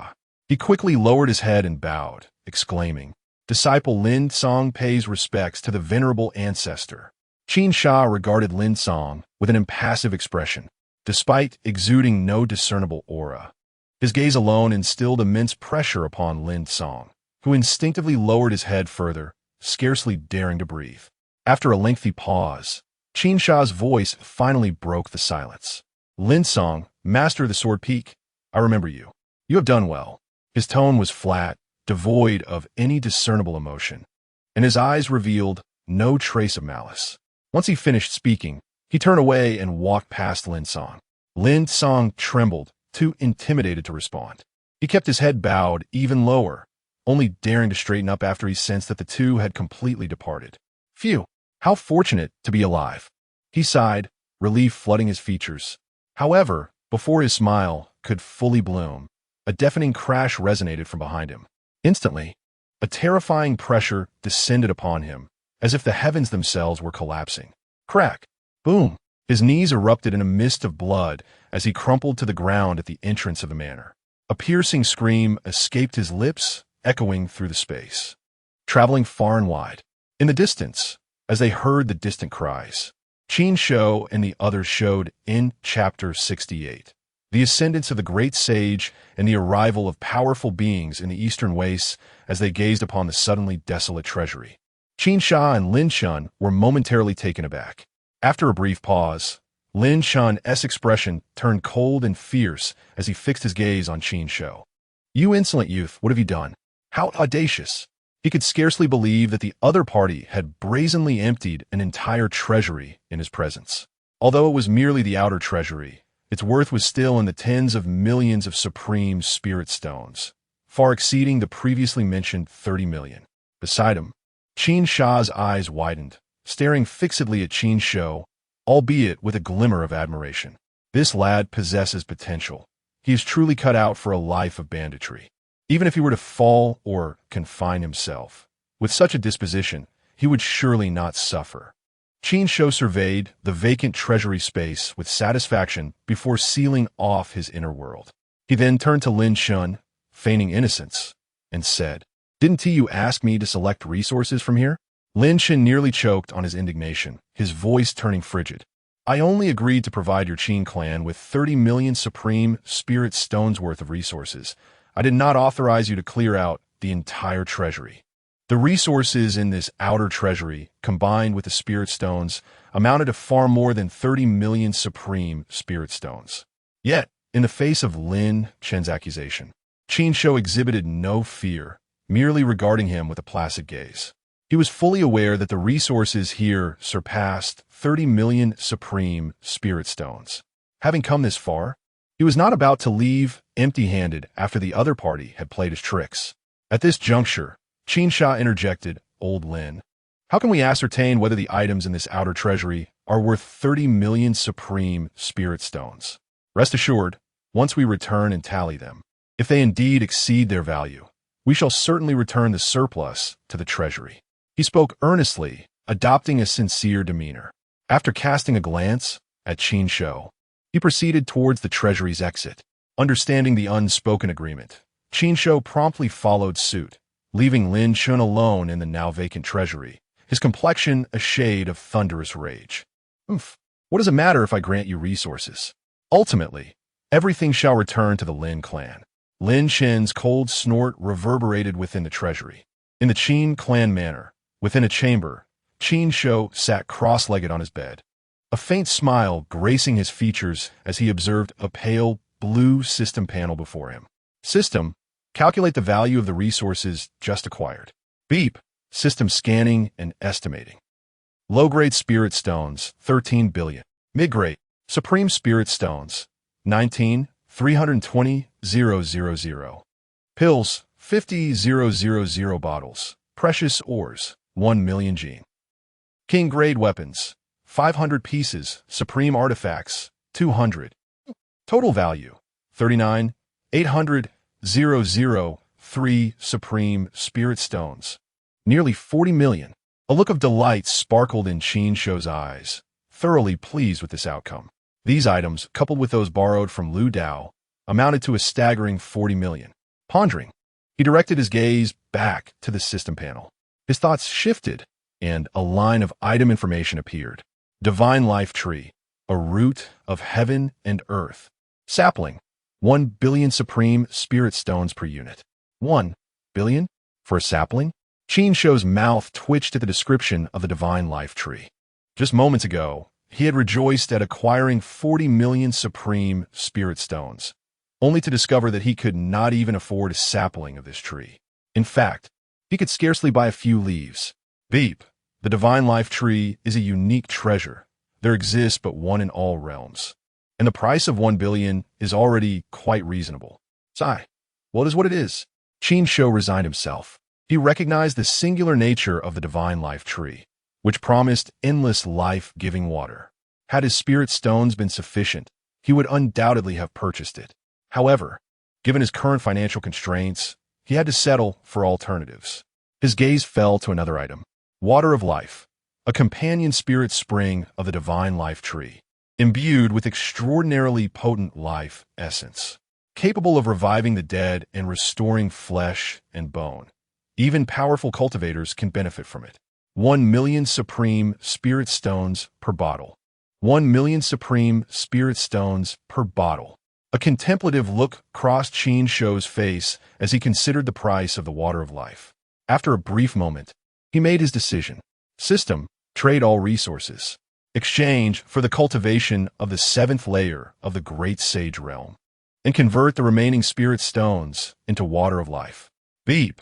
Host trades resources, acquiring 41,209,090 supreme spirit stones. Exchange for the 7th layer of the Great Sage Realm, consuming 29,700,000 supreme spirit stones. Exchange for 11 bottles of water of life, costing 11 million. Remaining 500,090 supreme spirit stones. Due to the host's first transaction exceeding 10 million, the system grants an additional bottle of water of life. As the system's voice faded, Qin Shou felt a tremor throughout his body. A humming filled his mind, akin to the unsealing of a hidden power. Countless insights surged forth, and a torrent of spiritual energy erupted from the depths of his being, flooding into his spiritual sea. The golden blood coursing through him began to change, its hue deepening. Behind him, wondrous phenomena materialized, merging together. The imperial scripture activated autonomously, forming numerous runes that encircled his body, while 9 ancient characters radiated an aura of terror. Yet, all these manifestations remained confined within the small chamber, unknown to outsiders. 7th layer of the Great Sage Realm. The initial stages of the sacred body. Qin Shou exhaled, his eyes brimming with elation. His voice resonated through the space, echoing like distant thunder. Taking a deep breath, he waved away all phenomena. With a flick of his hand, 12 emerald green jade bottles appeared before him, arranged neatly. Each bottle, measuring only 3 fingers in size and half a foot tall, revealed a crystalline liquid within. The moment they appeared, a powerful life force flooded the room. The rich essence of life wafted through the air, subtly manifesting the illusion of a colossal tree. Is this the water of life? Indeed, such vibrant vitality. Qin Shou picked up one of the jade bottles, feeling the immense life energy emanating from it, and he couldn't help but marvel. The vitality escaping the bottle alone invigorated his entire being. Truly, something worth 1,000,000 supreme spirit stones per bottle is no ordinary item. After securing all the water of life, he rose and exited. 10 days passed. During this time, the holy land of the clear sky remained relatively tranquil. Following the news of Qin Shou's emergence from seclusion, no one dared to disturb the Qin clan manor any longer. After kneeling at the manor's entrance for several days, Lin Song was ultimately escorted away by Lin Shun. 10 days had elapsed, yet why had there been no word from the Taichu Holy Land? Qin Shou sat alone beneath a tree, a pot of tea resting on the stone table before him, wisps of fragrant steam rising with the heat. He had previously dispatched a message to the Taichu Holy Land, requesting them to bring spirit stones for the ransom. Yet now, 11 days had gone by without a single word. The more he pondered, the more disquieted he felt. Could it be that this matter would slip through his fingers? As he contemplated whether to send another message to the Taichu Holy Land, his brow suddenly furrowed, and he lifted his gaze to the horizon. At that moment, on the eastern border, several spatial rifts tore open in the void. Radiant Buddhist light, demonic aura, and the will of the sword surged forth. A terrifying holy might instantaneously reverberated throughout the eastern wastes, drawing the attention of countless powerful beings. Ancient clans and esteemed sects all had saints emerge, their expressions grave. Taichu Holy Land. The holy master of Taichu stood atop the main peak, gazing toward the border, murmuring to himself, "They have arrived." Chapter 69. The auction of the semi-imperial inheritance, starting at 100 million premium spirit stones in the void above, three figures arrived from afar, exchanging a fleeting glance before tearing through space and vanishing without a word. Their silence suggested prior arrangements made before their journey to the eastern wilderness. The presence of these three formidable beings, each at the 7th or 8th level of the Great Sage Realm, was unmistakable. In the sacred land of the azure sky, Qin Shou stood in the courtyard, gazing at the horizon. He discerned the approaching power emanating from these three figures, pondering whether their arrival was due to the inheritance or something else entirely. Just then, the space before him rippled, and the figures of Qin Shou and Qingyun materialized before him. Ancestors. Qin Shou retracted his gaze and offered a slight bow to the two elders. His eyes lingered on Qin Shou, revealing a hint of intrigue. The aura surrounding Qin Shou was markedly stronger than it had been 10 days prior, his physique no longer resembling a withered branch, but rather exhibiting a resurgence of vitality. It was evident that the life essence he had shared had borne fruit. However, Qin Shou's expression was somewhat frosty as he regarded Qin Shou. Young one, trouble is brewing. Those three auras are clearly not from the eastern wilderness. They have come from the distant three domains with great fanfare, likely drawn by the inheritance. Beside him, Qingyun bore a grim countenance. The brilliance of the Emperor's inheritance was so dazzling that it had attracted powerful figures from beyond the eastern wilderness. Given the current state of the Qin clan, it would be fortuitous if the lineage of the Holy Master stood with them. Otherwise, they would be facing genuine peril. Yet, Qin Shou remained untroubled by their solemn expressions. He waved his hand dismissively and replied, "There is no need for concern, esteemed ancestors. If they have indeed come for the Emperor's inheritance, there are those who will be far more anxious than we are." With that, he cast his gaze toward another direction in the sacred land, where the peak of the Holy Master was situated. Upon hearing this, Qin Shou and Qingyun followed his gaze. Qingyun's expression shifted, while Qin Shou let out a cold snort. Moments later, Qin Shou suddenly declared, "They have arrived." Indeed, as his words echoed, the void above the sacred land of the azure sky silently split open, revealing three figures stepping forth. One was a benevolent old monk, enveloped in a halo of Buddhist light and clad in coarse robes. The second was a robust, middle-aged man dressed in black, his demeanor indifferent. The last was a similarly aloof young man, exuding an air that warned others to keep their distance.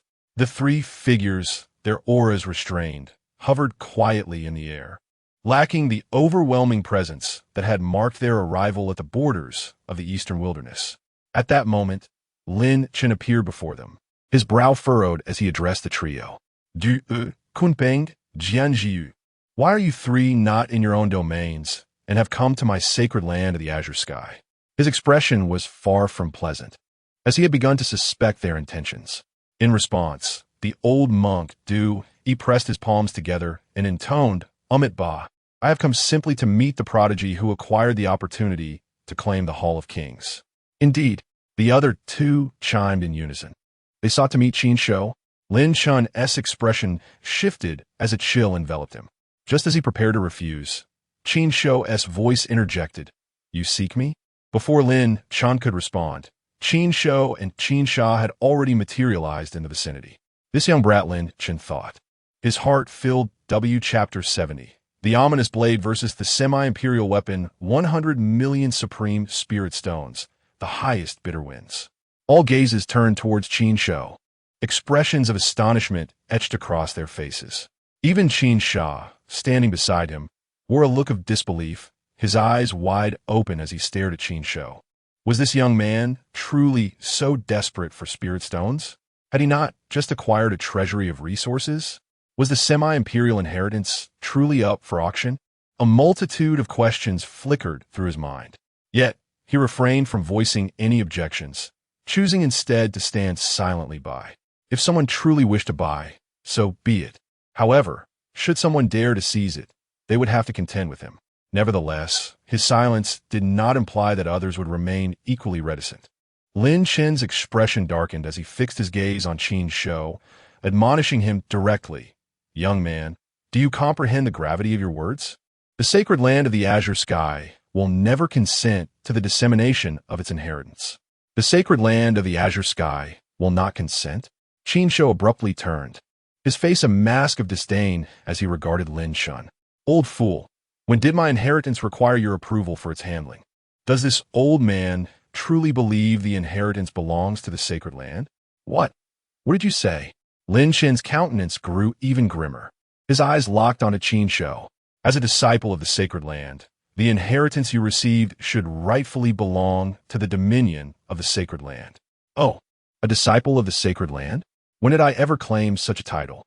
Qin Shou scoffed. He would acknowledge himself as a disciple of the Qin clan. But as for the sacred land, let it be. Of course, if the sacred land were to present 100 million supreme spirit stones, he would not mind relinquishing a portion of the inheritance to them. You. Lin Shun was momentarily at a loss for words. Strictly speaking, Qin Shou indeed did not qualify as a disciple of the sacred land. Meanwhile, Du, Yi, and the others observed the altercation between the two, their expressions inscrutable. Suddenly, the Kunpeng great sage stepped forward, addressing Lin Shun with a solemn tone. Since this individual is not a disciple of the sacred land, I shall reclaim my demon clan's inheritance. I hope the sacred land will refrain from intervening. Amiba. Du Yi clasped his hands together, his face adorned with an air of compassion. I merely wish for the young benefactor to return the Hall of Kings to its rightful place, leaving a chance for future generations. Lin Shun regarded the two, his expression shifting. After a moment of contemplation, he regained his composure, swiftly departing back into the sacred land. Upon witnessing Lin Chen's abrupt exit, a glint of surprise flickered in the Kunpeng great sage's eyes. He then turned his gaze upon Qin Shou and his companion. Speaking coldly, hand over my demon clan's inheritance and disciples, and I shall take my leave immediately. Otherwise, do not blame me for suppressing you. As long as the sacred land refrained from assisting, he was confident in his ability to subdue the two. Although Qin Shou's cultivation was slightly superior, his age and frailty would limit his capabilities. Such a grave sin. Du Yi clasped his hands together, his face radiating compassion while subtly exuding an air of menace. Among the three, only Jianjiu remained stationary, exhibiting no signs of movement or speech. Qin Shou observed the two without uttering a word, his expression remarkably tranquil.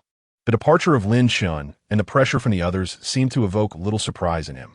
However, Qin Shou beside him was seething with anger, his icy gaze directed at the Kunpeng great sage and Du Yi. You seek to seize it?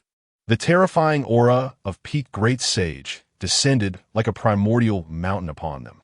Humph. Old ghost Qin Shou, you are aging. This time, I'm not afraid of you.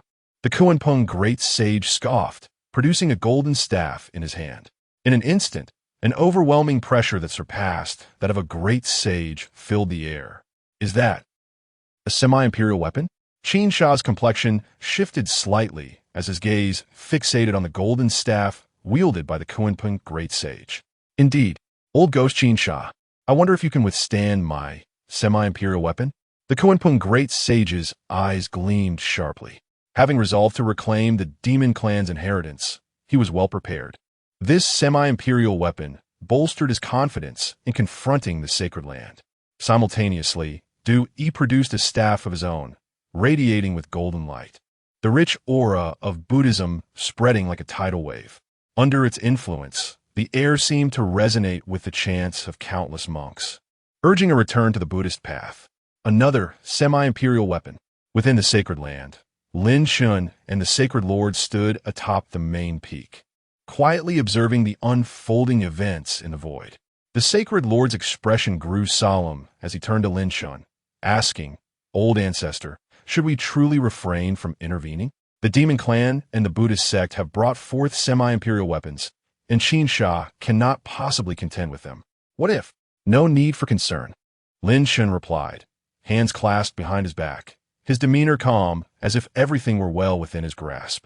He awaited the moment when Qin Shou and Qin Shou would find themselves outmatched, at which point they would seek his assistance, the assistance of the sacred land.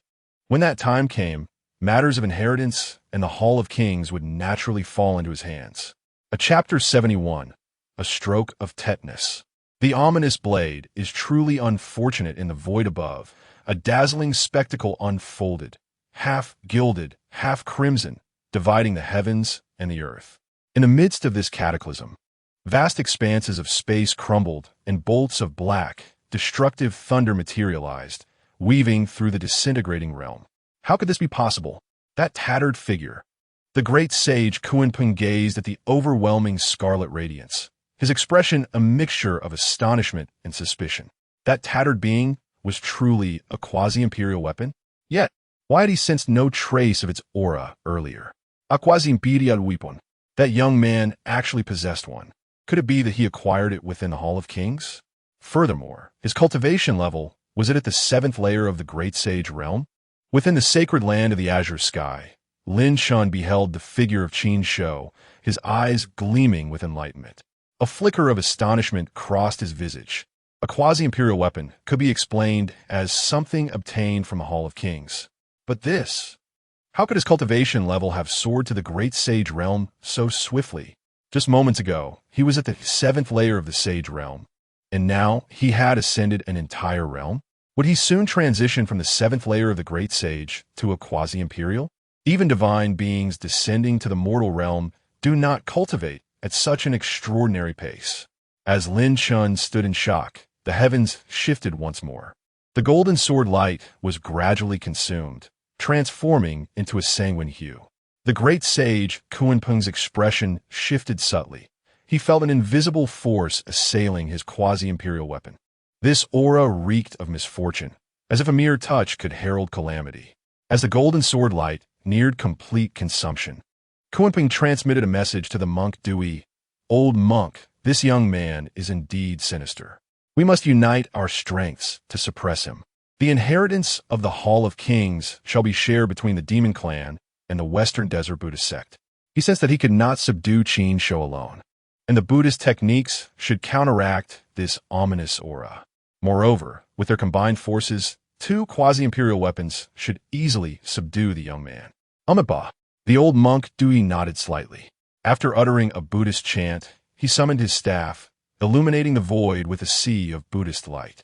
The ethereal forms of bodhisattvas and arhats coalesced within this radiance. A celestial chant resonated, echoing a will to enlighten all as it surged forth to suppress the overwhelming sanguine glow. Thus, the 3 quasi-imperial weapons collided in a cataclysmic clash. A terrifying aura reverberated throughout the eastern wilderness, and even in distant realms, powerful beings emerged to gaze towards the sacred land of the azure sky. Can you withstand this? Young man? Qin Shou stood in the rear, his gaze flitting between Qin Shou and the rusted blade, glimmering with intrigue. He had not anticipated that Qin Shou would indeed possess a quasi-imperial weapon. Furthermore, the young man had concealed his cultivation level. The 7th layer of the Great Sage realm astonished him. Rest easy, ancestor. Merely 2 quasi-imperial weapons are inconsequential. Qin Shou's countenance remained composed. The ominous blade hovered above him, effortlessly confronting 2 adversaries. The blade's ominous nature only grew stronger in the face of formidable opponents. The offerings from the sovereign were indeed authentic. At that moment, Dewey, surrounded by the brilliance of his staff, took a step forward into the surging crimson radiance. With hands clasped in prayer, he spoke with a benevolent demeanor. Benefactor, cease your actions. With this old monk present, even with a quasi-imperial weapon, you cannot evade capture. Surrender the Hall of Kings and this weapon, and accompany me back to the Western Desert. In the presence of the Buddha, you may cultivate and comprehend the profound Dharma, aiding you in dispelling the ominous aura that envelopes you. As he spoke, his right hand rose, summoning a colossal golden hand aimed directly at Qin Shou, specifically targeting the ominous blade above him, attempting to seize the quasi-imperial weapon. Bald one. Qin Shou's eyes narrowed. With a mere thought, the ominous blade materialized in his grasp. Without a moment's hesitation, he swung the blade downward. Boom! A scarlet blade of light cleaved through the heavens, effortlessly severing the approaching colossal hand. The blade's momentum persisted, targeting Dewey behind. Amiba. Dewey's expression shifted slightly as his staff trembled above him, fracturing the void. In the next instant, the staff appeared before the blade of light, descending with force. Boom! The collision unleashed a terrifying aura, instantly obliterating the surrounding space. The brilliance of the staff, dimmed by a third, sent reeling away. A flash of crimson light struck Dewey. Dewey howled in agony. Half of his body instantly obliterated. His expression morphed from one of compassion to a visage of sheer malevolence. Dragging his mutilated form away, he stared in horror at Qin Shou, bellowing in disbelief. Impossible. How can this be? I am at the pinnacle of the 8th layer of the great sage realm, and he is merely at the 7th layer. Yet that blade of light had not only shattered his Vajra staff, but nearly claimed his life. Now, the remnants of his body were besieged by creeping crimson light, hindering his healing while exuding an ominous aura. What a formidable young man. He rivals the vigor of my youth. In the distance, Qin Shou brandished his great sage weapon, his complexion pale. He had exerted considerable effort to withstand the residual shockwave. But despite nearly sustaining injury, astonishment graced his features. Qin Shou's combat prowess exceeded his expectations. How could he be so powerful? Within the sacred land of the azure sky, Lin Chen's expression darkened. Qin Shou's display of such formidable strength rendered his plans uncertain. Rumbling. Suddenly, the sky resonated with a deep thunderous sound. In the void, Dewey sensed a shift and looked skyward. In the next instant, boom! A massive pillar of lightning, 100 feet wide, descended and engulfed him entirely. This spectacle left everyone stunned once more. How could he be struck by lightning out of nowhere? Only Qin Shou bore a contemplative expression as he gazed at the ominous blade in his hand. However, while the lightning pillar appeared colossal, its power was no more than that of a sage, posing no threat to Dewey. Embracing the principle of striking a fallen enemy, Qin Shou dashed into the lightning pillar. The ominous blade raised high. Just as he was about to strike, a resonant Buddhist chant echoed throughout the realm. Amiba, benefactor, spare him. Before the words dissipated, a colossal hand of Buddha materialized, descending from the heavens. Chapter 72. The Suppression of the Crossing. The Battle of the Semi-Emperor. A golden hand of Buddha overshadowed the sky. Vast and boundless, akin to a divine mountain with 5 fingers, subduing all. An aura of terror, surpassing even that of a great sage, permeated every inch of this realm. The Semi-Emperor. By the heavens, the Semi-Emperor has descended upon the western desert for the sake of inheritance? That young man is doomed. In the distance, the Qingyun Great Sage and Jianjiu displayed expressions of horror. The Qingyun Great Sage summoned the weapon of the Semi-Emperor back to his side, securing his own protection. Does the Western Desert Buddhist sect still possess any shame? A Semi-Emperor dares to strike at my kin? Qin Shou's heart brimmed with fury as he gazed at the nearly omnipresent golden palm in the sky, a profound sense of helplessness washing over him. He turned his gaze towards the depths of the holy land of the azure sky, his eyes reflecting immense urgency. Master, will you not emerge? We have been bullied to our doorstep. Beneath the golden hand, Qin Shou stood resolute with his blade, his gaze as frigid as ice.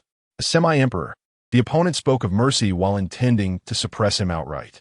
Yet, he remained unfazed, gripping his sword with his right hand, while his left held the force of the crossing at bay, standing quietly in the air. Just as the golden hand was about to descend completely, and all believed he could not escape, an unexpected change occurred.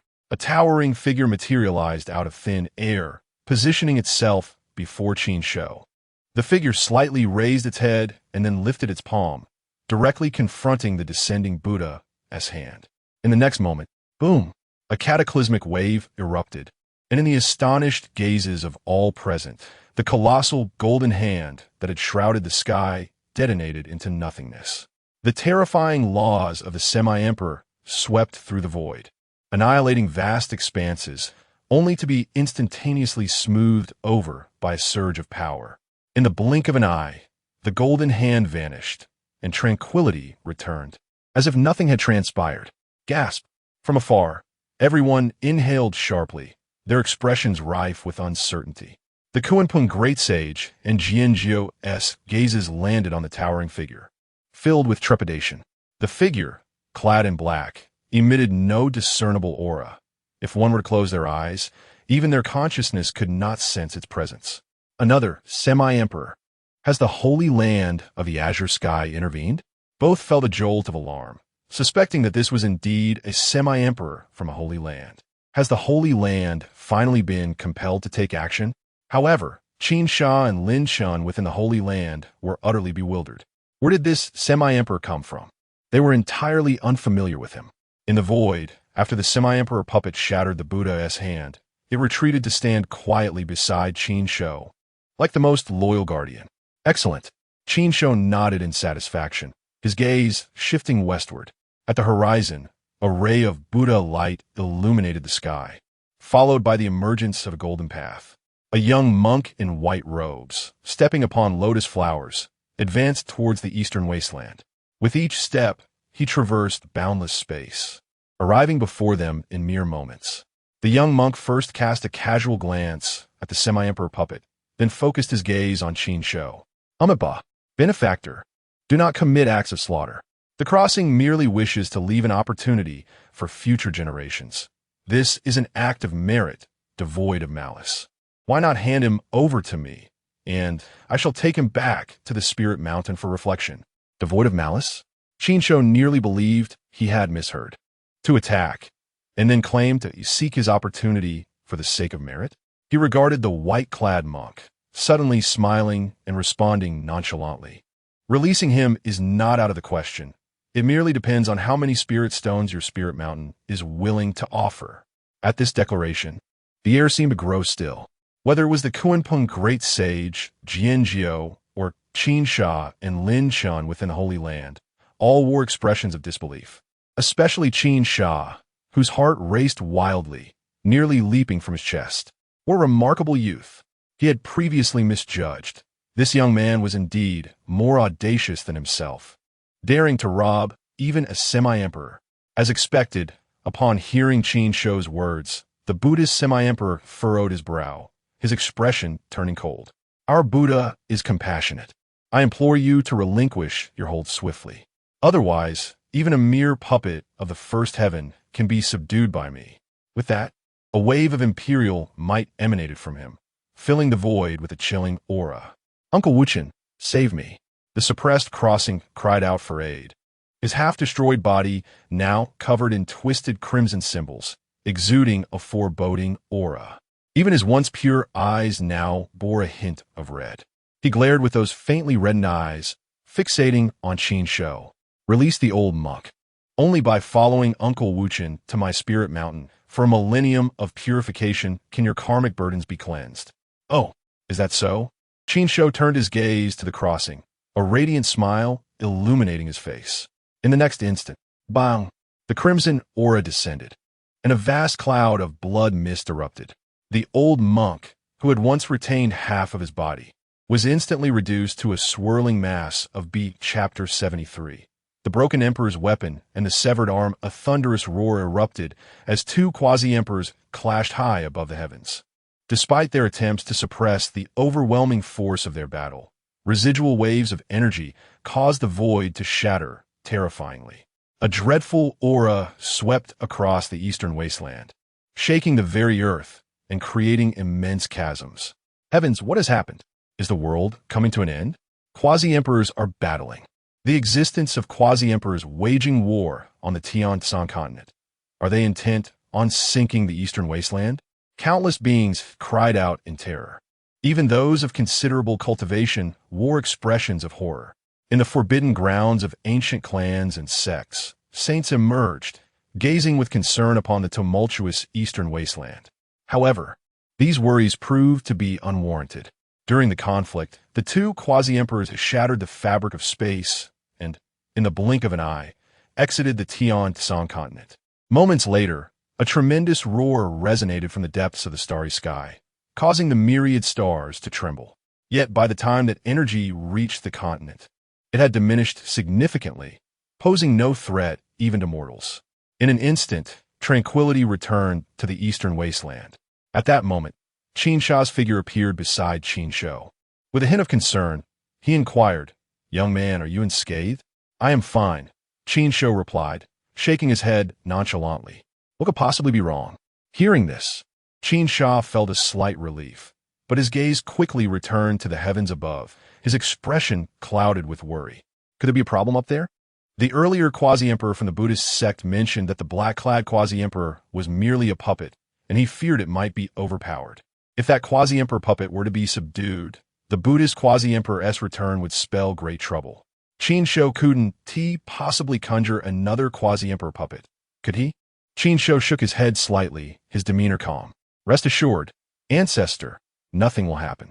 He had already discerned that both the Wuchen quasi-emperor and the puppet were merely at the first level of quasi-emperor. Although the puppet lacked self-awareness, it was endowed with various formations and techniques left by the great emperor, enabling it to fight autonomously. Its combat prowess would not be inferior to any quasi-emperor of the same realm. Furthermore, wielding the ominous blade, it could at least repel Wuchen, if not subdue him. Though Qin Shou still harbored some concerns, he remained silent in light of Qin Shou's composed demeanor. Meanwhile, in the depths of the starry sky, two terrifying figures continued to collide. Waves of destruction caused countless celestial bodies to shatter and plummet. What was once a dazzling expanse of stars quickly transformed into a desolate wasteland, a realm of silence. The quasi-emperor puppet brandished the ominous blade, its rusted blade emanating a heavy aura of foreboding. Simultaneously, the puppet's originally dark pupils were now tinged with crimson. Opposite stood Wuchen, his hands clasped, radiating boundless Buddhist light. He controlled his quasi-emperor weapon, the staff, as it clashed violently with the ominous blade. The terrifying residual waves swept through the area, causing the space to collapse and the starry river to dim. Suddenly, a flicker of shock crossed Wuchen's face. He noticed that his quasi-emperor's staff bore visible scars, tiny knife marks that marred its surface. The quasi-emperor weapon had been wounded. Moreover, a sinister aura seeped through the connection between him and the weapon, invading his body. What kind of wicked artifact was this, to be so bizarre? Wuchen felt a surge of frustration. He had no idea what divine metal the puppet was forged from. His techniques merely pushed it back without breaking its defenses. Instead, each impact left a mark on his quasi-emperor weapon, its vitality gradually waning. He sensed that if this continued, regardless of his own condition, his quasi-emperor weapon would undoubtedly be rendered inoperative. After a moment of hesitation, he seemed to make a decision. The quasi-emperor's staff erupted with a terrifying strike, forcing the puppet quasi-emperor back. Subsequently, a golden pathway unfurled beneath him, preparing for his escape towards the Qin Shou Continent. However, in the next instant, a colossal hand materialized in the starry sky, unleashing an overwhelming quasi-emperor presence that instantly severed the golden pathway. Following that, a similarly clad black figure emerged, flanking Wuchen with the puppet on either side. What? Wuchen gasped, his mind reeling at the sight of two identical figures. Another quasi-emperor lay hidden within the starry expanse. Such skill! The two puppets wasted no time, unleashing their might to charge forward. Golden fists and crimson blade light converged upon Wuchen, enveloping him entirely. The sudden emergence of this new quasi-emperor aura astonished the beings in the eastern wasteland. What was happening? How could there be an additional presence? Above the holy land of the azure sky, Qin Shou, Jianjiu, and the recently emerged Lin Chun exchanged astonished glances, their minds racing. It will soon conclude. Qin Shou silently breathed a sigh of relief. Two first-level quasi-emperor puppets should be capable of subduing the enemy. Even if they couldn't, they would at least leave a mark. Indeed, with the addition of the second quasi-emperor puppet, the battle in the starry sky swiftly drew to a close. As the tumultuous waves of battle ceased, tension etched itself across the faces of Qin Shou and the others, their gazes fixed on the heavens, their breaths coming heavier.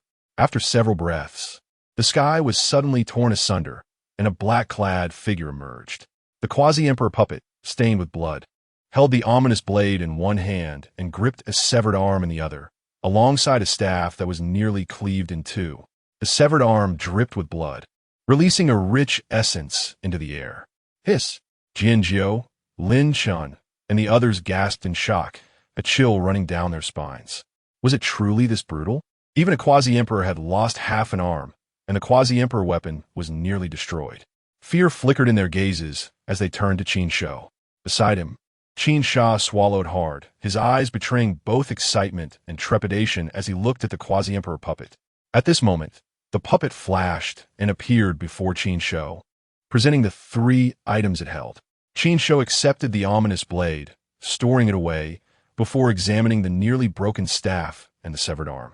From the information transmitted by the puppet, he understood that the Wuqian quasi-emperor had managed to escape, abandoning his quasi-emperor weapon and a severed arm to flee back to the western desert. Without uttering a word, he stowed the 2 items and cast his gaze toward Jianjiu and Lin Shun in the distance. Upon meeting Qin Shou's eyes, Lin Shun's face revealed a hint of fear, while Jianjiu appeared grave, bowing respectfully to Qin Shou. "Friend, I only wish to take away the disciples of the Northern Xian Alliance trapped within the sealed King's Hall. I mean no harm." Qin Shou nodded, acknowledging that this individual had not shown him any malice. After a moment of contemplation, 5 figures tumbled from the space before being pushed toward Jianjiu. The 5 figures appeared disheveled and bewildered upon their arrival, but once they saw Jianjiu, expressions of joy spread across their faces. "Master Jiu." They had nearly lost hope of seeing the outside world after enduring a harrowing ordeal over the last few days. Jianjiu scanned the 5 individuals, then bowed once more to Qin Shou.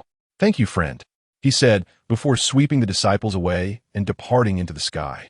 After traveling a short distance, he seemed to pause momentarily before continuing onward.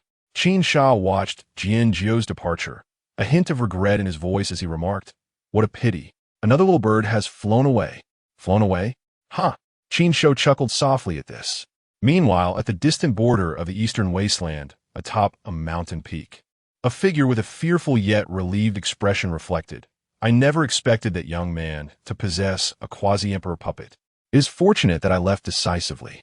The Kunpeng great sage sighed with both trepidation and relief. Reflecting on a moment, he could not help but commend his own wit and decisiveness. With that puppet present, the possibility of obtaining the inheritance was utterly futile. It was wiser to return to the southern barbarians first. After muttering to himself, he turned and raised his hand, poised to tear open the fabric of space to return. Yet, in that very instant of turning, his body suddenly trembled violently, rendering him momentarily frozen. Behind him, in the void, stood a figure cloaked in black, silently gazing at him with an impassive expression. In that fleeting moment, their eyes met, and upon confirming the connection, he realized it was indeed the right person. Chapter 74.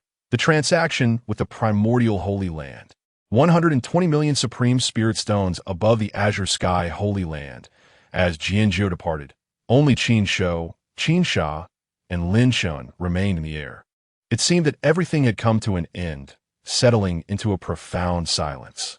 Yet, within this tranquility, there lingered an ineffable sense of oppression. Lin Shun averted his gaze, unable to meet the eyes of Qin Shou and Qin Shou directly. "Oomph." Qin Shou snorted coldly, utterly disdainful of Lin Shun's actions. He was well aware of the intentions that had led Lin Shun to retreat to the Holy Land. Turning his attention to Qin Shou, he asked with a hint of concern, "What shall we do next? The West Desert Spirit Mountain has lost a great saint, and their quasi-emperor has suffered grievous injuries. They will surely seek retribution. Before long, they will come knocking at our door. At that time, it won't be merely a quasi-emperor from the first heavenly gate who arrives. It will likely be those ancient relics of formidable power, perhaps even accompanied by imperial weapons. How can we hope to contend with that, especially with Qin Shou merely a quasi-emperor puppet? As for the azure sky Holy Land, under the control of the Lin clan, it would be a blessing if they do not add insult to injury, let alone expect them to intervene." Qin Shou, understanding Qin Shou's thoughts, waved his hand dismissively. "No witties. If the West Desert Spirit Mountain truly comes, I have my means to deal with it." He had prepared for the full might of the Spirit Mountain after daring to suppress Du, Yi, and Hunt quasi-emperors. Means to deal with it? Qin Shou's expression turned peculiar. Could it be? At that moment, he recalled the sudden emergence of a third quasi-emperor's aura in the starry sky earlier. However, he quickly dismissed the thought. If that were a powerful quasi-emperor, they would never have allowed the quasi-emperor from the West Desert Spirit Mountain to escape. Let us return to the manor. After much contemplation, Qin Shou decided it best to return and awaken the elder. With the elder's presence, he would feel more at ease. Perhaps the elder could even lend them the imperial weapons of the Azure Sky Holy Land. Wait, Qin Shou shook his head. Wait, what are we waiting for? Qin Shou asked, puzzled. Are we waiting for the Spirit Mountain's quasi-emperor to arrive? In response to Qin Shou's bewildered gaze, Qin Shou merely smiled, remaining silent as he gazed into the distant void, standing in quiet contemplation. Although Qin Shou felt perplexed, he could only accompany him in silence. Not far away, Lin Chintu did not depart, but instead observed the two, his expression grave. After a moment, a ripple suddenly emanated from the space Qin Shou had been watching. The fabric of space tore apart, and two figures stepped through. The appearance of these individuals instantly caused both Qin Shou and Lin Chen to frown. Lin Chen's expression turned wary, while Qin Shou's demeanor became icy. Primordial Holy Land? During this time, he had learned of some occurrences in the King's Hall. The Primordial Holy Land had previously made a move against Qin Shou, attempting to seize his inheritance. The Primordial Holy Lord glanced at Qin Shou, but chose not to speak. However, when his gaze shifted to Qin Shou and the quasi-emperor puppet beside him, his expression shifted noticeably. With a courteous bow, he remarked, "Friend, your fortune is profound. Not only have you reached the great saint realm, but you also possess such a formidable quasi-emperor puppet." As he spoke, a deep-seated wariness flickered in his eyes. The young man before him had seemingly gained extraordinary benefits from the emperor's inheritance, with his cultivation progressing at an astonishing pace, from the enlightenment realm to the saint realm, and now to the great saint realm, truly appending his understanding of the cultivation world. Moreover, the fact that he controlled at least two quasi-emperor puppets indicated a power capable of establishing a holy land. Ha! Qin Shou chuckled lightly at the primordial Holy Lord's words, neither affirming nor denying them. He then inquired, "You did not travel from the primordial Holy Land merely to exchange pleasantries, did you?" He had sensed the presence of the two figures lurking in the distance during his previous confrontation with Lu Dao in the starry sky. But they had chosen not to reveal themselves at that time. Upon hearing this, the primordial Holy Lord fell silent for a moment, then fixed his gaze on Qin Shou. "You mentioned that for 100 million Supreme Spirit Stones, one could trade for a quasi-emperor inheritance. Is that true?"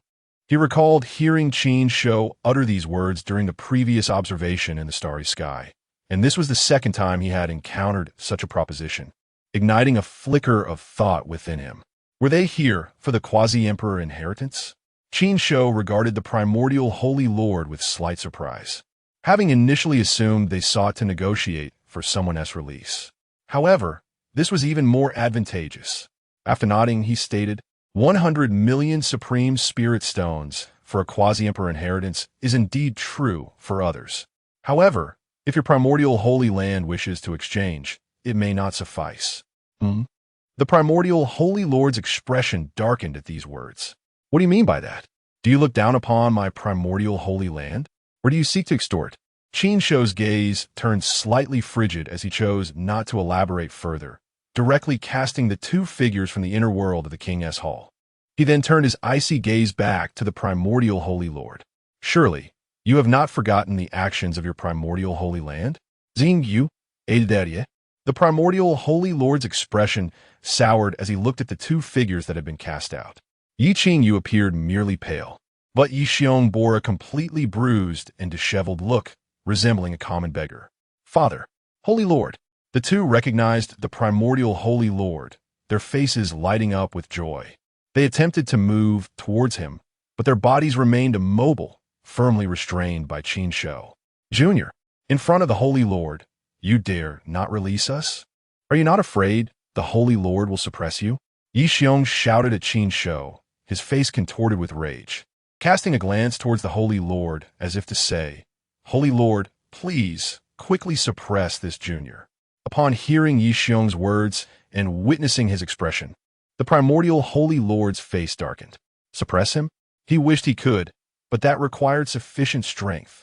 With his mere great saint-level cultivation, He did not need the quasi-emperor puppet to contend with Qin Shou, who could easily turn the tables on him.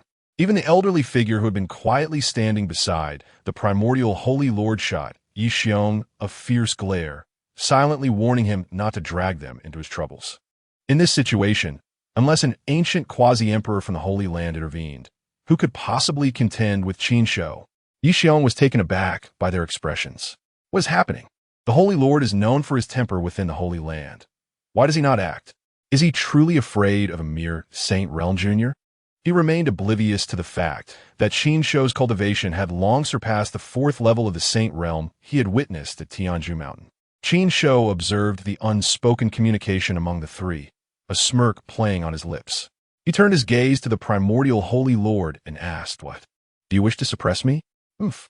The primordial Holy Lord discerned the mockery in Qin Shou's tone and snorted coldly. "What do you intend to do?" Upon hearing this, Qin Shou's playful demeanor faded as he earnestly extended 2 fingers. "It is quite simple. 100 million for the quasi-emperor inheritance, and 20 million for the release of the 2 individuals. You provide the spirit stones, and I will free them. 120 million supreme spirit stones." The expression of the primordial Holy Lord shifted as he exchanged glances with the stoic elder beside him, ultimately nodding gravely. "Very well. The primordial Holy Land is willing to provide this amount of spirit stones. However, should you renege on your promise and fail to deliver the quasi-emperor inheritance, do not blame the primordial Holy Land for turning hostile." As he spoke, his gaze inadvertently drifted towards Lin Chun in the distance. Chapter 75. Qin Shou's serendipitous acquisition. Qin Shou maintained an inscrutable expression as he responded to the veiled implications in the grand primordial Saint Lord's words. The unspoken concerns were clear. Either the Azure Heaven Sacred Land would oppose this transaction, or the inheritance had already fallen into their hands, making retrieval impossible. In the distance, Lin Chun listened with a face darkened by fury. Though he yearned to intervene, the memory of Duo Yi's demise and the Western Desert's quasi-emperor's fate held him back. This madman had dared to strike down even a quasi-emperor from the Western Desert Spirit Mountain. What hope did he have? The Grand Primordial Saint Lord, noting Lin Chen's silence, arched a brow in faint surprise before proceeding without hesitation. With a wave of his hand, a compressed mountain of spirit stones materialized in his palm, its dense spiritual energy saturating the air. Without delay, Qin Shou released Yi Xiong and Yi Qingyu, pushing them forward as a spatial rift unveiled a stone statue, a seemingly ordinary middle-aged man whose mere presence warped the surrounding void with oppressive pressure. The exchange concluded with unexpected smoothness. Strangely, no quasi-emperor from the Azure Heaven Sacred Land emerged to intervene. Qin Shou verified the spirit stones with a sweep of his divine sense before tucking them away, satisfaction curling his lips. Beside him, Qin Shou watched the departing figures with reluctant longing. A quasi-emperor's inheritance. Truly sold, just like that? Qin Shou glanced at him. Does the ancestor desire it? Qin Shou waved a dismissive hand. Our lineage already has a quasi-emperor guiding us, far more valuable than any inheritance. Meanwhile, Lin Chen seethed in the distance, his gaze venomous. The loss of the quasi-emperor's legacy was an immeasurable blow to the sacred land. Worse still, none of the quasi-emperors within the forbidden grounds had stirred despite the upheaval outside. Unbeknownst to him, a silent struggle was unfolding deep within those forbidden lands. In an abyssal expanse, 5 towering graves loomed. Upon one, 2 withered figures sat across a chessboard, not with pieces, but with clashing shadows embodying the strife of living beings.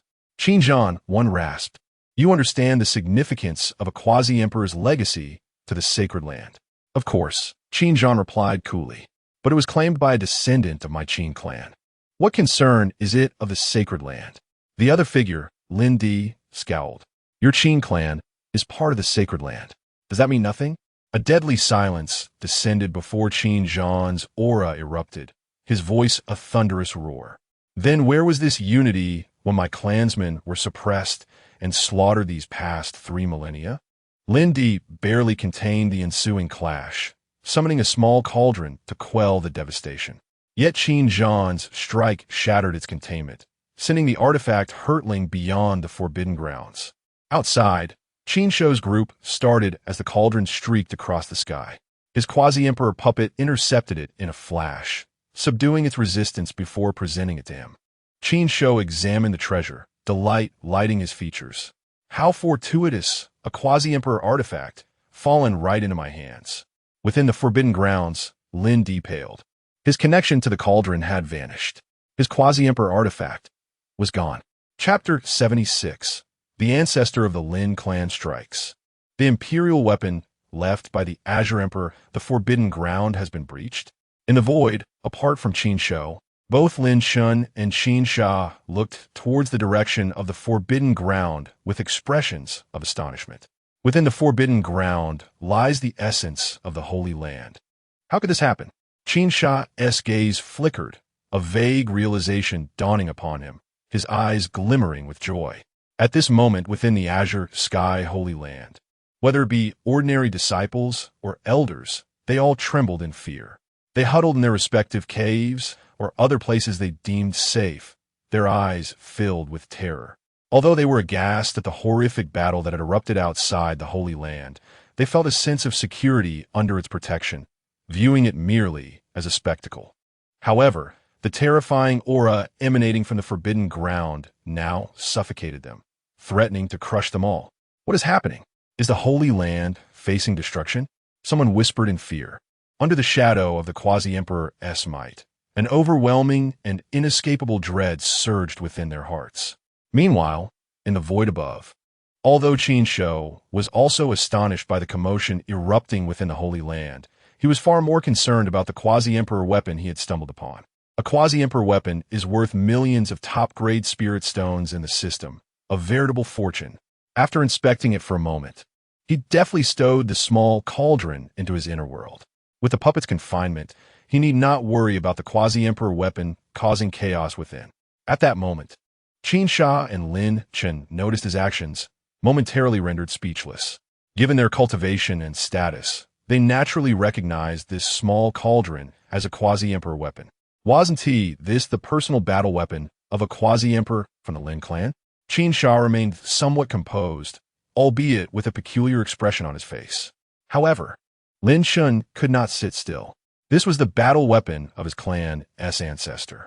Without regard for the potential threat of the quasi-emperor puppet, he stepped forward and coldly admonished Qin Shou. Junior, that is the battle weapon of the ancestor of the Holy Land. How dare you seize it? Release it immediately, or the ancestor will not spare you upon his emergence. Upon hearing the reprimand, Qin Shou's brows furrowed. In the next moment, the quasi-emperor puppet beside him waved its hand, unleashing an invisible wave that swept forward. Bang! Blood spurted forth as Lin Shun was struck, not even letting out a sound before he fell into unconsciousness. His body propelled like a meteor into the horizon, vanishing from sight in an instant. Phew! It's quiet now. Qin Shou exhaled, turning his gaze towards the depths of the azure sky Holy Land. Just then a rumble echoed. The entire Holy Land trembled, the winds and clouds swirling violently. Two immensely powerful figures surged forth from the forbidden ground. They faced each other in the void, an even more terrifying aura instantly enveloping the heavens and the earth. Big Brother, the Big Brother has emerged, Qin Shou exclaimed, his face alight with joy as he gazed at one of the figures. Not long ago, Qin Shou had gifted him 11 bottles of life water. He had retained 4 and given the rest to his elder brother. Now that his elder brother had emerged, it seemed he had successfully refined those life waters. Nearby, Qin Shou paused at Qin Sha's words. He was aware that besides Qin Sha, there was another ancestor of the Qin clan named Qingyun. He turned his gaze to the two withered figures confronting each other, a piece of information appearing before him.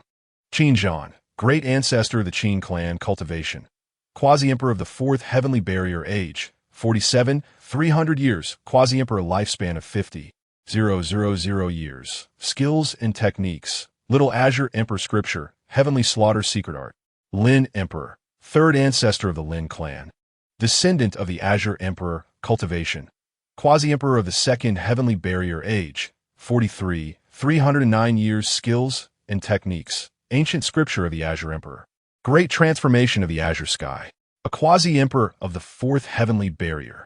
Qin Shou looked at the ancestor Qingyun with surprise. He had guessed that this great ancestor should be a quasi-emperor, but had only assumed it to be the first level, not realizing it was actually the fourth. With such an existence presiding, the Lin clan must possess even higher realms of power. At this moment, the two figures confronting each other also sensed Qin Shou's gaze. Qingyun coldly snorted at the Lin emperor, his figure instantly appearing beside Qin Shou and Qin Sha. Big brother. Qin Sha rushed forward. Ancestor Qingyun. Qin Shou clasped his hands in respect. Qingyun's gaze directly bypassed Qin Sha, landing on Qin Shou. With a single glance, he discerned Qin Shou's cultivation, a flicker of surprise passing through his eyes. Seventh level of the great sage realm? You are the Qin Shou that my elder brother mentioned? He paused slightly when uttering Qin Shou's name, his expression turning peculiar. Qin Shou beast. Who in their right mind would give a child such a name? Qin Shou noticed the other's expression and sighed inwardly. He wondered if that old man had done it on purpose, naming him so. If he were to achieve enlightenment in the future, wouldn't it tarnish his reputation?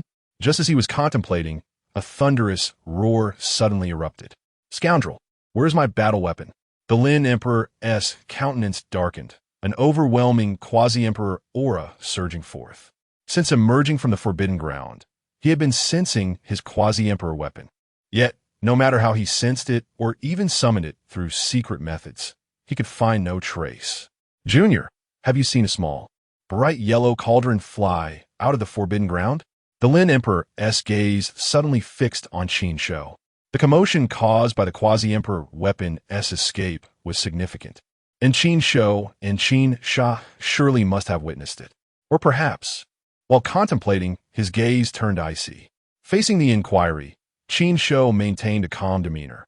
Small cauldron? What small cauldron? I haven't seen it. He then turned to Qin Sha. Elder, did you see it? I haven't seen it. However, the people from the Taichu Holy Land just left. They might know. Qin Sha waved his hand, his expression that of an honest man. The Lin Emperor observed the two's exchange, his face growing increasingly cold. What had been mere suspicion before now solidified into certainty. Qin Shou had suppressed his quasi-emperor weapon. Lin Emperor, what do you mean? Do you believe that my Qin clan's juniors have hidden your holy weapon? Qingyun's expression darkened, his icy gaze fixed on the Lin Emperor. He had not yet settled accounts with this old fool, yet now he dared to wrongfully accuse his juniors? The Lin Emperor scoffed, refusing to respond to Qingyun. Instead, he swept his gaze over the group, finally resting on Qin Shou, his tone icy as he stated. You have killed a great sage of the Spirit Mountain Holy Land and heavily injured another quasi-emperor. Spirit Mountain will not let this go easily. Hand over my battle weapon, as well as the great emperor's inheritance on you. And he glanced at the quasi-emperor puppet beside him. And this quasi-emperor puppet, if you turn over these items for safekeeping by the Holy Land, the Holy Land can protect you from the retribution of Spirit Mountain. To surrender everything in exchange for the protection of the Azure Sky Holy Land? Qin Shou nearly laughed in anger upon hearing this. He glanced at the Lin Emperor, unabashedly revealing his disdain. I'm sorry, but that's unnecessary. The Lin clan is truly single-minded, from the very beginning with Han Li, Lu Dao, to Lin Shun. Including the Lin Emperor before me, they have all fixated on the inheritance within me, attempting to seize it by force. This cannot be permitted. The Lin Emperor took a step into the void, his aura subtly shifting. The Azure Sky Holy Land could not allow these inheritances to fall into the hands of other forces, especially since Qin Shou possessed the Great Emperor's legacy. With the Great Emperor's legacy and the profound insights left by the Azure Emperor, the Azure Sky Holy Land might very well break free from its constraints and give rise to a legendary Great Emperor. What now? Do you wish to take action? Qin Shou's expression was devoid of emotion. Beside him, Qingyun and Qin Sha bore equally grim visages. It is not out of the question. Lin Chen's face remained impassive. As he spoke, a diminutive yellow cauldron materialized in his hand. The cauldron, supported by 3 legs and adorned with 2 handles, appeared rather rudimentary, as if hastily fashioned from yellow clay. Countless engravings of flora, fauna, and ancient ancestors adorned its surface. In an instant, a formidable aura, reminiscent of an overwhelming imperial might that could collapse the ages, enveloped the group. Chapter 77. Ha ha ha. We too possess imperial weapons. The atmosphere was thick with an overwhelming imperial aura, and Qin Shou's countenance grew slightly grave. The small cauldron in Lin Di's hand bore a striking resemblance to the one he had just subdued, yet the essence it emanated was of an entirely different realm. This authentic imperial might was infinitely stronger than that of quasi-imperial weapons. Nevertheless, a glimmer of excitement flickered in his eyes. After all, imperial weapons were far more valuable than their quasi-imperial counterparts. The Xuanzang cauldron? Beside him, Qin Zhan and Qin Shou also fixated on the diminutive cauldron, their expressions darkening. They were, after all, top-tier powerhouses of the heavenly sacred land, ancestral figures who recognized the significance of this small cauldron. The Xuanzang cauldron, an imperial weapon left by the Azure Emperor, had once accompanied him to suppress an era. Noticing the change in the expressions of Qin Shou and his companions, Lin Di wore a cold smile. With the imperial weapon in hand, he cast his gaze over Qin Shou and the others, finally resting it on Qin Zhan. Qin Zhan, even if your cultivation is unparalleled and far exceeds my own, what does it matter? I possess an imperial weapon left by the great emperor. My position is sufficient to suppress all. He then turned his gaze to Qin Shou. Considering you are also of the sacred land lineage, if you surrender the great emperor's legacy and the control of the puppet, I might let bygones be bygones. Furthermore, the sacred land will treat you equally. Should a prodigy arise from your Qin clan, they may also cultivate the imperial scriptures. Lin Di's voice was sharp, prepared to offer the Qin clan one last chance. He desired the legacy and the quasi-imperial puppet, but was reluctant to sever ties with the Qin clan entirely. After all, Qin Zhan was a fourth-tier quasi-emperor, Chapter 78.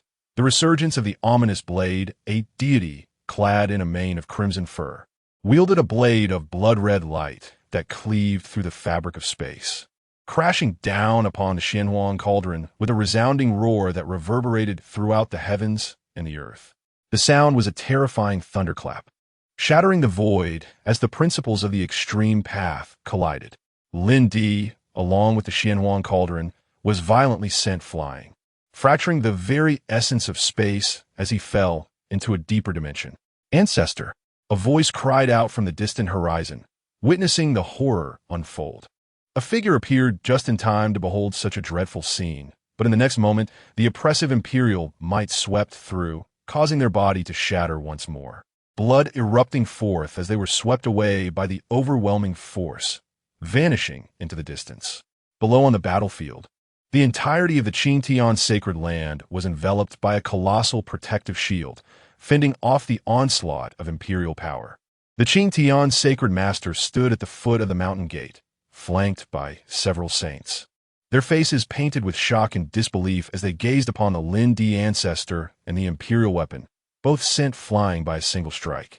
The imperial weapon was cleaved away. One of the saints exclaimed, anxiety etched upon their features. The ancestor cannot have perished, can he? How could anything happen to the ancestor, who wields the imperial weapon? The Qin Tian sacred master scoffed, although a flicker of worry danced in his heart, his countenance remaining composed. His gaze shifted to the group of Qin Shou above, a hint of regret flashing in his eyes. He had never anticipated that Qin Shou would conceal himself so profoundly. That rusted blade was, in fact, an imperial weapon. Had the Qin Tian sacred land chosen a path of peace with the Qin clan from the outset, perhaps such turmoil could have been avoided, and this imperial weapon would have bolstered the foundation of the sacred land. At that moment, a thunderous laughter erupted from the void. Ha ha! What a thrill! Qin Zhan exclaimed, his face radiant with excitement as he beheld the shattered space before him, his laughter bordering on madness. A sense of oppression that had been held for countless years was finally unleashed. In all his years, this was his first true mastery over an imperial weapon. Despite being a quasi-emperor, he had merely been regarded as a formidable enforcer in the eyes of the Lin clan, lacking the respect and status afforded to other ancestral figures, solely due to the Lin clan's lineage as descendants of the great emperor. But now, the Qin clan possessed an imperial weapon. Brother, Qin Shou sighed softly, reflecting on the culmination of their struggles. Not yet. After today, the Qin clan will no longer endure such humiliation, Qin Shou remarked, his expression calm as he gazed at the gradually mending space. Just as his words fell, an enraged shout resonated from within the torn space. Qingyun, as the furious voice echoed, the recently mended space shattered anew, and Lin Di, with the Xianhuang cauldron above him, stepped forth from the void. His countenance was icy, his gaze fixed intently upon Qingyun.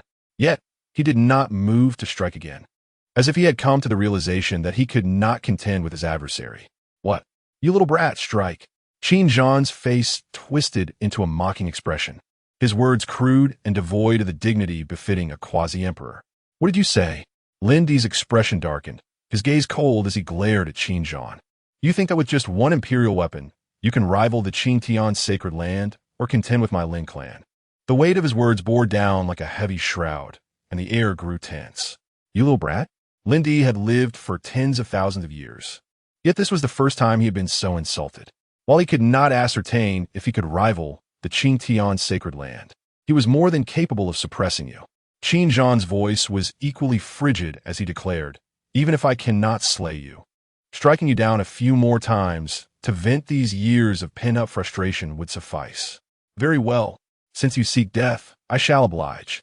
Lin Di's expression turned entirely frigid as he beheld the incoming scarlet light. He formed seals with his hands, a rich azure glow emanating from his body as countless scriptures coalesced in the air, surging into the imperial weapon before him. In the next moment, a gentle hum resonated. The space seemed to freeze, and the descending scarlet blade was suspended in midair. Upon the Xianhuang cauldron, a hazy figure took form. The moment the figure emerged, it seemed to become the epicenter of the cosmos. With a mere motion of its hand, boundless principles of the great path manifested, effortlessly shattering the blade that could annihilate all. As the winds brushed through, the void returned to tranquility. In that instant, all gazes converged upon the figure. The imperial weapon had awakened, and the deity had returned. Haha, they're doomed now. With the imperial weapon fully revived, it was akin to half a great emperor. What could the Qin clan possibly use to resist? Within the sacred land, the Qin Tian sacred master and his companions bore expressions of exhilaration as they beheld the figure upon the Xianhuang cauldron, their eyes filled with reverence. Simultaneously, at the moment the deity of the imperial weapon emerged, an overwhelming aura of the extreme path rose from the Taichu sacred land, the southern barbarian mountains, the western desert spirit mountains, and the endless waters of the northern Xian region. The imperial weapons enshrined in the deepest sanctums sensed the aura of the Xianhuang cauldron, seemingly provoked and on the verge of awakening. Yet, after a brief moment, they fell silent once more. The complete revival of the imperial weapon had not occurred on the continent for countless millennia. What conflict was the Xianhuang cauldron engaging in? Would imperial war unfold? Another imperial weapon, its aura so foreign. In an instant, the Tian Continent became abuzz with activity. Among the numerous great powers, ancient beings awakened from their slumber, gazing towards the Qin Tian sacred land. Countless beings prostrated themselves upon the ground, worshipping in the direction of the sacred land. At this moment, above the Qin Tian sacred land, the deity of the imperial weapon, Qingyun, wielding the ominous blade, retreated beside Qin Shou, his expression grave. The deities of extreme path imperial weapons typically remained in slumber, awakening only under two circumstances: when they sensed danger or when awakened by the bloodline of a descendant of the great emperor, supplemented by the imperial scriptures. Lin Di could awaken the deity of the imperial weapon because he was a descendant of the Azure Emperor. As he pondered, Qingyun turned his gaze towards Qin Shou. Kid, we should flee. He realized he could not fully awaken the imperial weapon. Qin Shou's lips twitched. Well, this ancestor is rather straightforward, fleeing when faced with defeat. No wonder he has survived to become a quasi-emperor. Shaking his head, he looked at Qingyun, speaking with a calm demeanor. It's merely the deity of an imperial weapon. It is not a true great emperor. There is no need for the ancestor to panic. Qingyun's eyes widened in disbelief. What have you been consuming? Your bravado is astounding. You may not be worried, but I certainly cannot withstand it. On the opposite side, the deity's gaze gradually shifted towards the group, perceiving the heavy, ominous aura. One intense aura of misfortune. Why have I never encountered this imperial weapon before? The gaze of the Xianhuang cauldron's deity passed over the others, landing upon the ominous one. The overwhelming aura of misfortune sent a shiver through even its essence. Great Emperor, these individuals have seized the inheritance opportunities of my Cang Tian sacred land and seek to disrupt it. I beseech the Great Emperor to suppress these intruders and protect our sacred land. Beside the deity of the imperial weapon, Lin Di prostrated himself before the void, pleading with the deity. However, his words were profoundly shameless. The deity of the imperial weapon furrowed its brow, casting a lingering gaze upon Lin Di. Though it slumbered, a fragment of awareness remained, cognizant of all that transpired. It understood the inaccuracy of Lin Di's claims. Yet, he was, after all, a descendant of the Azure Emperor. With a sigh, the deity's gaze returned to Qin Shou and his companions, its voice indifferent as it declared, "Surrender the inheritance and leave the sacred land at once. If you do so, I shall not make a move against you." For a mere deity of an imperial weapon, did it truly believe itself to be a great emperor? Qin Shou scoffed, a cold smile gracing his lips as he fixed his gaze upon the deity of the imperial weapon. Although the ominous blade is not a genuine imperial weapon and may not withstand the might of a deity, it still possesses other means. Songzi, expend 100 million exquisite spirit stones to summon a temporary great emperor and crush this imperial weapon deity for me. Ding, Songzi declines and feels insulted. Qin Shou was taken aback, perplexed by this. What does it mean? Has the system been compromised? The ominous blade grows stronger in the face of adversity, and it naturally has its own deity. Host, it would be wise to conserve spirit stones to enhance your cultivation. Songzi's tone was imbued with haughtiness and disdain. Before Qin Shou could fully comprehend the situation, the ominous blade began to undergo a transformation. A towering crimson aura surged forth, and a figure gradually emerged from the void. It did not appear as a deity of an imperial weapon, rather, it resembled an ancient demon, its body covered in red fur, exuding a palpable aura of foreboding.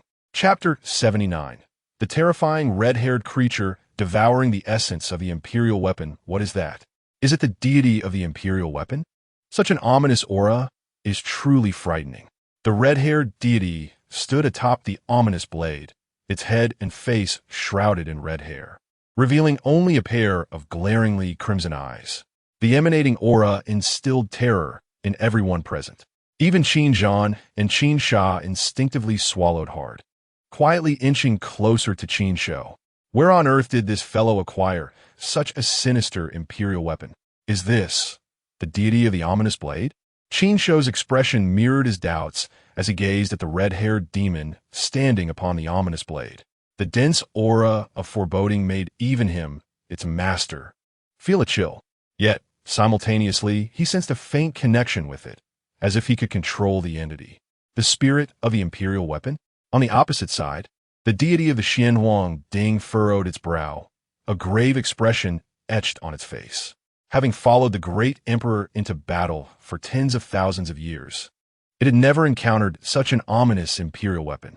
After lying dormant for countless years, it declared, "Let me see what manner of being you truly are."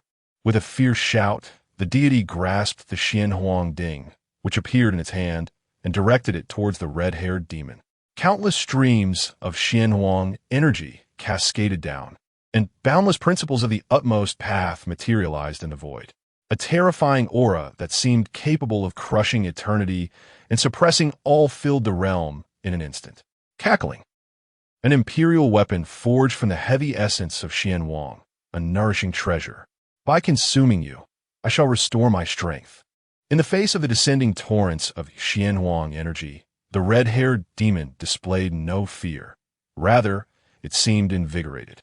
With a shrill cry, it summoned a tempest of crimson mist, enveloping the space where the deity of the Xianhuang Ding resided. Boom! The air erupted with a cataclysmic roar as the two imperial weapon deities clashed. The red mist churned violently, obscuring half the sky. As it concealed the sight of all present, it also muffled the fluctuations of the ensuing battle.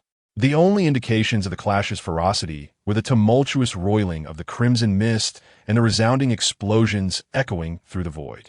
"Master, where did this weapon come from?" "It feels rather sinister," Qin Shou remarked, his brow furrowing, his expression grim as he fixated on the surging crimson mist. The peculiar cackling sound lingered in his mind, growing increasingly unsettling. This did not resemble a conventional battle weapon. While it had appeared somewhat ominous before, he had not anticipated its true nature to be so malevolent. The red-haired figure, steeped in foreboding, evoked memories of a departed acquaintance. "Rest assured, dear host, the system guarantees safety." The system's resolute voice resounded. "Even if it is sinister, it will remain under your control." "Is that so?" Qin Shou mused, dismissing his concerns and redirecting his focus to the crimson mist that veiled half the sky. Within an intangible connection, he sensed that the red-haired deity appeared quite exhilarated, concurrently growing stronger. Meanwhile, Lin Di had retreated to the edge of the sacred ground, his gaze firmly fixed on the crimson mist, his expression tense and laden with anxiety. Just then, an incredibly furious voice pierced through the mist, resounding in the void. "Damn it! Do you dare devour my essence?" As the voice echoed, a more tremendous explosion erupted. The crimson mist writhed violently, with streams of Xianhuang energy bursting forth, dissipating a significant portion of the enveloping crimson mist and revealing glimpses of the scene within. The deity of a Xianhuang Ding appeared ethereal, its countenance marked by fury. Opposite it, the red-haired demon clutched a ball of Xianhuang light, voraciously devouring it. This fleeting scene vanished almost instantaneously, once again concealed by the crimson mist. Yet, the brief glimpse had left many pale-faced. "This is impossible. That demon is actually consuming the essence of the Xianhuang Ding? It cannot be. That demon cannot possibly be a deity of an imperial weapon." Lin Di's voice was laden with disbelief. As fellow imperial weapons, how could there be such a vast disparity? Does this imply that the Qing Di is inferior to the master of that rusted blade? As Lin Di grappled with this revelation, the sacred master and numerous saints within the sacred ground appeared ashen, their bodies trembling in extreme fear. They dared not fathom the calamity that would befall the Qing Tian sacred ground should anything happen to the imperial weapon. Yet, regardless of their worries or disbelief, the battle between the two imperial weapon deities raged on, intensifying beyond previous measures, exuding terror. The obscuring crimson mist continued to be shattered, and even the mere release of its aura caused vast expanses of the void to collapse. Thus, after persisting for nearly half a day, the fluctuations gradually diminished, until they finally settled into silence. In that moment, whether it be Qin Shou, Lin Di above, or the Qing Tian sacred master and others within the sacred ground, all eyes were intently fixed upon the center of the crimson mist. "It is over," Qin Shou murmured. No sooner had his voice faded than the crimson mist that had enshrouded the sky dissipated entirely. The red-haired demon stood alone in the void, cradling the ominous blade in one hand while holding a small Xianhuang Ding in the other. As for the deity of a Xianhuang Ding, it had vanished without a trace. Hiss! Did it truly consume it? A sharp intake of breath echoed beside Qin Shou. Qin Zhan and Qin Sha's eyes widened, resembling copper bells, their expressions filled with horror. Impossible! The deity of an imperial weapon that had accompanied the great emperor through countless battles could not have fallen. On the other side, Lin Di roared in fury, his body radiating a dense azure light. The imperial sutras activated, verses coalescing in the void, resonating with the sounds of the Grand Tao, as he sought to summon the deity once more. Yet, instead of witnessing the revival of the imperial weapon deity, he was met with a wave of crimson mist. With a mere wave of its hand, the red-haired demon bound the mist, bringing it forth before Qin Shou. After transferring everything to Qin Shou, the red-haired demon vanished, returning to the ominous blade. Throughout the ordeal, it had not exchanged a single word with Qin Shou. Qin Shou contemplated the rusted blade, now increasingly blood-red, his expression pensive. He then stored it alongside the Xianhuang Ding. Having completed these actions, he turned his gaze towards the sacred ground. With the imperial weapon resolved, it was now time to focus on the entirety of the Qin Tian sacred ground. Chapter 80. The Twilight of the Imperial Clan. What do you intend to do? The Lin Emperor lay ensnared in a shroud of crimson mist, collapsed at the feet of Qin Shou. At that moment, as he observed Qin Shou's gaze directed towards the sacred land, an ominous premonition surged within him. The imperial artifact, the Xianhuang Ding, had been subdued, leaving the sacred land bereft of any means to counter the adversary. Should the opponent truly seek retribution, today would mark the end of the Lin clan, and he would inevitably become their sinner.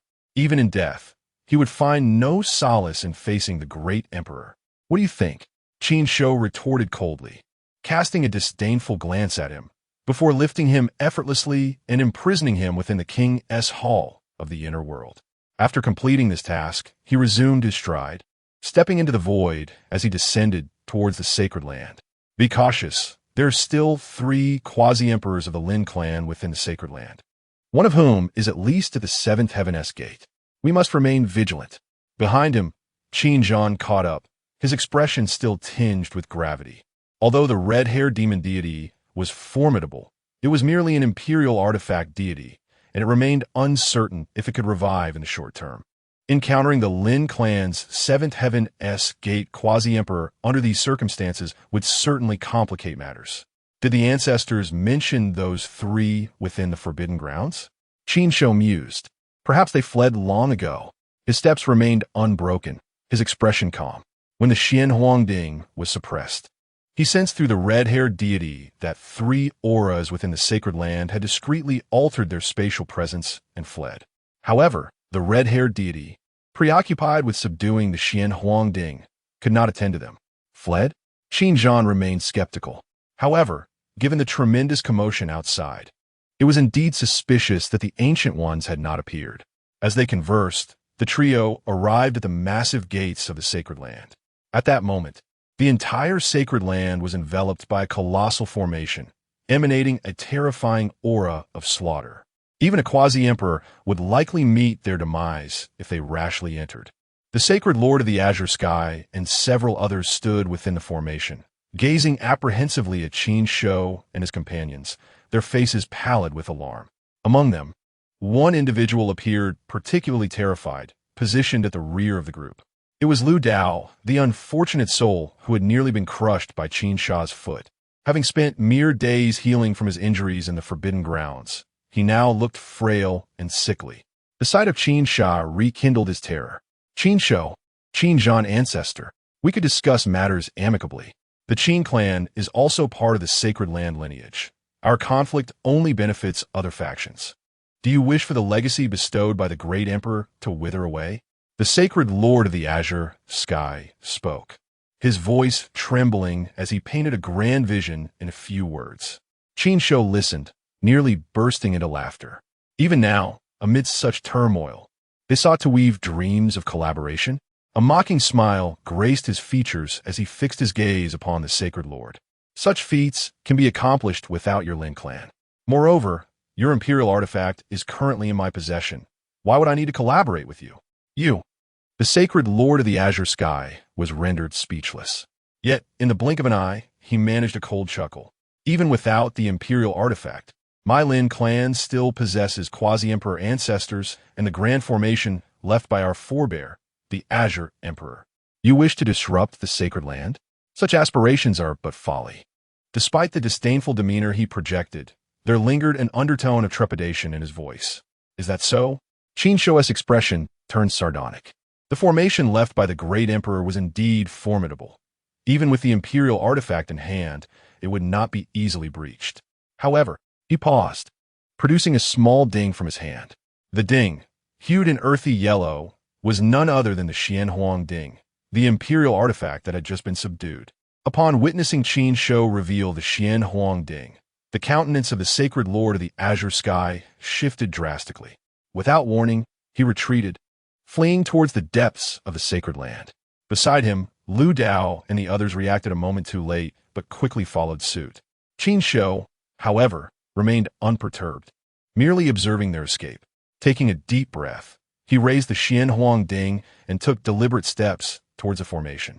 Effortlessly, he penetrated the formation, the immense barrier enveloping the sacred land rippling gently as if disturbed by water, offering him no resistance.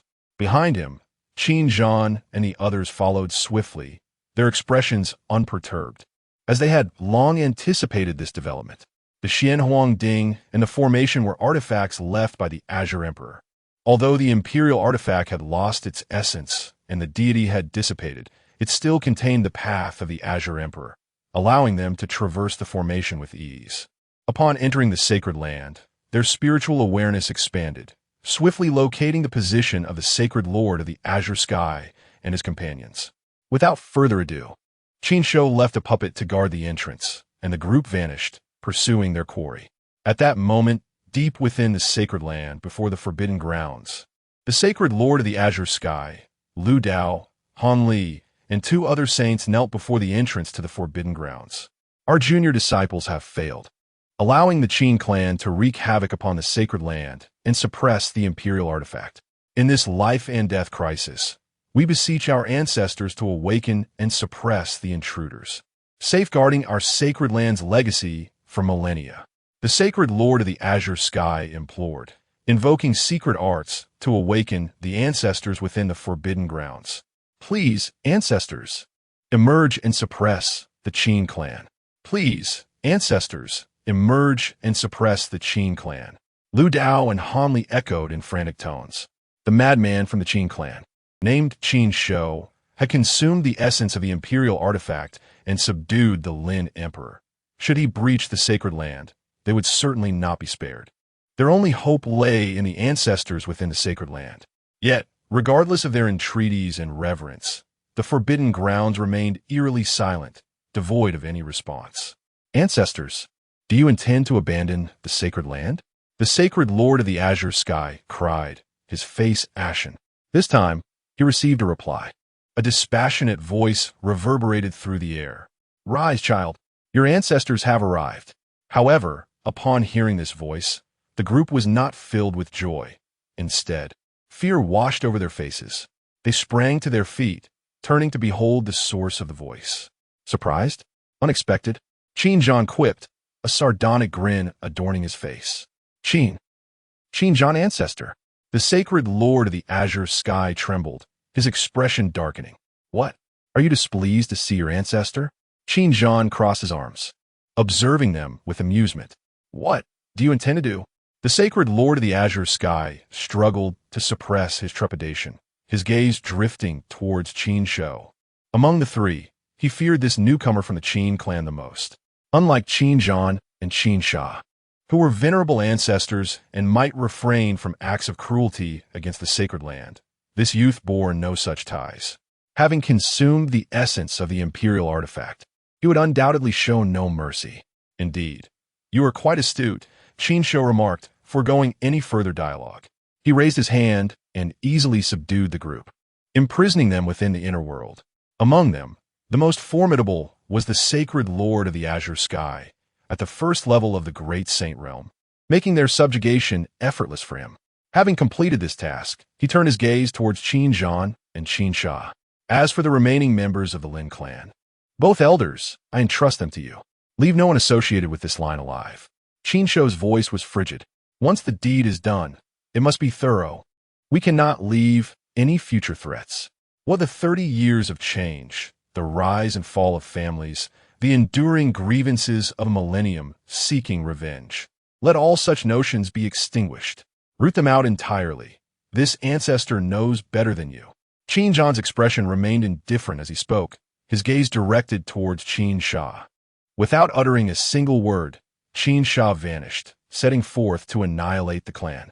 Casting a glance at the departing figure of Qin Shou turned his attention once more to Qin Zhan. Ancestor Qin Zhan, shall we explore the treasure vault? The treasure vault of the sacred land is indeed the opportunity that could elevate him to the pinnacle of quasi-emperor, or even to the legendary status of a great emperor. Chapter 81. The emptying of the sacred land. The sacred land is in chaos. Qin Shou stands high in the sky, grasping a disciple of the Lin clan. using him as bait to trace the bloodline. In an instant, anguish screams echo throughout the sacred land. Countless disciples of the Lin clan burst into clouds of blood mist, the pungent scent of blood saturating the air. From the corporeal realm to the insightful heaven realm, whether direct descendants, collateral relatives, or distant kin, anyone with Lin clan bloodline is utterly doomed. What is happening? Is that the ancestor Qin Shou? Is the Qin clan exacting vengeance? The Lin clan is finished, and so is the lineage of the Sacred Lord. The abrupt upheaval sends shivers through all disciples of the sacred land, their faces stricken with terror. They helplessly witness their fellow Lin clan disciples explode into mist beside them. Some disciples and elders who have been on good terms with the Lin clan turn pale and retreat to their abodes, desperately wishing to dissociate from the Lin clan. Qin Shou hovers in the void, his expression indifferent. Not a single ripple of emotion stirs within him at the slaughter he has wrought. The Lin clan's oppression, which had caused the Qin clan so much suffering, had long warranted retaliation. Gazing down upon the entirety of the sacred land, his detached voice resonates in the ears of every disciple. Today marks the fall of the Lin clan. Any disciple who reports those close to the Lin clan shall be rewarded. Spirit stones, elixirs, martial scriptures, divine weapons. All shall be theirs. What? In an instant, the previously panicked disciples of the sacred land fall silent. Their eyes turn towards the sky, filled with suspicion.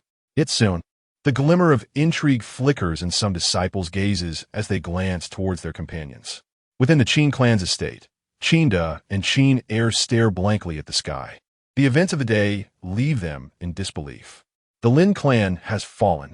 After enduring thousands of years of oppression and the demise of numerous kin, the Qin clan has finally released its pent-up grievances. As Qin Shou executes his grand reckoning, the sacred land quakes with turmoil. Qin Shou has already reached the treasury. Unlike the previous outer treasury, this time he ventures directly into the core inner treasury. Within a vast expanse, countless top-tier spirit stones are heaped together. With each breath, the rich spiritual energy floods into his body, potent enough to instantly burst a spirit infant. Moreover, rows upon rows of high-grade elixirs line the shelves. Numerous orbs of light float in the air, each encasing formidable weapons. Judging by the aura they emit, they all surpass sacred weaponry. One long spear even faintly exudes the essence of a quasi-emperor weapon. Indeed, the treasures within the core treasury far exceed those of the outer treasury. Qin Shou inhales deeply, his expression one of delight as he gazes at the amassed resources. Beside him, Qin Zhan maintains a calm demeanor. While these resources are abundant and precious, they bear no significance for him. At his level, what he truly requires are treasures that replenish vitality and restore life. Yet these have long since been consumed, as there are many ancient beings within the sacred land. Youngster, do not become enraptured. There are still 2 more such treasuries. Hurry and collect. We must move to the next one. With a prompt, he strides towards the treasury's exit. Without hesitation, Qin Shou activates his inner world, unleashing a tempestuous draw upon the treasures before him. In mere moments, a vast quantity of items is devoured. The entire treasury soon lies bare, even the floor stripped clean. Once the treasures have been completely consumed, Qin Shou turns and follows, the 2 exiting the treasury. Then onto the second treasury and the third. After emptying all 3 treasuries, Qin Shou's inner world is now filled with an overwhelming surge of spiritual energy, the space nearly solidifying under its weight. When the 2 reappear in the sacred land, they are met with a scene of utter carnage. Blood stains the ground, and the heavy scent of blood pervades the air. At that moment, Qin Shou's figure flickers into view before them. All foes have been vanquished. His expression remains impassive, a surge of killing intent radiating from him. Aside from the initial eradication of the Lin clan lineage, he has also executed many strong individuals who were close to Chapter 82, 2 billion supreme spirit stones. Mythical emperor in the western desert, sacred land of Ling Mountain. A colossal mountain of gold towers majestically above the earth, adorned with innumerable carvings of great Buddhas and Bodhisattvas. The resplendent Buddhist light illuminates the heavens and the earth, casting radiant halos that emerge behind the statues. Beneath the sacred mountain, many figures can be seen on a pilgrimage, bowing with each step, some mortals, some cultivators, all bearing expressions of utmost reverence. At this moment, deep within a secret realm of the sacred mountain, three figures sit cross-legged upon lotus thrones, their bodies radiating with Buddhist light, circles of halos continuously forming and dissipating behind their heads. These three figures, benevolent in countenance, are strikingly similar, one youthful, one middle-aged, and one elderly. Before them stands Wuchan, the would-be emperor, in a state of disarray, his complexion pale. Amiba, the imperial lineage of the sacred land, has fallen after tens of thousands of years. The Qin clan has committed heinous acts, desecrating our Buddha. They must be brought back to the sacred mountain to repent before our Buddha's seat. Indeed, they have desecrated our Buddha and must be returned to atone. The three seated figures, poised upon their lotus thrones, take turns speaking, seemingly deciding the fate of the Qin clan. Senior brothers, the Qin clan possesses an ominous imperial weapon, capable of suppressing even the Xianwang Ding left by the Azure Emperor. We must proceed with caution. Wuchan's expression is grave. He had narrowly escaped two puppet quasi-emperors, paying a hefty price of an imperial weapon and a severed arm to flee. However, instead of returning immediately to the spirit stones, he quietly returned to observe the ongoing battle in the sacred land, witnessing the revival of two imperial weapons. The red-haired demon appeared to embody all the world's evil, overpowering even the Xianwang Ding and being subdued. Upon hearing his words, the three seated figures shake their heads. Wuchan, the imperial weapons left by our Buddha can counter all evil entities, even against fellow imperial weapons. Furthermore, an imperial weapon cannot easily revive in a short span. It is imperative that we cleanse the sacred mountain of such malevolent weapons and bring the Qin clan back to prevent them from falling into depravity and wreaking havoc upon the Tian Continent. Our Buddha is compassionate. The three quasi-emperor Buddhas clasped their hands in prayer, their faces radiating compassion for all beings. As their voices fade, the three figures vanish, leaving only Wuchan standing in the secret realm, his expression filled with worry. Despite the difficulty of reviving an imperial weapon twice in quick succession, he remains uneasy. After all, that young member of the Qin clan is exceptionally sinister. Who knows what other means they might possess? Yet, watching his departed senior brothers, he can only hope they will suppress the Qin clan and bring them back to the sacred mountain. In the sacred land of the azure sky, Qin clan estate, system, tally all items in the inner world and convert them into supreme spirit stones. In his room, Qin Shou sits cross-legged on the bed, silently reciting. Ding, the system has received your request, calculating. 4 complete quasi-emperor weapons, 1 damaged, 16 great saint weapons, 38 holy weapons, pills and spiritual herbs, ores, 1 billion supreme spirit stones, 300 billion and 50 million 3,000 upper-grade spirit stones, middle-grade spirit stones. All items and resources converted into supreme spirit stones total 20 billion 760 million 3,001. Does the host wish to trade? Hiss, 20 billion 70 million? Qin Shou gasped slightly. Though he anticipated a substantial haul, the figure still astonishes him. After all, he sold a quasi-emperor inheritance and 2 flesh tickets for merely 12 million. 20 billion is equivalent to 20 quasi-emperor inheritances. If relying solely on hostage-taking, he would need to capture 200. Ding, does the host wish to trade? Due to the large transaction volume, the system can offer the host 2 billion 100 million supreme spirit stones. The system's voice grows somewhat insistent. Trade. Convert it all into cultivation. As soon as the command is uttered, Qin Shou feels his inner world being swept clean. Immediately afterward, the system's voice resonates in his mind. Ding! Transaction successful. Congratulations to the host for acquiring 2 billion 100 million supreme spirit stones. 19 billion 670 million supreme spirit stones consumed to exchange for the 5th level of the mythical realm emperor cultivation. Remaining 1 billion 330 million supreme spirit stones. The next realm, 6th-level emperor, requires 6 billion supreme spirit stones.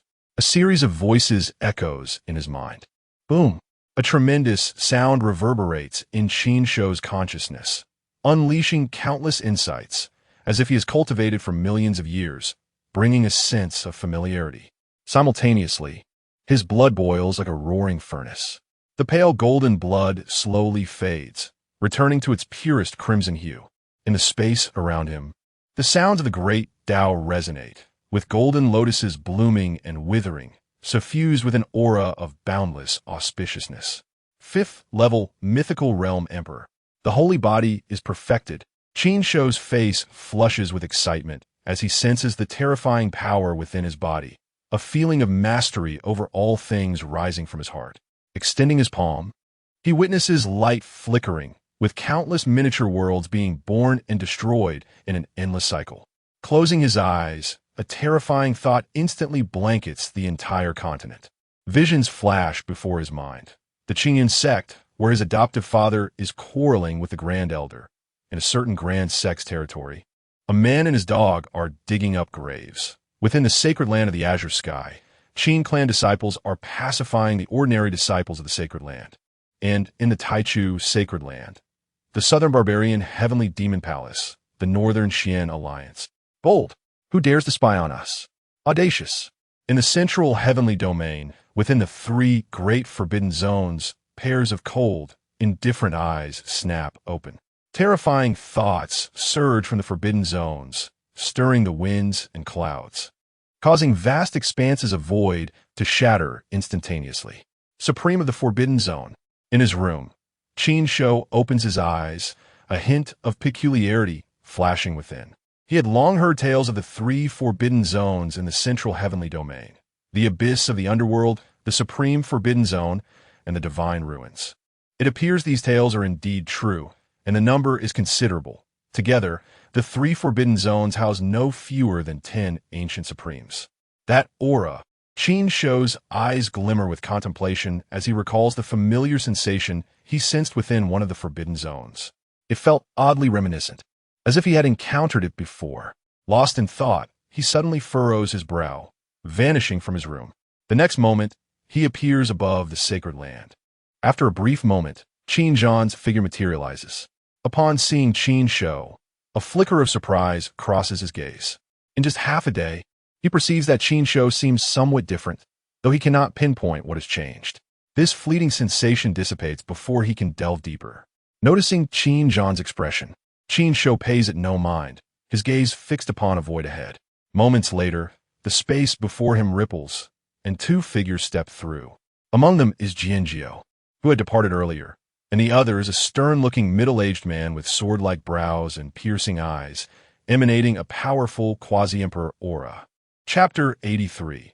The news of the Celestial Gate's arrival in the western horizon. A radiant light of Buddha illuminated the void.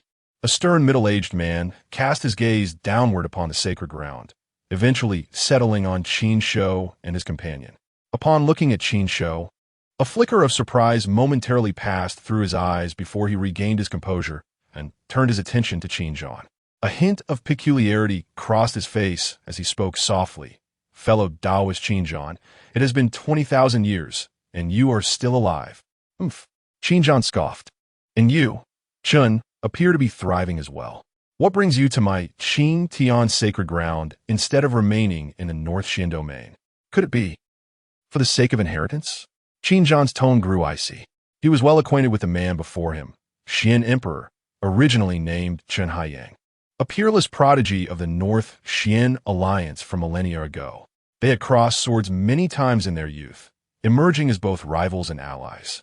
However, after achieving the status of a quasi-emperor, they had largely remained within their respective territories, rarely crossing paths. Now, with this unexpected visit to the East Wilderness, it was difficult for Qin Zhan not to suspect ulterior motives related to inheritance. Indeed, I have come for inheritance, the Xian Emperor replied, a faint smile gracing his stern visage as his gaze shifted to Qin Shou. But not to seize it, rather to purchase it. Purchase? Qin Zhan's brow furrowed, and he directed his gaze toward Qin Shou. The self-proclaimed emperor did not surprise them. Although a quasi-emperor was not a true emperor, the term still carried weight. In an era devoid of true pathfinders, calling oneself an emperor was not entirely unfounded. One quasi-emperor inheritance for 100 million top-grade spirit stones. Qin Shou nodded in acknowledgement of their gazes. Previously, during Jianzhou's departure, he had communicated with the Xian emperor, indicating his willingness to trade a quasi-emperor inheritance. At that time, he had received no response, leading him to believe the offer was declined.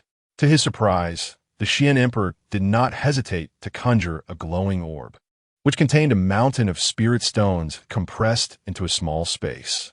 Observing this, Qin Shou made no further remarks, producing a quasi-emperor statue and tossing it into the air towards the Xian emperor, while effortlessly claiming the spirit stone orb. Yet upon receiving the orb, a subtle change crossed his expression as he raised his gaze, casting a meaningful glance at the Xian emperor. 120 million top-grade spirit stones. This amount exceeded their initial agreement by a full 20 million spirit stones, reminiscent of the Taichu's sacred grounds dealings. Meanwhile, the Xian emperor accepted the quasi-emperor statue but did not take his leave. Instead, he regarded Qin Shou with a hint of regret, saying, "Young friend, achieving the great sage at such a tender age is a testament to your unparalleled talent across the Tian Continent. Had you been born a millennium earlier, you might have had the opportunity to attain the great Tao and enter that realm. Alas," he shook his head slightly, letting out a sigh. Having arrived at the East Wilderness border long ago, he had witnessed Qin Shou's earlier display of prowess and recognized him as a great sage. That realm? Which realm? Qin Shou inquired, his expression tinged with curiosity. "Are you not aware, young friend?" The Xian emperor paused, then turned his gaze to Qin Zhan, perplexed. He had assumed Qin Shou was privy to the impending arrival of that realm. Qin Shou glanced at Qin Zhan, who wore a grave expression.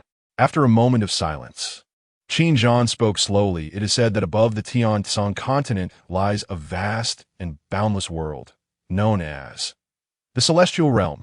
In ancient times, those who attained the mythic realm and became supreme emperors could pass through a celestial gate to enter that world, seeking the great Tao and eternal life. Yet, at some unknown point, the portal to the celestial realm closed, preventing even those who achieved emperor status from entering. They were left to languish on the Tian Continent until their life force waned, dying with regret. This state of affairs persisted until 1,000,000 years ago, when a sacred body emerged, reattaining the Tao in his later years, and single-handedly broke through the celestial gate, stepping into the celestial realm. Before entering, he left behind a message. 1,000,000 years hence, the celestial gate shall reappear. Qin Zhan's expression turned grave as he cast a profound glance at Qin Shou. 1,000,000 years ago, a sacred body, reattaining the Tao? The implications struck Qin Shou, recalling the words of the temple spirit during his own acceptance of the emperor's inheritance, how that emperor had reattained the Tao and forcefully breached the celestial gate, ascending to the upper realm. The great sacred body, the celestial emperor. 1,000,000 years later, the celestial gate returns. The passage to the upper realm would soon reopen. And Qin Shou knew that when the celestial gate truly descended, chaos would inevitably ensue. Those alive, those feigning death, and those lingering on the brink of existence would all emerge, vying for a chance to ascend and seek eternal life. Young one, your cultivation is still too low. Given another 10 or 20,000 years, you might have had the qualifications to contend. Qin Zhan patted Qin Shou's shoulder, his expression one of regret. This was also the reason he had refrained from discussing T Chapter 84. Friends from afar, once arrived, bury them low, and behold, visitors from the Ling Mountain of the Western Desert have arrived. The radiant light of the Buddha instantly captured everyone's attention. Qin Zhan, Xiandi, and Jianzhou all turned their gazes towards the west. Xiandi's expression turned peculiar as he withdrew his gaze to look at Qin Shou and his companion. The arrival from Ling Mountain did not seem benevolent. It would be wise for the two to temporarily avoid the spotlight. Xiandi advised, his tone laced with caution. After speaking, he retreated with Jianzhou to observe from a distance. While he held confidence in Qin Shou's abilities, he would not involve himself in the ensuing conflicts between the two parties. After all, such a level of confrontation could easily entangle the Northern Domain Alliance. Young man, we should return to the sacred land, Qingyun said gravely. He sensed 3 potent quasi-emperors from that radiant light, all formidable quasi-emperors. Their cultivation levels not inferior to his own. Indeed, one of them exuded an aura significantly stronger than his. With such power, they would find it nearly impossible to resist. Their only recourse was to return to the sacred land, relying on the grand formation left by the Azure Emperor, supplemented by imperial artifacts, to withstand the impending threat. Qin Shou, observing the grave urgency on his ancestor's face, smiled lightly and shook his head. It's nothing to worry about. They are merely 3 quasi-emperors. Friend from afar. Once they arrive, we shall bury them. Ah, bury them? Qingyun paused, staring at Qin Shou. Do you have a hidden card? Or is that sinister imperial artifact capable of reviving once more?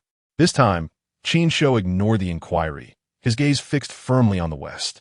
The Buddha light grew ever more resplendent, as 3 terrifying figures strode forth along a path of golden light. One was a youth, another a middle-aged man, and the last an elder, with a golden bowl suspended above their heads, emanating an overwhelming imperial might. They had directly summoned an imperial artifact.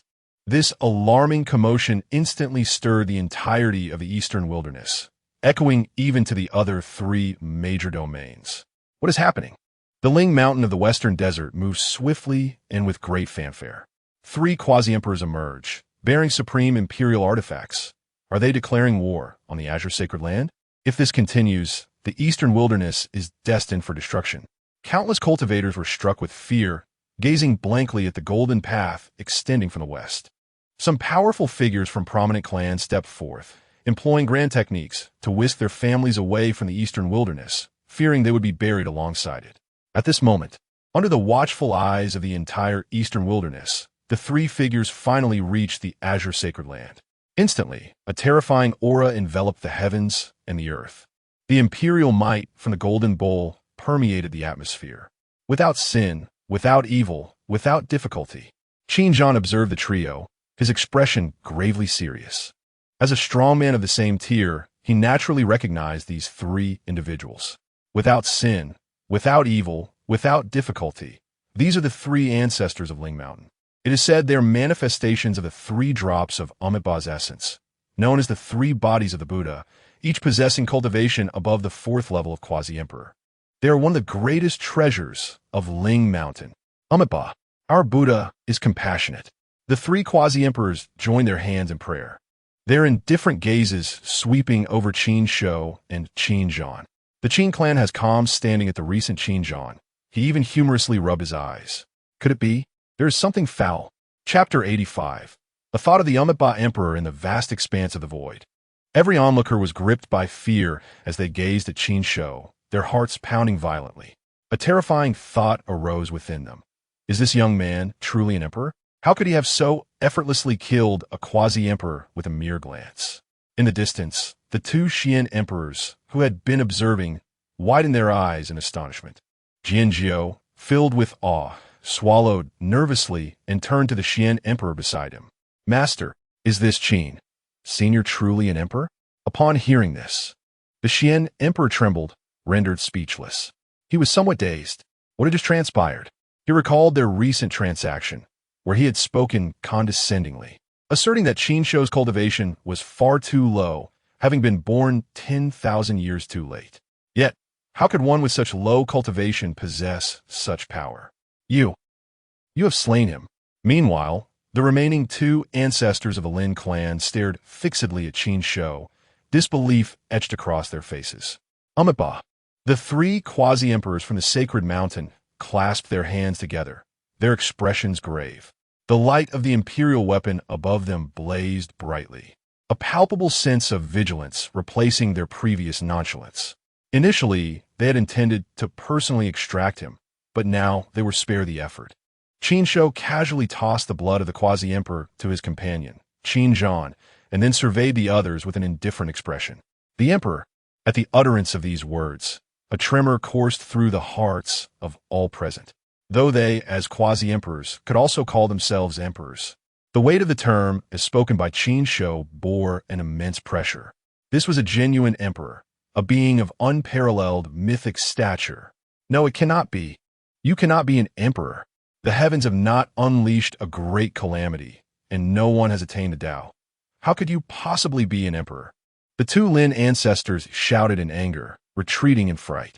In the next moment, both of them unleashed a palm strike towards Qin Shou, showcasing the formidable laws of the quasi-emperor realm. Instantly, the void erupted with a deafening roar as the entire space around Qin Shou collapsed, revealing a chaotic maelstrom of colors. After delivering their strikes, the two dared not linger and tore open the fabric of space to escape. Huh, you think you can flee? Qin Shou scoffed, effortlessly sweeping his hand. The storm of the void recoiled, the collapsing space stabilizing and then healing. After this, he leisurely raised his hand towards the direction of their escape. Boom! A terrifying explosion resonated. Thousands of miles away, the winds and clouds twisted violently as a colossal hand materialized from thin air, confining a section of the world and seizing the two figures. "Get away from me!" they cried in horror, unleashing the laws of the quasi-emperor in a desperate attempt to shatter the enormous hand. Yet, even one, a peak quasi-emperor, could not budge this hand with their unleashed laws. In the next moment, the hand tightened. Bang! A chilling explosion echoed, and a mist of blood spread through the void, transforming into a torrential rain of crimson, accompanied by numerous treasures cascading from the ether. Soon, this blood rain was refined, condensed into a mass of blood the size of a human fist. Above the sacred land, the space fractured as this fist-sized quasi-emperor blood floated forth, landing in Qin Shou's palm. He is dead. As they beheld the blood, radiating a terrifying essence in Qin Shou's grasp, the breaths of all present grew heavy. Although Qin Shou emitted no aura of an emperor, in this moment, they were utterly convinced that the youth before them was indeed a genuine emperor, a being capable of reigning over the Tian Continent for 100,000 years. Amitabha. In the air, the three quasi-emperors from the sacred mountain wore grim expressions. Caught in a dilemma, they had never anticipated that they would plunge headlong into the grasp of an emperor. What now? Escape? Glancing at the quasi-emperor blood in Qin Shou's hand, they dared not entertain such a thought. At that moment, after storing the quasi-emperor blood, Qin Shou turned his gaze towards the three. What did you say earlier? I seem to have forgotten. Could you repeat it? The three paused, their expressions faltering. With wary eyes, they stared at Qin Shou, remaining silent. Above them, the imperial weapon began to glow, a wave of imperial might gradually awakening. Oh, the imperial weapon is reviving? Qin Shou raised an eyebrow. Under his scrutiny, the light of the imperial weapon intensified. Ultimately, a golden Buddha materialized from the brilliance. Seated upon a lotus pedestal, the golden Buddha towered at a height of 10 feet, with elongated ears reaching down to its shoulders, its eyes half closed, exuding an aura of authority. Emperor Amitabha. Upon seeing the golden Buddha, the three quasi-emperors displayed expressions of delight. An imperial weapon deity? In the distance, the Xian emperor's expression turned serious, his gaze fixated on the Buddha. He sensed an essence within that was starkly different from that of a deity. After 1,000,000 years, as great eras unfolded, it was truly astonishing that a fellow cultivator had managed to conceal their path to enlightenment from the forbidden zones. The Buddha clasped its hands together, its eyes opening to gaze directly at Qin Shou as the void reverberated with booming sounds. A thought of the Amitabha Emperor? A flash of realization crossed Qin Shou's eyes. He discerned that this was not the revival of an imperial weapon deity, but rather a fragment of thought concealed within the imperial weapon. The Amitabha Emperor still lived. Above, the Amitabha Emperor, hearing Qin Shou's words, did not refute. Glancing at the three quasi-emperors from the sacred mountain, he then turned his gaze back to Qin Shou, speaking in a calm tone. These three are my disciples from the sacred mountain, having acted out of ignorance and malice. Would you allow me to take them back for reflection? Take them away? Qin Shou responded with a direct shake of his head. To think one could simply demand to take them without regard for himself was rather presumptuous. What do you intend? The Amitabha Emperor furrowed his brow, a heavy imperial might emanating from him. What do I intend? You should remain here. Qin Shou's expression turned cold as he extended his hand, nurturing a world within it. Reaching out towards the Amitabha Emperor, the Amitabha Emperor's countenance shifted slightly as his figure dissolved, merging into the golden bowl imperial weapon, leaving behind a resonant declaration in the air. Oomph. As the great era approaches, when my true form awakens, I shall seek you out for reckoning. Chapter 86. Suppressing the Spirit Mountain S. Semi-Emperor and providing imperial blood for the sect? Oomph. Do you seek to settle accounts with me? Qin Shou scoffed coldly, his palm descending to suppress the golden bowl emperor weapon. Once confined, it was directly retracted into his inner world. After completing this, he turned his gaze back to the three semi-emperors of Spirit Mountain. His indifferent and emotionless stare caused their figures to tremble violently. The great emperor innocent, the three murmured, their eyes filled with terror. The reason they came with such confidence was largely due to the thread of the great emperor's consciousness hidden within the emperor weapon. Yet now it had been so effortlessly subdued. Although it was merely a strand of thought, it represented an unparalleled existence. Great Emperor, we have offended you. Please forgive us. The three bowed their heads in the air, trembling, unable to meet his gaze. You have offended this emperor and should rightfully face death. Yet considering the difficulty of cultivation, I shall spare your lives. You shall remain imprisoned within my sect, providing a drop of semi-emperor blood each year. After 10,000 years, you will be granted your freedom. Qin Shou's expression remained impassive as he spoke these words lightly. What? The three, upon hearing the first half, secretly breathed a sigh of relief, thinking, the great emperor of this era is indeed benevolent. But upon hearing the latter half, their defenses shattered. A drop of semi-emperor blood each year for 10,000 years? That's not benevolence. That's akin to being a living hell on earth. Even Xinjiang and the distant Xian emperor wore dark expressions, their lips twitching. That is semi-emperor blood, not mere water. Even at the height of semi-emperor power, one cannot cultivate a drop within a year. Moreover, considering the lifespan of those three, they likely wouldn't survive to see 10,000 years. This is tantamount to bleeding them dry until death. It would be better to die outright. Even if you're the great emperor of this era, such humiliation is unacceptable. Furthermore, the Buddha still exists in this world. Do you not fear retribution in the future? The innocent semi-emperor, under immense pressure, spoke with evident anger. At this moment, he cared not for any offense. After all, he was a semi-emperor.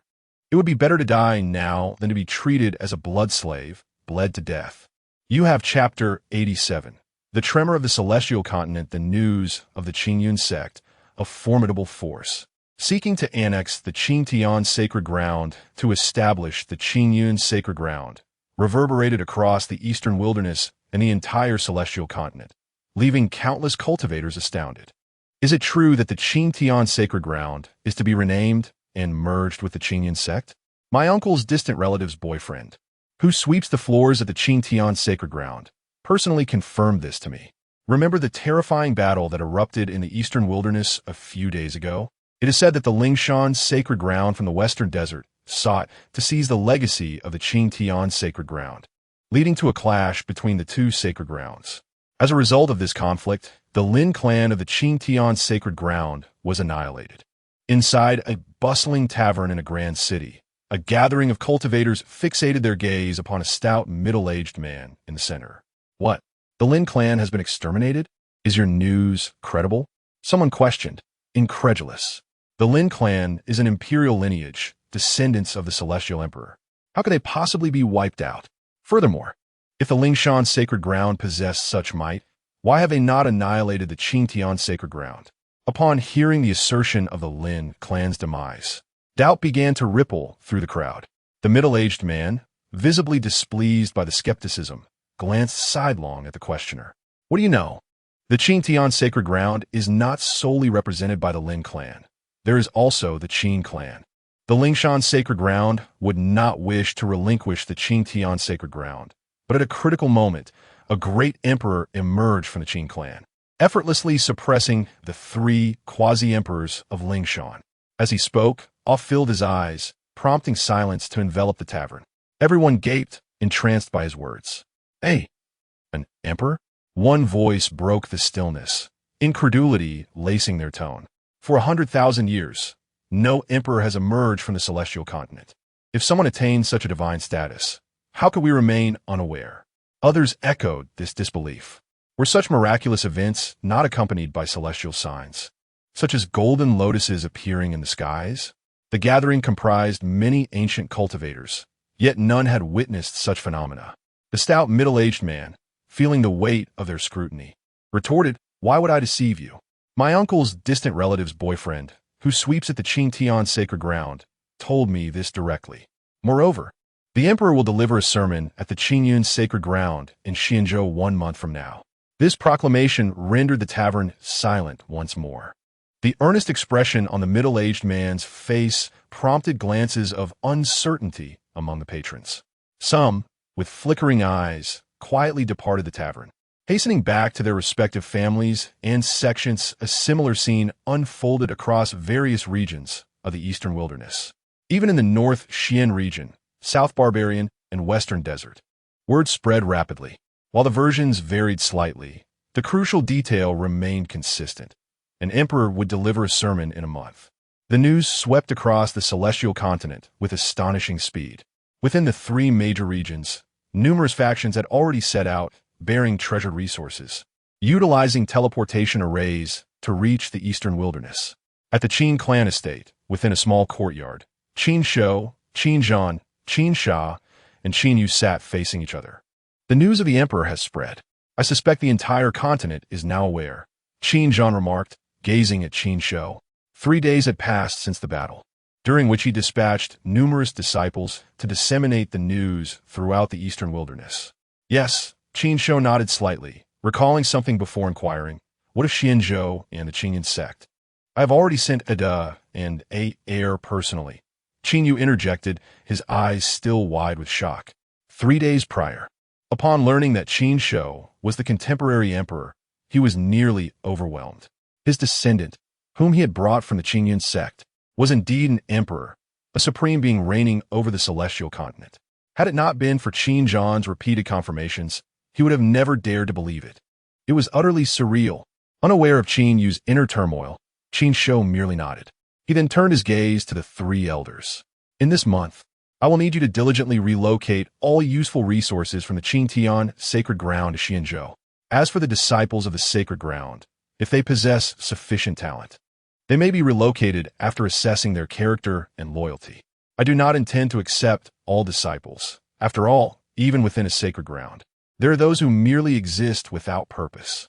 Thus, retaining only those with commendable talent is undoubtedly the wisest choice."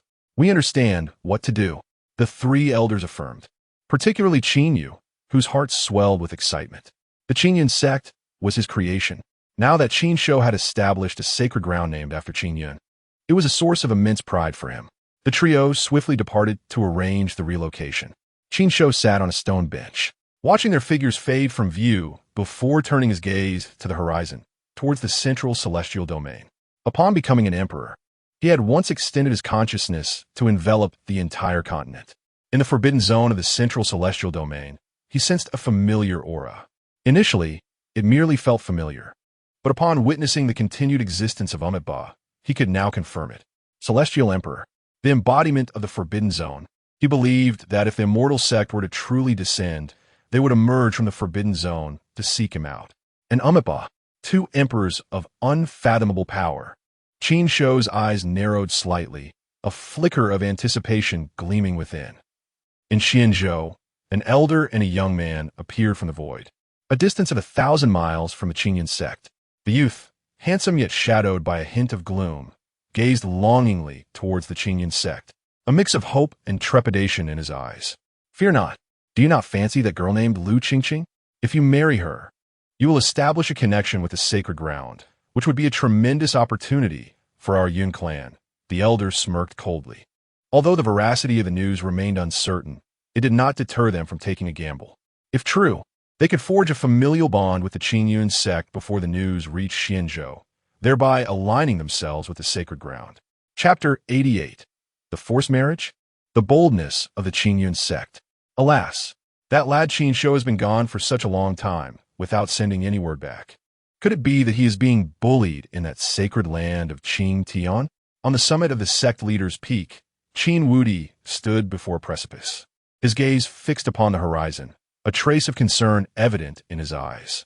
The terrifying aura that had emanated from the skies above the eastern wilderness a few days prior left him feeling uneasy. Though he was unaware of who was engaged in battle, he understood that only the two great sacred lands could harbor such formidable individuals. And the fact that Qin Shou had gone to the Cang Tian sacred land to vie for the position of Holy Son only exacerbated his worries. Brother sect leader, with the ancestor present, he should be safe. The Grand Elder attempted to offer reassurance. The ancestor has previously stated that our clan possesses strong guardians within the sacred lands, so there should be no issue in ensuring Qin Shou's safety. At this, Qin Wudi's expression darkened. The paternal longing he had so painstakingly cultivated dissipated in an instant. He looked at the Grand Elder with exasperation. Lu Shan, let the younger generation handle their own affairs. That brat has grown wings. I cannot even contend with him. So how could I dictate his life? The Grand Elder fell silent, feeling somewhat awkward. Just then, a disciple from the sect approached, bowing respectfully to Qin Wudi. Sect leader, there are two visitors at the mountain gate claiming to be from the Yun family of Linzhou, here to pay a visit. Linzhou, the Yun family? Both Qin Wudi and the Grand Elder furrowed their brows. Linzhou shared a border with Xianzhou and was rich in resources. The Yun family was the dominant force in Linzhou, boasting a sage-level warrior within their ranks, making them a truly formidable clan. However, there had been no prior connections between the Qingyun Sect and the Yun family. Why would they suddenly seek a visit? Please escort them to the guest hall. I shall arrive shortly. Qin Wudi instructed the disciple. After the disciple departed, he exchanged a puzzled glance with the Grand Elder. Without further delay, the two of them took to the air and left the sect leader's peak. Moments later, they arrived outside the guest hall. Upon entering, they beheld an elderly man and a young man seated within. The elder appeared somewhat gaunt, his gaze sharp and indifferent, exuding an immense aura. The young man, strikingly handsome, bore a somewhat haughty expression, and a hint of darkness clouded his brow, creating an uncomfortable impression. As Qin Wudi and the Grand Elder approached, only the young man rose to greet them, while the elder remained seated, his eyes closed, offering no movement. Qin Wudi furrowed his brow slightly, but chose not to comment. He and the Grand Elder took their seats before addressing the visitors. Friend from the Yun family, what brings you to our Qingyun Sect? Hearing Qin Wudi's inquiry, the elder slowly opened his eyes. His gaze swept over Qin Wudi and the Grand Elder, and he forced a smile. I am Yun Lu. I have come to the Qingyun Sect to discuss a matrimonial alliance. A matrimonial alliance? Qin Wudi and the Grand Elder exchanged startled glances. Indeed, Yun Lu nodded with a smile, gesturing to the young man beside him. This is my junior, Yin Xing, a prodigy of our Yun family. He and your esteemed Lu Qingqing share mutual affections, and I have come to propose a marriage. What? The mention of Qingqing caused the Grand Elder to lose his composure, his gaze immediately fixating on the youth named Yun Xing, whom he found increasingly displeasing. After a moment, he swiftly sent a message to a disciple outside, instructing them to summon Lu Qingqing. At that moment, Yin Lu spoke again, his tone laced with a hint of arrogance. As the foremost family of Linzhou, I trust sect leader Qin will not decline our proposal. Should you agree, the Yin family is prepared to offer an exorbitant bride price. 1 million high-grade spirit stones, 20 artifacts of the Divine Palace realm, 5 artifacts of the Void Treading realm, and 1 royal divine weapon. Additionally, we shall provide 300 bottles of spirit herbs and elixirs of the Divine Palace realm, along with mining resources. Exorbitant bride price? Qin Wudi and the Grand Elder listened to the litany of gifts with considerable disdain. How miserly! 1 million high-grade spirit stones, a single royal divine weapon, and a handful of Divine Palace and Void Treading artifacts. How impressive could that be? They recalled that Qin Shou had recently left behind a substantial fortune. Presently, every core elder of the Qingyun Sect possessed a royal divine weapon. Seeing the two remain silent, Yin Lu assumed they were overwhelmed by his lavish offer, and a flicker of disdain crossed his features, revealing his contempt. Indeed, Xianzhou is truly a poor place. This Qingyun Sect has clearly never encountered the likes of such wealth. They are utterly astonished by mere resources. Behind Yin Lu, the young man Yin Xing wore an expression of delight, convinced that the marriage proposal would succeed. Just then, Lu Qingqing entered the hall, clad in a flowing green veil, her countenance serene. Upon entering, she bowed to Qin Wudi and the Grand Elder before turning her gaze to the Yun family representatives. Qingqing. Yinxing's face brightened as he caught her eye, a smile blossoming on his lips. Yin Lu also nodded slightly, appreciating Lu Qingqing's beauty. It would not be a disgrace for Yinxing to marry her. Lu Qingqing regarded Yinxing with only a slight nod before returning her attention to her father. The Grand Elder wasted no time and directly inquired, Qingqing, this elder claims that you and this young master share mutual affections, and he has come to propose marriage. I ask you, do you accept? The Grand Elder's tone stretched out at the end, laced with barely concealed resentment. Mutual affections? With him? Lu Qingqing's gaze turned icy as she regarded Yinxing. She recognized him, but had only encountered him twice. How could there be any talk of mutual affections? Yinxing stepped forward, his expression earnest. Qingqing, since our last meeting, I have found you to be a celestial being, and I have been unable to sleep. I have sought the ancestors' permission to come forward and propose, wishing to become your partner in pursuit of the Tao. Several months prior, during his travels through Shou, he had crossed paths with Lu Qingqing twice. Her beauty and ethereal demeanor enchanted him greatly. Even if the news was unfounded, he would still be more than willing to forge a bond with her. Thank you for your affections, young Master Yin. But I'm currently focused solely on my cultivation and have no desire to seek a partner, Lu Qingqing replied flatly, unhesitatingly turning him down. This, Qingqing. Yinxing's expression shifted slightly, wanting to say more, but he was promptly interrupted by the Grand Elder. Enough. The Grand Elder waved his hand dismissively, casting a cool glance at Yin Lu. My apologies, but it is clear that there are no mutual affections here. Yin Lu's expression darkened, a flicker of dissatisfaction flashing in his eyes. He turned his gaze towards Qin Wudi, his voice chilling slightly. Sect leader Qin, will you not reconsider? In his view, the Qingyun Sect was merely a third-rate sect. If not for the unverified rumors, such a force would hardly warrant his family's attention. He did not expect to be rejected outright after personally coming to propose. Sensing the coldness in Yin Lu's gaze, Qin Wudi smirked inwardly. Was he attempting to coerce a marriage? There is no need for further consideration on my part. You two may leave, he declared, waving his hand to dismiss them. While the Yun family was powerful and had a sage-level warrior backing them, the Qingyun Sect was not to be trifled with. With a plethora of resources and techniques at their disposal, along with the Tao Enlightenment divine weapon, although they may not yet rival the Yun family in the immediate term, it is inconceivable to abandon the talents of the sect merely out of fright. Furthermore, since that rascal Qin Shou ventured to the sacred land of Qingtian, he has indeed contemplated nurturing Qingqing as a future sect leader. How could he possibly consider marrying her off? Master Qin, have you truly not given this any thought? I trust you are well aware of the strength of my Yun family. This girl would not be neglected if she were to join us. It would certainly be preferable to remaining in a modest place like Qingyun Sect. Yin Lu rose from his seat, exuding an aura that hinted at the pinnacle of the Void Realm. A formidable pressure surged toward Qin Wudi and the others, unmistakably bearing an intent to coerce.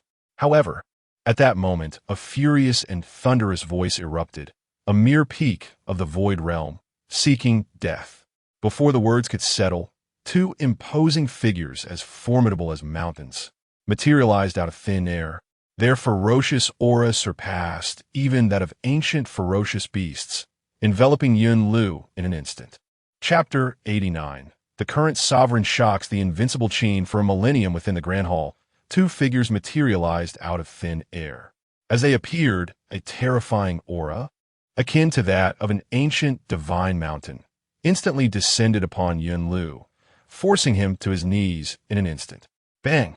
The overwhelming force shattered the floor beneath him, and blood splattered, staining the surroundings. This sudden turn of events left everyone in the hall in shock, their eyes wide open, staring blankly at the two newcomers. Then, a shrill scream pierced the silence. Ah, who are you? How dare you treat me this way? Qingyun Sect, do you not fear my Yin family? Yin Lu knelt on the ground, his face pale and his voice filled with anguish. The unimaginable pressure he was under rendered him utterly immobile. Furthermore, he felt as if his bones were being crushed inch by inch beneath this immense weight. An overwhelming agony threatened to engulf him. On the other side, Qin Wudi and the Grand Elder wore equally bewildered expressions, cautiously observing the two sudden powerhouses. They paid no heed to Yun Lu's lamentations, for they did not recognize these individuals. The Qingyun Sect had no such formidable figures. Esteemed sirs, may I inquire who you are? Qin Wudi stood, his expression grave as he addressed them. Upon hearing this, the figures at the center of the hall retracted their formidable presence and turned to face Qin Wudi. In the next moment, they stepped forward in unison, clasping their hands in respect. We, Qinda and Qin Heir, pay our respects to you, esteemed sir.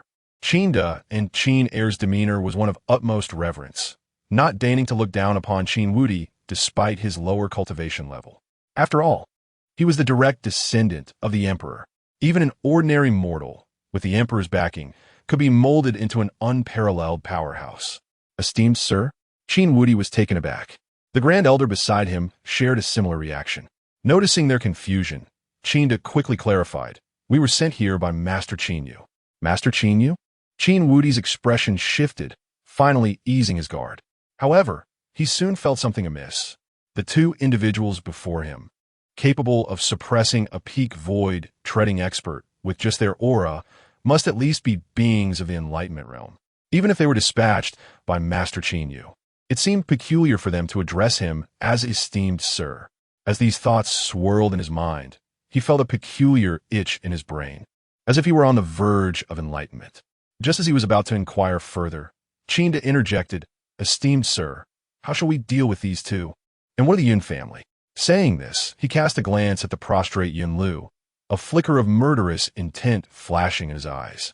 In truth, both Qinda and Qin Heir had arrived at the Qingyun Sect long before this incident. However, they refrained from revealing themselves initially, as Qin Wudi was engaged in conversation with Yun Lu. They had planned to wait until their discussion concluded before making their entrance. Yet, they had not anticipated that this Yun Lu would be so foolish as to attempt to exert force. Truly, he was unaware of the gravity of the situation. Qin Wudi glanced at the pitiful Yun Lu, furrowing his brow. After a brief moment of silence, he spoke coldly. "Throw them out? I no longer wish to see them." "Did you hear that, second brother?" Qinda turned to Qin Heir. "The esteemed sir does not wish to see them again." "Understood," Qin Heir replied with a detached nod. He then sees Yun Lu and his companion, vanishing in an instant. Watching the three depart, Qin Wudi and the Grand Elder silently shook their heads, offering a moment of homage for the Yun family. Afterward, Qin Wudi turned his gaze to Qinda. "Might I ask, esteemed elder, what is the purpose of Master Qinyu's summons?" He refrained from directly addressing Qinda by name, acknowledging the latter's superior cultivation. However, the title of esteemed elder startled Qinda, prompting him to lower his head. "Esteemed sir, you may simply call me Qinda. Master Qin, you has sent me to Xianzhou to convey a message. The decree of the emperor will announce the merging of the Qin Tian sacred land and the Qingyun Sect into the Qingyun Holy Land in 1 month's time. Please prepare accordingly." As Qinda spoke fervently, he suddenly realized that the surrounding area had fallen silent. Lifting his gaze, he found both individuals before him staring blankly, their expressions frozen in astonishment. The atmosphere had become eerily still. After what felt like an eternity, Qin Wudi finally regained his composure. Locking eyes with Qinda, he asked uncertainly, "The emperor? Merging the Qin Tian sacred land? Establishing the Qingyun Holy Land?" Each revelation struck him like a thunderclap. Just the mention of the emperor left him breathless. Yet, according to what was said, there existed a living emperor intending to establish the Qingyun Holy Land. Qinda's expression was peculiar to Qin Wudi. Was the emperor the progeny of this esteemed individual? Why did it seem that this individual appeared unaware of such matters? Though perplexed, Qin Wudi nodded earnestly. Indeed, the emperor has quelled the rebellion in the Qin Tian sacred land and has dealt with the approaching threats from the Lingshan sacred land. He shall return to Xianzhou in a month to establish the Qingyun Holy Land and impart teachings for 3 days. Truly, the current sovereign. Observing Qinda's serious demeanor, both Qin Wudi and the Grand Elder inhaled sharply, feeling their hearts race. Yet simultaneously, Qin Wudi grasped a crucial detail from the conversation. The implication was clear, that emperor had originated from Xianzhou. Chapter 90. The migration of the sacred land days have passed, and the news regarding the emergence of the emperor, the suppression of the Ling Mountains quasi-emperor, and the establishment of the Qingyun sacred land has spread throughout Xinzhou. However, those who have heard this news were expressions of skepticism. Impossible. This is sheer nonsense. Do they think I am uneducated? How could the Qingyun Sect possibly have any connection with such an entity? The residents of Xinzhou scoff at this announcement, yet when they attempt to refute it, they instinctively avoid uttering the term emperor. They may challenge the notion of the Qingyun Sect becoming a sacred land, but they dare not express any disrespect towards the emperor. Regardless of whether the emperor has truly emerged or not, they cannot afford to show any irreverence. To offend such a being, who reigns over heaven and earth, could lead to their utter demise. Just as they voice their doubts, an extraordinary event suddenly unfolds. Buzz, a resonating hum fills the air. In the next moment, to the astonishment of all present, the sky above Xinzhou splits apart, not a mere fissure, but a colossal gash stretching thousands of miles, nearly cleaving the heavens in twain. The dark void within resembles an unfathomably enormous beast, poised to swallow everything below into its abyss. What is happening? Why is the sky torn asunder? At this moment, every inhabitant of Xinzhou, whether cultivator or ordinary person, stands frozen in disbelief, their gazes fixed upon the immense chasm above, eyes widening with terror. Could it be that their earlier doubts have provoked the emperor, who now descends to deliver punishment? Yet, the anticipated retribution does not come. From the rift in the void emerges a magnificent entity, a divine mountain, resplendent and grand, adorned with numerous palaces. The mountain traverses the sky towards the Qingyun Sect, casting a vast shadow upon the ground. Following closely behind, a second, third, and fourth mountain materializes, forming a near-linear procession. Oh heavens!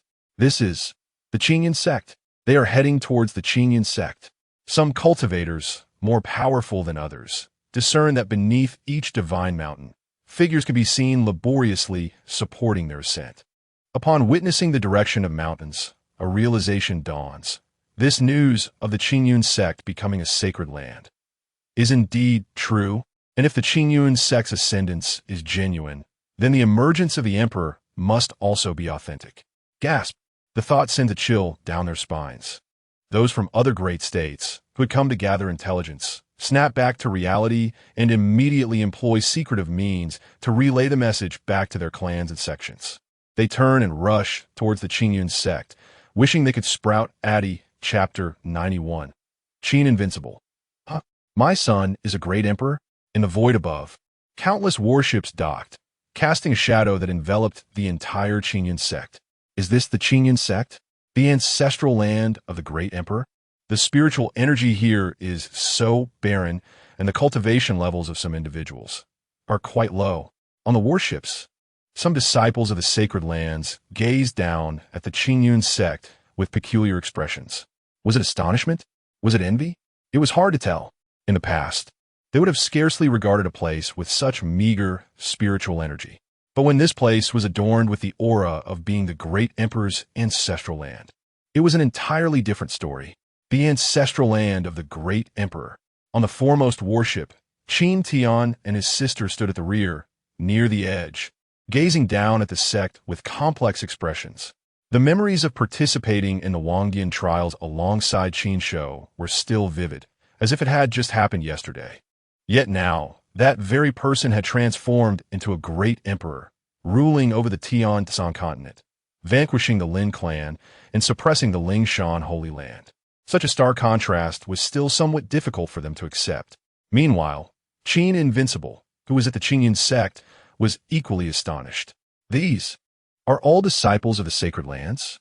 He looked at the densely packed warships, swallowing hard. Even if each ship carried only 1,000 individuals, the total number of disciples across these thousands of warships would amount to several 100,000. His Qingyun Sect, counting everyone including the cleaning staff, barely numbered over 100,000.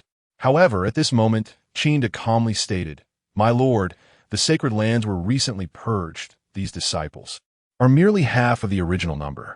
The Lin clan was obliterated, and old ancestor Qin Shou was conducting a thorough reckoning. Those who had ties to the Lin clan, those who had formed friendships, all were ruthlessly exterminated, comprising a substantial portion. Qin Da's tone was indifferent, as if he were not the least bit concerned. Yet, this revelation struck Qin Invincible and the others with profound shock, their bodies trembling as horror manifested in their eyes. These disciples are merely half of what was once the Qin Tian sacred land? This implies that the purging must have resulted in the slaughter of millions of disciples and powerful beings. Gasp! The mere thought of such numbers instilled an inexplicable fear within. The wrath of the great emperor indeed stained the heavens with blood. Naturally, Qin Invincible came to the conclusion that it was the great emperor who had orchestrated this cleansing, resulting in the death of countless individuals. His respect for the great emperor grew inexplicably. Suddenly, as if recalling something, he began searching the warships with his gaze. Where his old ancestor Qinyu, and that troublesome boy Qin Shou? Just as he was about to inquire with Qin to beside him, he suddenly noticed the space in front of him warp. In the next moment, several figures materialized from thin air. 3 elders and a youth. At the forefront stood a young man with sword-like brows and starry eyes, strikingly handsome. It was none other than Qin Shou. Brat! Qin Invincible's eyes lit up. But then he glanced past Qin Shou to the 3 individuals behind him. Among them, he recognized only Qinyu. He was unfamiliar with the other 2. However, anyone standing alongside old ancestor Qin, you must surely be of the same caliber. Without further thought, he stepped forward and greeted the 3 with a respectful bow. Old ancestor Qinyu, esteemed seniors. Yet, upon witnessing Qin Invincible's actions, Qin Zhan and the others' expressions shifted slightly. Whoosh! A rush of wind sounded as the 3 of them simultaneously evaded, unwilling to bear such a bow. What a joke! This is the biological father of the great emperor. Though the 3 were also ancestors of the great emperor, aside from Qinyu, they had no idea how many generations had passed. In the cultivation realm, bloodlines tend to dilute significantly beyond 10 generations. How could they possibly compare to a direct lineage? Seeing that the 2 elders had stepped back, Qinyu naturally didn't dare to remain in place. He understood the nuances of social etiquette. However, this left Qin Invincible utterly bewildered. Qin Invincible gazed at the empty space before him, then glanced at the 3 who had retreated to the side, a massive question mark looming above his head. What is going on here? At this moment, Qinyu stepped forward and cleared his throat. Ahem. Invincible, there's no need for such formalities. Why is the old ancestor being so polite? Qin Invincible looked at Qinyu, feeling utterly confused. Just as he was about to say something, he saw Qin Shou wave his hand dismissively. All right. Father, you and the elders should step aside. I am about to commence the construction of the sacred land. Upon hearing this, Qin Invincible furrowed his brows. What did that troublesome boy just say? He intends to construct the sacred land? Before he could fully comprehend Qin Shou's statement, the voices of Qinyu and the others rang out beside him. Yes, great emperor. Qinyu and the others simultaneously bowed to Qin Shou, their voices tinged with unmistakable reverence. Upon hearing these 3 words, Qin Invincible's body froze instantly. With a stiff turn of his head, he looked at Qinyu and the others, then back at Qin Shou. Once he confirmed that those words were indeed in response to Qin Shou, tumultuous waves surged within him. The old ancestor referred to his son as the great emperor. When did he become mad? Without further thought, he stepped before Qinyu, his expression grave as he looked intently at him. Old ancestor, what did you just say? Do not speak nonsense. My son, though talented, possessing the demeanor of a great emperor, cannot simply become one. Moreover, bestowing such a title upon him would only bring him harm. Associating with a great emperor, is that not something my son can bear? Not just him, even the grand elder not far away was dumbfounded, his eyes darting about nervously, fearing that a bolt of heavenly wrath would strike down upon them. Qinyu and Qin Zhan exchanged glances, speechless. They chose not to elaborate further, directly whisking the 2 away to a distance. Qin Shou, seeing the others depart, cast another glance at the distant warships. Then he withdrew his gaze, his expression turning indifferent. Extending his palm, he grasped downward, and the entire Qingyun Sect was lifted, compressed, and confined within a small space. He then waved his hands, and countless inscriptions coalesced in the air, drifting toward the earth below. In the next moment, rumble, the ground within 1,000 miles undulated as if it were a surface of water. The divine mountains, previously relocated by the Qin clan's experts, swiftly moved into position, scattering in various directions. Golden patterns emerged, connecting these divine mountains.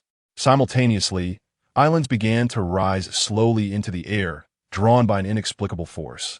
While reshaping the terrain, the divine mountains and floating islands served as the focal points, establishing a grand formation. At the moment the formation took shape, a storm seemed to brew over the eastern wilderness. The spiritual power of the entire Xian prefecture was rapidly drained, and the energy from distant regions, even across the entire eastern wilderness, began to flow toward this location. And it did not end there. Directly above the grand formation, in the corresponding expanse of outer space, celestial bodies shifted, showering down countless starry energies like a cascading waterfall connecting heaven and earth, pouring into the land below. Almost there, Qin Shou murmured to himself while observing the sacred land below. He then extended one hand toward the center of the sacred land. Boom! The earth trembled as a colossal peak surged from the ground, like a heavenly pillar reaching into the clouds. Simultaneously, he flung open a towering gate, standing at the edge of the grand formation, serving as the portal to the sacred land. On either side of the entrance stood towering stone statues. In merely a short span, a cultivation sacred land, rich in spiritual energy and enveloped by starry power, was erected, surrounded by divine mountains, veiled in spiritual mist, with floating islands and the essence of stars. It was even better than the previous Qin Tian sacred land. Observing the sacred land he had just constructed, Qin Shou nodded in satisfaction. He took a step forward, appearing before Qin Invincible and the others. At that moment, Qin Invincible gazed at his son, utterly dumbfounded, murmuring to oneself, "No, you must be serious. You are truly an emperor." Chapter 92. Establishing the Sacred Land. The mysterious presence in the starry sky. Qin Wudi's eyes widened in astonishment, fixated on his son, filled with disbelief and horror. The power exhibited by Qin Shou moments ago was simply extraordinary. With a mere gesture, mountains shifted, colossal islands floated, and even the celestial energies from the outer realms were drawn down. In the blink of an eye, a sacred land was created. Such earth-shattering abilities he had never witnessed before. It compelled him to suspect that his son, perhaps, could truly be an emperor. Yet, considering Qin Shou's age, this nascent thought wavered. Who among emperors is in their 20s? Observing the myriad expressions of astonishment on Qin Wudi's face, Qin Shou merely smiled gently. He then surveyed the surroundings, glancing at Qingyun, Qin Sha, and the warships hovering in the void.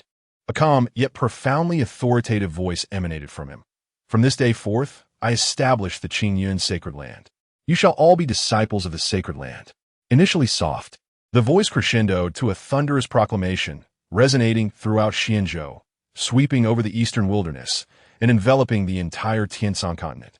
Accompanying this declaration was an overwhelming imperial might. In an instant, countless beings across Tianshan trembled, kneeling in reverence towards Qin Shou. Simultaneously, eyes opened in the sacred lands and restricted zones, gazing towards Xianzhou. An emperor of this era. Is he demonstrating power to us? Qingyun Sacred Land. Indeed, a splendid venture. Just wait for the arrival of the immortal gate, and you shall provide me with some essence. In the depths of the abyss of Yomi, a pair of icy eyes opened and closed, sending a wave of terror throughout the restricted zone. Beings within that realm felt the dread, their faces contorted with fear, trembling and prostrating themselves.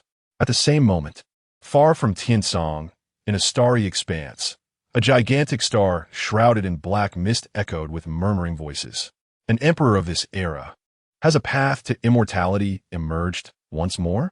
1,000,000 years ago, it was foretold that the immortal gate would descend in this lifetime. It seems it is time for my return.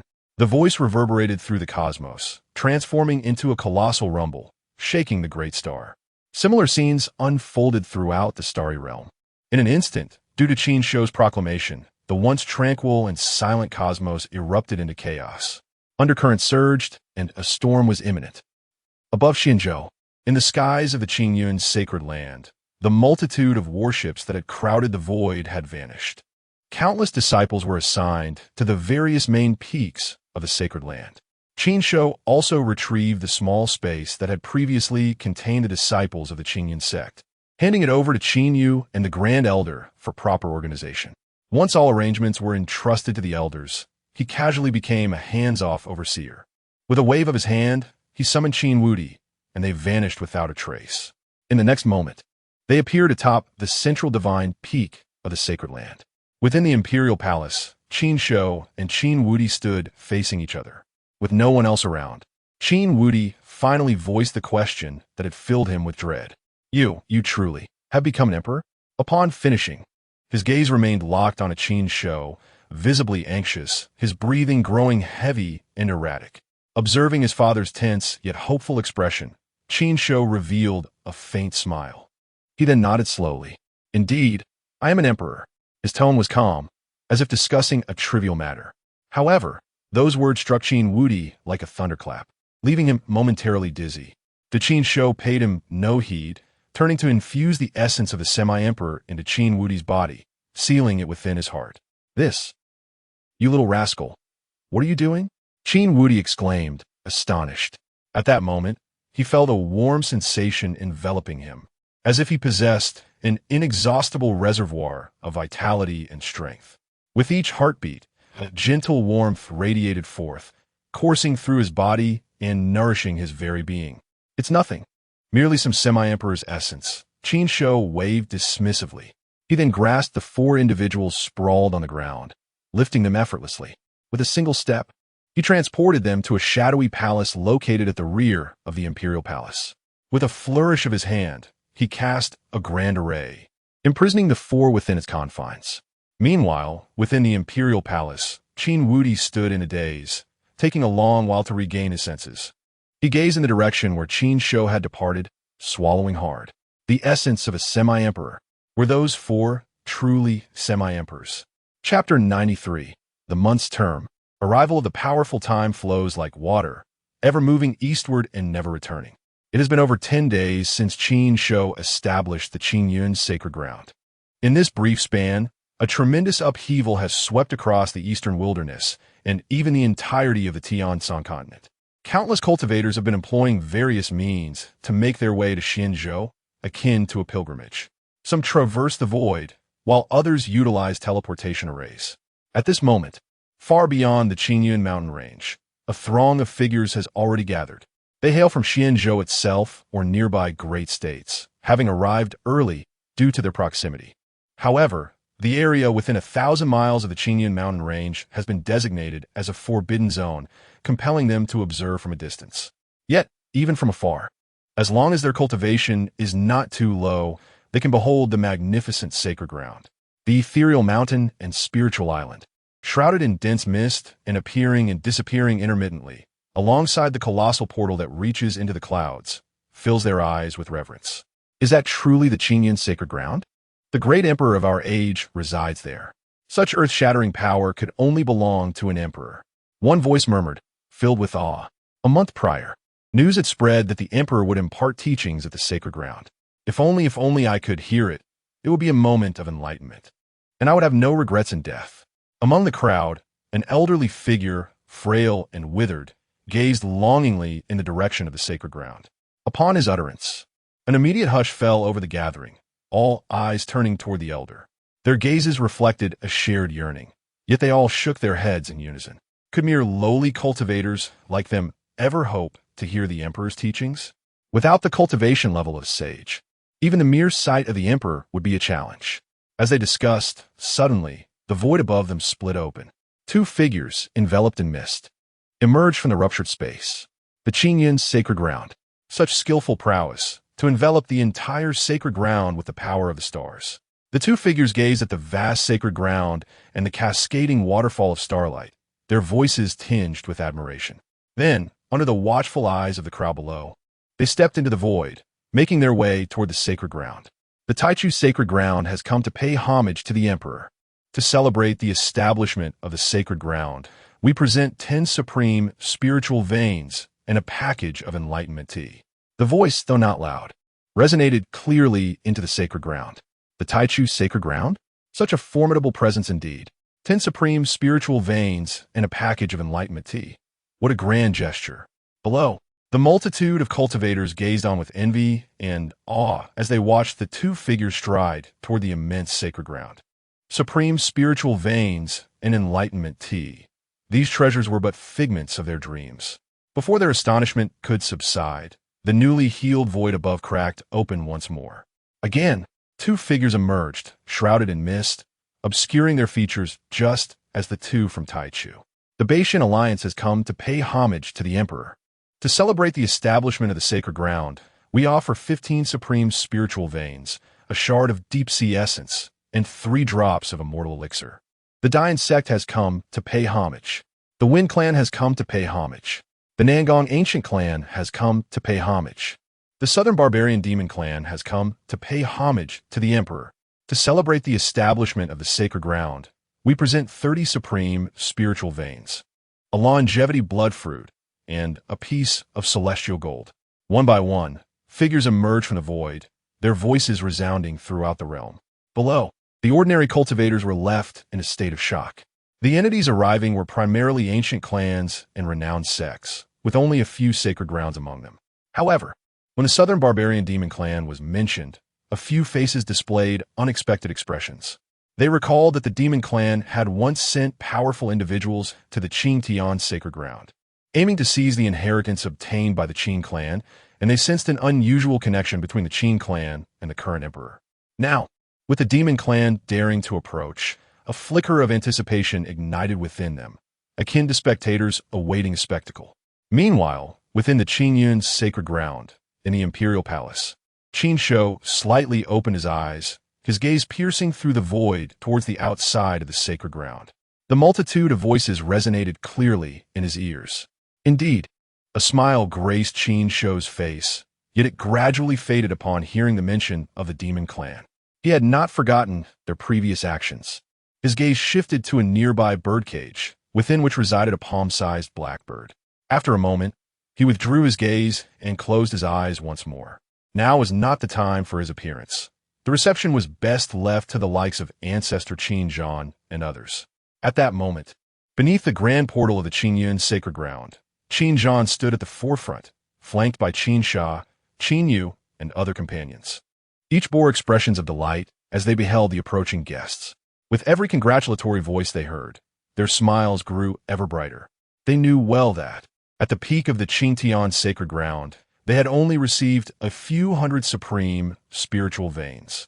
Yet today, they would receive no less than 100, not to mention other rare treasures. Soon, the representatives from the Taichu sacred ground had arrived at the front of the sacred ground.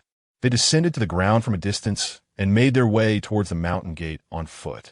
They refrained from using divine powers, approaching like mortals, step by step, adorned with a hint of reverence and an undercurrent of anticipation.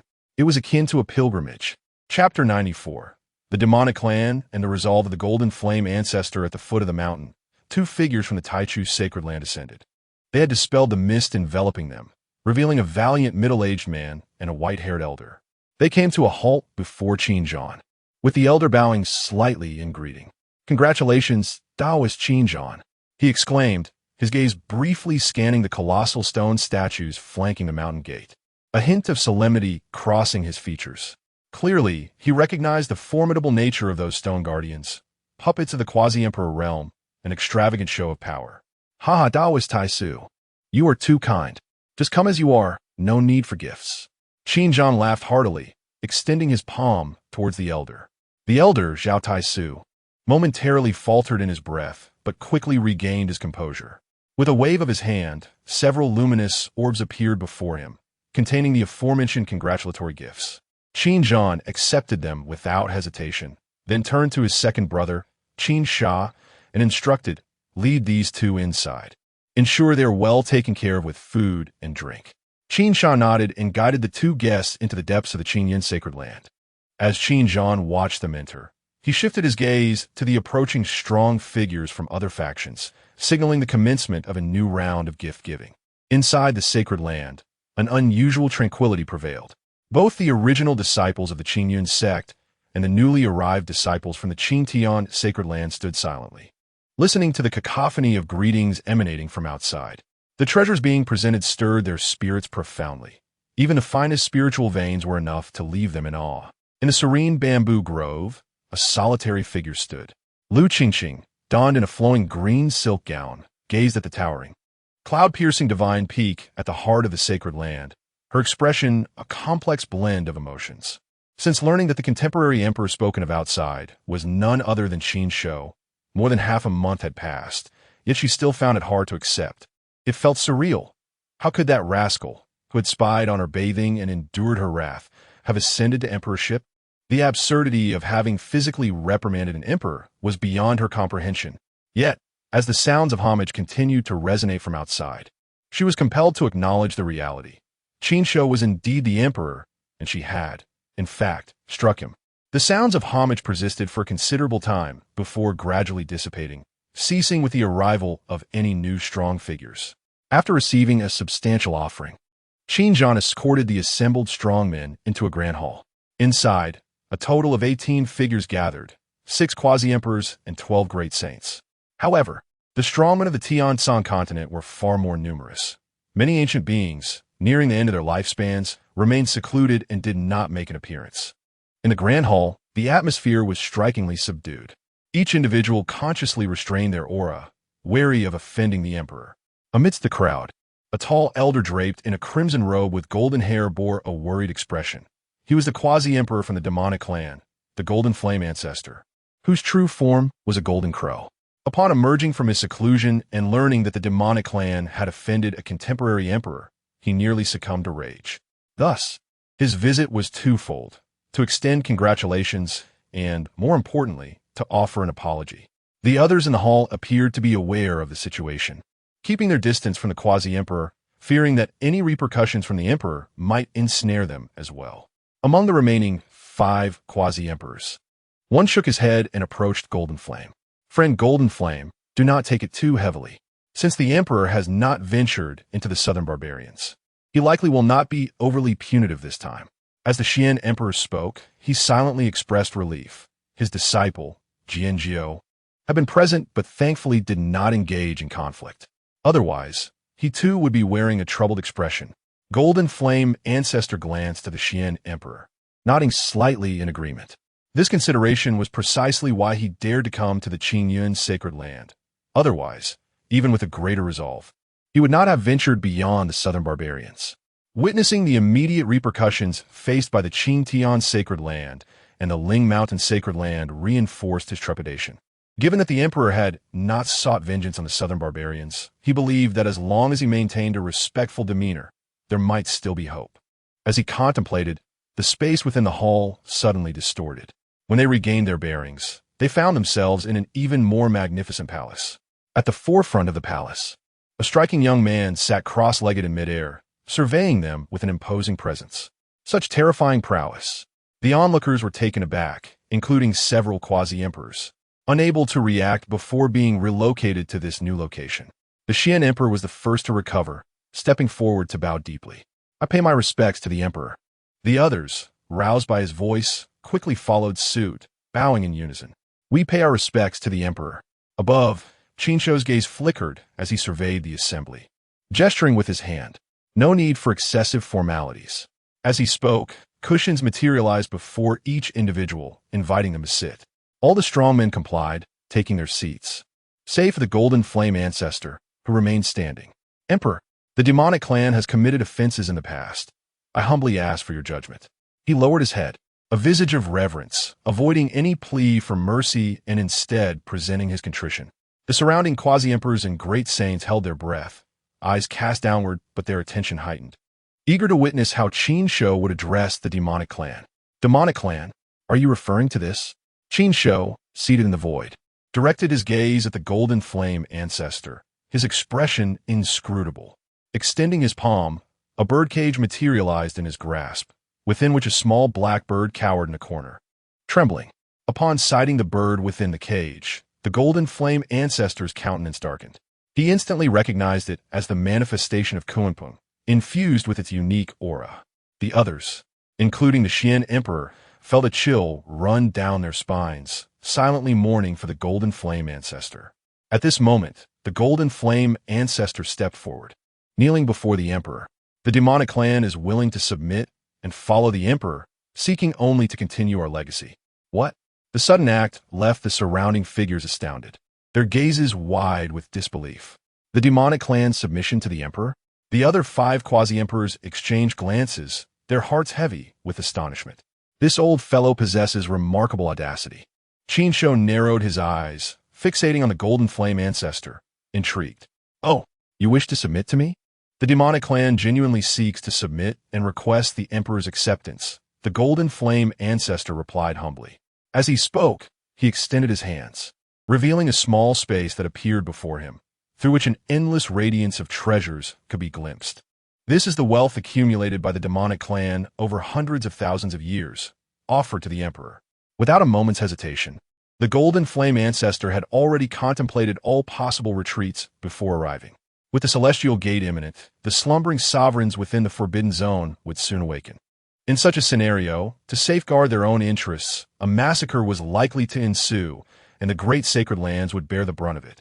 Only the contemporary emperor stood a chance against such sovereigns. By submitting now, the demonic clan might still seek a sliver of survival. Chapter 95. The emergence of the celestial gate and the return of the emperors within the imperial palace. All eyes were fixed upon Qin Shou, their expressions a blend of gravity and anticipation. Everyone was eager to discern whether Qin Shou would accept the allegiance of the demon clan.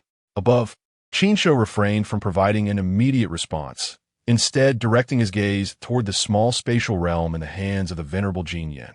He had a sense of the other's intentions. Originally, he had intended to make a journey to the southern barbarian lands. However, given that the other party had brought all the necessary resources, accepting the demon clan was a feasible option. It just so happened that the sacred ground was in need of a few guardian spirit beasts. Agreed, Qin Shou spoke with a calm demeanor, gesturing with his palm to summon the small spatial realm into his possession. Thank you, your majesty. Qingyun, bowing deeply, exhaled a heavy breath. Rise. Qin Shou nodded in acknowledgement. He imposed no restrictions upon Qingyun. For mere 7th-tier quasi-emperor, as long as he remained. There was no fear of the other harboring ulterior motives. Yet, upon rising, Qingyun's expression turned solemn. In the next moment, a grave voice resonated from his hand.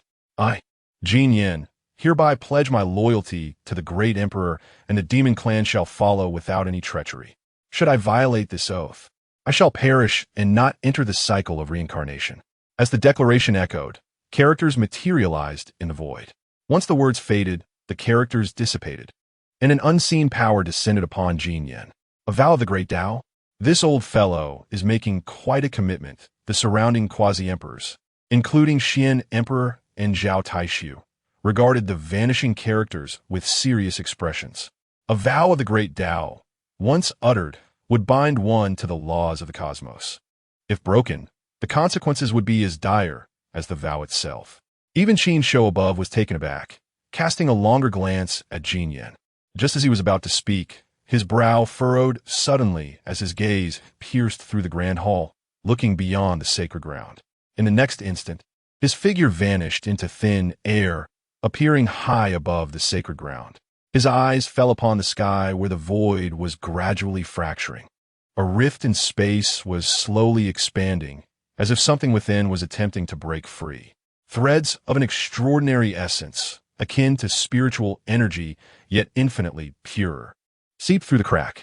Upon contact with the world's spiritual energy, a terrifying roar erupted, conjuring a fearsome storm around the rift.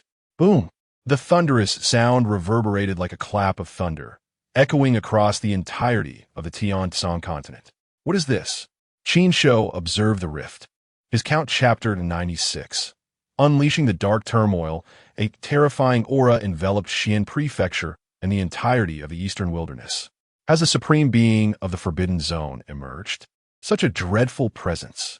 Is it coming from the direction of the sacred land of Qingyun, heralding an imperial battle? Countless cultivators exchanged horrified glances, sensing the approach of doom.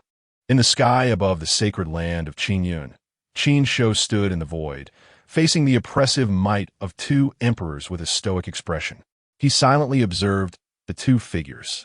Qing Emperor, pinnacle emperor cultivation, having severed the Tao fruit and fallen from the imperial throne. He can expend his essence to achieve a final leap, temporarily restoring his pinnacle cultivation. Amida Buddha Emperor, pinnacle emperor cultivation. Having severed the Tao fruit and fallen from the imperial throne, he can expend his essence to achieve a final leap, temporarily restoring his pinnacle cultivation. Pinnacle emperor cultivation, Qin Shou murmured to himself. Qin Emperor, after you annihilated my imperial legacy, did you ever consider the repercussions? The Qin Emperor spoke first, his face devoid of warmth, his voice reminiscent of icy depths, seemingly capable of freezing space itself. On the other side, the Amida Buddha Emperor transformed his massive Dharma body into a figure 3 zhang tall, seated upon a golden lotus platform, with his hands joined in prayer. A thunderous voice emanated from him.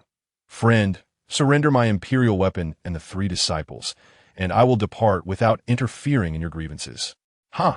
Qin Shou observed their verbal exchange and let out a disdainful laugh. Qin Emperor, Amida Buddha, the Lin clan has offended imperial authority and deserves their fate.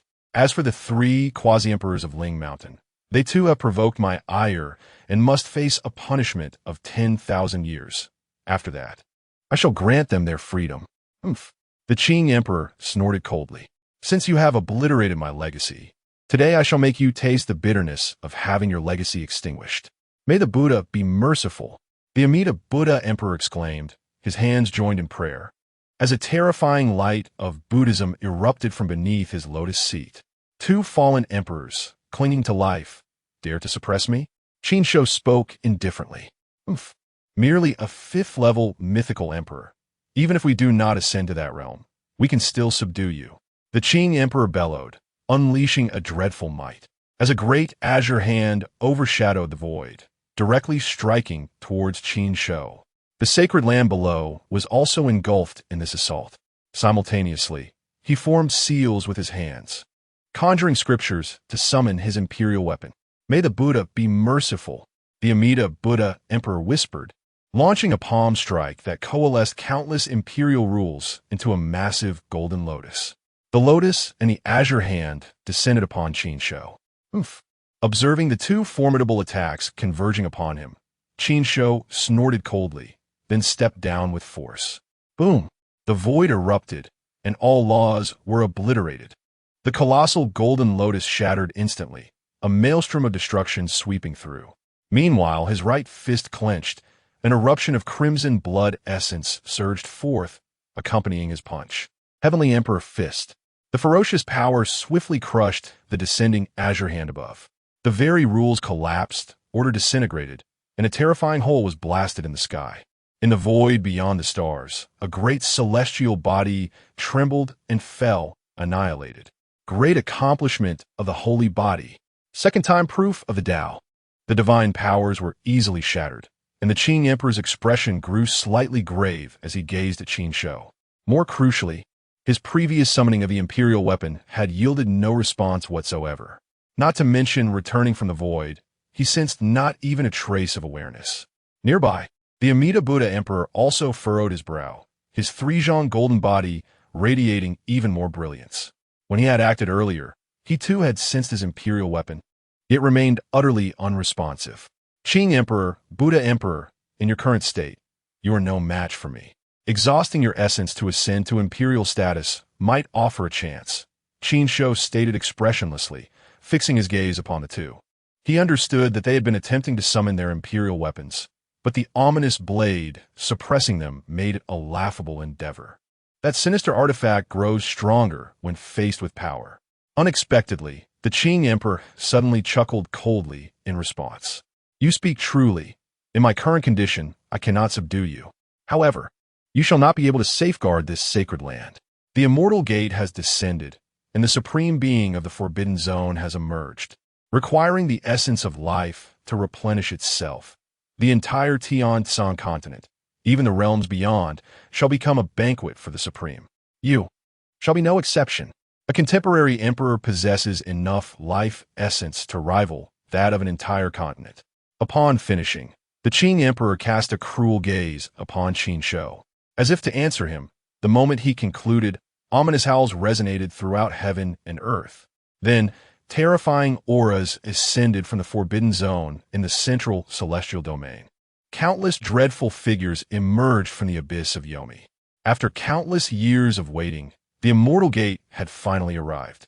Several figures exchanged knowing glances, instinctively parting in different directions, stepping into the void.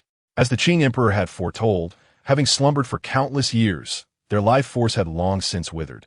Upon awakening, they required vast amounts of life essence to restore themselves. Having endured for countless years, now that the immortal gate has descended, they could only bring further suffering upon the beings of this world. Soon, darkness spread across the land. Above the southern barbarians, a figure emerged from the void. His gaze frigid, he extended his hand downward, seizing figures from their hiding places, bursting them into countless blood mists. A massive amount of life essence was refined in an instant. Immediately following were the Northern Domain Alliance, the Western Desert. Several supreme beings of the Forbidden Zone acted. Where they passed, countless powerful cultivators were refined, becoming sustenance for the Supreme. Even quasi-emperors, hidden deep underground behind formidable barriers, were drawn out one by one, unable to escape their doom. Some attempted to resist, but their efforts were fleeting, easily crushed. In the Northern Domain Alliance, a quasi-emperor unleashed a stunning swordlight. Yet, against the Supreme, it was but a bitter end. Their body shattered alongside the swordlight, slain by the Supreme. A mere quasi-emperor at the 7th level of the Heavenly Gate, akin to an ant shaking a tree. The Stone Emperor scoffed, after devouring all beings above the sage level. His once desiccated form now regained a hint of vitality. Darkness spread across the Qingyun Continent, plunging countless cultivators into terror. What is happening? How can the supreme being of the Forbidden Zone commit such slaughter without fearing the chains of karmic retribution? Where are you, great emperor? Save us! Countless cultivators wailed, their hearts filled with dread. Some called towards the sacred land of Qingyun, crying out in desperation. The dark turmoil. Indeed, the day the Immortal Gate descends marks the beginning of great chaos. Within the sacred land of Qingyun, the powerful figures from various clans who had come to offer congratulations gazed upon the void outside, their faces filled with dread. They had yet to depart due to their congratulatory visit and were fortunate enough to reclaim their lives. However, if the great emperor cannot withstand the supreme being of the Forbidden Zone, they will ultimately face death. Master. Among the crowd, Jianjiu appeared anxious. His master had already left the eastern wilderness, returned to the Northern Domain Alliance. He wondered if it was indeed so. In the void, Qin Shou's expression was icy. He distinctly heard the cries of those cultivators and understood what transpired across the Qin Continent and the realms beyond. The sudden arrival of the Immortal Gate and the emergence of the Supreme being caught him off guard. At this moment, in addition to the Qing Emperor and the Amida Buddha Emperor before him, two more figures materialized, the Spirit Emperor and the Golden Crow Emperor. The Golden Crow Emperor, as a sovereign of the demon race, disregarded the demons of the southern barbarians upon emerging from the Forbidden Zone, instead making a beeline for Xian Prefecture. May the Buddha be merciful. The Amida Buddha Emperor joined his hands in prayer, a look of compassion gracing his features. Such compassion. Qin Shou chuckled coldly, his gaze sweeping over the four of them, lingering momentarily on the Qing Emperor. Among these four, only the Qing Emperor belonged to the human race. Sensing Qin Shou's gaze, the Qing Emperor spoke icily. Qin Emperor, there is no need for your mockery. I once was an emperor of the human race, a guardian of the beings within this realm. Yet, were you in my position, you would likely make the same choice. Before the allure of immortality, everyone becomes a sovereign of forbidden zones. Chapter 97. The Supreme Emperor of the Pinnacle crushes the sovereign of the Forbidden Zone. Before the immortal, everyone is a sovereign of the Forbidden Zone. When the Azure Emperor uttered these words, his expression was chillingly indifferent. Once, he was a revered protector of this realm, admired by all beings. Yet now, he has become the source of dark turmoil. Qin Shou, upon hearing these words, did not refute. Each individual harbors their own ambitions. Immortality is indeed a tremendous temptation, particularly for those who have reached the pinnacle of their cultivation. The statement made was astute.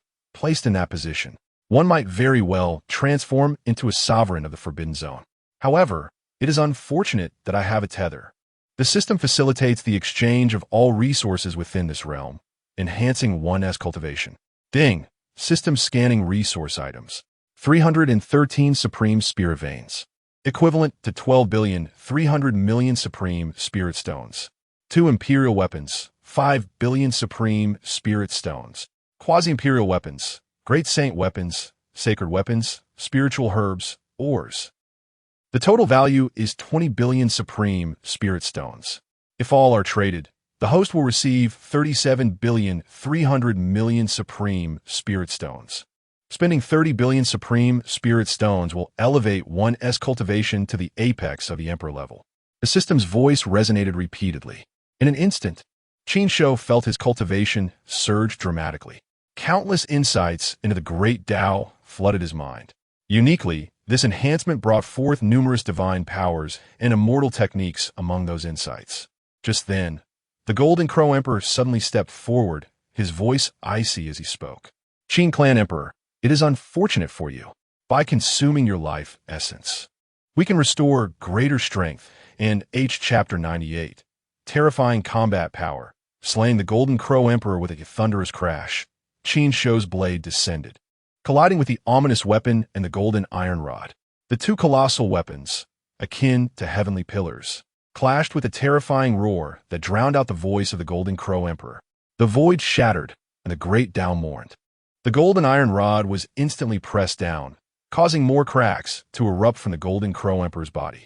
Scalding imperial blood spilled forth, collapsing a section of the heavens. Azure Emperor, Spirit Monarch, do you truly intend to stand by and watch? The Golden Crow Emperor bellowed, suffering from grievous wounds. A faint trace of crimson energy clung to him, exuding an aura of foreboding. However, the Azure Emperor and the others, from a great distance, remained unmoved, showing no intention of intervening. Their gazes fixed on Qin Shou, filled with an overwhelming gravity. Caring little for their inaction, Qin Shou preferred it this way. Once he dealt with the Golden Crow, he would have ample opportunity to converse with the others. Thus, he pressed forward, embodying the principle of striking a drowning dog. Appearing before the Golden Crow Emperor, his hand open wide, fingers resembling mountains, brimming with myriad paths, as he unleashed a powerful strike aimed directly at the opponent's head. Simultaneously, the ominous blade erupted with an even denser scarlet aura, subtly forming the silhouette of a red-haired demon. Under Qin Shou's frenzied assault, the Golden Crow Emperor found himself increasingly unable to defend. Witnessing the Azure Emperor and others remaining indifferent, a surge of rage filled him. Damn it!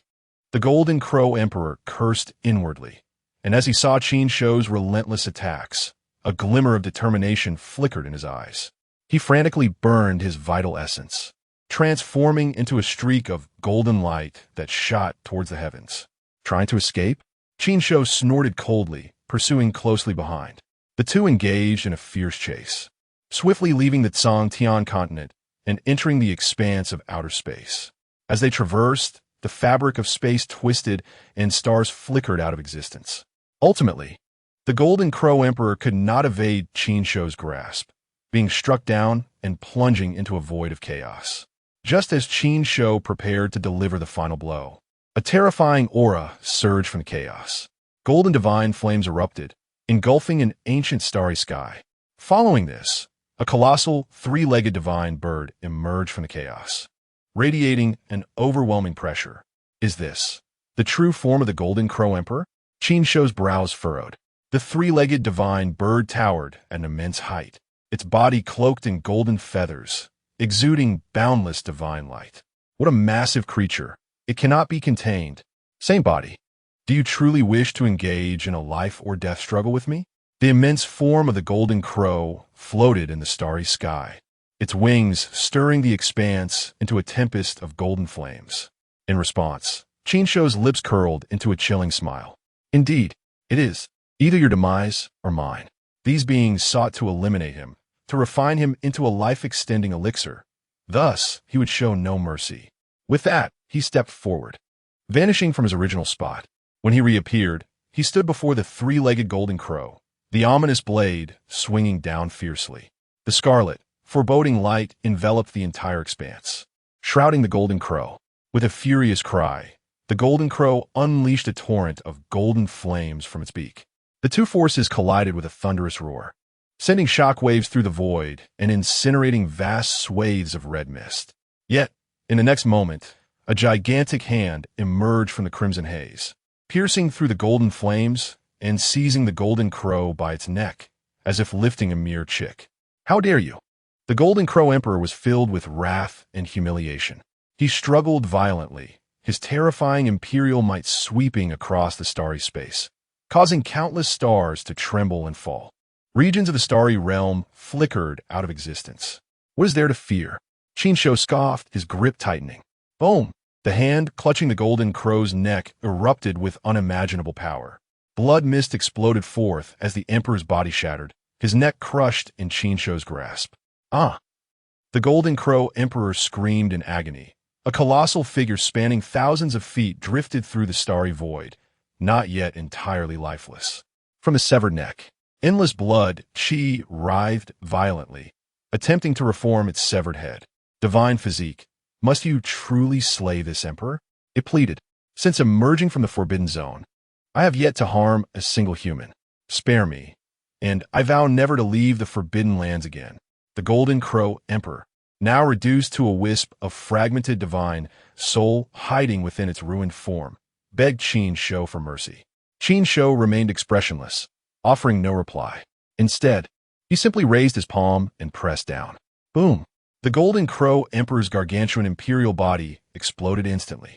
Boundless imperial blood pierced through the void, transforming into a raging sea of crimson. With a mere grasp of his hand, Qin Shou condensed the blood sea, refining it rapidly until it coalesced into a pulsating red orb the size of a human head, a dense, swirling essence of vitality.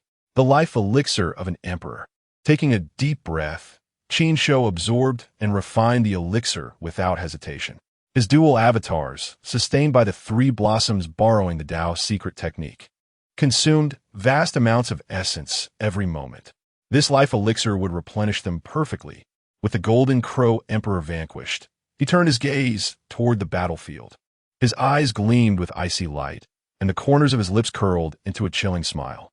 Chapter 99. The Spirit Emperor. Betrayed by my teammates in the moment when the golden crow emperor was vanquished, the heavens suddenly darkened. Rain began to fall from the sky, each drop transforming into a crimson river upon hitting the ground. A rain of blood descended. The fall of a great emperor. Survivors of the three regions, southern barbarians, northern Xian, and western desert, gazed up at the sky, drenched in the blood rain, their faces reflecting sheer terror. Could it be that a contemporary emperor had perished? Yet as time passed, the initial expressions of horror and despair gradually gave way to glimmers of hope. Surely it was the emperor who had intervened, slaying the rebellious supreme being of the Forbidden Zone. They preferred to believe that rather than the fall of their great emperor, it was the emperor who had acted to eliminate the threat from the Forbidden Zone. In the Qingyun Sacred Land, Qin Zhan and Qin Shou displayed grave concern. They were aware that the opposing side had four powerful beings, while Qin Shou stood alone. Meanwhile, in the starry sky, upon witnessing Qin Shou's slaying of the Golden Crow Emperor, the expressions of the three figures, Qing Emperor and the two incarnations engaged in battle, changed dramatically. You truly killed the Golden Crow? Qing Emperor exclaimed, sending forth a palm strike to repel one of the battling incarnations, fixing a solemn gaze upon Qin Shou. Compassion of the Buddha. Amitabha, the figure of Amitabha, joined his hands in prayer, his face a mask of sorrow. Those who kill shall themselves be killed. If you desire to slay this emperor, you must be prepared to face death yourself. With the Golden Crow fallen, it is now your turn. Qin Shou's expression remained impassive, and with a thought, he dispelled his two incarnations. His gaze slowly swept over the trio, ultimately resting upon the Spirit Emperor. Among them, only the Spirit Emperor possessed an imperial weapon, holding a slight edge in combat strength. Noticing Qin Shou's scrutiny, the Spirit Emperor's expression shifted slightly. Yet the next moment, he scoffed and Sacred Body, having slain the Golden Crow, you must be greatly diminished. I do not believe you possess the strength to contend with us. His emphasis on us was a clear reminder to the Qing Emperor and Amitabha, as it was their earlier inaction that had allowed the Golden Crow to fall. Now that he was targeted by Qin Shou, If the Qing Emperor and Amitabha harbored any ulterior motives, he would be in peril. The Qing Emperor and Amitabha discerned the underlying implication in the Spirit Emperor's words, but chose to disregard it, their expressions sharp as they focused intently on Qin Shou. Sacred body. The method of dividing your incarnations should not be usable again in such a short span of time, correct? Do you truly believe you can contend against the three of us alone? Qing Emperor's voice brimmed with a terrifying killing intent. He could not believe that Qin Shou's extraordinary technique could be executed twice in quick succession. Nearby, Amitabha's gaze flickered, deep in thought. Can you use it? You shall find out by trying, Qin Shou retorted with a cold smile. With that, 3 flowers coalesced atop his head, and his aura surged dramatically. He took a step forward, shattering the void, and appeared before the trio. The ominous blade slashed forth, enveloping them in a dense scarlet aura. Simultaneously, his left hand rose, summoning a colossal golden palm to crash down upon them. You seek death. Arrogant. The trio shouted in unison, astonished that Qin Shou dared to strike. To confront 3 equal emperors with just himself was beyond their comprehension. In their fury, they unleashed their formidable abilities. The Spirit Emperor wielded an ancient seal that emanated the terrifying laws of the imperial path. The Qing Emperor waved his hands, manifesting the Great Tao, as ancient green characters coalesced before him, collapsing the ages. Amitabha radiated boundless light, his body resembling one forged of celestial gold, extending a hand to meet Qin Shou's descending palm. In an instant, the heavens trembled and the earth quaked, plunging the universe into darkness. The cataclysmic waves unleashed by their collision spread throughout the starry expanse, causing countless stars to shatter into cosmic dust, extinguishing entire star realms into desolation. Yet amidst this torrent of destruction, Qin Shou stood steadfast. The ominous blade blazed with crimson radiance, severing the Spirit Emperor's imperial path laws, while the golden palm crushed the Qing Emperor's ancient characters and sent Amitabha reeling. How is this possible? The trio staggered back, gazing at Qin Shou with astonishment etched upon their faces. They had not held back, yet were vanquished in a single blow. The Spirit Emperor, clutching the ancient seal, appeared incredulous as he noticed a white scar marring the imperial weapon, damaged in the earlier clash. This was an imperial weapon, forged from celestial gold. Its hardness was unmatched. Yet it had suffered damage from a single encounter. There is nothing impossible. Beyond man, there are greater beings, and you are simply growing old. Qin Shou's voice was frigid. The sacred body, at its zenith, could rival an emperor, and with his current unparalleled cultivation, he naturally surpassed them by a significant margin. With that, he surged forward once more, enveloped in a terrifying might, advancing upon the 3. Damn it! The Spirit Emperor bellowed as he saw Qin Shou approaching. He turned to the Qing Emperor and Amitabha, commanding, both of you, do not hold back. This time, it is either this child who dies, or we perish. Slay him, refine the life elixir, and we might endure until the celestial gate fully opens. After speaking, he hurled his imperial weapon, unleashing a blinding radiance aimed at Qin Shou. However, upon witnessing the Spirit Emperor's assault, the Qing Emperor and Amitabha did not follow suit.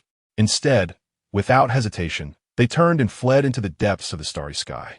Indeed, they were retreating, without a moment's pause. Chapter 100. The Unfortunate Spirit Emperor and the Crisis of the Eastern Wilderness in the Vast Expanse of the Cosmos. The Celestial Emperor and Amitabha Buddha vanished in an instant, leaving the Spirit Emperor momentarily stunned. The terrifying aura emanating from him faltered for a brief moment. The next instant, boom! The cosmos trembled violently as the imperial weapon he summoned was cleaved apart by a scarlet blade of light, its brilliance dimmed. Along with his very being, he was thrust backward by the explosive force, hurtling thousands of miles and shattering vast expanses of space. Cough! The Spirit Emperor, his complexion pale, stood amidst the wreckage of shattered space. He paid no heed to his injuries, his gaze fixed intently on the direction in which the Celestial Emperor had departed. Celestial Emperor, old bald donkey, you have betrayed me. His voice, filled with rage, shattered the stars around him. They fled. Those 2 scoundrels, they actually ran away. Without a word, they sold me out? The Spirit Emperor's eyes brimmed with fury, turning crimson. Before launching his own attack, he had specifically acknowledged the 2, never expecting such shamelessness. Without further thought, he pivoted, seizing the opportunity created by the distance from Qin Shou, and fled into another part of the starry expanse. Faced with the monstrous Qin Shou, who had easily dispatched the previous three, what choice did he have but to escape rather than await his doom? Meanwhile, Qin Shou, wielding the ominous blade, wore an expression of astonishment. He had not anticipated that the Celestial Emperor and Amitabha would escape so decisively. Where was the pride of the Supreme Emperor? In a 3-on-1 scenario, they should have at least attempted to fight back. However, witnessing the Spirit Emperor's attempt to flee, his expression turned cold. With a single step, he vanished and reappeared before the unfortunate Spirit Emperor. Without a word, he unleashed a devastating strike. In an instant, a crimson blade of light coalesced in the void, slicing through the air like a divine weapon aimed directly at the oncoming Spirit Emperor. Holy body, do not overstep your bounds. The Spirit Emperor's face darkened, and he roared as he met the attack with his imperial weapon. Yet, having already been injured by Qin Shou, he found himself utterly incapable of resisting the full force of the blow. With a resounding crash, both he and his imperial weapon were cleaved from the void. The overwhelming force transmitted from the weapon caused his body to erupt, leaving him covered in a network of fine wounds resembling a spider's web. Not only that, but from the gaping wounds, wisps of crimson mist clung to him, preventing his injuries from healing. Imperial blood scattered across the cosmos, the rich essence swirling in the air. Spyri,